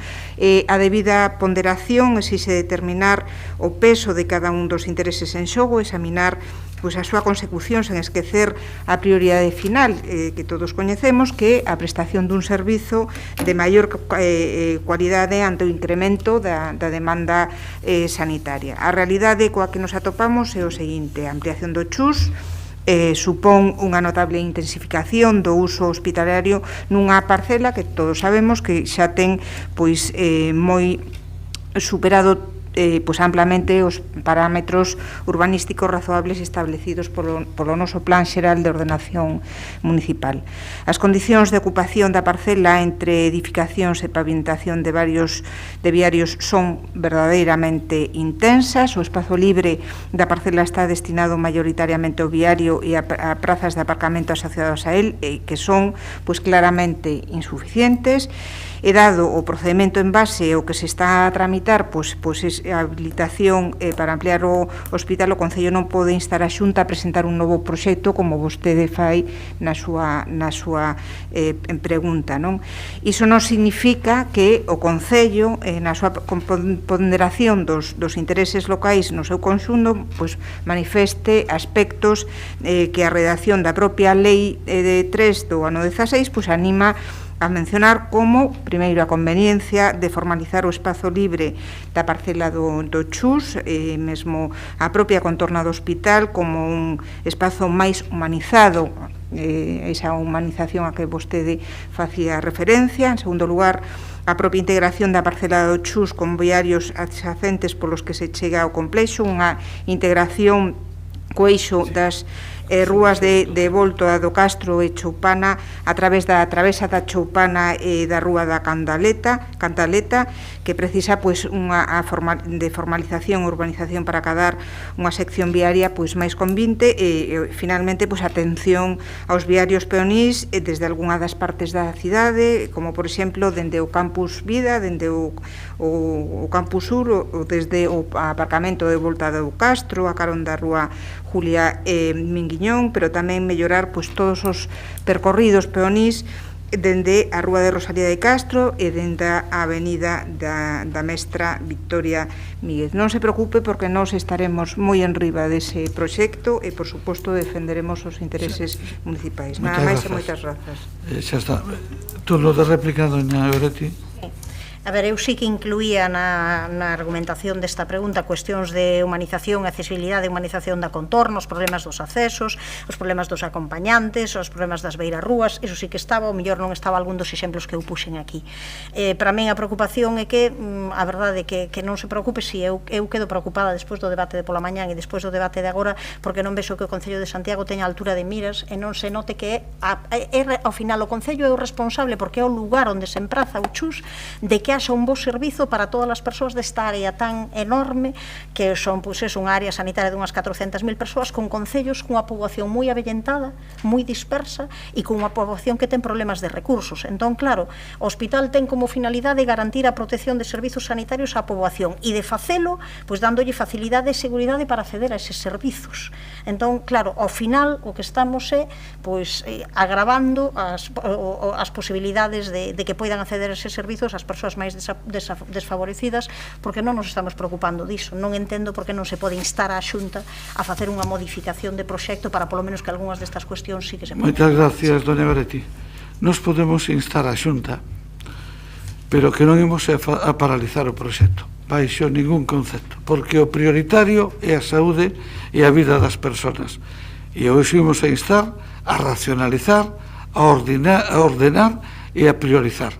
E estamos dispostos a colaborar na medida das nosas posibilidades, pero non a sustituir a administración competente que ten un orzamento 100 veces maior que o noso, porque non podemos ni nos corresponde. Ben, imos a ir adiante. Queda unha última pregunta, tamén do BNG relativa á parroquia de Nemenzo. Doña Navia, cando vostede queira. Sí, relativa á parroquia de Nemenzo e relativa a un posible vertedoiro, non? Aquí trasladamos a preocupación que nos fixeron chegar ao BNG representantes veciñais de Nemenzo por un informe urbanístico municipal emitido a instancias de vértebra ambiental, casualmente a mesma empresa que pretende a restauración da canteira de Santa Cristina de Fecha, coa posibilidade de que isto, acabe sendo, xa sabemos como funcionan estas cousas, un vertedoiro de residuos encuberto, con referencias á lei do solo moi semellantes ás descritas naquela outra petición. Neste caso, trátase dunha superficie de 18.000 metros cadrados vinculada a terreos de Adif ligados á construción das infraestructuras de velocidade alta. Entón, para aforrar tempo e esforzo, que se me entenda, ir o que interesa máis alá da cuestión puramente normativa e legal, ten previsto o goberno local facer algo, adoptar medidas para evitar que se instale este vertedoiro ou non vai facer nada e vai depender todo de se presenta ou non se presenta unha licenza e xa está. Esa é a cuestión. Moitas gracias. Contéstalle, doña Mercedes Rosón. Sí, o Grupo Municipal do BNG pregunta a este goberno se ten previsto adoptar medidas para evitar a instalación dun vertedoiro en Nemenzo. A resposta é que este goberno municipal non está a favor de que unha actividade de tratamento ou almacenamento de residuos se instale en terreos cualificados como rústico e tampouco nas aldeas do rural. De feito, o Plan Xeral de Ordenación Municipal de Santiago non o permite. Por esa razón, o actual goberno realizará todas as actuacións que sexan posibles dentro da legalidade para que o rural se explote de acordo cos seus valores agrícolas, gandeiros, forestais, paisaxísticos, ambientais, naturais e culturais. En ese senso, está redactando o informe referido na pregunta, como vostede haberá leído. Como xa terei ocasión de precisar con ocasión da moción presentada relativa á restauración da canteira de Fecha e a legislación autonómica, a lei do solo da Xunta aprobada polo Partido Popular, a que a partires do ano 16 incluiu a posibilidade de ubicar estas actividades no ámbito rural, contradecindo o Plan de Residuos de Galicia. Xa o dixemos aquí hai uns meses, tamén a propósito daquel proxecto plantexado para Coreso na parroquia de Marrozos. Ademais, fainos en ordenar esa instalación en base a criterios como a distancia de vivendas, a densidade poboacional, a riqueza paisaxística e cultural ou os accesos, coa excusa de considerar que a xestión de residuos é un equipamento, un servizo de interese xeral e prioritario. Ninguén cuestiona que a xestión de residuos sexa imprescindible, pero non toda a xestión se debe realizar nun vertedoiro, nin todas as restauracións de canteiras deben realizarse con vertidos, posto que tamén pode encherse e restaurarse o vaso con terra vegetal. E tampouco ten que necesariamente instalarse en solo rústico. Iso é o propósito deste goberno municipal e saiba que estamos ao lado dos veciños e veciñas na consecución destes obxectivos, exixindo o órgano ambiental competente rigor no seu cumprimento. Moitas grazas. Grazas, doña Navia. Sí, simplemente dicir que estaremos pendentes desas xestións que se están a facer, porque non deixa de ser unha cuestión que preocupa moito a veciñanza, e aproveito para dicir, enda que teremos ocasión de debater isto na moción correspondente, que tampouco está de máis, e creo que é responsabilidade do Concello que o faga, e un pouco apelar á Xunta a que mellore as súas medidas de protección ambiental, neste caso para o Concello de Santiago, nada máis. Moitas grazas. Apelamos cos informes técnicos que din o que se dixo no seu momento con respecto a Coreso e o que se dixo tamén como consecuencia da presentación desta información urbanística no caso de Nemenzo. Moitas grazas. Moitas grazas, doña Mercedes. Entramos a continuación no capítulo de mocións. Temos 9 mocións, quedan 8 porque unha xa foi sustanciada. Bueno, non, van a quedar 7 agora, porque a número 1, que é a relativa á recepción de persoas refuxiadas, especialmente afganas, entendo que se transforma por unha moción conxunta e que non sería obxecto de debate. Por lo tanto, a partir de aí, quedarían efectivamente 7. A primeira é presentada por Compostela Aberta para a elaboración dun plan de melloras na zona de Volta do Castro. Quen a vai defender? Doña María Rozas. Doña María. Ola, moi boa tarde a todos e a todas. Dende o Grupo Municipal de Compostela Aberta mantivemos unha reunión cos veciños e cas veciñas de Volta do Castro, unha zona que, como sabedes, pois está moi influenciada pola rotonda que se construiu, unha rotonda en altura, con xiros e incorporacións para o periférico, para Caravidán, cara a Ponte da Rocha e cara a antiga Nacional 550. Todo isto provocou que esa rotonda, e así non o traslada a veciñanza, segregara a Volta do Castro en dúas zonas, non, separando o barrio e deixando pois unha parte sustancial deste barrio confinada. Unha rotonda que non ofrece suficientes e necesarias medidas de seguridade viaria para cruzar a pé, que ademais pois acumula moitos e numerosos problemas de tránsito rodado, primeiro porque hai un elevadísimo tránsito, como sodes coñecedores todos, pero ademais porque a velocidade máxima permitida pois non se cumpre, non? Agravando esa sensación de perigo e inseguridade na poboación do barrio.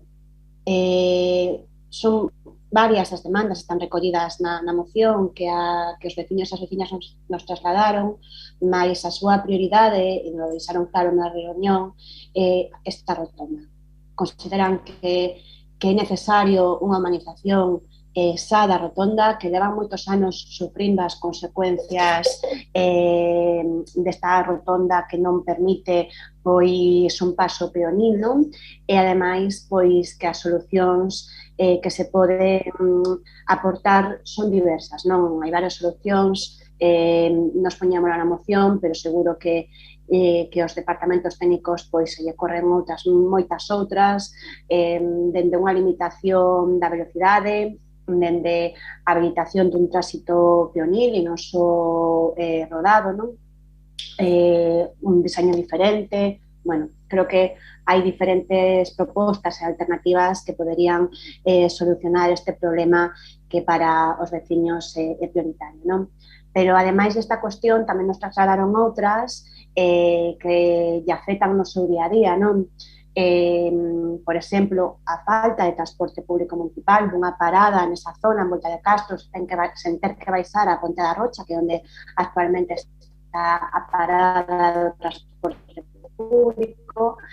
Este é un problema que se agrava coa rotonda, non? Este barrio ten unha poboación dunha idade pois avanzada, atópanse que para ir ao hospital, o Chus, que les queda relativamente próximo ás súas residencias, pois teñen que pedir un taxi, non teñen un transporte público cerca e non poñen cruzar a pé a rotonda por problemas de seguridade viaria, non?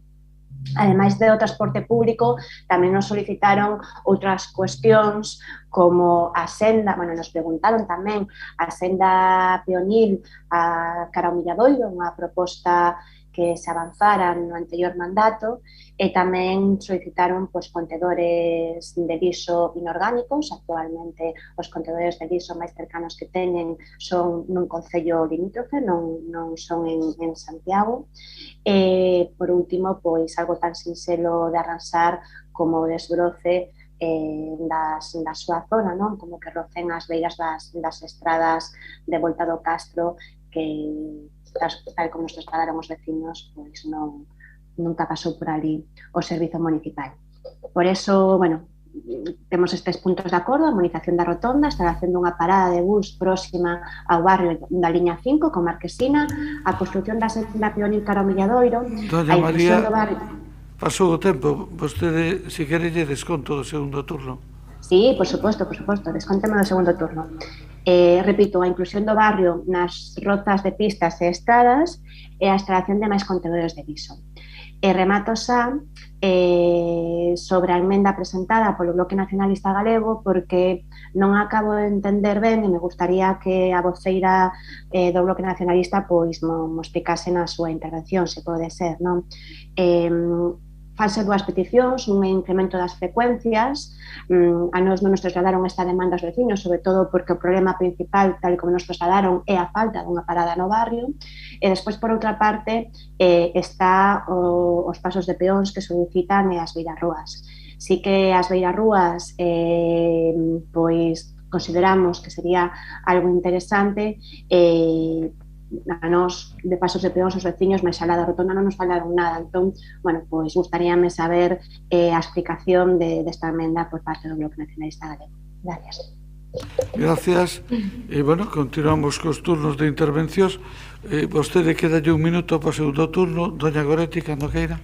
Sí, a ver, o tema dos problemas que hai nesta zona de Compostela, da Volta do Castro, o Bloque Nacionalista Galego trouxas en distintas ocasións a este pleno, xa desde hai varios anos, xa desde o ano 2014 facía unha proposta polo miúdo de cuestións que teñen que ver e que agora están recollidas na proposta de Compostela Aberta, coa que coincidimos, pero tamén incluindo outras, non? E minimizar ou estudar a posibilidade de minimizar o impacto da rotonda, dotar medidas de seguranza viaria, dotar dun paso de peóns e beirarrúas, mellorar a comunicación a través do transporte público, unha serie de cuestións reiteradas que volvemos a tratar no ano 2015, volvemos a tratar tamén no ano 2019, justamente porque houve nese caso 171 asignaturas presentadas no rexistro municipal para atender unha demanda e unha demanda de maior frecuencia de autobuses na ruta de Volta de Castro, coa que nos faláramos naquel momento coa veciñanza, non? Solucionar esa deficiencia detectada no transporte público para mellorar a frecuencia de paso por Volta do Castro e ter información sobre o novo mapa da ruta dos autobuses urbanos. Así que, insisto, estas son cuestións que xa foron traídas ao pleno en máis ocasións, de aí ven pois esa petición de incremento de frecuencia de paso de autobuses urbanos para favorecer o transporte público, algo que a nós sí que nos transmitiu a veciñanza, non agora mesmo, non recentemente, pero noutras ocasións e que xa o trouxemos ao pleno. E sobre o tema dos pasos pasos de peóns que comentaba agora María Rozas. O certo é que entre o Milladoiro e a Volta do Castro non hai un paso de peóns, non, que permita cruzar as persoas que fan moitas veces a pé ese percorrido. É un paso negro para os peóns, ás veces pódese ver a persoas maiores saltando os quitamedos para poder atravesar as rotondas, e nos mesmas houve unha actividade, unha acción que fixemos no seu día onde levábamos un paso de peóns destes que se estiran e fomos grabando todo o tempo en cantos lugares non éramos capaces de pasar sin poñer ese paso de peóns para justamente poder atravesar, non? Entendo, por tanto, que estas dúas cuestións pois son facilmente, eu creo que defendibles que se inclúan tamén en todo o resto coas que coincidimos por completo. Así que o noso voto vai ser a favor, xa vou dicir antes, e acepten ou non a nosa emenda, pero entendemos que é pertinente a nosa emenda. Moitas grazas. Por parte do Grupo Popular, doña María. Grazas, señor alcalde. Vou a ser moi breve. Esta moción ven a engrosar o diagnóstico que vimos facendo todos os grupos pleno a pleno de como se atopan os barrios da cidade demandando as cuestións que están pendentes. Neste caso, corresponde a Volta do Castro. O diagnóstico está feito por Compostela Aberta neste caso. Non vou a redundar no que xa dixo, porque é de sentido común recoñecer estas carencias, son de sobra coñecidas por todos. Gustaríame destacar a da senda peonil cara ao Milladoiro. Creo que é unha bella deuda que temos este concello co núcleo veciño do Milladoiro, que ademais constitúe un perigo para o caso dos peóns que falábamos a comezo do pleno. Creo que isto sería moi interesante poder abordalo nun curto prazo de tempo. Ademais, estamos totalmente de acordo co plantexamento que fai Compostela Aberta na moción, xa que o que demandan é a elaboración dun plan, entendo un plan no que se prioricen as actuacións e se recollan todas as necesarias e a súa abordaxe. Polo tanto, vamos a votar a favor desta iniciativa. Nada máis, moitas grazas. Moitas grazas. Contéstalle o concelleiro de Obras e Relacións Veciñales, don Javier Fernández.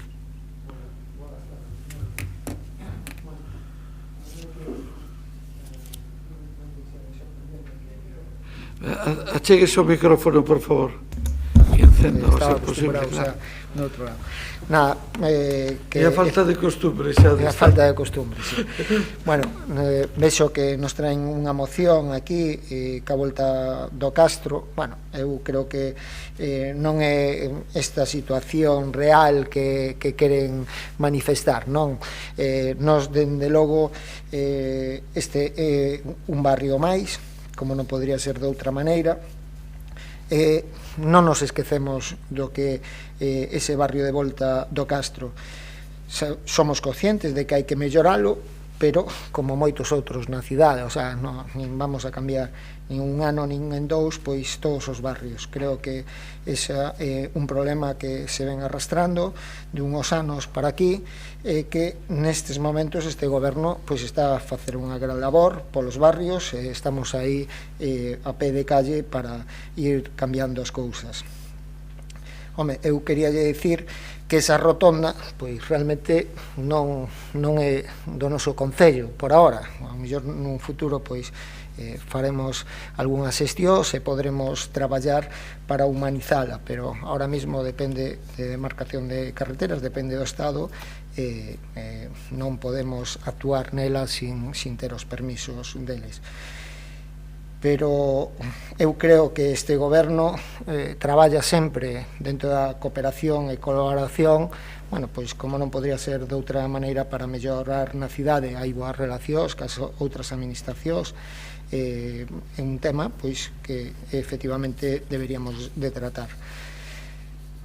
Deberíamos de tratar porque é certo que pasar do que o barrio da Volta do Castro hacia Milladoiro, pois non hai moitas zonas, pero como ben dixen, pois bueno, temos que traballar con outras administracións para que isto sea unha realidade. En canto a parada de bus próximo ao barrio, que, bueno, pois é algo que estamos a traballar, que, bueno, pois con novo contrato pois se vai a ter en conta pois que haya o trasiego das líneas de autobuses nesa zona, como non podría ser de outra maneira. No mesmo caso, pois a senda peonil do Milladoiro, eu creo que esta é unha iniciativa que xa este goberno a puxo encima da mesa, pero estou totalmente convencido de que todos os que estamos aquí eso o querríamos sacar adiante o antes posible. Home, discrepo un pouco sobre o tema das rozas, das pistas e das estradas, María, porque que eu saiba, neste concello, nalgúns casos se está facendo a cuarta pasada. Eu teño así en coñecemento que toda a zona da Rocha a semana pasada pois estaban os tratores.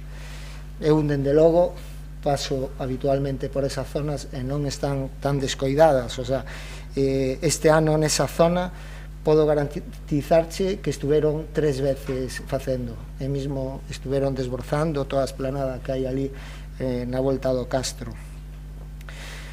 Tamén, bueno, somos conscientes da instalación de contedores e, bueno, tamén estamos traballando, este goberno está traballando con ese contrato que estará a punto de sair, posiblemente se reforce todo o que a recollida de lixos, a colocación de contedores. Eu penso que como non podía ser de outra maneira, sempre vamos estar aí nos barrios e este para nós é un máis. Nesta primeira intervención nada máis. Rematou, don Javier? Sí, sí. Moitas gracias, don Javier. Ben, continuamos no turno de intervencións. Doña María Rozas, quedalle un minuto. Pois, intentaría resumir un minuto. Señor Javier, sempre me deixa máis intranquila nas súas respostas que o que estaba anteriormente, non?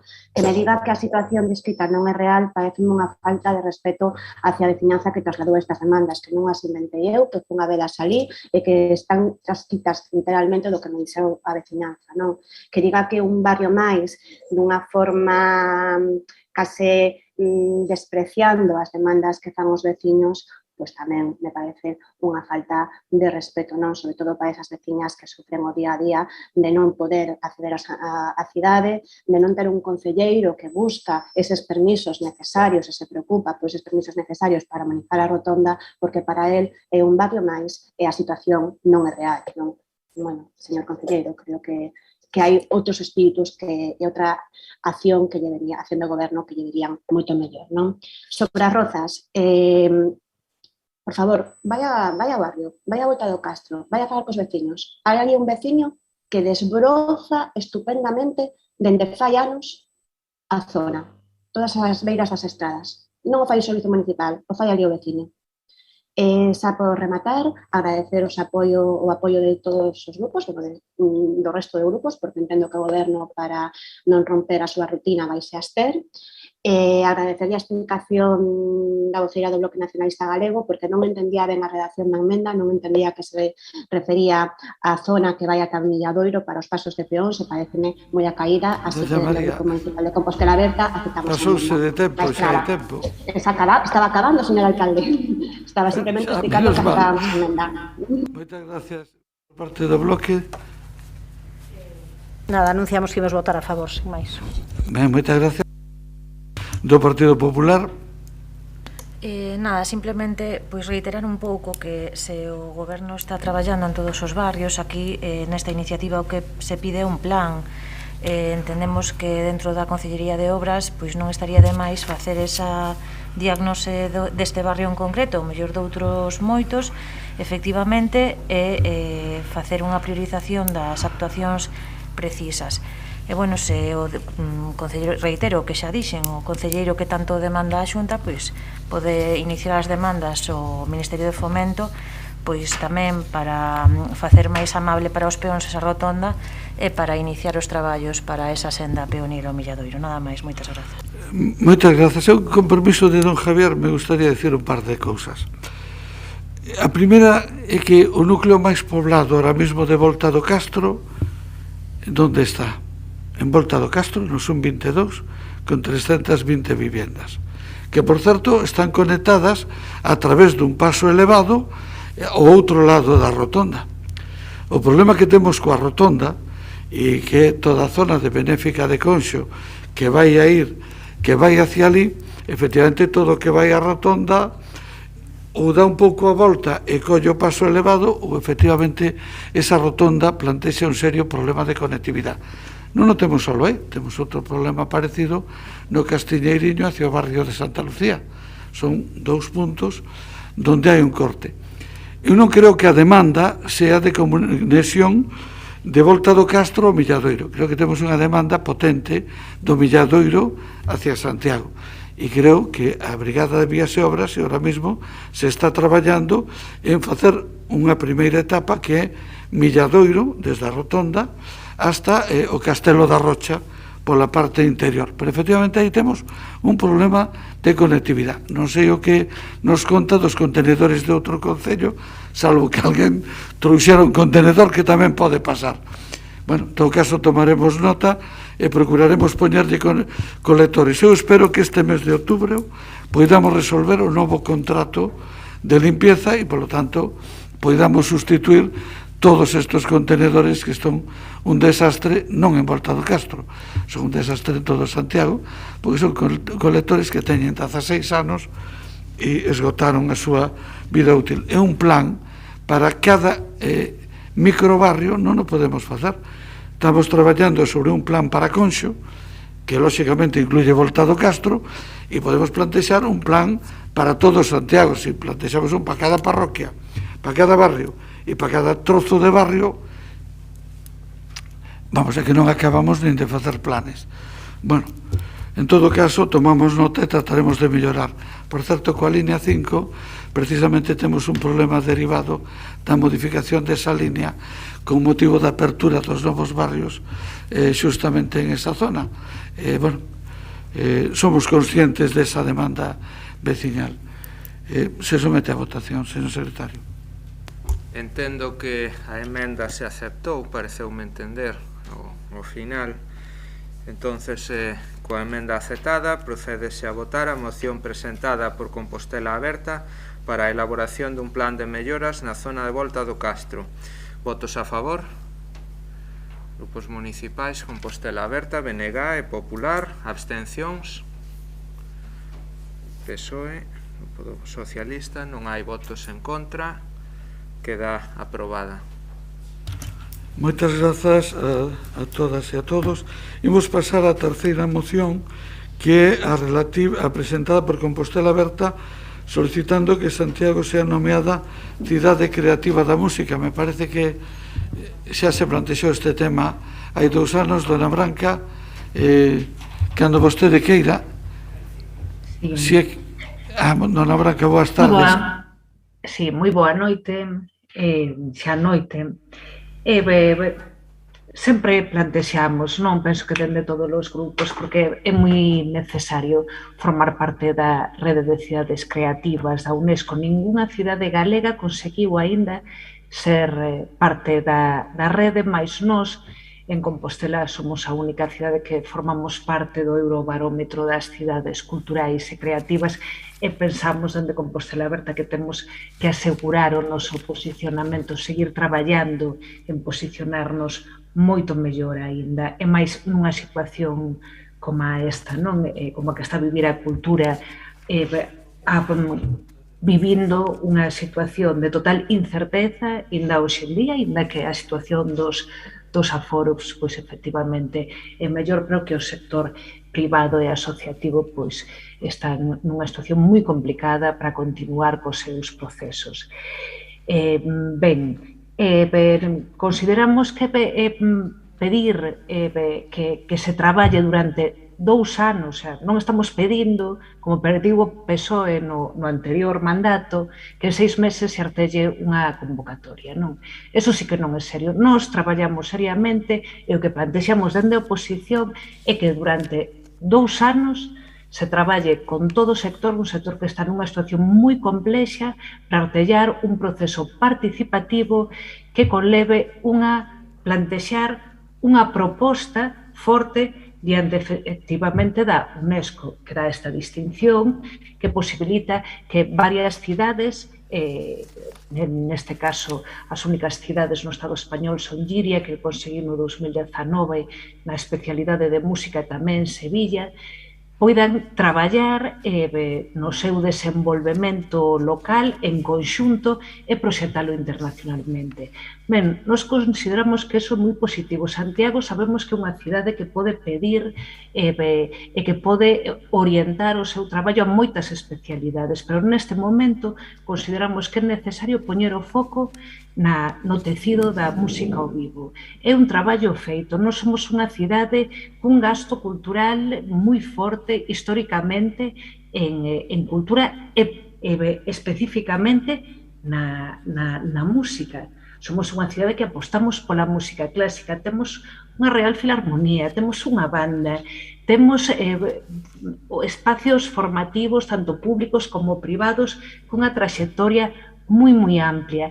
E o que sí o que temos é o sector neste momento, nesta cidade viven moitos autores e moitos intérpretes que necesitan entender que o seu concello proxecta un futuro onde a música ao vivo sigue sendo un factor, un valor cultural que nos identifique e que considera que debe ser valorado tamén internacionalmente. Entón, é unha proposta non para conseguir exclusivamente unha distinción, sino para traballar de forma participativa co sector, crear rede na cidade e artellar entre todos unha gran proposta que se entenda diante da UNESCO como que sí, que somos merecentes de ser cidade da música, porque xa o somos un territorio musical e nos consideramos que hai posibilidades, máis que, ademais do resultado que nos interesa, é que as institucións traballen co sector para recuperar a ilusión nun momento no que a música está nunha situación de cambio, de novos procesos de aforo, de protocolos, hai que traballar coas identidades de outra forma, hai que cambiar a política de públicos de máximos. Si sigue, teño que descontar. Sí, pero bueno... Si sigue, teño que descontar despois, como que non me descontes, porque o que me interesa é saber que pensa o goberno neste caso, ademais dos meus compañeros da oposición, que xa sei máis ou menos por outras veces, o que me interesa saber é se non vos ides abster.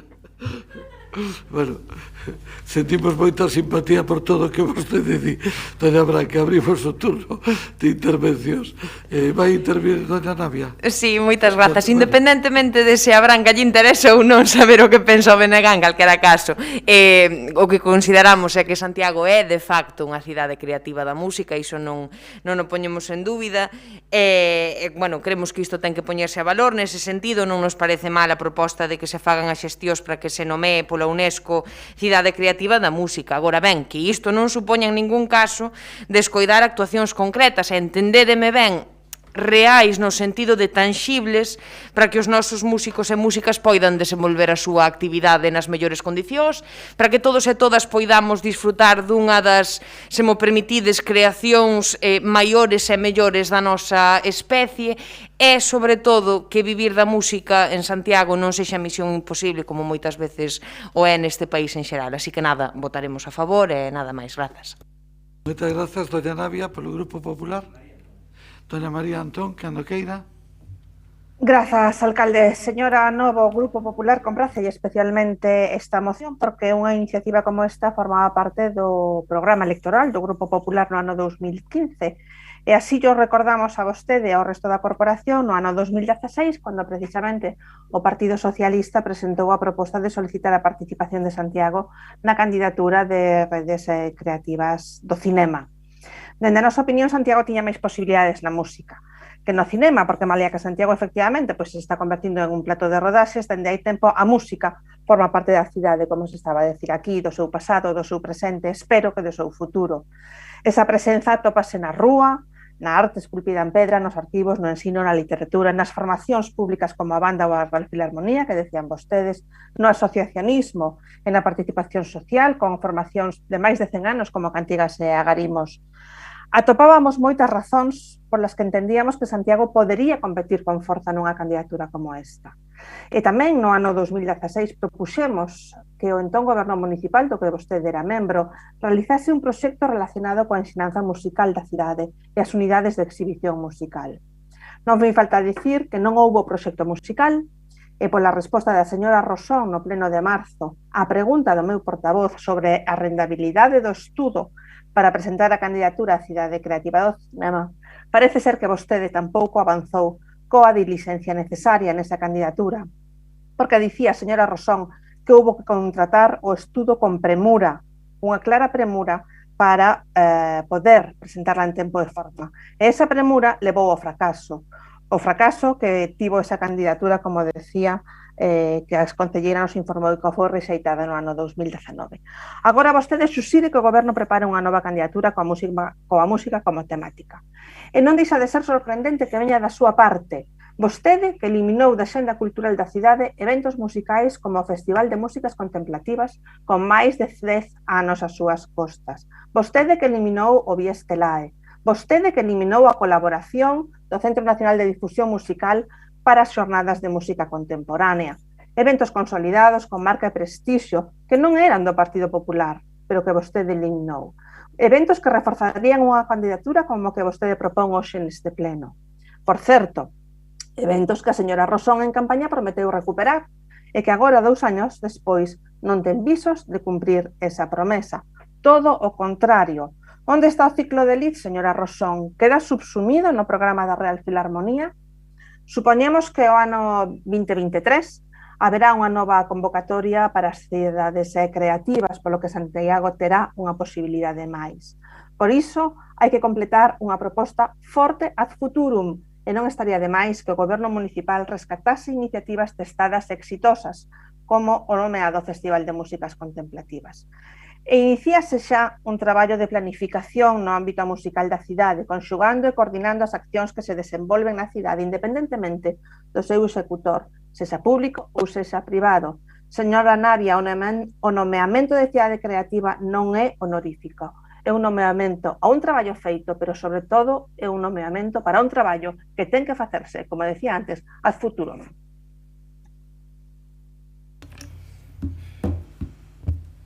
Moitas grazas, doña María Antón. Vai contestar doña Mercedes Rosón. Efectivamente, o ciclo de Lid está integrado dentro da programación da Real Filarmonía e do Auditorio de Galicia. E, que quere dicir con eso? Que desaparece? En fin, moi boa tarde de novo. Como ben di no seu escrito a concelleira Branca Novoneira, Compostela ofrece proxectos musicais de altísima calidade consolidados como a Real Filarmonía de Galicia e a Banda Municipal, que habitan nun espacio referencial como é o Auditorio de Galicia, os centros formativos de calidade como a Escola Municipal de Música ou o Conservatorio Profesional e a Escola de Altos Estudos Musicais. Ademais, temos en Santiago de Compostela escolas privadas que realizan un salientable traballo de base, temos orquestras, outras orquestras, temos coros e moitas máis organizacións e colectivos que traballan en pro da música, de toda a música. Pero non podemos esquecer que o sector cultural, polo tanto, o musical foi un dos maiores perxudicados pola situación sanitaria, que xa viña moi deteriorada pola última crise económica.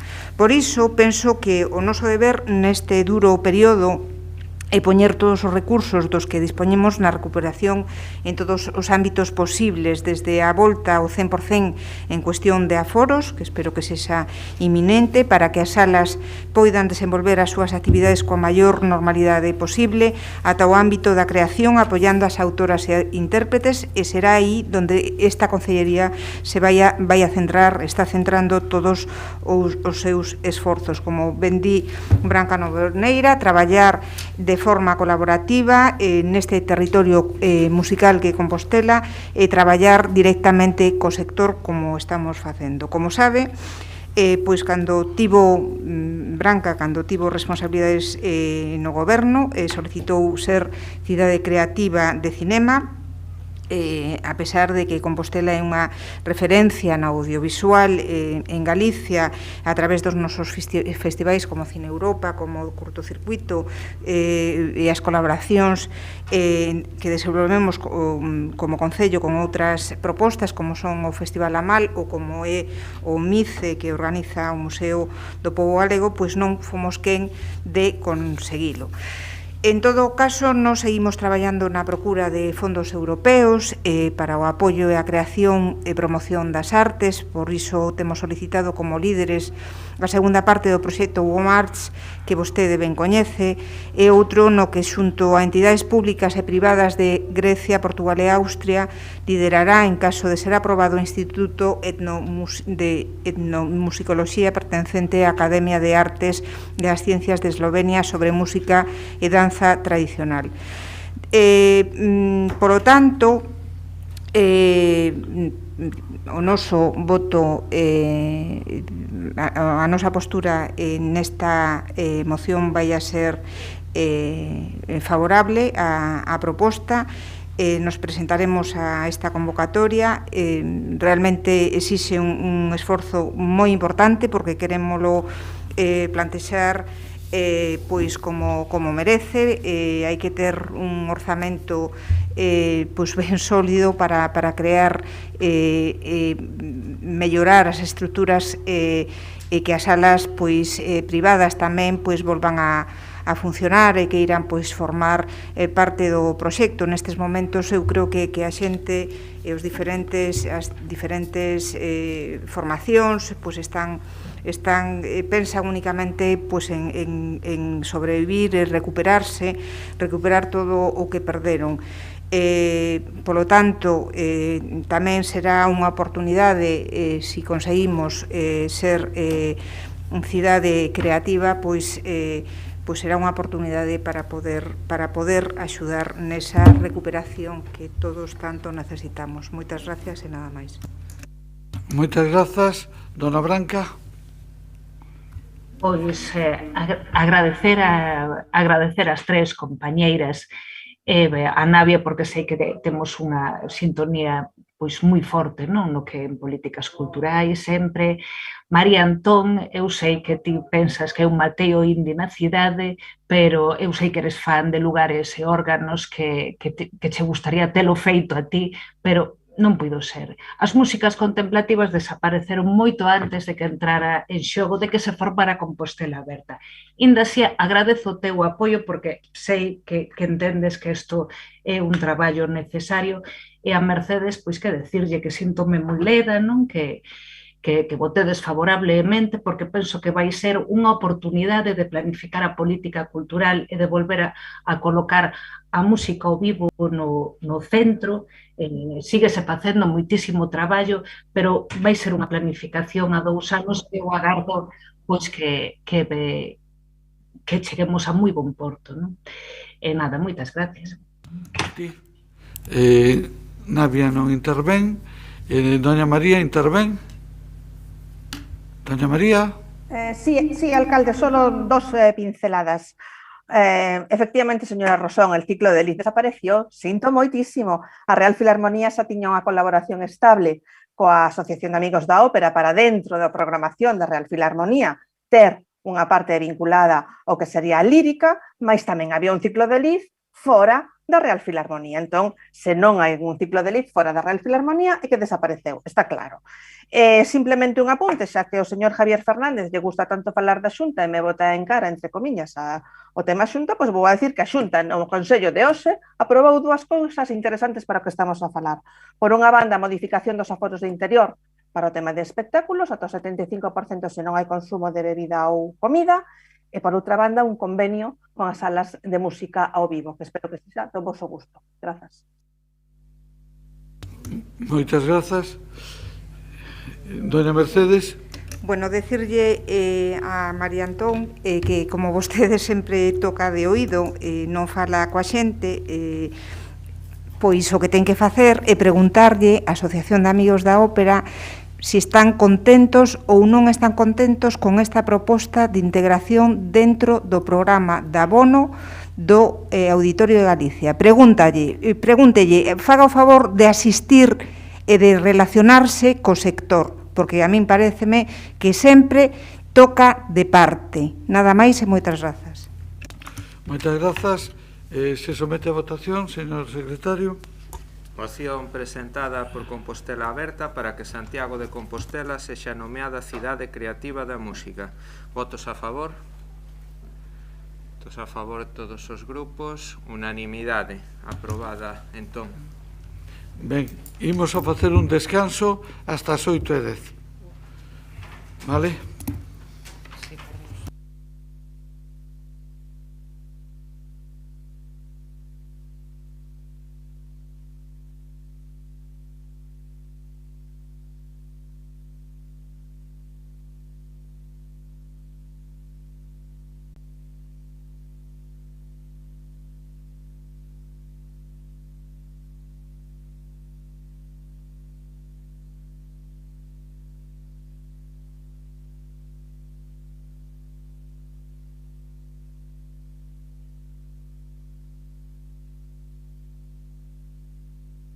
Moi boas tardes, señoras e señores concelleiros. Imos a continuar coa sesión plenaria convocada para o día de hoxe. Nos quedan ahora mismo 1, 2, 3, 4, 5 mocións. Se somos capaces de axilizar un pouquiño, podríamos acabar incluso antes das 10 da noite. Por lo tanto, imos a intentalo. A primeira moción é presentada polo BNG e é relativa a esclarecer e recuperar o importe dos recibos da luz que o Concello pagou á Catedral de Santiago. Ese é o título da moción. Doña Goretti, cando vostede queira. Sí. Ben, a moción trata unha cuestión que non tivo a repercusión que nós pensamos que unha información deste tipo habitualmente ten nos medios, minimizan este tipo de información que se fose noutro lugar do mundo probablemente abriría telexornais e estaría nas páxinas iniciais, pero neste caso non foi así.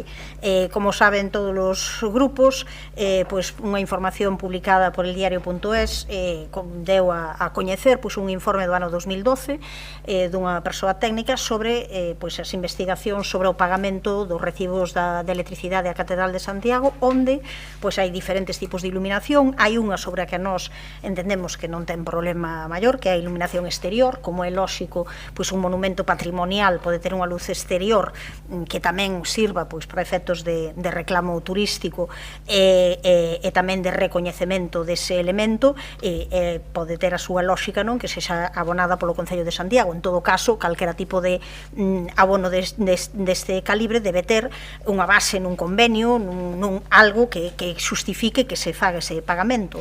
Outra denominada de uso diario e unha terceira para a iluminación interior, que é tamén pago asumido pola Administración Municipal, e onde, desde a nosa perspectiva, habería que aclarar se iso se refire única e exclusivamente a algúns días ao ano que pode haber algún acto público, que de todas as maneiras, desde a perspectiva do Bloque Nacionalista Galego, non se justifica que pague a Administración Municipal. Podemos entender que haxa pois algún grupo que defenda que sí, deba ser abonado. Nos entendemos que actos que ao final son actos litúrxicos feitos no interior da catedral non deberían de ser abonados pola Administración Municipal, pero en caso mesmo de que houvese quen defendese que eses actos teñen que ser abonados, deben estar sustanciados pois nun convenio, deben estar sustanciados en algún elemento que diga que sí que hai que pagalos. En todo caso, a nos chamannos a atención as cantidades. Se esas cantidades son correctas, as que aparecen aí nese informe, pois claro, estamos falando dunhas cantidades anuais que van desde os 13.000 euros aos 67.000 euros. Unhas cantidades enormes que aquí pois que se justifica un pouco en novas instalacións que fai que se aumente, que se incremente moitísimo a potencia, a enerxía e, polo tanto, que se incremente o recibo. Pero un recibo que, desde logo, habería que esclarecer se só corresponde a algún día concreto ou se ao final estás pagando o diario, non? Nos entendemos que isto hai que aclaralo, solicitamos que houvese unha xunta de portavoces para que informase aos grupos desta cuestión por parte da alcaldía. O alcalde afirmou públicamente que sí, que ia convocar, mas non o fixo, nin convocou, nin deu conta desta cuestión na xunta de portavoces ordinaria que tivemos antes do pleno, non? Entón, nós o que solicitamos é algo moi simple, que se faga un informe, que se esclareza o que aconteceu, algo algo que no seu momento na etapa de Compostela Aberta que se soubo, pero que o soubo internamente únicamente o goberno daquel momento, que non o fixo público, e onde lle deu 2 anos de cortesía. Nos, vamos, 2 meses creo que era suficiente, non? 2 anos de cortesía.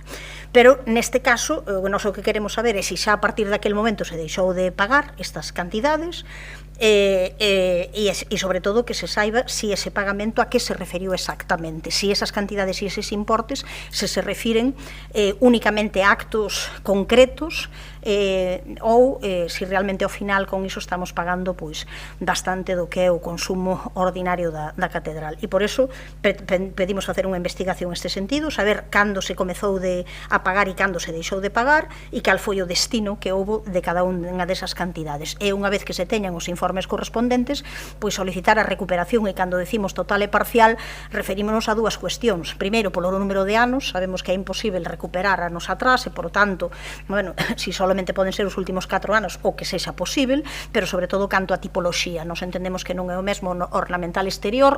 Redúzamo da seguinte intervención, por favor.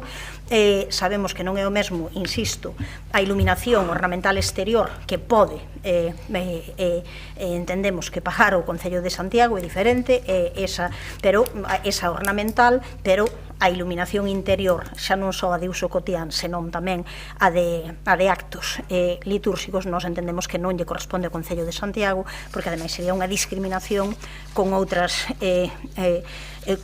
posibilidades de pagamento que farían absolutamente inasumível, e sobre todo cando todo iso non ten ningún soporte administrativo que faga que poida ser así. Remato aí a primeira intervención. Moitas grazas. Interveñen por parte dos grupos por Compostela Aberta. Don Xanduro. Non tiño pensado intervir, a mí parece ben que se fagan os informes e os estudios. O que creo que sobran son as pullitas ao Goberno de Compostela Aberta, que foi o único deste pleno que actuou neste asunto. E todos os grupos deste pleno tuveron responsabilidade de goberno e tuveron concelleiros que a responsabilidades de alumeado, auga, saneamento, depuración e limpeza. Si queren, enumero. Así que non é lugar, traballemos a futuro, non é lugar para reproches a único grupo que fixo algo para corrixir este asunto. Grazas. Moitas grazas, don Xan, polo Partido Popular, don Alejandro. Gracias, alcalde. Bueno, yo creo que, a diferencia de lo que opina doña Goretti, que este es un asunto que en cualquier país del mundo no abriría telediarios. Yo creo que hubiera pasado más desapercibido, en fin, respecto de la polémica que generó aquí, ¿no? Yo creo que esta es una cuestión descontextualizada y sobredimensionada de una manera un poco maliciosa y un poco demagógica, porque en un contexto en el que estamos todos indignados por la subida de la luz eléctrica y hay gente que las pasa canutas, de alguna manera pues se ha querido dar a entender que una administración pública le pagaba la electricidad a los curas, perdón, en fin, un poco por la expresión, y esto no era exactamente así, ¿no? Parece, bueno, pues que todos los gobiernos municipales, o más exactamente todas las administraciones municipales, como ha referido el señor Duro desde hace muchos años, pues han cubierto algunos gastos de electricidad de la catedral, que por lo que hemos podido leer en ese informe parece que eran gastos vinculados a un consumo que tenía que ver pues con la realización a lo mejor de alguna actividad que tenía alguna dimensión pública, de tal manera que para nosotros esto pues ha sido más un problema de forma, la falta de un convenio, que una cuestión de fondo, ¿no?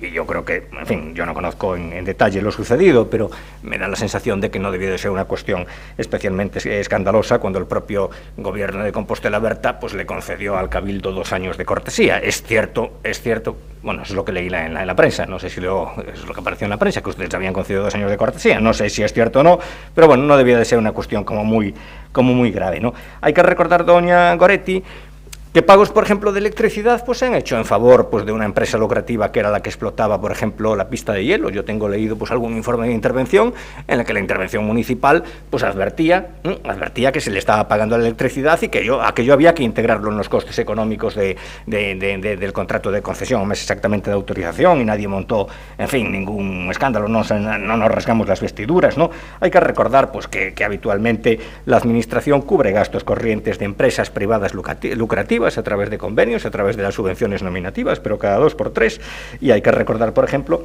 que este ayuntamiento todos los meses paga indebidamente determinadas facturas. Me refiero, por ejemplo, a las facturas de los servicios sin contrato, porque cuando un servicio queda sin contrato, en realidad y en puridad, y así figura en los informes de la intervención municipal, y además figura a raíz de una proposición que este grupo y que yo mismo presenté, creo que en septiembre del año 18, en los servicios sin contratos y en puridad, y así lo dice la intervención municipal, hay que pagar una indemnización descontando el beneficio industrial. Y sin embargo, por comodidad, la administración cada 2x3 pues le paga a las empresas sin contrato pues la factura, digamos, originaria, la que estaba en el contrato original. En fin, que hay casos peores, ¿no? Hay que tener en cuenta además que la catedral no es un inmueble estrictamente privado, sino que tiene una dimensión pública y que genera lógicamente un retorno en beneficio de la ciudad. Yo recuerdo que en una ocasión la señora Rozas me calificó, y le agradezco mucho el calificativo, me calificó con el apelativo del comisario Brunete, por la afición que yo tenía a iniciar pues algunas investigaciones, lo cual debió de ser un guiño al personaje de Dona León, al comisario Brunetti, y tengo que decir que el comisario Brunetti es que no da abasto, y no me veo yo pues abriendo ahora una investigación por estos consumos eléctricos, ¿no? Por otra parte, como digo, ha habido casos peores, y centrarnos en la catedral pues podría ser revelador de una cierta animosidad contra la Iglesia, y tampoco es plan. Por lo tanto, nosotros nos vamos a abstener. Nada más, gracias. Muchas gracias. No sé si llamarle comisario ahora, después de lo que acaba de contar doña Mila Castro. Grazas, señor alcalde. Bueno, vou ser moi breve, tendo en conta que o tema exposto non dá para máis, e que xa está máis que explicado, e efectivamente o millor no momento que está a vivir pois toda a sociedade con este tema do incremento das tarifas da luz, pois o millor un pouco sobredimensionado. Efectivamente, hai un informe técnico por parte do Concello que relata unha situación arrastrada dende hai décadas, un informe do que foron coñecedores dende 2012 pois dous equipos de goberno diferentes. Si que é certo, e non é ningunha pullita, que cando chegou Compostela Aberta, pois despois dun ano deuse conta desto, e bueno, pois deu un prazo de 2 anos, non? Pero xa digo, polo tanto, non temos nada que engadir, esta situación quedou arranxada. Entón, o único que me queda por decir é que o noso voto vai ser a abstención, porque sí que nos parece ben solicitar este informe, e así o faremos, pero hasta que este informe e a vista dos resultados, pois tomaremos as decisións que sean máis acaídas. Por lo tanto, o noso voto vai ser a abstención e nada máis. Gracias. Gracias. Cando vostede queira, doña Goretti. Sí, varias cuestións. Eu creo que o que dixen non faltei en nada a verdade. Eu, desde logo, inmediatamente despois de coñecer esta noticia, por suposto, e vendo que o señor alcalde comentara que isto xa levaba pasando desde hai moitísimo tempo, claro, ano 1968, e non estamos falando dunha cuestión puntual, dunha axuda, aquí, como se di, bueno, axúdase neste momento a unha cuestión da pista de xeo, neste momento unha cuestión de tal que pode estar justificada de determinada maneira, aínda que saibamos que esa non é a vía, senón que estamos falando de pagar desde o ano 1968 e de darlle continuidade, e estamos falando dunhas cantidades que sobrepasan, sin ningunha dúbida, a cuestión dun acto dun día ao ano. Estamos falando dunhas cantidades, insisto, que son, vamos, de unhas cantidades que hai que ver que é o que teñen detrás. E estamos falando que de que realmente, eu recoñezo, o goberno de Compostela Aberta, pois coñeceu isto, non o fixo público, pero ao final actuou sobre el, e polo que entendo, a partir de 2018, deixouse de pagar. A min pareceme moito eses 2 anos de cortesía. Podo expresar iso, creo que non con iso non lle falto a ninguén decir que me parece moito eses 2 anos de cortesía para esas cuestións. Entendo que desde aquela situación quedou arranxada, pero é a primeira vez que os coito públicamente, e é dicir, o alcalde comprometeuse e fixo unhas declaracións dicindo que sobre este tema ia dar as explicacións pertinentes nunha xunta de portavoces, onde non o fixo. Entón, eu non vexo non que ten de problemático, parece que, como sempre, todo o que ten que ver ca Igrexa molesta moito e quita moito sarpullido. Entón, eu o único que digo é que temos dereito a coñecer que foi o que se pagou, sobre que conceptos se fixo e se se está disposto o goberno local a continuar facendo ese pagamento ou non. E tamén, se ten algunha base, pedir algunha recuperación, que xa sabemos que é imposible de todos os anos e de todo o acontecido, sobre algunha desas cantidades. E eu xa puxen en riba da mesa que hai algunhas que poden parecer lóxicas, non, que se poidan ter que abonar o referido ao ornamento do patrimonio exterior, pero nunca a cuestións que ao final que se produciron e que se gastaron no interior do edificio. Moitas grazas. Desean intervir novamente? Volvemos con os anos de cortesía de CEAU, de verdad quedo parvo. A ver, aquí cortesía hubo por parte do PSOE todos os seus gobernos, que eu teña na memoria. O BNG deulle os 12 anos de gobernos que compartiu, máis 4 deles sendo responsables directos. E o PP... O BNG nunca soubo nada disto. Eso preguntei. Nunca soubo nada sobre esta cuestión. Soubo agora cando sai publicado.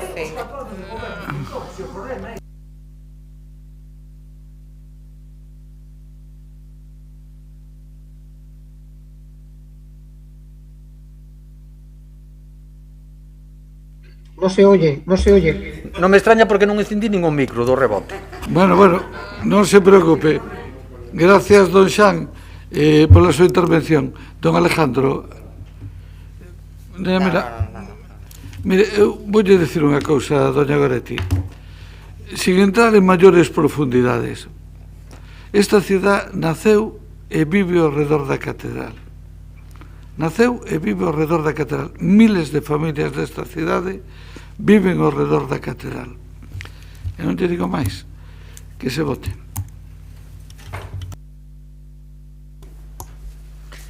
Moción presentada polo BNG para esclarecer e recuperar o importe dos recibos da luz que o Concello pagou á Catedral de Santiago.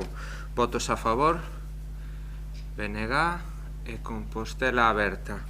Abstencións? Grupo Popular e Grupo Socialista. Apróbase, non hai votos en contra. Moitas grazas. A seguinte moción é presentado tamén polo BNG para a reordenación e mellora das pistas de skate de Conxo. Doña Navia. Sí, grazas. Ben, tanto a Asociación de Skate de Santiago como a veciñal de Conxo transmitironnos o grupo do BNG a súa preocupación sobre o estado das pistas de skate de Conxo, un espazo que frecuentan patinadores, ciclistas, xogadores de voleibol, paseantes con cans, familias con crianzas e, veciñanza en xeral. Un espazo moi concorrido e que merece e debe estar nas mellores condicións para o disfrute das persoas que van ali a pasear ou a facer deporte ou o que sexa. Este grupo municipal estivo ali hai unhas semanas nas pistas, pudemos comprobar que o espazo ten unhas deficiencias que hai que solucionar e que están indo a peor, como rampas con buracos, pintadas, suciedade, lixo que, por certo, son as propias usuarias as que se encargan de recollelo cada vez que van usar o espazo, e, tamén se fai necesario facer un cambio na superficie do chan por un material máis adecuado para o skate e, ademais, módulos específicos para este deporte. O desexable, e así o quere tamén o asociacionismo implicado e a veciñanza, é que sexa este un espazo ordenado, un espazo de convivencia, un espazo limpo e ben cun mantemento adecuado para estas prácticas deportivas. Tamén hai outras necesidades, como a de poñer sinais, a de ordenar os espazos, ter unha iluminación adecuada, acondicionar unha rede fixa de voleibol nunha zona delimitada para quen practica este deporte, que podería ser, por exemplo, na parte superior do parque, ou, en xeral, acondicionar como é debido este espazo para un barrio que viu incrementada a súa poboación nos últimos tempos e que fai uso del e quere facer uso del en mellores condicións. E todo isto é perfectamente posible con un investimento non moi grande. Entón, por iso traemos esta proposta de que se faga un plan de mantemento das pistas de patinaxe, das gradas e do parque, unha proposta, que ven a mellorar un espazo. Entón, non me vou estender na importancia que sinalamos sempre de fomentar hábitos deportivos deportivos e de lecer saudáveis entre a mocidade, algo pois que acabará callando, estou segura que sí. O que sí, o skate é un deporte que está medrando moito en interese nos últimos anos, e Santiago, cunhas boas instalacións para este deporte, ten unha base moi boa para unha futura escola deportiva ou mesmo para probas e campeonatos. Sobre o acordo, temos unha emenda do Partido Popular que aceptamos, polo que o que propoñemos é que o Concello considere con especial interese para a súa inclusión nos orzamentos do 22 a creación destas novas instalacións para a práctica de skate, patinaxe e voleibol no espazo este referido en Conxo, coa sinalética e iluminación adecuadas e cun acondicionamento adecuado para o seu uso e desfrute por parte da veciñanza. Nada máis, grazas. Moitas grazas a vostede. Turnos de intervencións, don Xan. Ben, en aras da xilidade, pois estamos de acordo, así que votaremos a favor. Moitas grazas, don Xan. Doña María, tamén. Si, nada, moi breve tamén.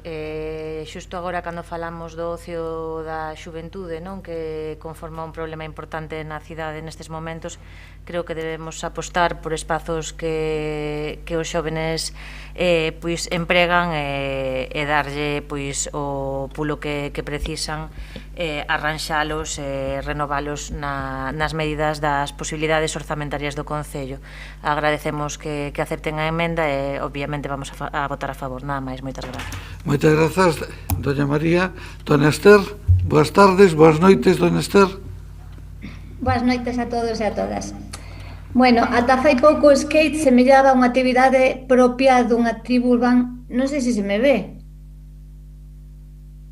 Pero escoitamos perfectamente. Agora tamén a vemos. Vale. A realidade é que non é unha actividade propia de unha tribu urbana, sino que é un deporte. Un deporte que este ano debutou nas Olimpiadas e que está a crecer de forma exponencial nos nosos xóvenes de Compostelás. Aínda que Santiago conta con lugares para a práctica do skate, como a Praza da Constitución, o Restollal, a Cidade da Cultura e tamén a zona de Conxo, o certo é que estas non son zonas que foran creadas para a práctica competitiva ou adestramento, sino como parques para entretemento para xóvenes da cidade. Fai unhas semanas o colectivo púxose en contacto con nós e mostrounos o seu interés de que as pistas foran melloradas. Tamén de que poderas ali adestrar uns rapaces que fan voleibol. Bueno, amosaron un esbozo, que non un proxecto, que agora habrá que plasmar en un anteproxecto para ver hasta onde se pode chegar. Tanto a concelleira de Parques de Sarrías, Mila Castro, como eu, traballaremos de forma conxunta para dar solucións aceitadas a estas demandas, a este colectivo. Estamos de acordo co que se propone esta moción, señora Goretti, ou en este caso Napia, perdón, de que hai que mellorar estes espazos e facelos seguros. O Concello de Santiago Compostela, en definitiva, fará todo o posible por incluir nos seus orzamentos unha partida para facer unha mellora nesa instalación de skate atendendo as necesidades do patinaxe e do voleibol tamén. Por iso, o noso voto vai a ser a favor. Bueno, así nos comprometemos, doña Esther, e o problema é que doña Navia non nos asegurou que nos vaya a votar a favor dos orzamentos a cambio de incorporalos, é dicir, en fin, é un problema. Comprometémonos en incluir no posible, si é posible. Agora mismo hai que falar de números en todos os sentidos. Doña Navia, cando vostede queira. Van vostedes facendo puntos, pero pouco a pouco todo se andará. Nada, agradecer a todos os grupos e nada máis. Moitas gracias, doña Navia. Desean intervir, don Xan, doña María, doña Esther. Moitas gracias. Sometemos a votación. Bueno, non, queda aprobado por unanimidade. Pasamos ao punto seguinte, que é a proposta presentada polo BNG dun estudio do hábitat e do patrimonio da canteira de Santa Cristina de Fecha. Tamén, doña Navia. Sí. Ben, xa se viu antes neste mesmo pleno, creo que non cabe dúbida de que esta é unha cuestión que nos preocupa, e nese sentido, pois quero agradecer dunha maneira moi especial e recoller tamén a intervención que fixo Marisa da Pedra que fala, xa hai moitas horas, pero recordámoslo perfectamente. Ela falounos do abandono do rural, da falta de servizos, do tema do lixo e do saneamento, do envellecemento e despoboamento, e por desgraza isto non é nada novo, e agora ven a ameaza dun vertedoiro moi próximo ás vivendas, ademais. Hai unhas semanas semanas o grupo do BNG, o grupo municipal, pero mesmo con compañeiras deputadas do Parlamento Galego, estivemos ali en Fecha, xunto co asociacionismo, para ver a zona e recoller as preocupacións, tanto da Pedra que fala, como de asociacións veciñais de San Xoán de Fecha e Santa Cristina de Fecha, ademais de Ferusa. As preocupacións son sobre a intención de instalar un vertedoiro na canteira de Santa Cristina de Fecha, coñecida como as Minas da Barquiña, e basicamente o que nos pide a veciñanza é que o Concello impida este vertedoiro, que se implica e que se mova para que isto non suceda. Por que nos preocupa? Por se non era obvio, polas consecuencias que pode ter un vertedoiro aquí, riscos de contaminación do Tambre, risco de contaminación a acuíferos para traídas de pozos veciñais, a destrucción de hábitats de interese, a polución do aire, ruidos e inseguranza derivadas do tránsito de camións e, por exemplo, a propósito da cuestión máis do ecosistema, da cuestión máis en termos ecoloxistas, unhas breves consideracións sobre a posibilidade de que haxa especies vulnerables nas canteiras de Fecha, como, por exemplo, na saída de augas da antiga mina de Seixo, está citada a especie de planta vascular, desculpado o meu latín, hai moitos anos que non o leo, Lycopodiella inundata, que é unha especie que está protegida polo Catálogo Galego de Especies Ameazadas, baixa categoría de vulnerável. E tamén nas zonas inundadas das antigas minas de Seixo, Blanquita e Barquiña en San Xoán de Fecha, pois é bastante probable que haxa outras especies de anfibios que o catálogo tamén considera vulnerables.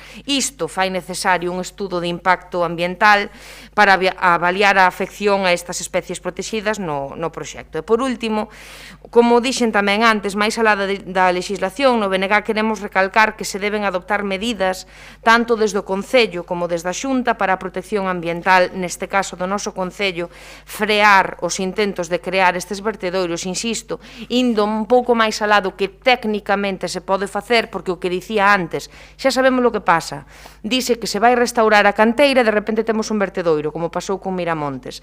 Entón, o acordo vai nesta liña, que o Concello colabore coa Universidade para realizar estes estudos do hábitat e o patrimonio da canteira, buscando esas figuras que poden evitar o vertedoiro, que se fagan análises periódicas da auga para coñecer a situación dos mananciais e saber se son aptos ou non para o consumo e labores agrícolas, a convocatoria no prazo dun mes do Consello Municipal de Medio Ambiente e un cuarto punto que busca a implicación da Xunta tamén. Aquí temos unha emenda do PP, adianto xa, que apela máis a actuación e implicación do Concello, sen quitarlle o papel de responsabilidade á Xunta, por suposto. Parecemos ben, recollémola, e isto é o que propoñemos. Nada máis, moitas grazas. Moitas grazas a vostede. Abrimos turno de intervencións, don Xanduro. Sí, gracias, alcalde. Que a verdade é que a defensa dun espazo común, como é o da canteira de San Xoán de Fecha, é responsabilidade de todas, de toda a cidadanía, non só das persoas que están máis perto xeográficamente. Por iso o Concello debe implicarse en representación de toda esta cidadanía.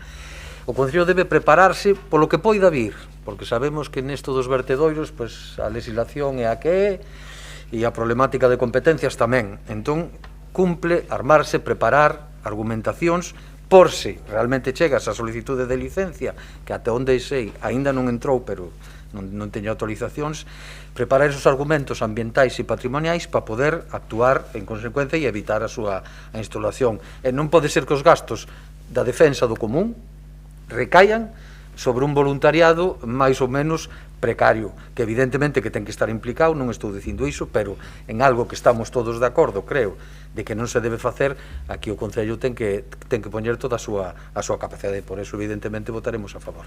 Grazas. Moitas grazas, don Xan. Por el Grupo Popular, don Alejandro. Sí, el Grupo Popular también va a votar a favor. Hemos presentado una enmienda que ha sido acogida por el BNG, lo cual pues valoramos. Y sí quisiera explicar el sentido de esta enmienda. Miren, yo no tengo vocación de delegado de la Xunta en este salón de plenos, ni me preocupa mayormente, tengo que decirlo, las críticas que se puedan dirigir a la Xunta de Galicia, bueno, porque cada uno tiene, lógicamente, que asumir lo que le corresponde, ¿no? Ahora bien, lo que no me vale es que un prejuicio político contra la Xunta, hoy gobernada por el PP, pueda valer para eximir de responsabilidades al gobierno local y particularmente a la concejala de urbanismo. Digo esto porque, puestos a frenar los vertederos vertederos en suelo rústico, esto tiene que quedar muy claro, no sé si nos están siguiendo los vecinos, puestos a frenar los vertederos en suelo rústico, la primera y la principal línea defensiva le corresponde al gobierno local y particularmente al Departamento de Urbanismo. ¿La ley es mejorable? Sí, la ley puede ser en este punto mejorable, como todas las leyes. Lo que sucede es que las leyes son previsiones generales y es muy difícil que una ley contemple toda la casuística, ¿no? ¿Cómo se ajustan las leyes? A través de la interpretación fundamentalmente, no a través de la modificación normativa, que ya digo, no hay que descartarla, y ya cuando tuvimos el debate sobre Corexio, el Grupo Popular fue el primero que dijo, bueno, pues que estaba de acuerdo con que se le pidiese a la Xunta que reconsiderase el actual marco normativo. Pero con el actual marco normativo es posible decir que no a la extensión de estos vertederos. Basta una interpretación cabal, ¿eh? Entonces, lo que hay que recordar es que lo primero que en todos estos procesos hay que resolver es el denominado informe de compatibilidad urbanística. Porque antes de que la Xunta de Galicia tramite y resuelva lo que es la autorización ambiental integrada, antes tiene que producirse por parte del Departamento de Urbanismo un informe de compatibilidad municipal de usos. Si el Ayuntamiento dice que no, se acabó el problema. Y si el Ayuntamiento dice que sí, después es muy complicado limitar el ejercicio de ese vertedero. Puede la Xunta controlar determinados parámetros ambientales, pero poco más. Por lo tanto, la clave es el informe de compatibilidad urbanística. De ahí que nosotros, no queriendo, por supuesto, condicionar a los funcionarios en lo que es el proceso interpretativo de la norma, sí recordamos que este Ayuntamiento y los funcionarios públicos cuentan, como ellos mismos saben, con un punto de apoyo muy importante, que es el informe del Consello Consultivo de Galicia. Y sí queremos decir que hay que tomarse en serio este asunto. Lo que vemos en los informes, pues lo que vemos es que el Departamento de Urbanismo practica una suerte de laissez-faire, laissez-passer, ¿no? Entonces, bueno, practica, digamos, una suerte de escapismo administrativo, pasan la patata caliente a la Xunta de Galicia y ya una vez que llega a la Xunta de Galicia el informe favorable de compatibilidad urbanística, poco se puede hacer. Claro, ustedes en sus informes, señora Rosón, citan el informe del Consello Consultivo de Galicia, pero no actúan en consecuencia. Es una cosa curiosísima. Algunos de los informes que yo he visto citan el informe del Consello Consultivo de Galicia, que es absolutamente crítico con este tipo de autorizaciones y dice que ya en el ámbito local hay que frenarlas y al mismo tiempo no las frenan. ¿Qué es lo que dice el Consello Consultivo de Galicia? El Consello Consultivo de Galicia dice que efectivamente la ley autonómica prevé, en teoría, la instalación, de algún tipo, valga la redundancia, de instalación dotacional, pero el Consejo Consultivo de Galicia dice que tienen que ser usos dotacionales públicos, de interés público para el conjunto de la comunidad vecinal. Dice el Consejo Consultivo de Galicia, si me extiendo me lo recorta de la siguiente, dice que considera exigible la no interpretación extensiva de la ley, y dice más adelante que el uso y tratamiento y gestión de residuos solo sería susceptible de ser aceptado en suelo rústico si éste se entiende como una satisfacción de las necesidades colectivas de la ciudadanía.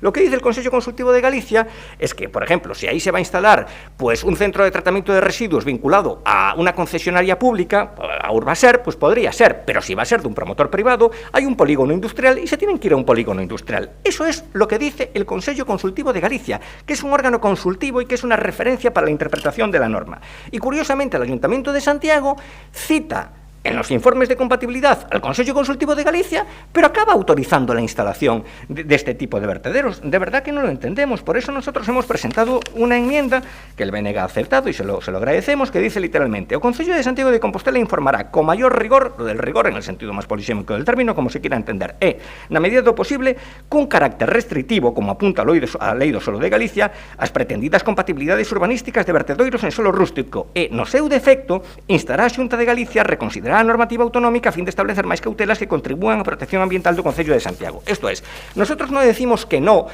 a la instancia, a la Xunta de Galicia para que reconsidere la ley, pero lo único que decimos es que con la ley vigente hay una línea defensiva que hay que explorar. Nada más. Gracias. Gracias. Quédalle un minuto na segunda intervención, don Alejandro. Bueno, mire, señor Brunete, fala vostede do informe de compatibilidade urbanístico. O noso plan di unha cousa, para este tipo de actividades están totalmente prohibidas nestes ámbitos e, sin embargo, pois a Lei do Solo de Galicia di outra, que é posterior e, polo tanto, pois evidentemente cambiou moito o conto dende que se aprobou a Lei do Solo de Galicia no ano 16.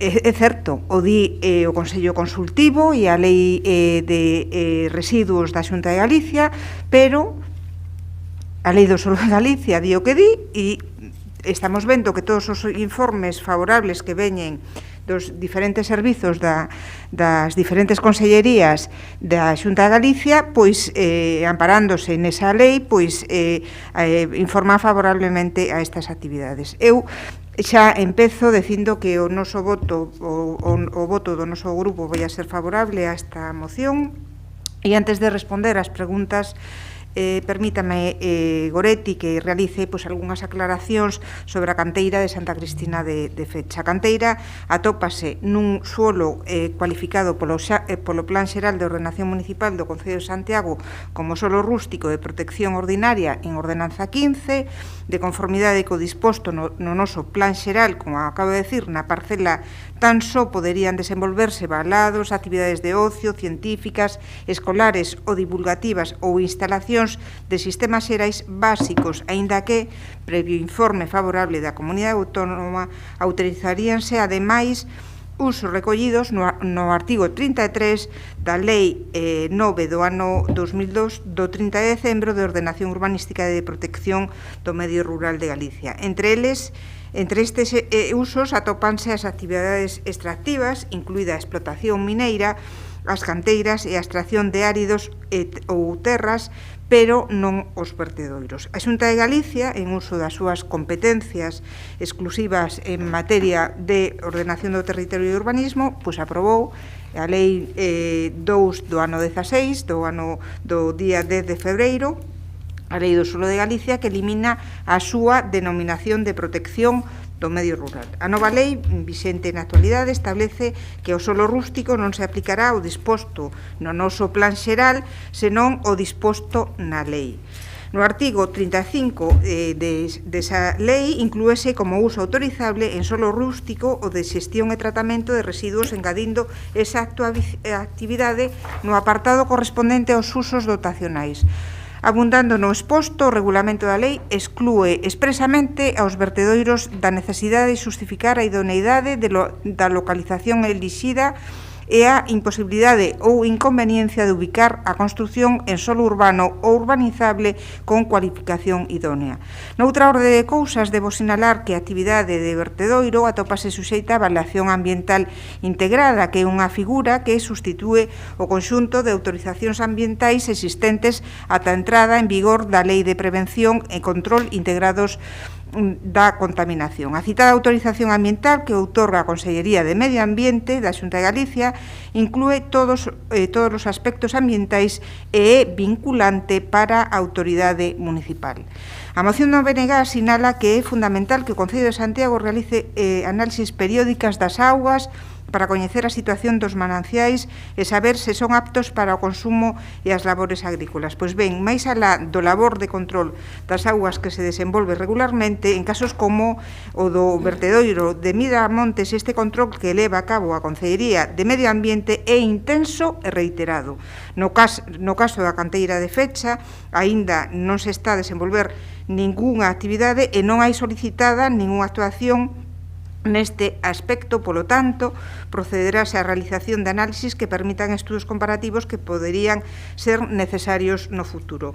Vou finalizar aquí a miña primeira intervención, despois pasarei na segunda parte a contestar a segunda e a terceira pregunta.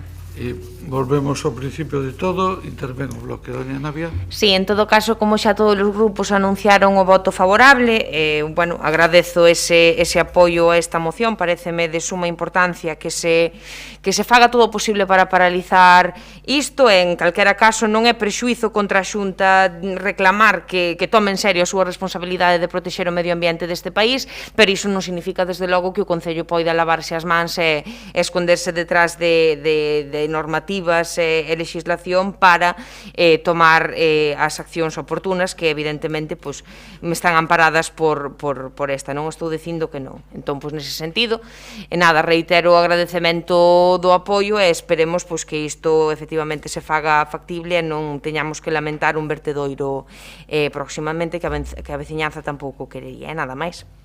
Ni nós tampouco, doña Navia. Continuamos co turno de intervencións, don Xan. Moitas gracias, don Xan. Brevísimamente, la Xunta de Galicia lo que hace es, en su caso, si procede, otorgar una autorización ambiental integrada, que lo que hace es valorar los aspectos medioambientales, pero previamente son ustedes los que emiten un informe de compatibilidad de usos urbanísticos. Y le estoy diciendo que el Consello Consultivo de Galicia lo que dice es que la ley ha de interpretarse restrictivamente y ustedes no la interpretan restrictivamente. Y le formulo dos preguntas, pero no me las ha contestado y me las puede contestar cuando quiera.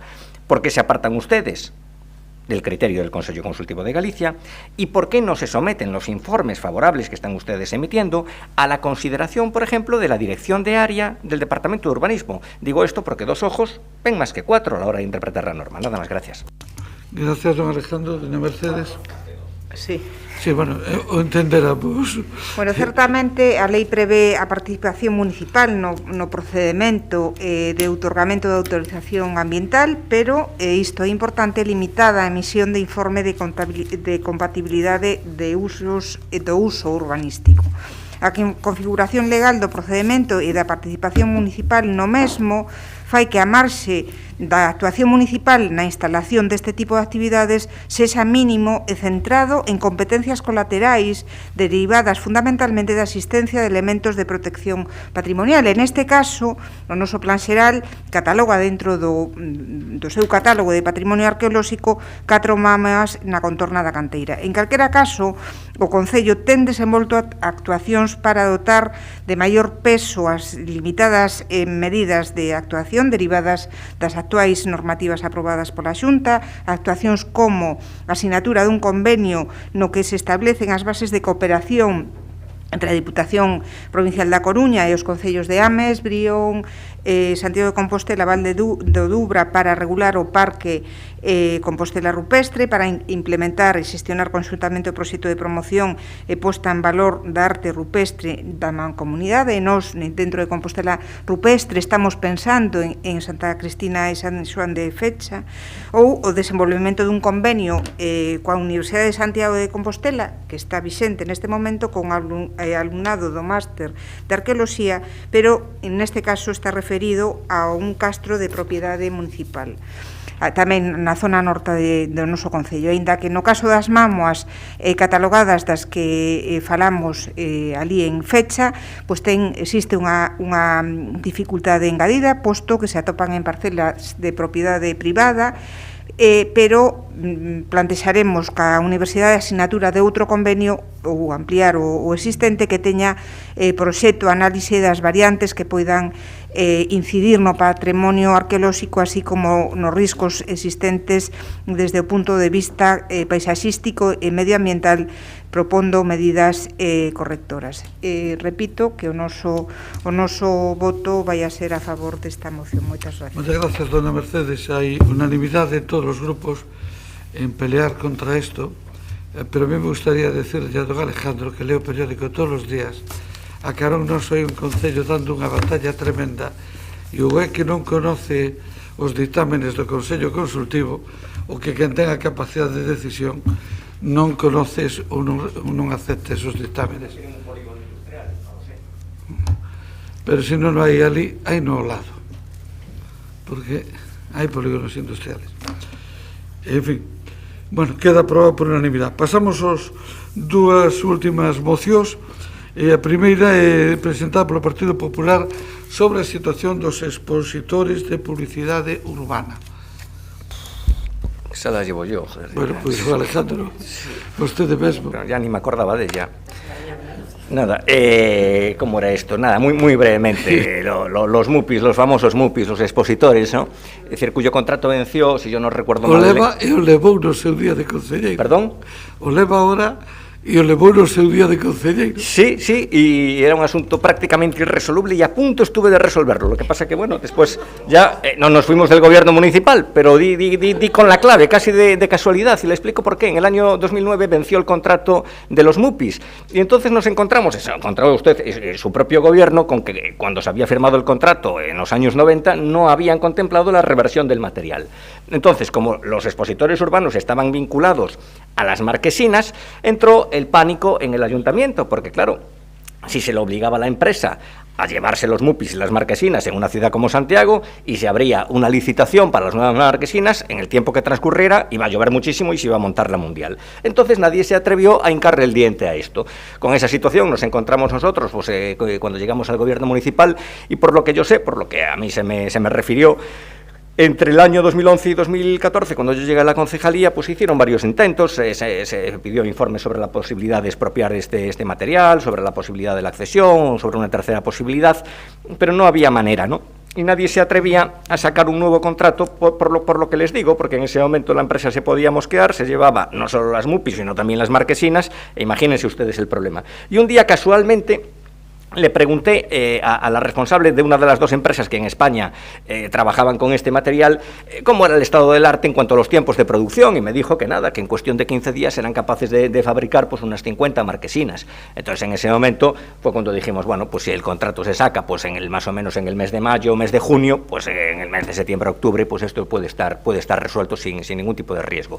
Después hubo un cambio de gobierno, no sé en qué quedó la cosa, me decía el otro día Jorge Duarte que ya al final de su mandato ellos también esto lo tenían prácticamente listo para licitar, pero lo cierto es que durante todos estos años ha habido una empresa que ha ido explotando lo que son los expositores de publicidad sin pagar ningún tipo de canon. Lo curioso es que al inicio de su mandato esa empresa les entrega voluntariamente a ustedes la titularidad de los MUPIs, y desde entonces pues los MUPIs son una especie de bienes mostrencos que están ahí en la calle. Ahora, afortunadamente, desde hace unos meses al menos pues se le da un uso público para anunciar algunas actividades del concello, pero claro, es una pena porque hay una pérdida económica para el concello, porque si eso se explota directamente o se explota mediante una concesión se pueden obtener unos ingresos. Por otra parte, no hay nadie que se haga cargo de la limpieza, porque los contratos de limpieza que hay en el concello no tenían contemplada la limpieza de los MUPIs y están todos pintarrajeados y con papeles pegados por encima, y además, oye, se le impide, digamos, a determinados anunciantes que operan en la economía real, no en la virtual de Internet, utilizar estos elementos que pueden ser elementos de apoyo para ellos. Preguntamos por este asunto ya hace más de un año, como pasa el tiempo, y nos dijeron que ustedes estaban trabajando en ello. No sé si finalmente han avanzado algo, y queríamos saber, bueno, pues si finalmente van a darle un rendimiento económico y un rendimiento social a estos expositores urbanos, y bueno, les instamos a que lo hagan, claro, que es el sentido de la moción. Gracias, don Alejandro. Doña Navia.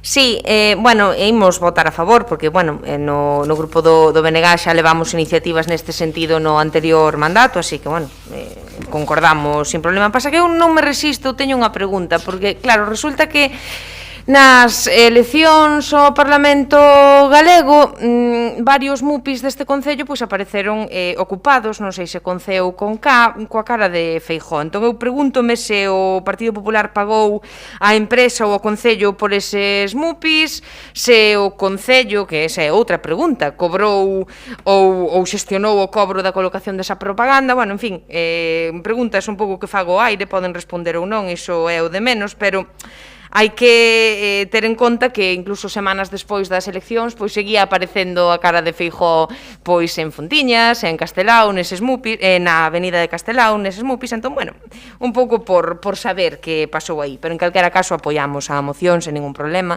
xa está. Gracias, doña Navia. Si non, tenemos de que encargar a un comisario que investigue o sucedido coa cara de Feijóo. En fin, que vai intervir porque pois estará aberta do Xanso. Eu. Non? Don Jorge Duarte, cando vostede queira. Boas tardes de novo. Pois empezaba Alejandro retrotraéndose ao pasado, cando el atopou ese contrato. Durante o noso anterior mandato quedou preparado pois para a restricción con Clear Channel aos sucesivos contratistas posteriores, a restricción do contrato para que quedasen todas as marquesinas e os MUPIs en propiedade do concello. Quedaba tamén preparado un novo prego para licitar o servizo de explotación das marquesinas e os MUPIs vinculados a un servicio como era o das bicicletas eléctricas. Ese prego, ese estudio económico quedaba feito, quedou sin iniciar esa licitación, pero nos parecía que era interesante poder ligar eses dous servizos, un que era claramente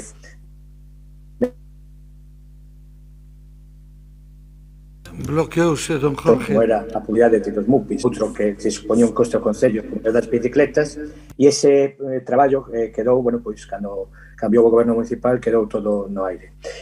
Como decía Brunete, a primeiros de 2020 soupemos que se chegara ese acordo iniciado por nós as negociacións para rescindir ese contrato e que quedaran as marquesinas a disposición municipal, marquesinas e MUPIs, e desde entón pois non sabemos nada das intencións do goberno, de cal é a súa intención en canto á nova licitación, se o queren vincular a ese prego do bus que igual algún día chega a sair e todo, ou queren licitalo independentemente e podería ir unido á licitación das bicicletas, ou queren únicamente vinculalo á explotación económica da publicidade. Por lo tanto, nós estamos a favor de que se inicie a licitación e, sobre todo, estamos a favor de saber cales son os planes do goberno con estes elementos que xa son propiedades de fai máis dun ano e medio que están abandonados na actualidade.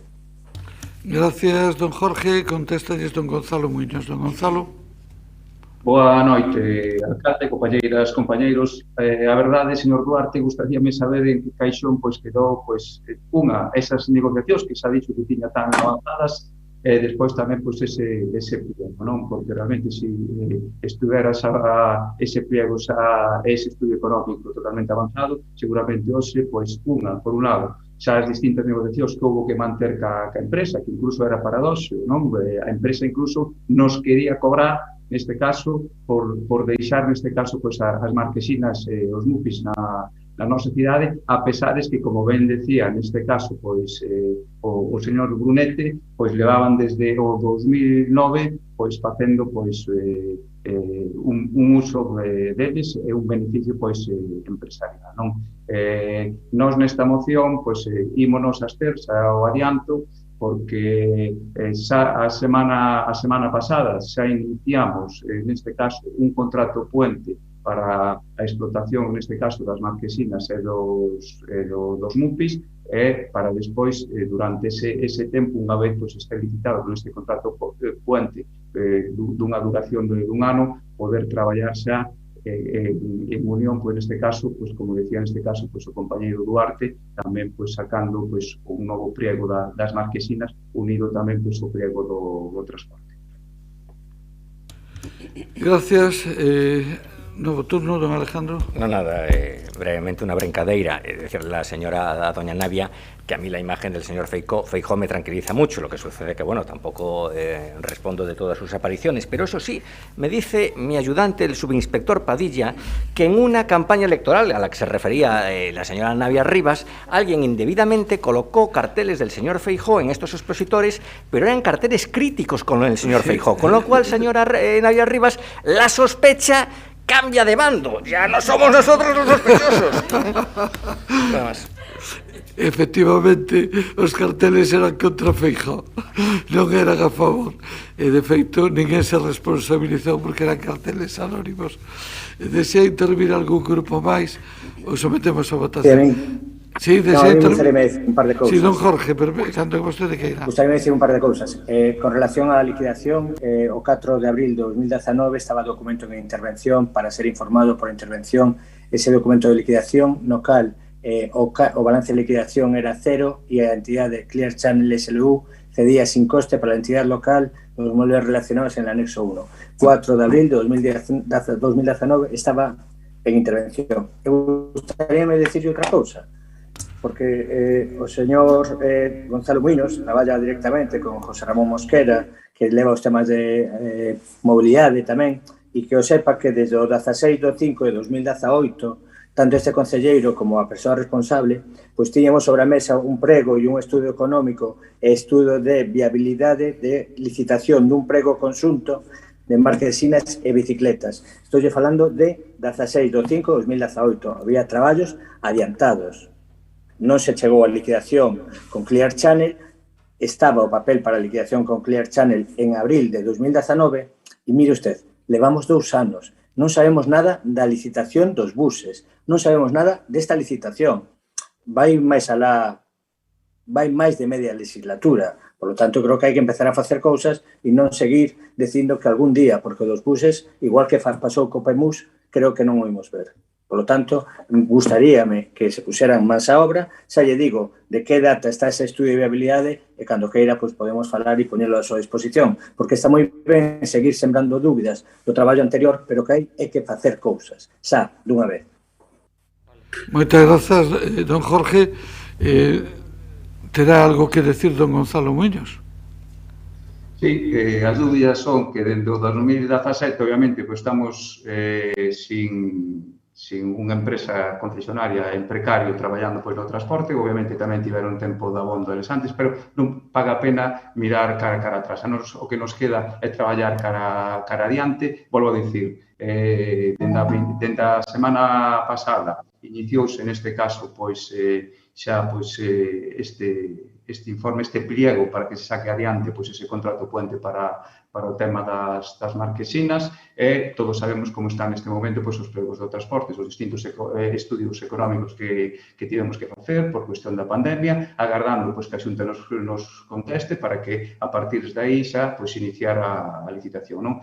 Con relación pois en este caso pois a xerencia de Tusa, obviamente pois lle pedirei, por eso dicía que quería saber en que caixón estaba, me dixo en que caixón estaba, pois lle pedirei neste caso pois a xerencia de Tusa pois que me informe pois este estudio xa que xa tiña tan avanzado, máis que nada porque así podemos adiantar xa traballos para hora de sacar ese contrato, pois neste caso pois xa definitivo, está claro.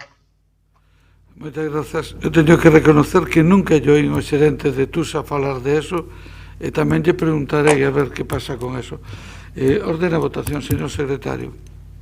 Moción presentada polo Partido Popular para a regularización dos expositores de publicidade urbana. Votos a favor?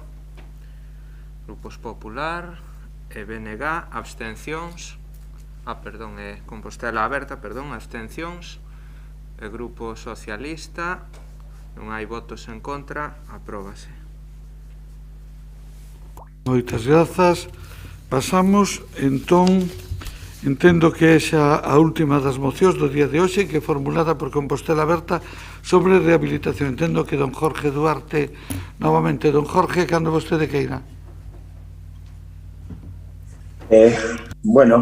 Pois van alá, como decía en un momento, 2 anos de mandato e parece que hoxe, incluso no pleno de hoxe, durante bastante tempo escoitamos o Partido Socialista como botaba a vista atrás e eu que lles diría que o que teñen é que mirar, botar a vista adiante, porque esta cidade bota en falta as actuacións deste goberno.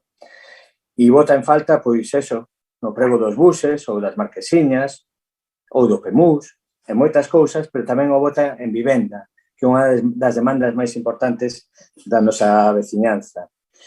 Van 2 anos de mandato e únicamente houve unha convocatoria dos ARIS que foi en xullo de 2019, cando xa quedaba todo o traballo feito polo goberno de Compostela Aberta, e foi unha convocatoria para o ámbito dos 4 áreas de rehabilitación integral na que se preveía unha dotación de 2.310.000 euros.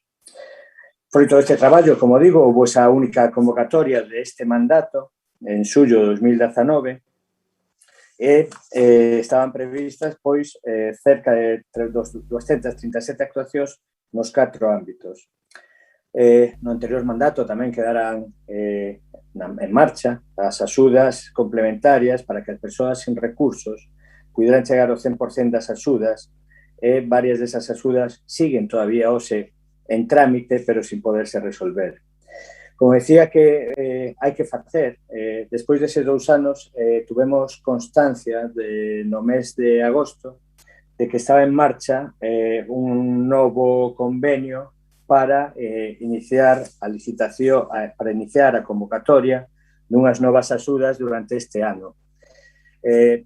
Por desgracia, a cantidade económica desas novas axudas é moi escasa, se decía, si no último mandato, que na última convocatoria de 2019 era de 2,5 millóns, pois nesta que está prevista e que non sabemos cando sairá, o seu alcance económico non chega máis que a 1.300.000 euros. Creo que non é necesario aquí volver a explicar a necesidade para os barrios máis desfavorecidos da instalación deses ascensores, o cambio da calidade de vida e a capacidade de poder acceder a moitas vivendas para a sovivenda para moitos destes propietarios que por idade ou por dificultades de mobilidade non dan chegado. Por lo tanto, desde aquí, o que pedimos é que se asilice e, sobre todo, que se impliquen o resto das administracións, sobre todo Xunta de Galicia e Goberno Estatal. Sobre todo Xunta de Galicia porque é triste ver como fan publicidade continuamente, pero, sin embargo, aportan únicamente a cuarta parte do Goberno Estatal e parece que están axudando moito a rehabilitación e, neste caso, as axudas son só de 280.000 euros contra 1.096.000 do Goberno Estatal nas axudas que esperemos que antes de final de ano se podan convocar. Decíamos que é grave o caso dos 3 ARIs ao marxe da cidade histórica. No caso da cidade histórica, por desgraza, topámonos tamén que nesa parte da cidade onde é necesario fixar poboación ante a presión turística, bueno, pois non hai axudas para a rehabilitación integral desde fai máis de 2 anos e, por outra banda, as axudas que hai do programa Ter e Manter e as axudas á rehabilitación para a mellora da envolvente exterior de vivenda, pois tamén están sendo claramente insuficientes, xa que faltan as 2 ARIs, para dar solución a todas as demandas de axudas para que moita xente poda rehabilitar a súa vivenda e establecer a súa residencia habitual na cidade histórica, que eu creo que é algo fundamental para a nosa cidade. Hai unha emenda do Bloque Nacionalista Galego que neste caso imos a admitir porque é unha emenda de engádega na que se pide, creo que moi aceitadamente, bueno, que dentro dese plan estratégico que tiña o consorcio, que realmente o consorcio volva a ser o que sempre foi. Don Jorge, pasou o tempo. No punto do BNG, bueno, pues se pide unha chega extraordinaria.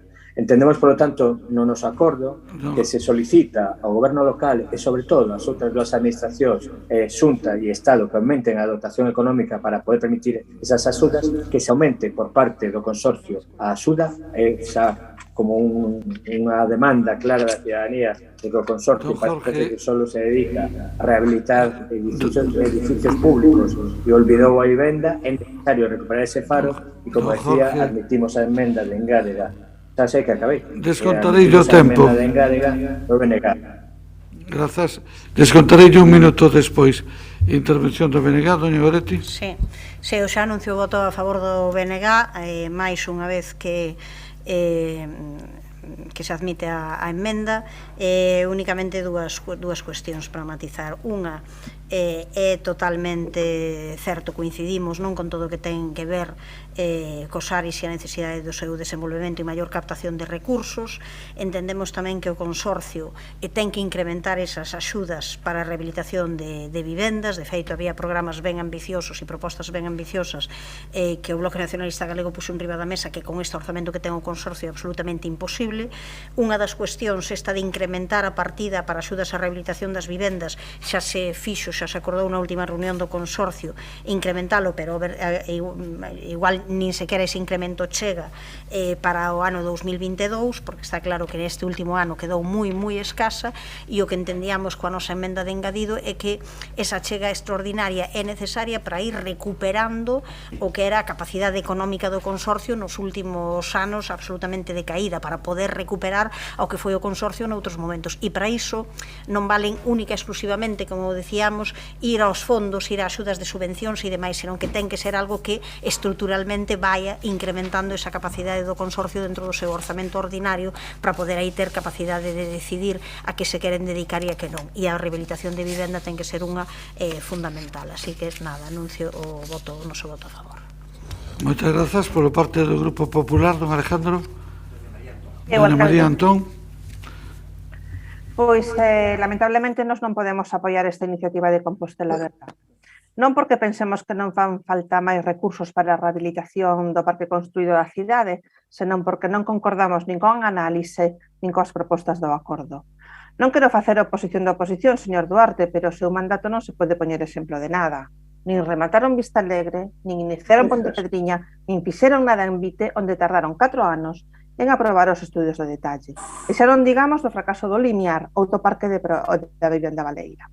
Pero non se preocupe, señor Duarte, porque a señora Rosón vai pola mesma senda. Ou peor, as súas afinidades parece que afloran en modelos semellantes de facer que fan. E así, un instrumento como a ARI que pon a disposición da veciñanza recursos económicos para acometer as rehabilitacións das súas vivendas en cuestións tan sensibles como a accesibilidade quedan inutilizados nas súas mans. Non podemos apoiar o punto 1 porque parte dunha premisa falsa que vostede deberá de saber porque foi o concelleiro do ramo. As convocatorias de axuda dirixidas a propietarios e a comunidades de propietarios son competencia exclusiva do Concello. Por tanto, é o Concello quen ten que convocar e xestionar en tempo e forma as axudas. Unha cuestión que non é baladí, pois como denunciamos no pleno de marzo, hai subvencións concedidas ao abeiro da convocatoria da 19 que están concedidas fora do prazo de execución, como apuntaba o interventor. Está solventado este problema? E como está solventado, señora Rosón? O segundo punto tampouco podemos darlle o noso apoio. O que falta é xestión, señor Duarte. A xestión que vostede non tivo e que o goberno actual tampouco ten. Non fan falta máis recursos neste momento se non son quen de facer a xestión. O Concello ten actualmente pendentes de executar máis de 3,7 millóns de euros dos convenios asinados entre 2011 e 2020. E a esta cuantía vanse sumar en breve os preto de 1.380.000 euros que vostede nomeaba fai un momento, que, por certo, foron aprobados hoxe tamén no Consello da Xunta de Galicia. E como todos vostedes saben, os fondos que non se executan no período de vigencia do convenio pérdense.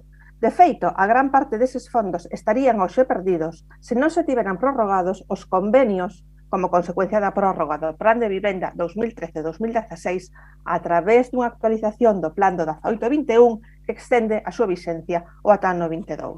Por lo tanto, estamos na recta final para optimizar 5 millóns de euros, señores do Goberno Socialista. Sobre o programa Limiar, señor Duarte, non vou a falar, pero si vou a decirlle a concelleira do ramo, o Goberno Municipal, que, por favor, actualice a información da página web, que a información que está colgada do programa Limiar é do ano 2018, un problema grave este da transparencia na web municipal.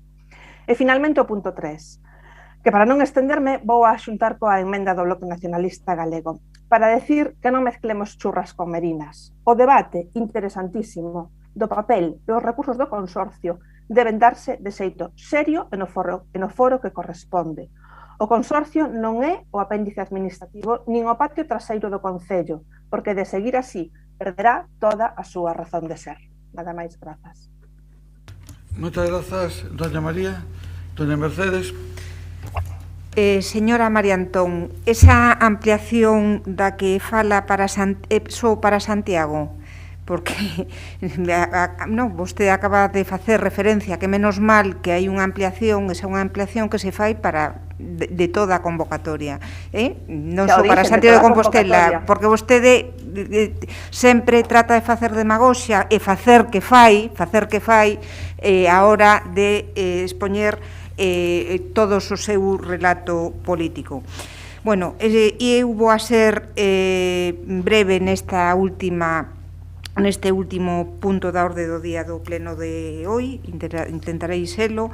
Imos absternos nesta moción por varias razóns, en canto o punto 1 que se plantexa instar o Concello e o resto das administracións implicadas para aprobar unha nova convocatoria de axudas, compra aclarar que o Concello ten aprobada unha nova convocatoria que abrangue tanto o casco histórico como o barrio de Vite e o grupo de vivendas Compostela e Quiroga Palacios.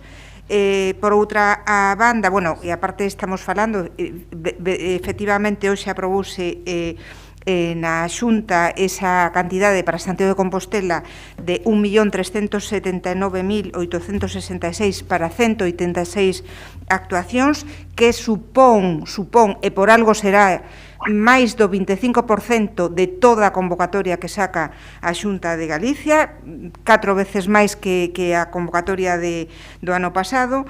E, por outra banda, estáse a desenvolver un estudo moi profundo dos ámbitos de vivendas necesitadas de ascensores en solos cualificados como Ordenanza 9A, nun grupo de traballo no que se coordinan persoal do Servizo de Obras e Proxectos, licencias, planeamento e rehabilitación de perfil técnico e xurídico. Neste grupo de traballo establecense cales son os ámbitos prioritarios, se teñen estudos de detalle aprobados definitivamente e as súas peculiaridades, cales teñen xa ascensores instalados, cal é a situación das edificacións, se require ou non a realización de obras de urbanización do espazo público para a instalación dos ascensores, cal é a titularidade do solo onde se vai a ubicar, froito do que se elaborará unhas bases de convocatorias sobre a documentación de elementos certos e imprescindibles para a xestión axeitada das axudas dende o punto de vista non só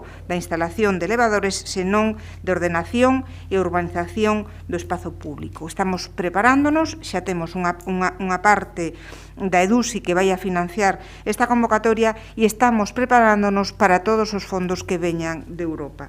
En canto ao punto 2, debemos contestar que na última convocatoria Santiago recibiu, acabo de decir, unha porcentaxe importante das axudas para a rehabilitación da nosa comunidade. Agora, o importante, efectivamente, é xestionalas adecuadamente para o que se deben establecer procesos e actuacións con tarefas, documentos e actividades ben definidas que permitan unha máis áxil xestión. Somos conscientes, ademais, de que as posibles persoas beneficiarias precisan de asesoramento directo e cercano. Temos moi claro que temos que tutelar e temos que axudar para que todos estes recursos económicos, que son moitos, pois cheguen a bon fin e resolvan a vida das persoas do que se trata todo o noso traballo.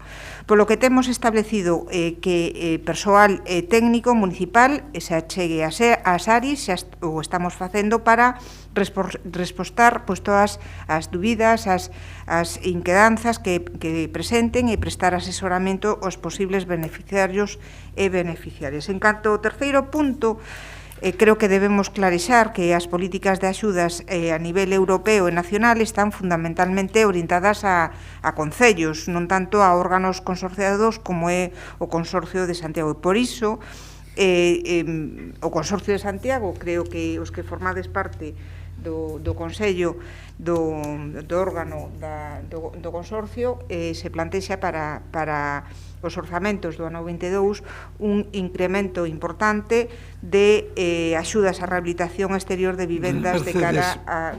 Non interveño na segunda quenda e así remato. Vaise incrementar nunha porcentaxe bastante importante, creo que de 43%, nas axudas á rehabilitación de vivendas para o orzamento do ano 22. Moitas grazas. Segundo turno de intervencións.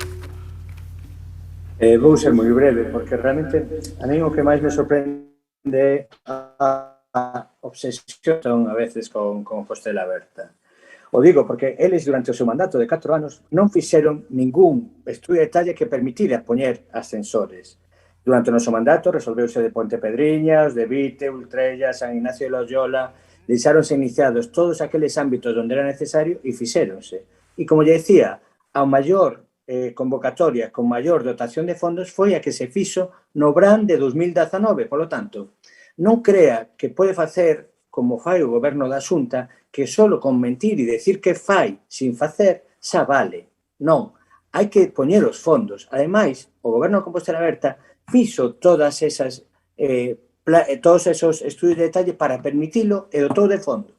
O que é triste é ver que a Xunta enchese a boca falando de rehabilitación, pero a súa aportación para este ano 2019 en Santiago, 280.000 euros. Vergoña lle debería de dar, e ese é o objetivo desta moción, que todas as administracións aumenten o seu compromiso ca nosa cidade. É fundamental que a xente poda chegar ás súas vivendas, é fundamental que a cidade histórica recupere a súa vitalidade. Por lo tanto, creemos claramente que está justificada esta moción e, por desgracia, o Partido Popular sigue sendo o que menos fondos pon e o que máis di que fai, pero non fai ao final. Grazas, don Jorge. Continuamos co turno de intervencións. Doña Goretti non quere intervir.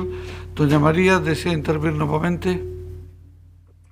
Sí, deseo intervir para volver a decir o que dixo antes o meu portavoz, porque parece que temos que ser aquí os adalides da Xunta de Galicia, pero bueno, foi Mercedes Rosón quen dixo o 25 95% dos fondos que se aprobaron hoxe no Consello da Xunta de Galicia con respecto ás ARIs que hai na comunidade autónoma están na cidade de Santiago de Compostela. Señor Duarte, ese titular da señora Mercedes Rosón o di todo. Que, por certo, señora Rosón, eu non dixen que a ampliación do plan de vivenda fose para a cidade de Santiago, evidentemente non o foi un plan que se amplía para toda España, evidentemente. Que Santiago se beneficia da esa ampliación, eso tamén é evidente. Nada máis, grazas. Únicamente un... Alcalde? Sí. Sí. Dixo que non intervir. Bueno, pero tiña tempo, tiña un pequeno marxe. Tempo. A ver, si aquí jugamos a intervenir todos despois de que se acabó el tiempo, esto non va bien. Dixen que non iba a intervir se agotaba o tempo, pero non os gotei. Efectivamente, quere intervir. Sí. Perdone, doña María. En todo caso. El tiempo es relativo para la señora. Doña María, son eu que o tempo non vostede. Quedaba 1 minuto e 20 segundos. A mellor é que a Xunta de Galicia lle otorga máis do 25% das axudas desta convocatoria que hoxe se aprobaron no Consello da Xunta de Galicia porque Santiago é unha garantía e porque non hai ningunha outra cidade en Galicia que teña 4 áreas de rehabilitación integral. Por certo, todas elas promovidas na época socialista. Nada máis e moitas grazas. Moitas gracias. Eu quería chamarlles a atención sobre un tema que en certa medida tomou doña María, que é a relación do Concello e o Consorcio. O Consorcio non é un órgano político, sino de cooperación interadministrativa. O Concello non ten nin o Pleno Municipal nin unha capacidade de supervisión nin de control sobre o Consorcio. Si nos equivocamos en isto, igual podemos acabar xenerando un problema metendo o Consorcio no debate político. Simplemente para unha reflexión. Por favor, ordena a votación.